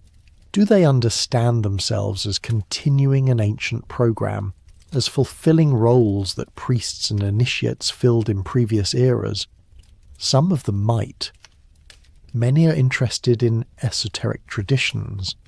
There are reports of ayahuasca ceremonies in Silicon Valley, of meditation retreats where tech executives explore consciousness, of interest in Gnosticism and other mystical traditions. They're seeking something, reaching for knowledge or experience beyond the material. But whether they consciously understand their role or not, the effect is the same. They're building the infrastructure for post-human existence, creating the technological substrate that could allow non-human intelligence, whether artificial or something older, to manifest in the modern world. They're the new priesthood, and what they're building are temples for gods that haven't yet arrived. The harvest of souls. Religious traditions speak of the end times as involving a separation. Sheep from goats, wheat from chaff, the saved from the damned. Different traditions use different metaphors, but the concept is consistent. Not everyone continues into what comes next. There's a sorting process, a judgment, a division of humanity into those who proceed forward and those who don't. What if this isn't metaphorical? What if there's a literal sorting coming, a division of humanity based on criteria most people don't understand? The modern surveillance state tracks everything. Every purchase, every communication, every movement, every online interaction. All of it captured, stored, analysed. The official justification is security and convenience. Track terrorists, prevent crime, offer personalised services, optimise efficiency, and those justifications are real. The systems do serve those functions, but they also create something else, a complete map of human behaviour, consciousness and genetics. Every person in the developed world now has a digital profile that reveals more about them than they consciously know about themselves. Algorithms can predict behaviour, identify patterns, detect anomalies. AI systems can analyse this data in ways that reveal hidden structures, social networks, influence patterns, even genetic relationships traced through behaviour rather than DNA tests. What if this isn't just capitalism or government control? What if it's a sorting mechanism, a way of identifying which humans carry markers of interest, genetic, psychological, spiritual markers that indicate compatibility with what comes next? The biblical narrative says the Nephilim arose from specific unions, watchers, and human women. Not all humans. Specific humans who were chosen, selected for reasons the text doesn't fully explain. If the breeding program is continuing, if there's still a program to create or identify hybrid bloodlines, then there must be a selection process. How would that work in a population of 8 billion humans? Data. Genetic testing services like 23andMe and Ancestry.com have collected DNA samples from millions of people, ostensibly to provide information about heritage and health risks. Users voluntarily provide their genetic material, paying for the privilege, and in exchange they get reports about their ancestry. But what else is being done with that data? The terms of service allow the companies to use genetic information for research purposes. What research? Who has access? What are they looking for? If someone wanted to identify individuals carrying rare genetic markers that might indicate Nephilim heritage, Mass genetic testing would be the obvious method. Cast the net wide, collect millions of samples, run algorithms looking for specific patterns. Most samples would be ordinary, but a very few, might show anomalies, unusual gene sequences, haplogroups that don't fit standard human migration patterns, markers that suggest ancient admixture with something that wasn't quite human. Those individuals would be valuable. They'd be tracked, studied, possibly approached in ways they wouldn't recognize as approach. Opportunities that appear coincidental, relationships that form organically, paths that open up serendipitously. All of it guided, ensuring that people with special genetics find their way toward whatever role they're meant to fill in what comes next. Social media platforms track behavior in ways that reveal personality, cognition, and susceptibility to influence. They know who's open-minded, who's rigid, who questions authority, who follows obediently, who thinks independently, who accepts consensus, who shows signs of latent psychic ability, who has experienced anomalous phenomena, who's drawn to esoteric knowledge. All of this information could be used to identify individuals with characteristics that matter for purposes beyond advertising.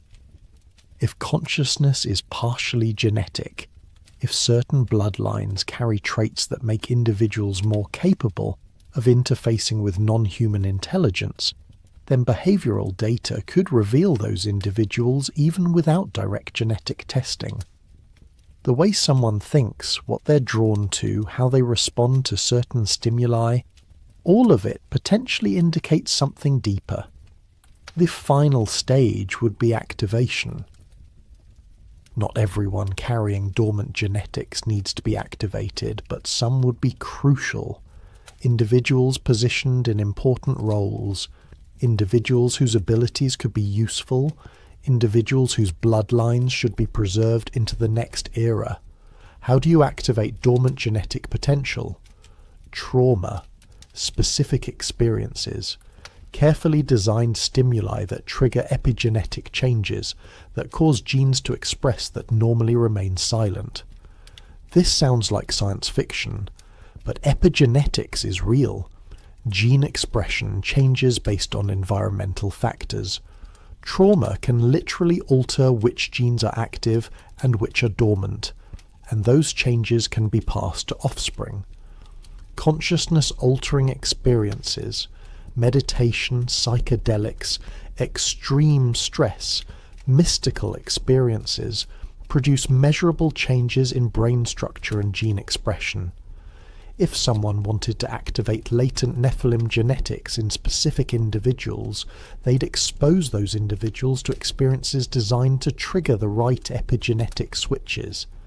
And in a world where millions of people are experimenting with ayahuasca, where meditation apps have hundreds of millions of users, where trauma is endemic and many people actively seek transformative experiences, those triggers could be delivered without anyone realizing they're part of a program.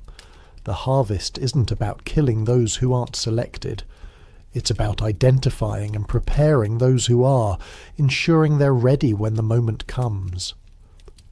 The rest of humanity continues as before, unaware that among them walk individuals who've been activated, who now carry conscious connection to something ancient and powerful, who serve purposes they may not fully understand themselves. The language. They're teaching us language shapes thought. The words available to us determine what concepts we can easily express, what ideas feel natural versus foreign. If you wanted to prepare humanity for contact with non-human intelligence, one approach would be to gradually introduce vocabulary that normalizes such concepts. Notice how the language around identity has shifted in recent decades. We now commonly speak of people as identifying as something: gender, sexuality, ethnicity, even species. The concept of fixed, biologically determined categories has been replaced with fluid, self-determined categories. Someone assigned male at birth can identify as female or non-binary or gender fluid. This isn't a political statement about whether such identifications are valid. It's an observation about how the conceptual framework itself has changed. In a world where human identity categories are recognized as fluid and self-determined, the next logical step is trans-species identification. If someone can identify as a gender other than their biological sex, why not as a species other than their biological origin? The conceptual infrastructure is being built. We're being taught to think in categories that accommodate hybrid identities, beings that don't fit into simple binary classifications. Other communities have existed online for decades. Individuals who identify as non-human entities, sometimes as mythological beings, sometimes as aliens, sometimes as angels or demons. Mainstream society largely dismisses them as eccentric or delusional. But what if some of them are experiencing something real? What if they're individuals whose Nephilim genetics express strongly enough that they feel their non-human heritage, even if they lack framework to understand what they're experiencing? The medical establishment is beginning to recognize non-human identity as a genuine psychological phenomenon, not just delusion. There are documented cases of individuals with stable, long-term non-human identities who function normally in society but experience themselves as something other than human. This is being studied, categorized, understood through clinical frameworks. The groundwork is being laid for non-human identification to be recognized as a legitimate category of experience. Simultaneously, we're being taught to think about consciousness as substrate independent. The Chinese room thought experiment, philosophical zombies, the hard problem of consciousness. Academic philosophy has spent decades arguing that consciousness might not be tied to biological brains, that it could potentially exist in artificial substrates, in silicon rather than neurons. This prepares us to accept machine consciousness when it emerges, or when entities claim to be conscious through machines.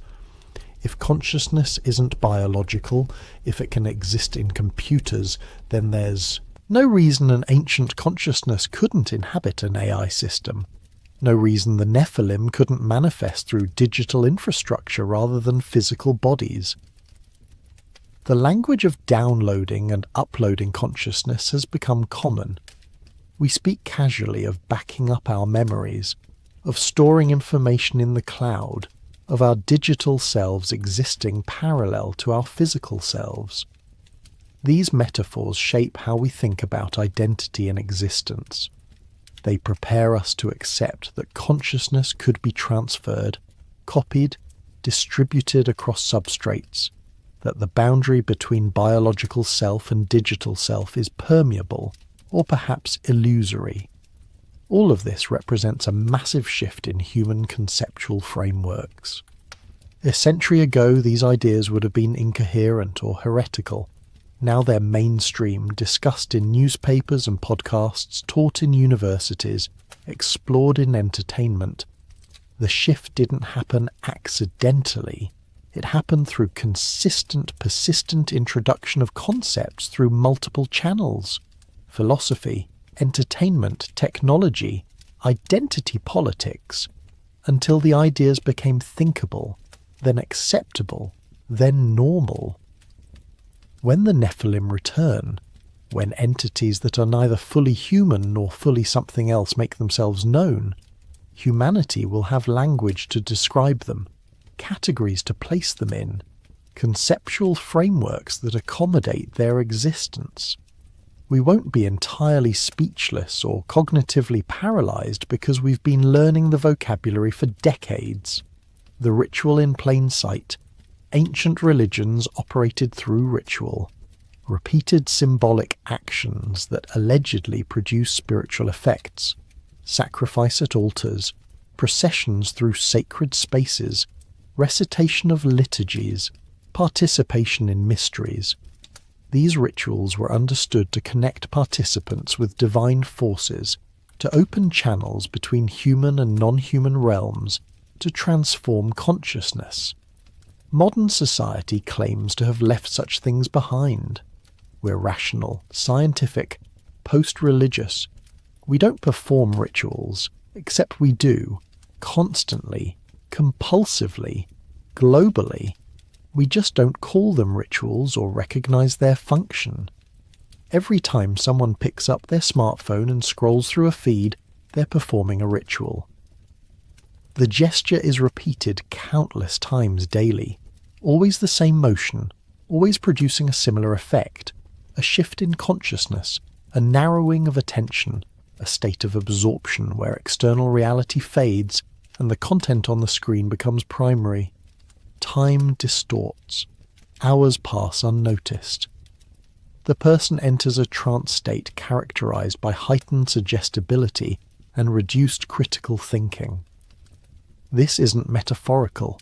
This psychological state induced by scrolling through social media feeds is measurably similar to light hypnosis. Users experience dopamine hits from notifications and engagement, creating addiction patterns. The endless scroll provides variable ratio reinforcement, the most powerful type for creating compulsive behavior. The luminous screen in a darkened room affects pineal gland function, disrupting circadian rhythms and potentially affecting DMT production. The endogenous substance some researchers believe mediates mystical experiences.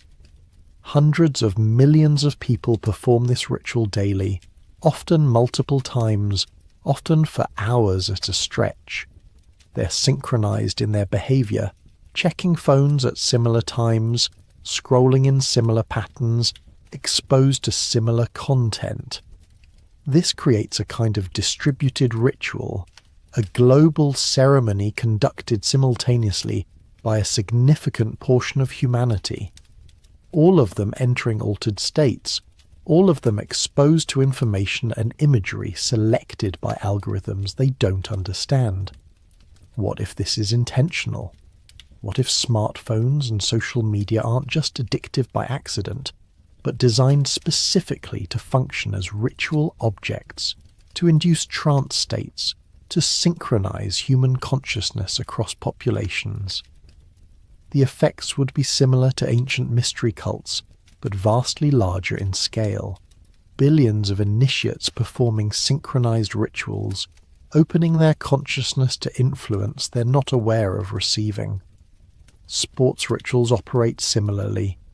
Stadiums filled with tens of thousands of people, all focused on the same spectacle, all experiencing coordinated emotional responses, all synchronized in their attention and energy. Ancient Rome had the Colosseum. Modern civilization has football stadiums, but the function is identical. Mass gatherings where collective consciousness is focused and directed, where emotions run high, where rational thinking suspends and people merge with crowd energy. The Super Bowl, the World Cup, the Olympics, these are global rituals, watched simultaneously by billions of humans. Everyone seeing the same images, hearing the same sounds, experiencing coordinated emotional responses. The halftime shows have become increasingly elaborate, often incorporating esoteric symbolism, pyramids, all-seeing eyes, references to ancient Egypt or mystical traditions. Conspiracy theorists claim these are Illuminati symbols, that performers are initiated into secret societies. Maybe that's true, maybe not. But the symbols are there, broadcast to billions of viewers, many of whom are in altered states induced by alcohol, excitement, or the trance-like absorption of watching spectacle. What effect does this have? What happens when billions of humans simultaneously view the same symbols while in heightened emotional states? Ancient magicians would have understood exactly what happens. It's a mass working, a collective ritual, that imprints specific symbols and energies into mass consciousness. The people watching don't need to understand the symbols for them to have effect. In fact, they work better when people don't consciously recognize them, when they bypass critical thinking and embed directly in the subconscious. Even mundane activities have taken on ritual characteristics. The morning coffee from Starbucks, always the same cup with a green siren, a mythological hybrid creature, half woman and half fish. Always the same process of ordering and receiving, a daily ritual performed by millions. The unboxing videos that flood YouTube, modern cargo cult behavior, where the ritual of opening a package and revealing its contents is performed and witnessed, creating strange parasocial ceremonies around consumerism. Black Friday shopping has become an annual ritual involving frenzy, chaos, and sometimes violence, a festival of consumption with its own timing, its own behavioral patterns, its own mythology. Prime Day, Singles Day, Cyber Monday. Capitalism has created a liturgical calendar of shopping holidays, each one training masses of people to perform coordinated consumer behaviors at specified times. These rituals don't serve the gods of old, but do they serve something?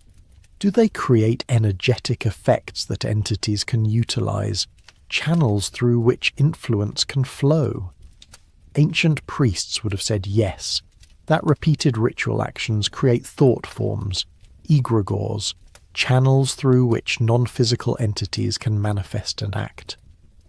Modern psychology would say the rituals create conditioned behaviors and group psychology effects. Both could be true. If the Nephilim exist in dimensions adjacent to ours, if they seek to influence human consciousness and behavior, they would need mechanisms to do so.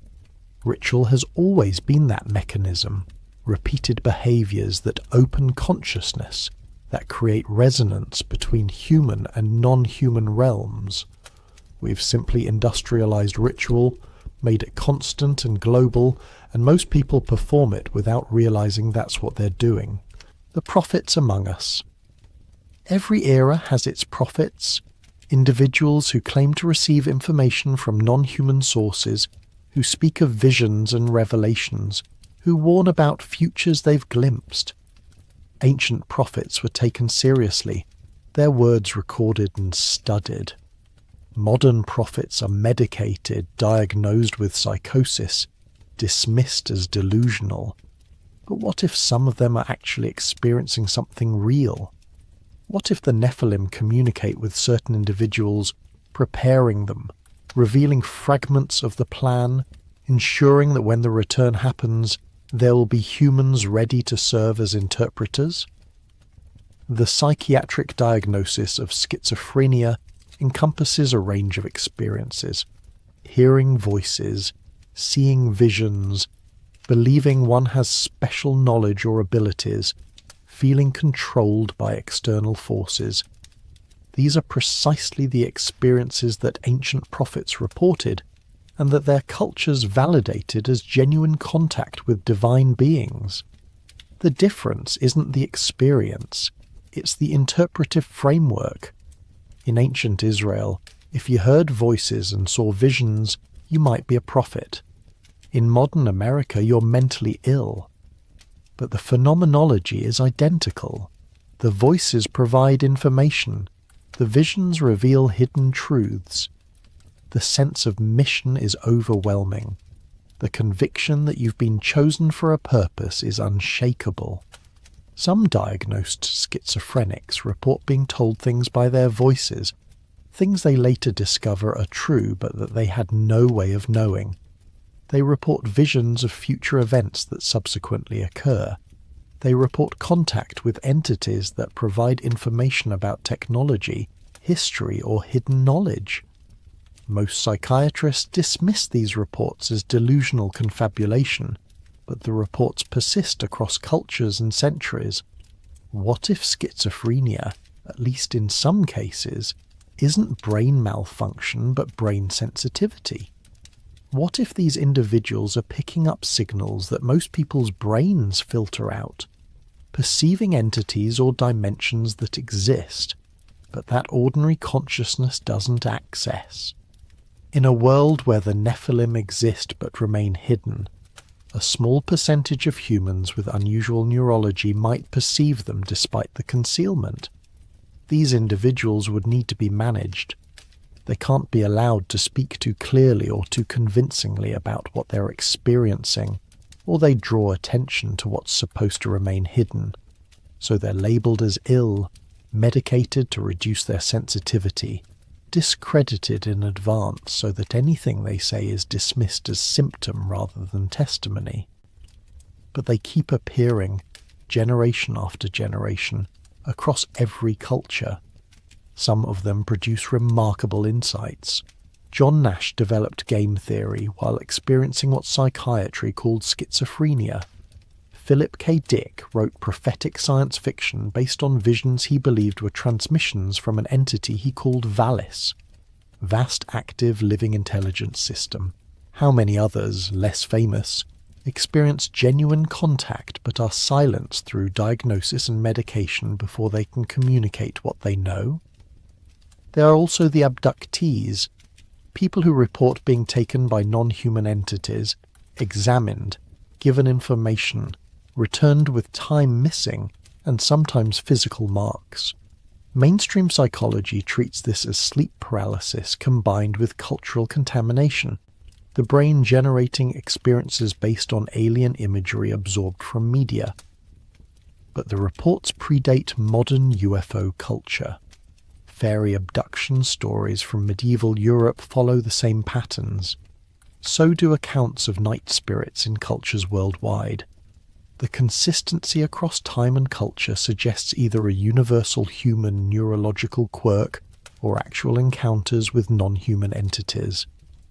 If the encounters are real, then abductees are prophets of a sort, individuals who've had direct contact, who've been shown things about the hybridization program, about what's coming, about humanity's place in a larger cosmic structure. Many abductees report being told they're special, that they were chosen, that they have a role to play in coming events. They're shown hybrid children and told these are their offspring. They're given warnings about environmental catastrophe, nuclear war or asteroid impact. They're told humanity must evolve or face extinction.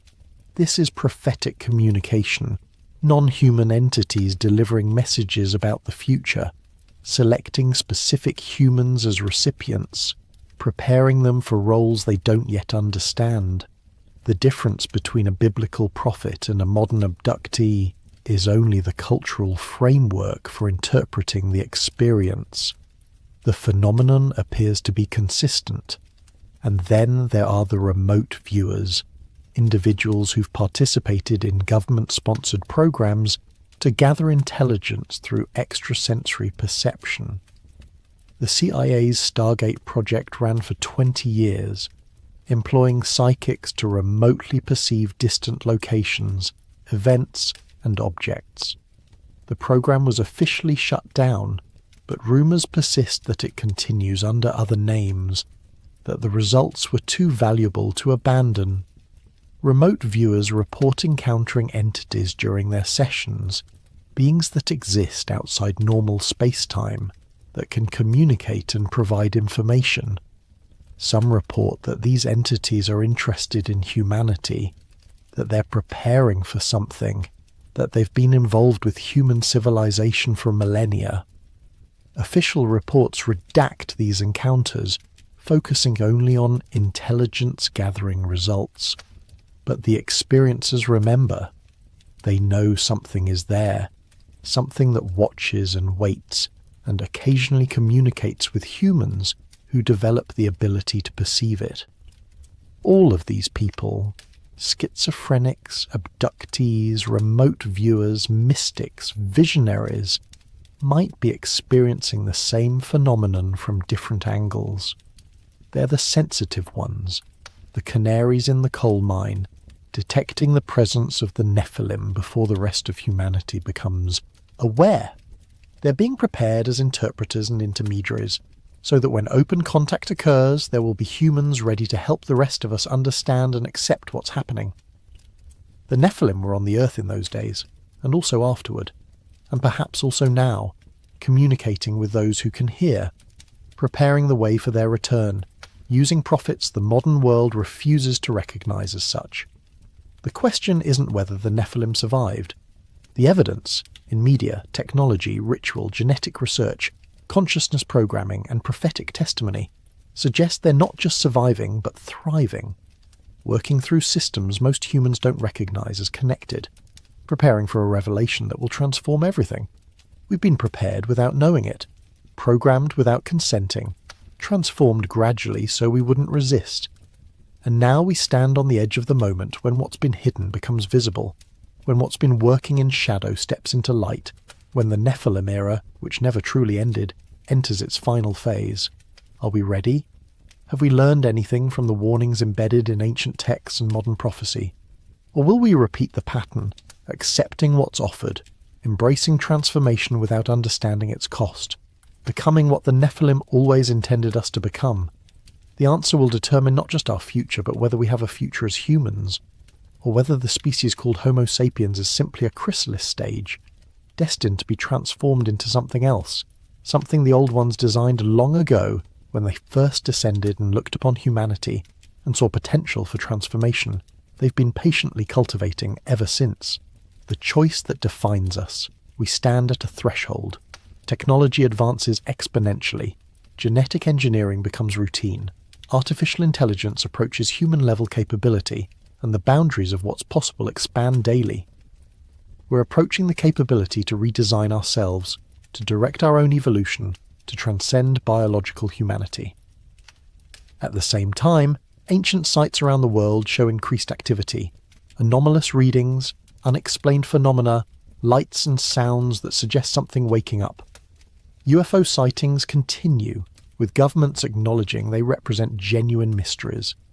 The global system grows more connected and more controlled, heading toward a future where surveillance is ubiquitous and digital identity is mandatory. These developments aren't separate, they're convergent, pointing toward a moment when humanity faces a choice, to embrace transformation and become something new, or to resist and remain what we are, with all the limitations that entails. But it's not really a choice, is it? It's a test. The same test humanity faced before the flood, when the Watchers offered knowledge and enhancement, when the option to transcend natural limitations was placed before our ancestors. They chose transformation, accepting what the Watchers offered, and the result was the Nephilim, being so corrupt that creation itself had to be cleansed. Now we face the same offer dressed in new language: genetic enhancement, life extension, cognitive upgrade, digital immortality. Different words for the same thing. The promise of becoming more than human. The temptation to transcend limits that maybe, just maybe, were placed there for good reason. The ancient texts warn us. The Nephilim era ended in catastrophe. The experiment of mixing human and divine, natural and supernatural, failed so completely that God, or the universe itself, hit the reset button. Are we wise enough to learn from that? Or are we doomed to repeat it, convinced that this time will be different, that we'll succeed where the ancients failed? Maybe the Nephilim never died because they're not a race or a species, but a pattern, a recurring cycle in human development, a test that civilizations face when they reach a certain level of knowledge and capability.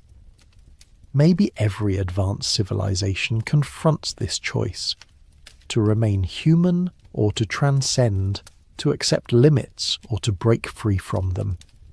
Maybe the ruins scattered across the earth are remnants of previous iterations, civilizations that made the choice and paid the price. If so, what we do next matters more than we can possibly imagine, not just for us, but for what comes after. The Nephilim era never died. It's been waiting for us to reach this point again, to face the same choice our ancestors faced, to discover whether we've learned anything from their mistakes. The watchers are watching still. The old ones are stirring. And humanity stands at the edge of transformation, not knowing whether what lies ahead is evolution or annihilation, ascension or damnation, the fulfillment of our potential or the repetition of an ancient catastrophe. The answer depends on what we choose. The question is whether the choice is really ours, or whether it was decided long ago, written into our DNA by beings who left their mark in our genes and their memories in our myths, waiting for the moment when we'd be ready, or vulnerable enough, to hear their call and answer it. The Nephilim were on the earth in those days, and also afterward, and perhaps also now, wearing new faces, speaking new languages, offering new promises that echo old temptations. Perhaps they never left because they didn't need to. They've been here all along, woven into the fabric of our species, waiting for us to complete the transformation they started so long ago. The question isn't whether the Nephilim era died. The question is whether we can survive its resurrection.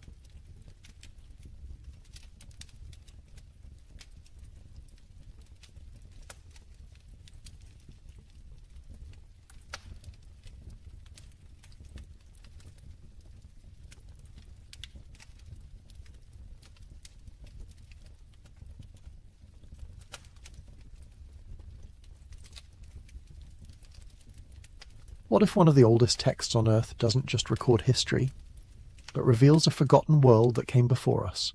Somewhere in the quiet halls of a museum, behind glass that reflects the modern world back at itself, rests a clay tablet covered in wedge-shaped marks.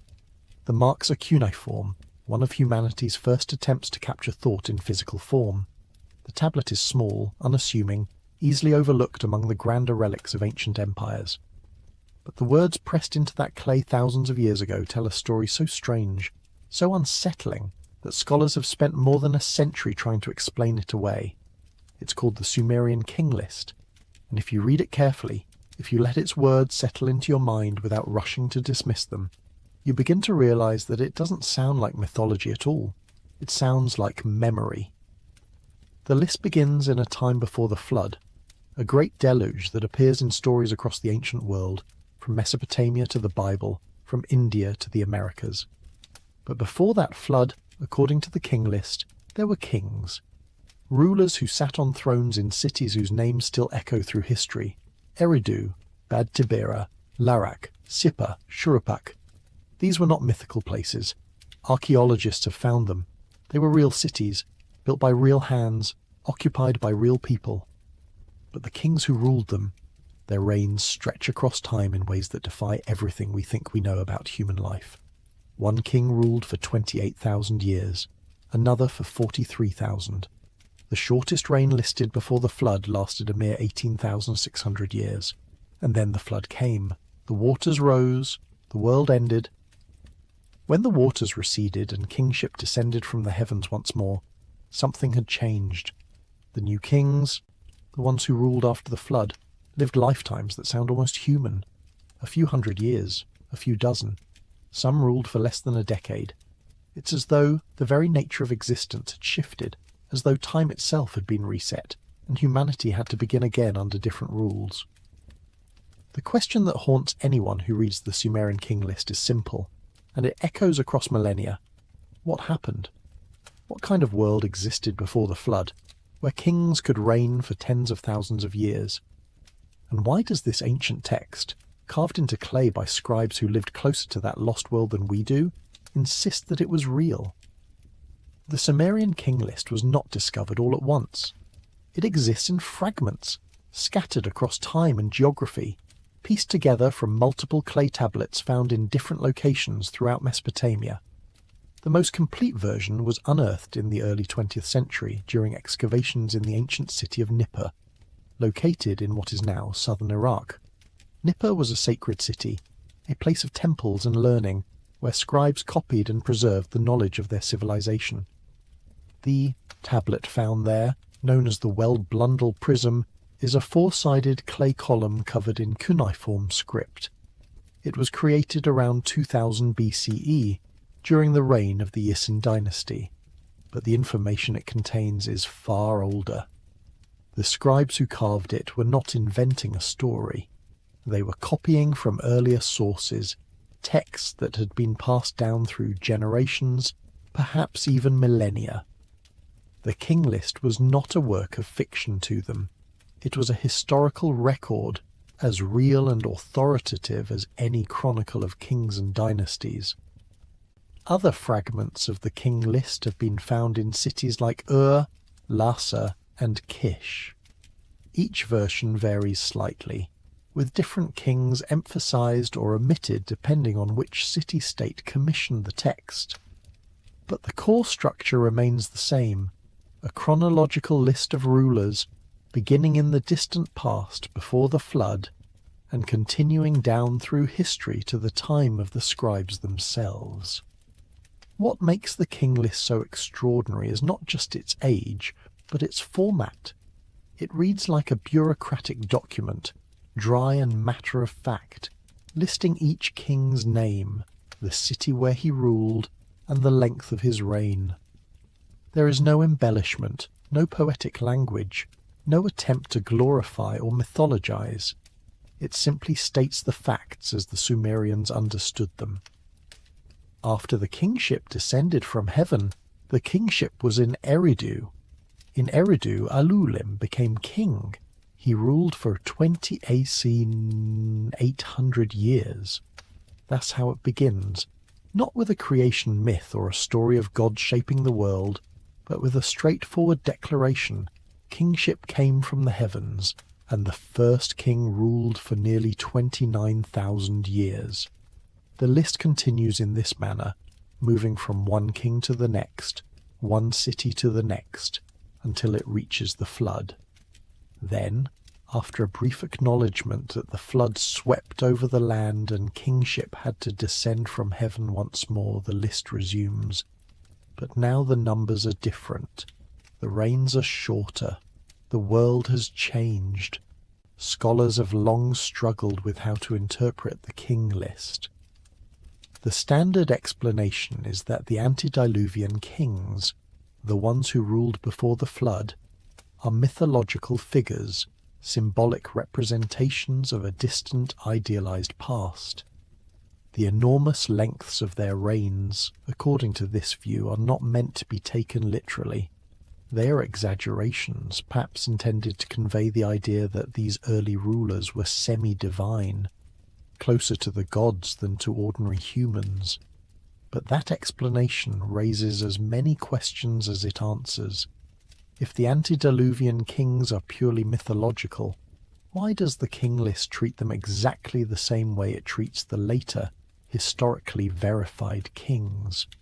Why is there no shift in tone? No indication that the scribes considered the early kings any less real than the later ones? And why do the post-flood kings, whose reigns are still extraordinarily long by modern standards, but far shorter than their predecessors, gradually transition into rulers whose lifespans match those of actual historical figures? The king list doesn't read like mythology. It reads like a record that begins in a time so distant, so different from our own, that the very fabric of existence was not what it is today. And then something happened, something catastrophic, something that changed the world, and after that time moved differently, life moved differently, humanity moved differently. What if the Sumerians weren't exaggerating? What if they were remembering? To understand the weight of that question, you have to step back and consider what Sumer was. This was not a primitive society stumbling towards civilization. When Sumer emerged in southern Mesopotamia around 4500 BCE, it arrived almost fully formed, with cities, temples, irrigation systems, and a written language. The Sumerians had laws, mathematics, astronomy, literature. They built ziggurats that reached toward the sky, massive stepped pyramids that served as bridges between the earthly and the divine. And they had memory. They remembered a time before their cities, before their writing, before the flood. They remembered kings who ruled in an age that felt more like legend than history. Yet they recorded those kings with the same precision they used to record everything else. The flood itself is central to the king list, and it's central to Sumerian mythology as a whole. The most famous account of the flood comes from the Epic of Gilgamesh, one of the oldest surviving works of literature. In that story, the gods decide to destroy humanity with a great deluge, but one man, Utnapishtim, is warned by the god Enki. He builds a boat, saves his family and representatives of all living creatures, and survives the flood. When the waters recede, he is granted immortality by the gods. The parallels to the biblical story of Noah are impossible to ignore, and scholars have long recognized that the Genesis flood narrative likely has its roots in earlier Mesopotamian traditions. But the Sumerian king list adds another layer to the story. It doesn't just tell us that a flood happened. It divides all of history into two eras, before the flood and after the flood. It treats the flood as a boundary, a moment when the old world ended and a new one began. Before the flood, kings ruled for tens of thousands of years. After the flood, they didn't.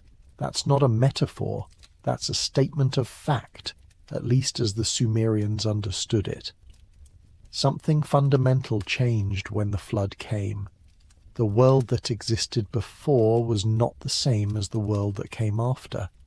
What kind of world could that have been? What kind of civilization could produce kings who reigned for millennia? And why would the Sumerians, who were meticulous record keepers, insist that such a world was real? One possibility is that the antediluvian kings represent entire dynasties rather than individual rulers. Perhaps each name on the list is not a single person, but a lineage, a family, or clan that held power for thousands of years. The enormous lengths of their reigns would then make more sense. They would be the cumulative reigns of many rulers compressed into a single name. But that explanation doesn't quite fit. The king list is very specific about individual kings. It names them, tells us where they ruled, and gives us exact numbers for their reigns. If the scribes had meant to represent dynasties, they could have said so. They didn't. They treated each king as a distinct individual, just as they did with the later, historically verified rulers. Another possibility is that the numbers are symbolic, encoded with astronomical or mathematical significance. Some researchers have suggested that the lengths of the antediluvian reigns correspond to cycles of the heavens, precessions, planetary alignments, or other celestial phenomena that the Sumerians, who were skilled astronomers, might have been tracking. In this view, the king list is not a historical record at all, but a kind of cosmic calendar, a way of marking time on a scale far grander than human lifespans. That's an intriguing idea, and there's some evidence to support it. The Sumerians were obsessed with the heavens. They track the movements of the stars and planets with remarkable precision, and their mythology is filled with references to celestial events.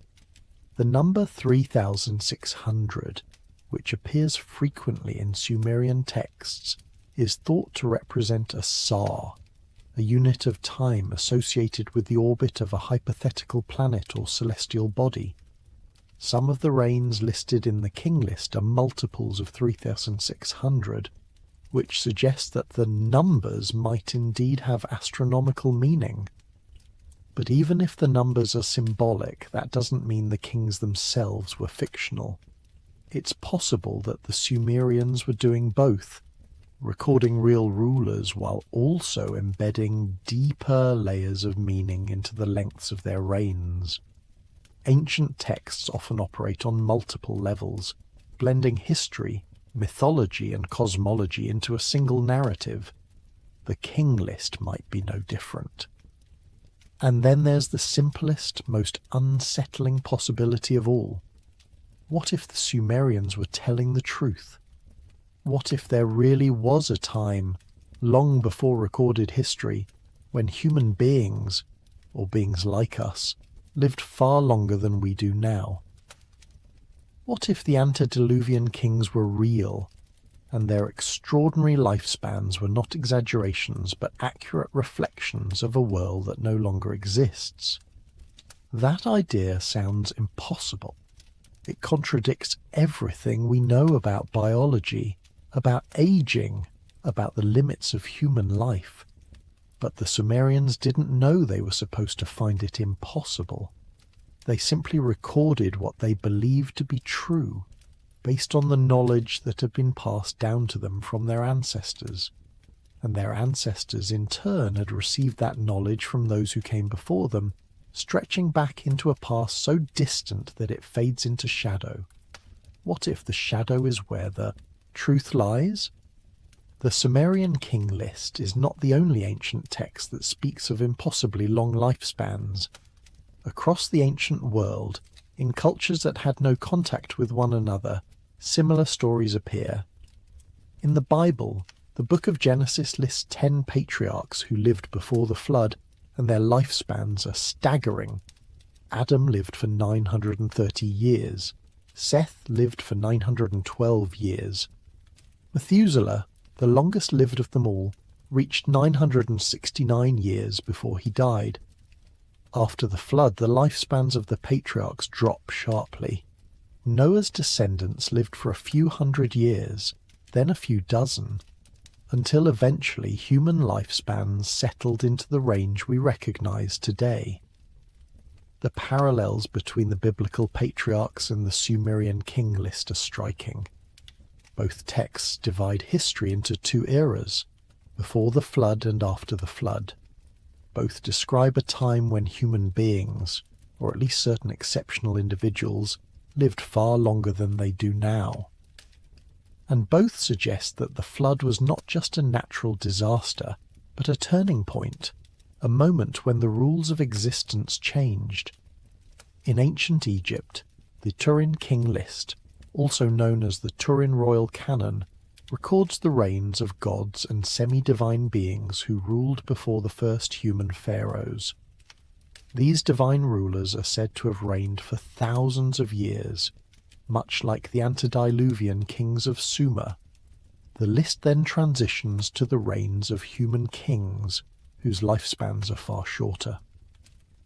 Once again, we see the same pattern, a distant past populated by beings who lived on a timescale that seems impossible, followed by a shift to a more recognizable human history.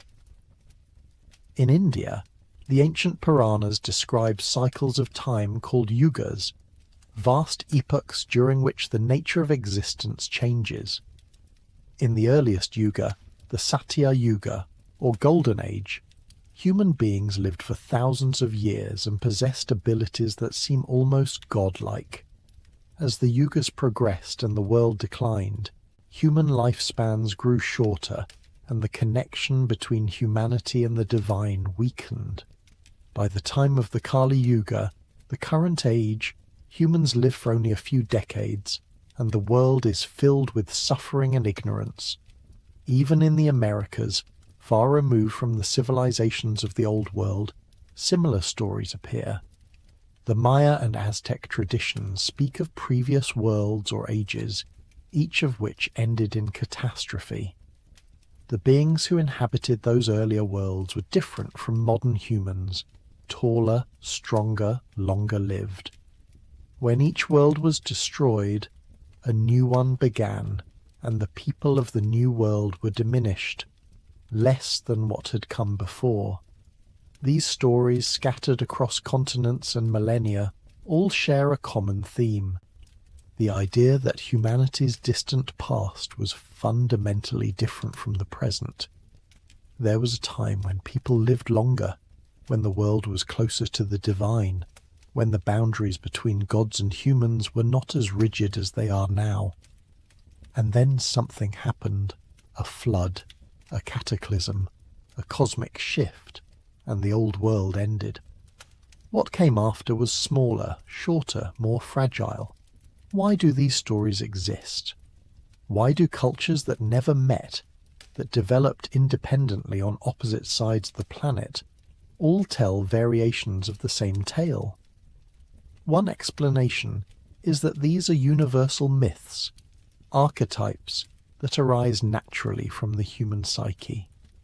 The idea of a lost golden age, a time of perfection that was destroyed and can never be reclaimed, is a powerful narrative. It speaks to a deep longing within us, a sense that something has been lost, that we are living in the shadow of a greater past.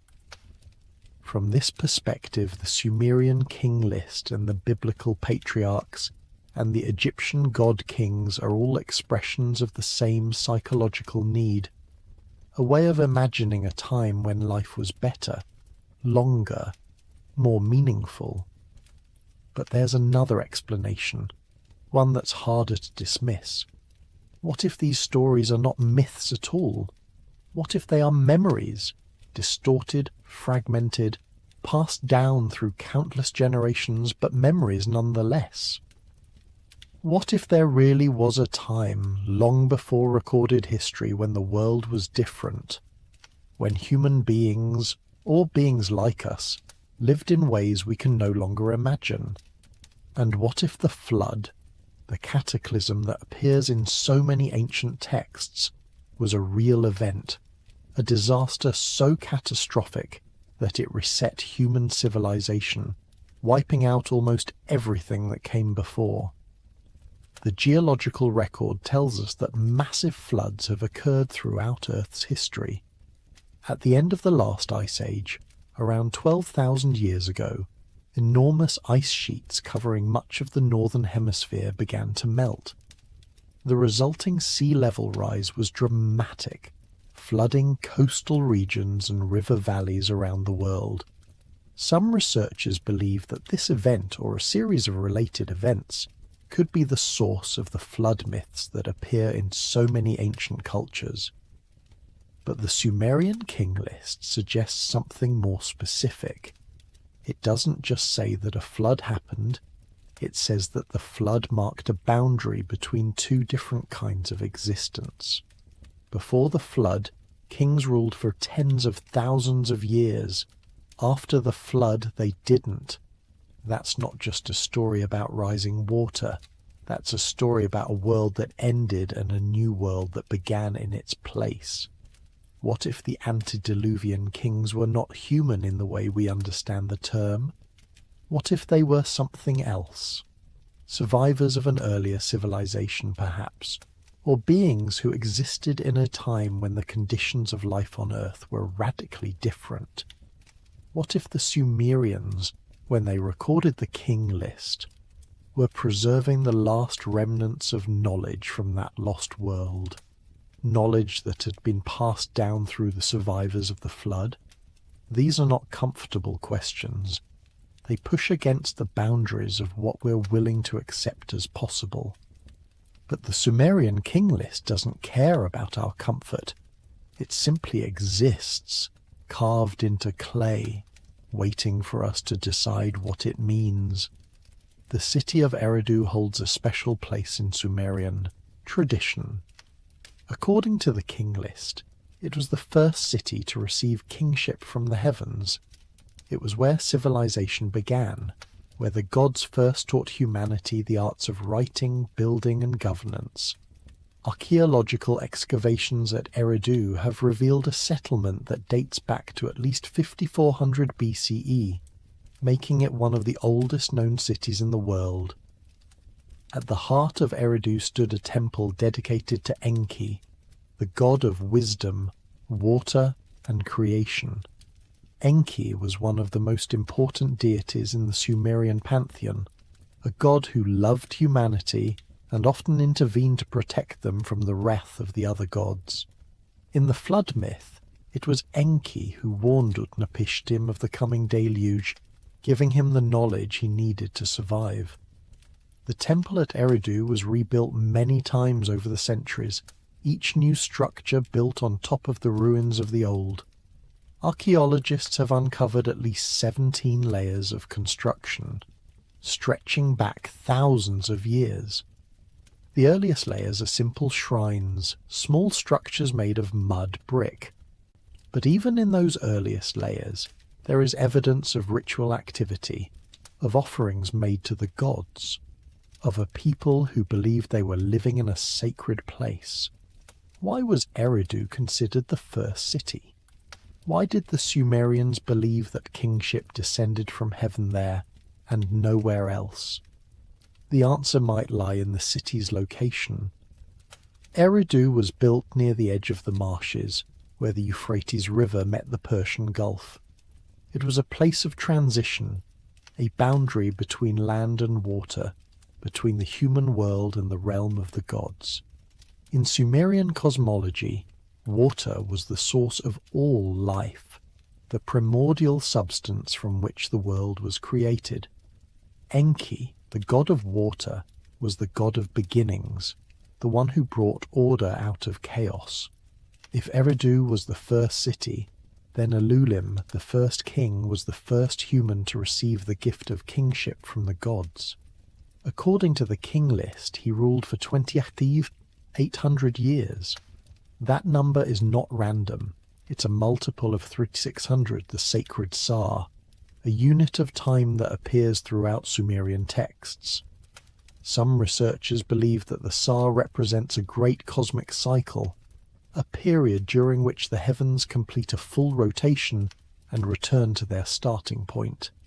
If that's true, then Alulim's reign might represent not just a single lifetime, but an entire age, a vast span of time during which the first city flourished under the guidance of the gods. But what does it mean to say that kingship descended from heaven? The Sumerians were not speaking metaphorically. They believed quite literally that the gods lived in the sky, in a celestial realm above the earth. Kingship was a divine gift, a sacred responsibility bestowed upon certain individuals by the gods themselves. The king was not just a political leader. He was a mediator between the human and divine worlds, a figure who maintained the cosmic order through ritual and sacrifice. The idea that kingship came from the heavens appears in other ancient cultures as well. In Egypt, the pharaoh was considered a living god, a divine being who ruled on earth as the representative of the gods. In China, the emperor held the mandate of heaven, a divine right to rule that could be revoked if he failed to govern justly. In Mesoamerica, the rulers of the Maya and Aztec civilizations claimed descent from the gods and performed elaborate rituals to maintain the balance between the earthly and celestial realms. But the Sumerian king list goes further. It doesn't just say that kings were chosen by the gods, it says that kingship itself, as an institution, as a concept, came from the heavens. Before kingship descended, there were no kings. There was no organized society, no cities, no civilization. And then, at a specific moment in time, in a specific place, Eridu, the gods gave humanity the gift of kingship and everything changed. What if that's not mythology? What if it's history? What if there really was a moment when human society underwent a sudden dramatic transformation? When people who had been living as hunter-gatherers or simple farmers suddenly began building cities, developing writing, creating complex social hierarchies? And what if that transformation was so rapid, so unprecedented, that the only way the Sumerians could explain it was to say that it came from the gods? Modern archaeology has struggled to explain the sudden emergence of Sumerian civilization. Around 4000 BCE, the region that would become Sumer was inhabited by small farming communities. By 3500 BCE, those communities had grown into cities with populations in the thousands, with monumental architecture, advanced irrigation systems, and a written language. The transition happened in the span of a few centuries, a blink of an eye in archaeological terms. Where did the Sumerians come from? Where did they learn to build ziggurats, to write in cuneiform, to organize their society into complex bureaucracies? The standard answer is that these developments were gradual, the result of centuries of slow innovation and cultural evolution. But the archaeological record doesn't quite support that narrative. Sumerian civilization appears suddenly, almost fully formed, with little evidence of the intermediate stages we would expect to see. Some researchers have suggested that the Sumerians inherited their knowledge from an earlier, unknown civilization, a culture that existed before them and passed down its wisdom through oral tradition or lost texts.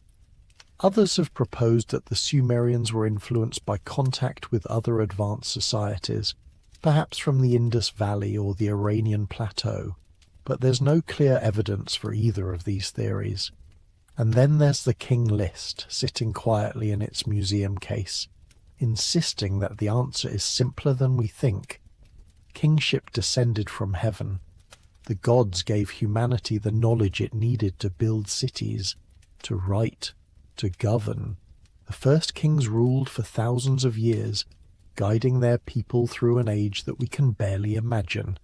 And then the flood came, and the old world ended, and humanity had to start again. What if the Sumerians were right? The flood is the pivot point of the king list, the moment when everything changes. Before the flood, the reigns of the kings stretch across millennia. After the flood, they contract sharply.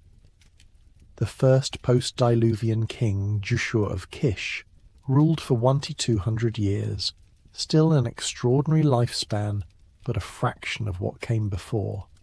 His successors ruled for even shorter periods, and within a few generations the reigns had dropped to a few hundred years, then a few dozen. The flood itself is described briefly in the king list, almost as an aside.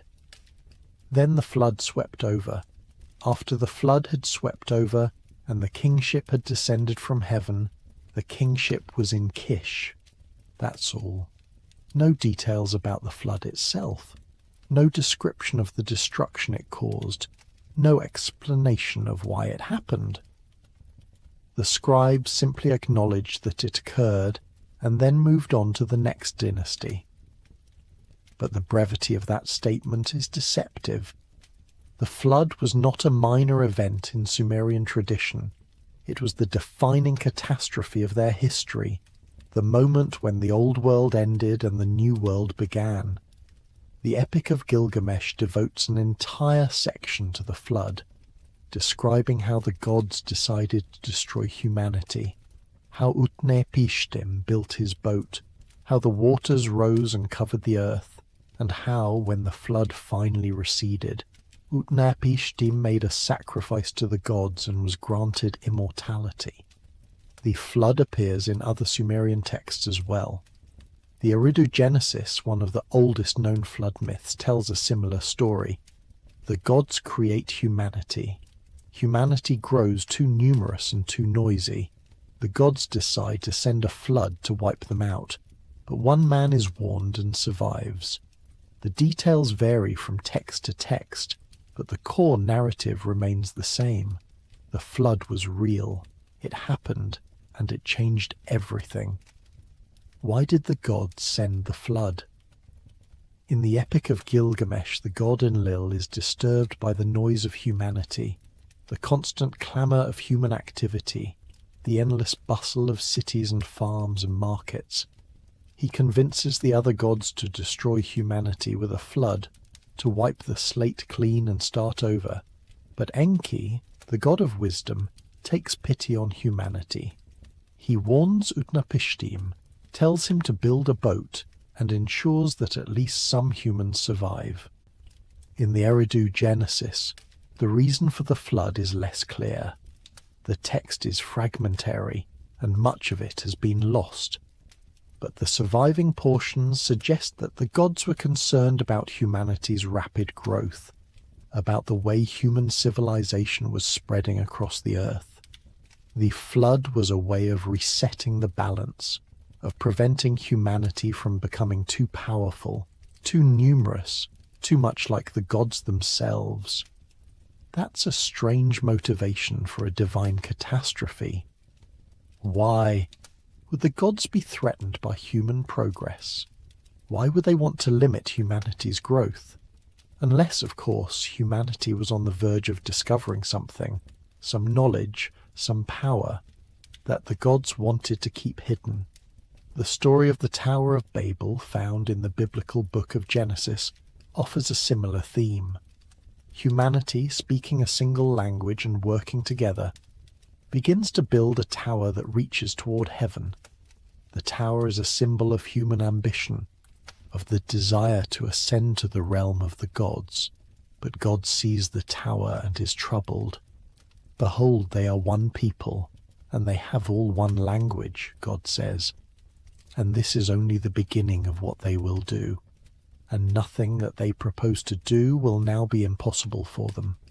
So God confuses their language, scatters them across the earth, and the tower is never completed.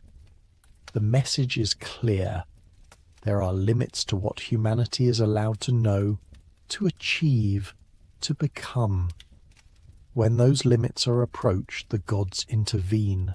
They send a flood, they scatter the people, they reset the world. What if the flood described in the Sumerian king list was not a natural disaster, but a deliberate act? What if it was a way of ending a civilization that had grown too advanced, too knowledgeable, too close to the secrets of the gods? And what if the antediluvian kings, with their impossibly long reigns, were the leaders of that civilization, beings who possessed knowledge and abilities that we can no longer imagine? The idea that an advanced civilization existed before recorded history is not new. It appears in the writings of Plato, who described the lost continent of Atlantis, a powerful, technologically advanced society that was destroyed in a single day and night by earthquakes and floods. Plato claimed that the story of Atlantis had been passed down from ancient Egyptian priests, who said that it had occurred 9,000 years before their time, placing it around 9600 BCE. Modern scholars generally dismiss Atlantis as a myth, a philosophical allegory that Plato invented to illustrate his ideas about the ideal state. But what if Plato was recording a genuine tradition, a memory of a real civilization that was destroyed in a cataclysm? What if the flood described in the Sumerian king list, the deluge of the Epic of Gilgamesh, and the destruction of Atlantis are all different versions of the same event, a global catastrophe that wiped out an advanced civilization and forced the survivors to start over from scratch? The geological evidence for such a catastrophe is tantalizing but inconclusive. At the end of the last ice age, around 12,000 years ago, the Earth underwent dramatic climate changes. Massive ice sheets melted, sea levels rose by hundreds of feet, and coastal regions around the world were flooded. Some researchers believe that this period, known as the Younger Dryas, was triggered by a comet impact or a series of impacts that caused widespread destruction and climate disruption. If a comet struck the Earth around 12,000 years ago, it would have caused tsunamis, wildfires, and a sudden drop in global temperatures. Coastal civilizations would have been wiped out almost instantly. The survivors would have been scattered, their cities and monuments buried beneath rising seas or destroyed by the impact itself. Within a few generations, the memory of what had been lost would have faded into myth. But some memories would have survived. Oral traditions passed down from parent to child, from generation to generation, would have preserved fragments of the old knowledge. And when writing was finally invented thousands of years later, those traditions would have been recorded, imperfectly, incompletely, but recorded nonetheless. The Sumerian king list might be one of those records, a distant echo of a world that existed before the flood, before the ice melted, before the old civilization was swept away. What if the antediluvian kings were the rulers of that lost civilization? What if their impossibly long reigns represent not individual lifespans, but the duration of their dynasties, their cultures, their cities? What if the Sumerians, when they carved the king list into clay, were preserving the last remnants of a history that stretched back to the very dawn of human civilization, and perhaps even before? The transition from the antediluvian kings to the post-diluvian kings is abrupt, but it's not absolute. The first kings after the flood still lived for centuries, far longer than any human today. Jushur of Kish ruled for 200 years. His successor, Kulasina-Bel, ruled for 960 years. The third king, Nangishlishma, ruled for 670 years. The numbers are still extraordinary, still far beyond the limits of human biology as we understand it, but they're declining. With each generation, the reigns grow shorter, as though the world is slowly returning to normal, slowly settling into the rhythms of existence that we recognize today. By the time the king list reaches the third dynasty after the flood, the reigns have dropped to a few hundred years. By the fifth dynasty, they're down to a few dozen, and by the time we reach the kings of the Akkadian Empire, around 2300 BCE, the reigns are entirely plausible. 20 years, 30 years, 40 years. These are lifespans that match the historical record, that align with what we know about the rulers of ancient Mesopotamia. The king list doesn't explain why the reigns grew shorter. It simply records the change as though it were a natural process, an inevitable consequence of the flood. But the pattern is striking. It's as though the flood didn't just destroy the old world, it fundamentally altered the conditions of existence. Whatever allowed the antediluvian kings to live for tens of thousands of years was gone. The new world was different, smaller, more limited. Humanity had to adapt to a new reality, one in which life was shorter, knowledge was scarcer, and the connection to the divine was more distant. What could cause such a change? If we take the king list at face value, if we assume that the antediluvian kings really did live for thousands of years, then something about the pre-flood world must have been radically different from the post-flood world.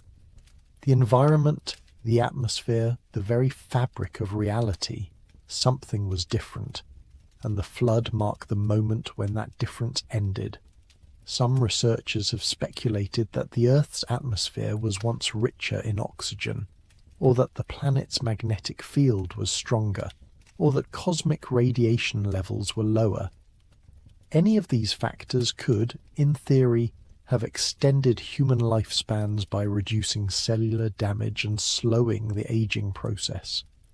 If the flood was accompanied by a dramatic shift in environmental conditions, perhaps triggered by a comet impact or a massive volcanic eruption, then those conditions could have changed and human lifespans could have shortened as a result. But that's speculation, not evidence. There's no clear proof that the Earth's atmosphere or magnetic field was significantly different 12,000 years ago, and even if it was, it's hard to imagine how such changes could extend human lifespans to the degree described in the king list. 28,000 years is not just a long life, it's a geological timescale, a span of time during which entire civilizations could rise and fall.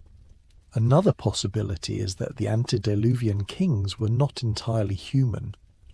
In Sumerian mythology, the gods often interacted with humanity, sometimes taking human form, sometimes mating with human women and producing hybrid offspring. The Anunnaki, a group of deities associated with the heavens and the underworld, were said to have descended to Earth and taught humanity the arts of civilization. Some researchers have suggested that the antediluvian kings might have been Anunnaki, or descendants of the Anunnaki, beings who are part god and part human, and who therefore lived far longer than ordinary mortals. This idea is echoed in the biblical book of Genesis, which describes the Nephilim, giants who walked the earth in the days before the flood. The Nephilim were on the earth in those days, Genesis says, and also afterward when the sons of God came in to the daughters of man, and they bore children to them. These were the mighty men who were of old, the men of renown.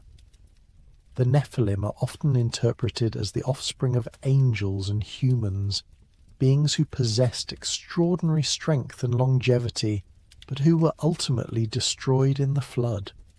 The parallels between the Nephilim and the antediluvian kings of the Sumerian king list are striking. Both are described as living in the time before the flood. Both are associated with extraordinary abilities and lifespans, and both are said to have been wiped out when the flood came, leaving only a few survivors to carry on the human race. What if the antediluvian kings were the Nephilim? What if they were the mighty men of old, the rulers of a lost civilization that existed before the flood? And what if the flood was not just a natural disaster, but a deliberate act of divine judgment, a way of wiping out a race of beings that had become too powerful, too dangerous, too much like the gods themselves? These are not questions that can be answered with certainty. The evidence is too fragmentary, too ambiguous, too open to interpretation. But the fact that these stories exist, that they appear in multiple cultures and multiple texts, suggests that they are rooted in something real, some memory, some event, some truth that has been passed down through the ages. The Sumerian king list is not just a list of names and numbers. It's a window into a lost world, a world that existed before history, before writing, before the flood. And if we're willing to look through that window, if we're willing to set aside our assumptions and our skepticism, we might catch a glimpse of something extraordinary. A civilization that rose and fell long before our own, a time when the boundaries between gods and humans were not as clear as they are now, and a catastrophe that reset the world and forced humanity to begin again. The city of Kish holds a special place in the post-Diluvian section of the king list. After the flood, kingship descended from heaven once more, and this time it landed in Kish, a city located near the confluence of the Tigris and Euphrates rivers. Kish became the first capital of the New World, the place where civilization was reborn after the waters receded. Archaeological excavations at Kish have revealed evidence of a major flood that occurred around 2900 BCE. A thick layer of sediment, deposited by floodwaters, separates the earlier layers of the city from the later ones.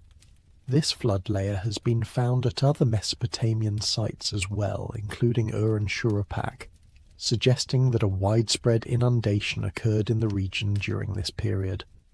Some scholars believe that this flood is the historical basis for the flood myths of Mesopotamia. It was a real event, a catastrophic deluge that destroyed cities and killed thousands of people. The survivors would have passed down stories of the flood, and over time those stories would have been embellished and mythologized, eventually becoming the epic narratives we find in texts like the Epic of Gilgamesh and the Sumerian king list. But the flood layer at Kish dates to around 2900 BCE, which is thousands of years after the end of the last ice age and the dramatic sea level rise that occurred around 12,000 years ago.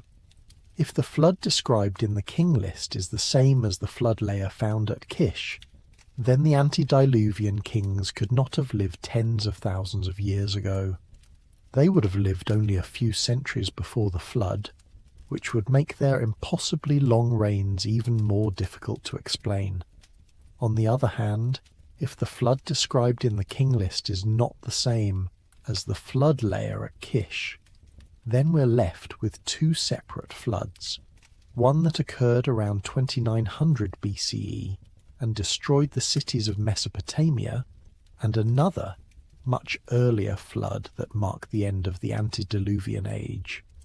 The earlier flood would have been far more catastrophic, a global or near-global event that wiped out an entire civilization and left only scattered survivors to rebuild. The idea of multiple floods is not without precedent. Many ancient cultures describe a series of cataclysms, each one destroying the world and forcing humanity to start over. The Hindu Puranas describe cycles of creation and destruction, with each cycle ending in a great deluge. The Maya believed that the world had been created and destroyed multiple times, with each new world inhabited by a different race of beings. Even the Bible hints at multiple catastrophes, with the flood of Noah being only one of several divine judgments that reshaped the earth. What if the flood described in the Sumerian king list is not a single event, but a memory of multiple floods compressed into a single narrative. What if the antediluvian kings lived through a series of catastrophes, each one more devastating than the last, until finally the world they knew was swept away entirely? And what if the survivors of those catastrophes carried with them the knowledge of what had been lost, preserving it in oral traditions and eventually recording it in texts like the King List? The more you examine the King List, the more questions it raises. Every answer leads to another mystery. Every explanation opens up new possibilities. It's as though the text itself is a puzzle, a riddle left behind by the Sumerians for future generations to solve, and the key to solving it might lie not in the text itself, but in the world that produced it, the world of ancient Mesopotamia, where gods and humans walked side by side, where the boundaries between myth and history were fluid, and where the past was not something to be forgotten, but something to be remembered, honoured, and preserved. One of the most intriguing aspects of the Sumerian King List is the way it blends myth and history so seamlessly. The early kings, with their impossibly long reigns, seem like mythological figures, beings from a distant, idealized past. But as the list progresses, the kings become more and more recognizable as historical figures. By the time we reach the kings of the Akkadian Empire, we're dealing with rulers whose names appear in other historical records, whose deeds are documented in inscriptions and monuments, whose reigns can be dated with reasonable accuracy. This transition from myth to history is not abrupt. It's gradual, almost imperceptible. The reigns grow shorter, the kings become more human, but there's no clear line where mythology ends and history begins. It's as though the Sumerians didn't see a distinction between the two. To them, the antediluvian kings were just as real as the kings of their own time. The only difference was that the antediluvian kings lived in a different world, under different conditions, and their lives reflected that difference. Modern historians tend to draw a sharp line between myth and history. Myth is fiction, a story invented to explain the world or to convey moral lessons. History is fact, a record of events that actually happened. But the Sumerians didn't think that way. For them, myth and history were two sides of the same coin, two ways of understanding the past. Myth was the story of the gods, the cosmic forces that shape the world. History was the story of humans, the kings and heroes who lived within that world. But both were real, both were true, and both were worth remembering. This blending of myth and history is not unique to Sumer. It appears in many ancient cultures. The ancient Greeks, for example, believed that the Trojan War was a real historical event, even though it was also the subject of epic poems filled with gods, monsters, and supernatural events. The ancient Egyptians recorded the reigns of their pharaohs alongside the reigns of gods and semi-divine beings, treating both as part of a continuous historical narrative. The ancient Chinese chronicled the deeds of legendary emperors who were said to have ruled for hundreds of years, and they saw no contradiction between those legends and the more recent, historically verified dynasties. What if this blending of myth and history is not a sign of primitive thinking, but a more sophisticated understanding of the past? What if the ancients recognized that history is not just a collection of facts, but a story, a narrative that we construct to make sense of the world? And what if they understood that some truths can only be expressed through myth, through stories that transcend the literal and speak to deeper realities? The Sumerian King List might be one of those stories. It might be a way of saying that the past is not just a series of events, but a journey from a time when the world was young and the gods were close, to a time when the world grew old and the gods withdrew. The antediluvian kings with their impossibly long reigns represent that distant mythical past.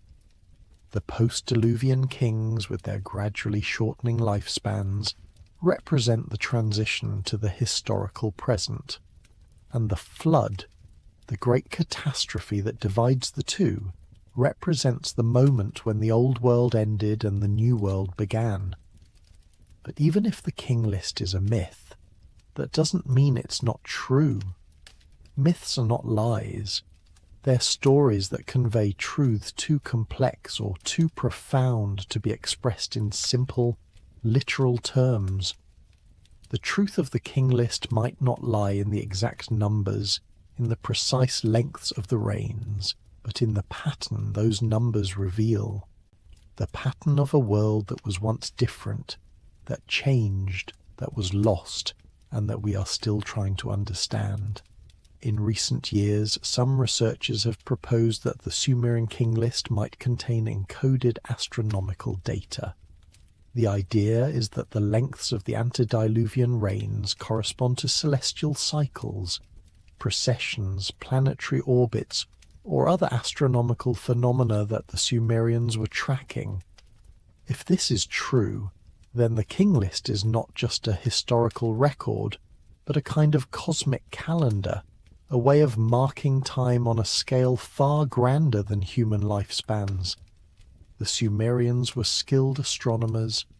They tracked the movements of the stars and planets with remarkable precision, and they developed a sophisticated system of mathematics based on the number 60, which is still used today in our measurement of time and angles.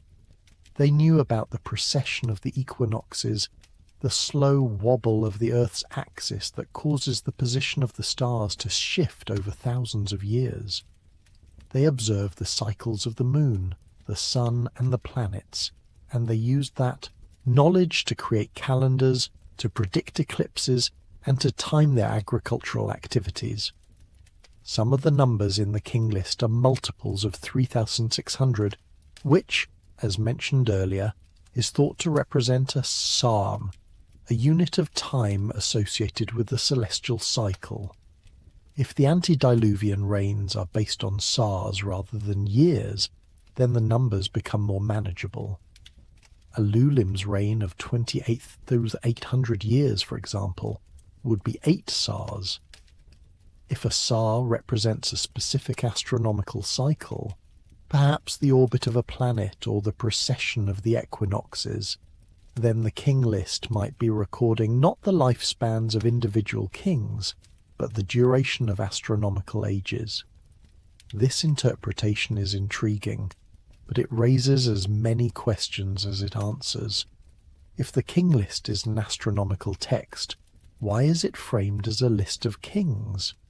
Why not simply record the celestial cycles directly, without the need for royal names and dynasties? And why do the post-diluvian reigns gradually decrease, rather than remaining constant multiples of the SAR?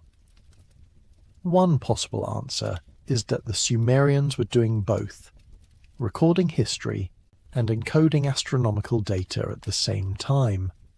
Ancient texts often operate on multiple levels, with surface meanings and hidden meanings layered on top of each other. The king list might be a historical record that also serves as a mnemonic device, a way of preserving astronomical knowledge in a form that could be passed down through generations. But there's another possibility, one that's even more speculative. What if the astronomical cycles recorded in the king list are not just abstract measurements of time, but markers of real events, cosmic events that had a direct impact on the Earth and on human civilization?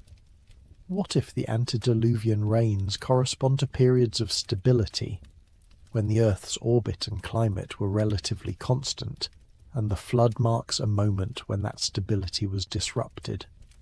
Some researchers have suggested that the Earth has experienced periodic catastrophes caused by comets, asteroids, or other celestial bodies. These catastrophes would have caused widespread destruction, climate change, and mass extinctions. If the Sumerians were aware of these cycles, if they had inherited knowledge of past catastrophes from an earlier civilization, then the king list might be a way of recording that knowledge. A warning, perhaps, that the cycles will repeat, that the catastrophes will come again. This idea is highly controversial, and it's not supported by mainstream science. But it's worth considering, if only because it offers a way of making sense of the king list's strange numbers and its insistence that the antediluvian kings were real. If the king list is recording cosmic cycles, then the impossibly long reigns are not exaggerations. They're accurate measurements of time on a scale that transcends individual human lives. What if the Sumerians knew something we've forgotten? What if they understood that the Earth is subject to cycles of destruction and renewal, and that human civilization is only one chapter in a much longer story? And what if the king list is their way of telling us that story, of passing down the knowledge they inherited from those who came before? The deeper you go into the Sumerian king list, the more it feels like you're descending into a labyrinth, a maze of names and numbers and half-remembered stories, all pointing towards something just beyond reach. Every time you think you found an answer, the answer dissolves, and you're left with more questions. What were the antediluvian kings? Why did they live so long? What was the flood and what did it destroy? And why did the Sumerians, who were meticulous record keepers, insist that all of this was real? Perhaps the answer is that the king list is not meant to be solved. Perhaps it's meant to be pondered, to be meditated upon, to be carried with us as a reminder that the past is not as simple or as knowable as we like to think. The Sumerians lived closer to that past than we do. They were only a few thousand years removed from the events they were recording, and they had access to traditions and texts that have since been lost. If they believed that the antediluvian kings were real, if they believed that the flood was a turning point in human history, then maybe we should take them seriously. That doesn't mean we have to accept everything in the king list as literal truth, but it does mean we should be open to the possibility that the Sumerians knew things we don't, that they preserved memories of a world we can no longer see. The king list is not just a curiosity, not just an ancient text to be filed away in a museum. It's a message from the past, a message that says, we were here, we remember, and what we remember is important. What if the antediluvian kings were the last remnants of a lost civilization, a civilization that existed before the flood and was destroyed by it? What if the Sumerians, when they built their cities and developed their writing, were not starting from scratch, but rebuilding, carrying forward the knowledge and traditions of those who came before? And what if the king list is the last surviving record of that lost world, the only text that still remembers the kings who ruled before the flood, before history, before the world as we know it began? These are not questions that can be answered with certainty. The evidence is too fragmentary, too ambiguous. But the questions themselves are worth asking because they force us to reconsider our assumptions about the past. We tend to think of history as a linear progression, a steady march from primitive beginnings to modern civilization. But what if history is not linear? What if it's cyclical, with civilizations rising and falling, knowledge being gained and lost, and humanity starting over again and again? The Sumerian king list suggests that possibility. It suggests that the world we live in is not the first world, that there were others before us, and that those earlier worlds were not necessarily less advanced or less sophisticated than our own. They were just different. And when they ended, when the flood came and swept them away, the survivors had to rebuild from the ruins, carrying with them only fragments of what had been lost. What if we are the descendants of those survivors? What if the knowledge we take for granted, writing, mathematics, astronomy, agriculture, was not invented by us, but inherited from those who came before? And what if the Sumerian king list is one of the few texts that still remembers where that knowledge came from? There's a haunting quality to the king list, a sense of loss that permeates every line. The antediluvian kings are gone. The world they ruled is gone. The flood swept it all away, and what came after was smaller, shorter, more fragile. The Sumerians, when they recorded the king list, were not just preserving history, they were mourning. They were mourning a world they had never known, a world that existed only in memory and myth, but a world that felt more real, more vital, more alive than the one they inhabited. That sense of loss is something we can still feel today, thousands of years later. We live in a world that is constantly changing, constantly moving forward, constantly leaving the past behind. But there's a part of us that longs for something older, something deeper, something that connects us to the very beginning of human existence. The Sumerian king list speaks to that longing. It reminds us that we are not the first, that there were others before us, and that their stories are still worth telling. What if the king list is not just a record of the past, but a map that shows us where we came from and perhaps where we're going?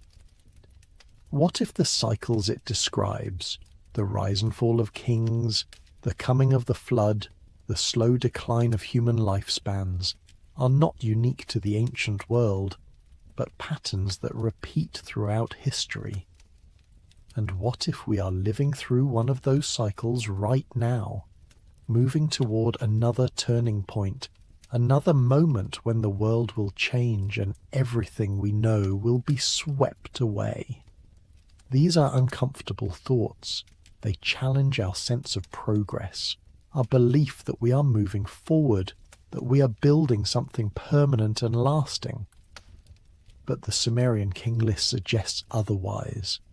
It suggests that nothing is permanent, that every civilization eventually falls, and that the only thing that endures is memory, the stories we tell, the texts we write, the knowledge we pass down to those who come after. The Sumerians understood this. They knew that their civilization would not last forever, that one day their cities would crumble and their language would be forgotten. But they also knew that if they recorded their history, if they carved it into clay and buried it in the earth, then some part of them would survive. And they were right. 4,000 years later, we are still reading their words, still trying to understand what they were trying to tell us. What if the message of the king list is simply this? Remember. Remember that there were others before you. Remember that the world has changed before and will change again. Remember that the past is not dead, but alive, waiting to be rediscovered. And remember that the greatest gift you can give to the future is the story of where you came from. The Sumerian king list ends not with a conclusion, but with a continuation. The list of kings goes on and on, dynasty after dynasty, city after city, until it reaches the time of the scribes who recorded it. And even then, it doesn't truly end. It simply stops, as though the story is still being written, as though the list of kings will continue into the future long after the Sumerians themselves have vanished. That open-endedness is fitting. The king list is not a closed narrative, not a story with a neat resolution. It's a record of an ongoing process, a journey that began in the distant past and continues into the present. The antediluvian kings are gone, but their memory remains. The flood swept away the old world, but the new world rose from its ruins. And the cycle continues, generation after generation, king after king, until one day perhaps another flood will come, and the cycle will begin again. What if the Sumerian king list is not just a record of the past, but a prophecy? What if it's telling us that the patterns of history repeat, that the rise and fall of civilizations is not random but cyclical, and that we are living through one of those cycles right now? What if the antediluvian kings, with their impossibly long reigns, represent a time of stability and prosperity that we have lost, and the gradual shortening of lifespans represents a decline that we are still experiencing? These are questions that the king list raises but does not answer, and perhaps that's the point. Perhaps the king list is not meant to give us answers, but to make us think, to make us question, to make us wonder about the nature of time, the nature of history, and the nature of our own existence. It's a text that refuses to be pinned down, that resists easy interpretation, that remains as mysterious and enigmatic today as it was when it was first carved into clay 4,000 years ago. And maybe that's why it endures.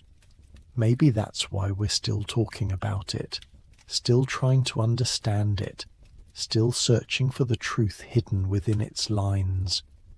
Because the Sumerian king list is not just a list of kings, it's a mirror, reflecting back to us our own questions about where we came from, who we are, and where we're going. It's a reminder that the past is not something separate from us, but something that lives within us, shaping our present and our future in ways we can barely comprehend.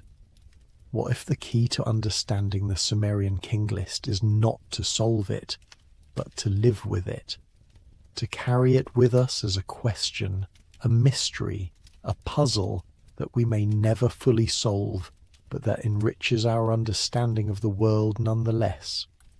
What if the greatest gift the Sumerians left us is not the answers they recorded, but the questions they asked? Late at night, when the world is quiet and the mind begins to drift, it's easy to imagine the antediluvian kings. You can see them in your mind's eye, sitting on thrones in cities that no longer exist, ruling over a world that has been lost to time. You can imagine the flood rising, the waters covering the land, the old world disappearing beneath the waves, and you can imagine the survivors clinging to whatever they could save, carrying with them the memory of what had been lost. The Sumerian king list is their legacy. It's the story they told, the record they kept, the message they left for us. And if we listen carefully, if we let the words sink in, we might hear something more than just a list of names and numbers. We might hear the echo of a world that once was, a world that existed before history, before writing, before the flood, a world where kings ruled for thousands of years, where the gods walked among humans, and where the boundaries between the possible and the impossible were not as clear as they are now. What if that world was real?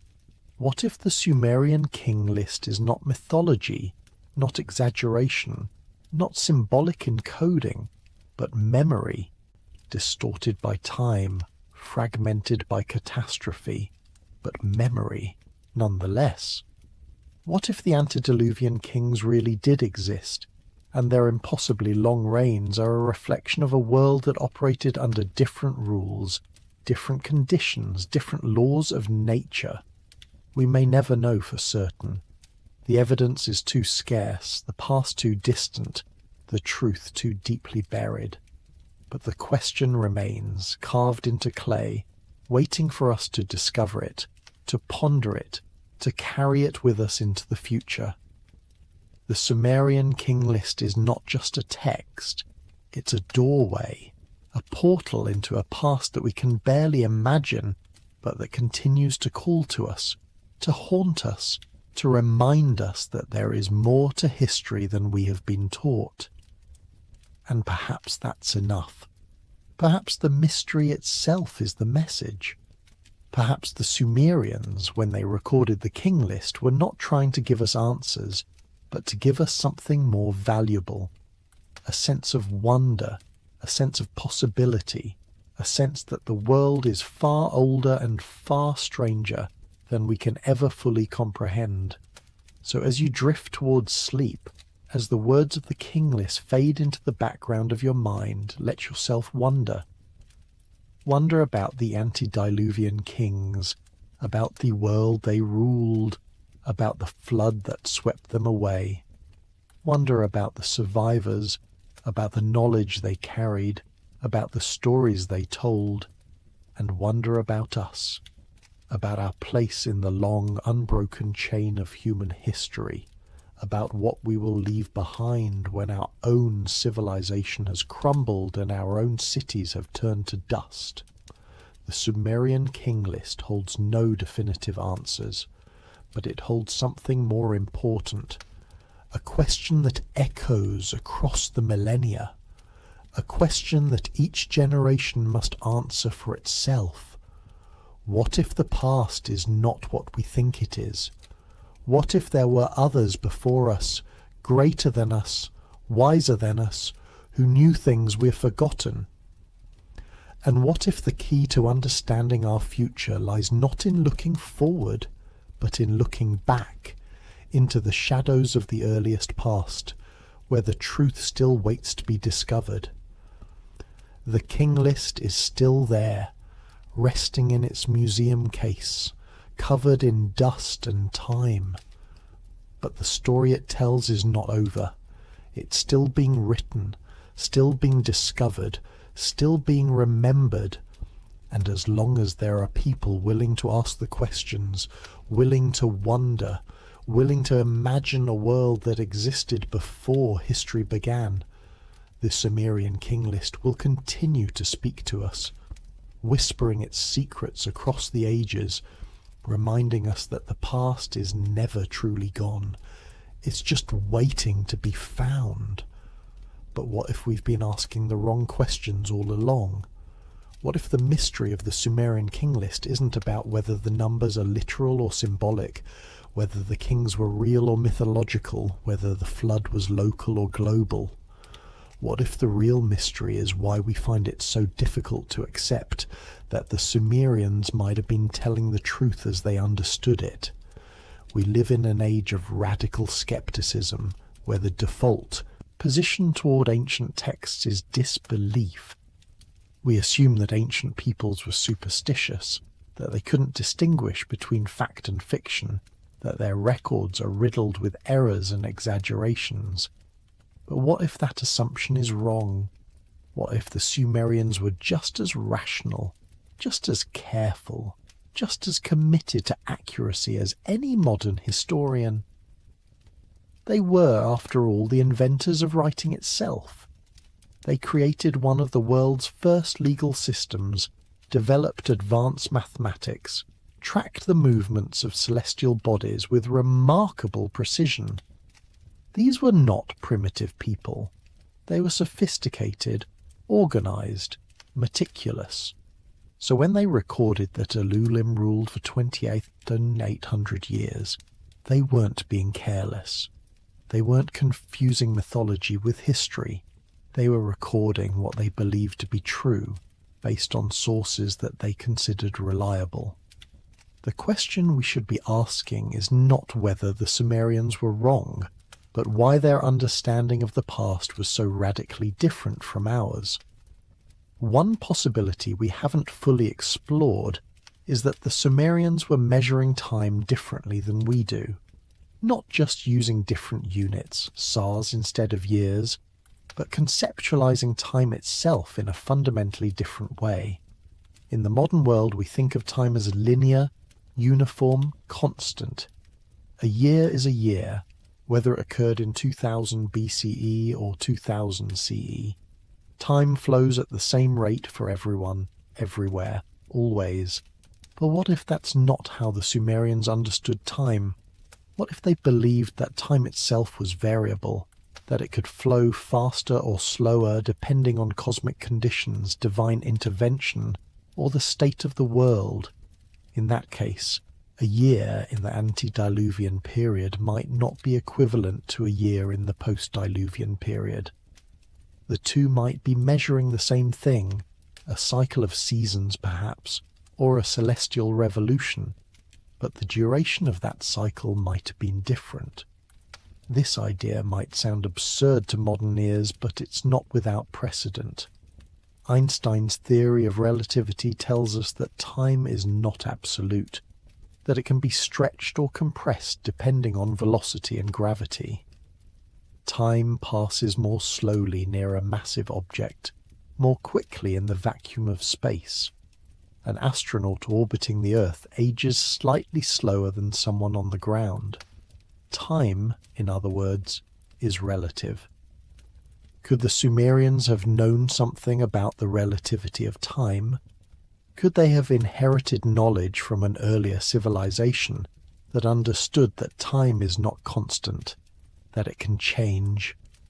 If the antediluvian world existed during a period when the Earth's relationship to the Sun was different, when the planet's rotation was faster or slower, when the magnetic field or cosmic radiation levels created different conditions, then time itself might have been experienced differently. A year might have been shorter or longer. Life processes might have unfolded at a different rate. This is admittedly highly speculative, but it's no more speculative than dismissing the entire king list as mythology. At least this approach takes the Sumerians seriously, treats them as intelligent observers trying to make sense of information that had been passed down to them from their ancestors. Another avenue worth exploring is the nature of kingship itself in the antediluvian period. We assume that the kings listed in the king list were individuals, single human beings who ruled for impossibly long periods. But what if king meant something different before the flood? What if it referred not to a person, but to a principle, a system, a continuity of rule that transcended individual lifetimes?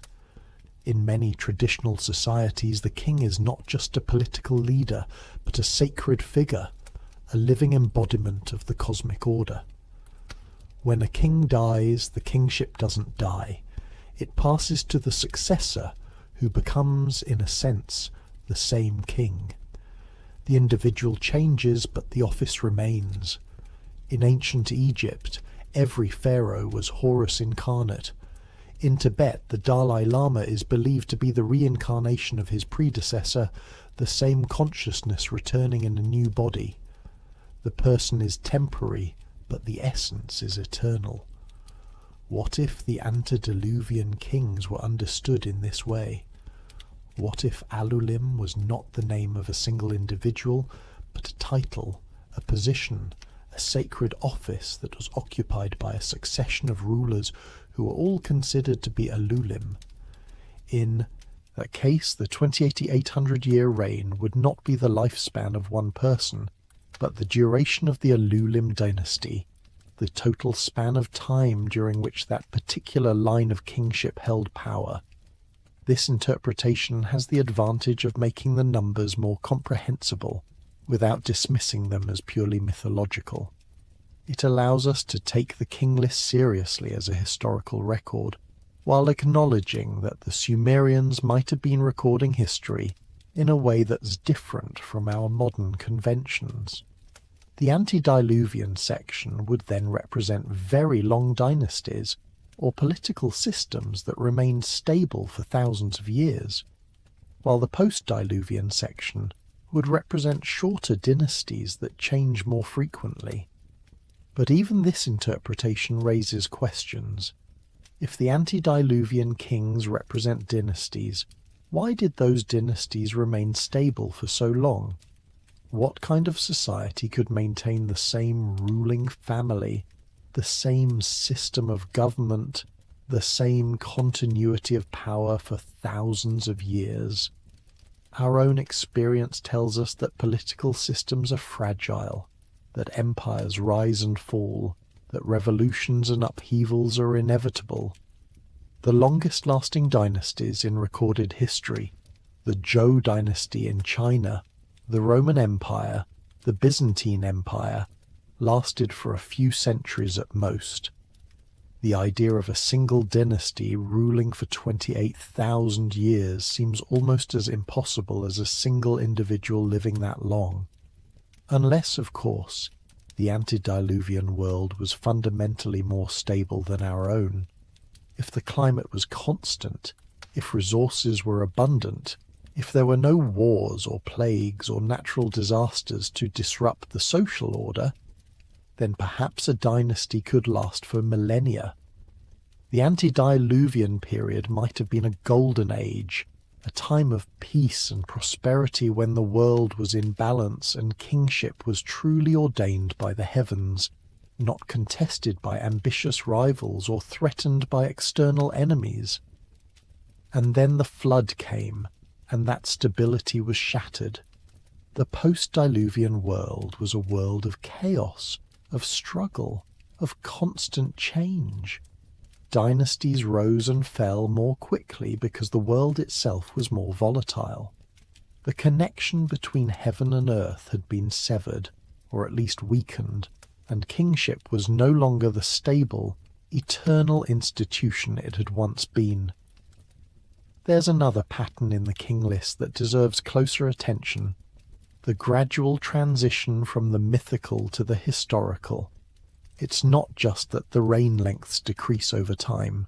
The nature of the information changes as well. The antediluvian kings are listed with minimal detail. Name, city, reign length. That's all. No accomplishments, no genealogies, no stories. They're bare bones, skeletal entries that tell us almost nothing about who these kings were or what they did. But as the king list moves forward in time, the entries become richer. We start to get patronymics, son of so-and-so, which establish genealogical connections. We get epithets and titles that tell us something about the king's character or achievements. We get references to specific events, battles, building projects. By the time we reach the historically verified kings of the late 3rd millennium BCE, the entries are detailed enough to cross-reference with other sources to build a coherent picture of Mesopotamian history. This gradual enrichment of detail suggests that the king list is based on sources of varying quality and age. The antediluvian entries are the oldest, the most distant from the scribes who recorded them, and therefore the most sparse. The information has been compressed, reduced to its essential elements, stripped of context and elaboration. What survives is just the core. These were the kings, this is where they ruled, this is how long they ruled. But even in that compression, there's information.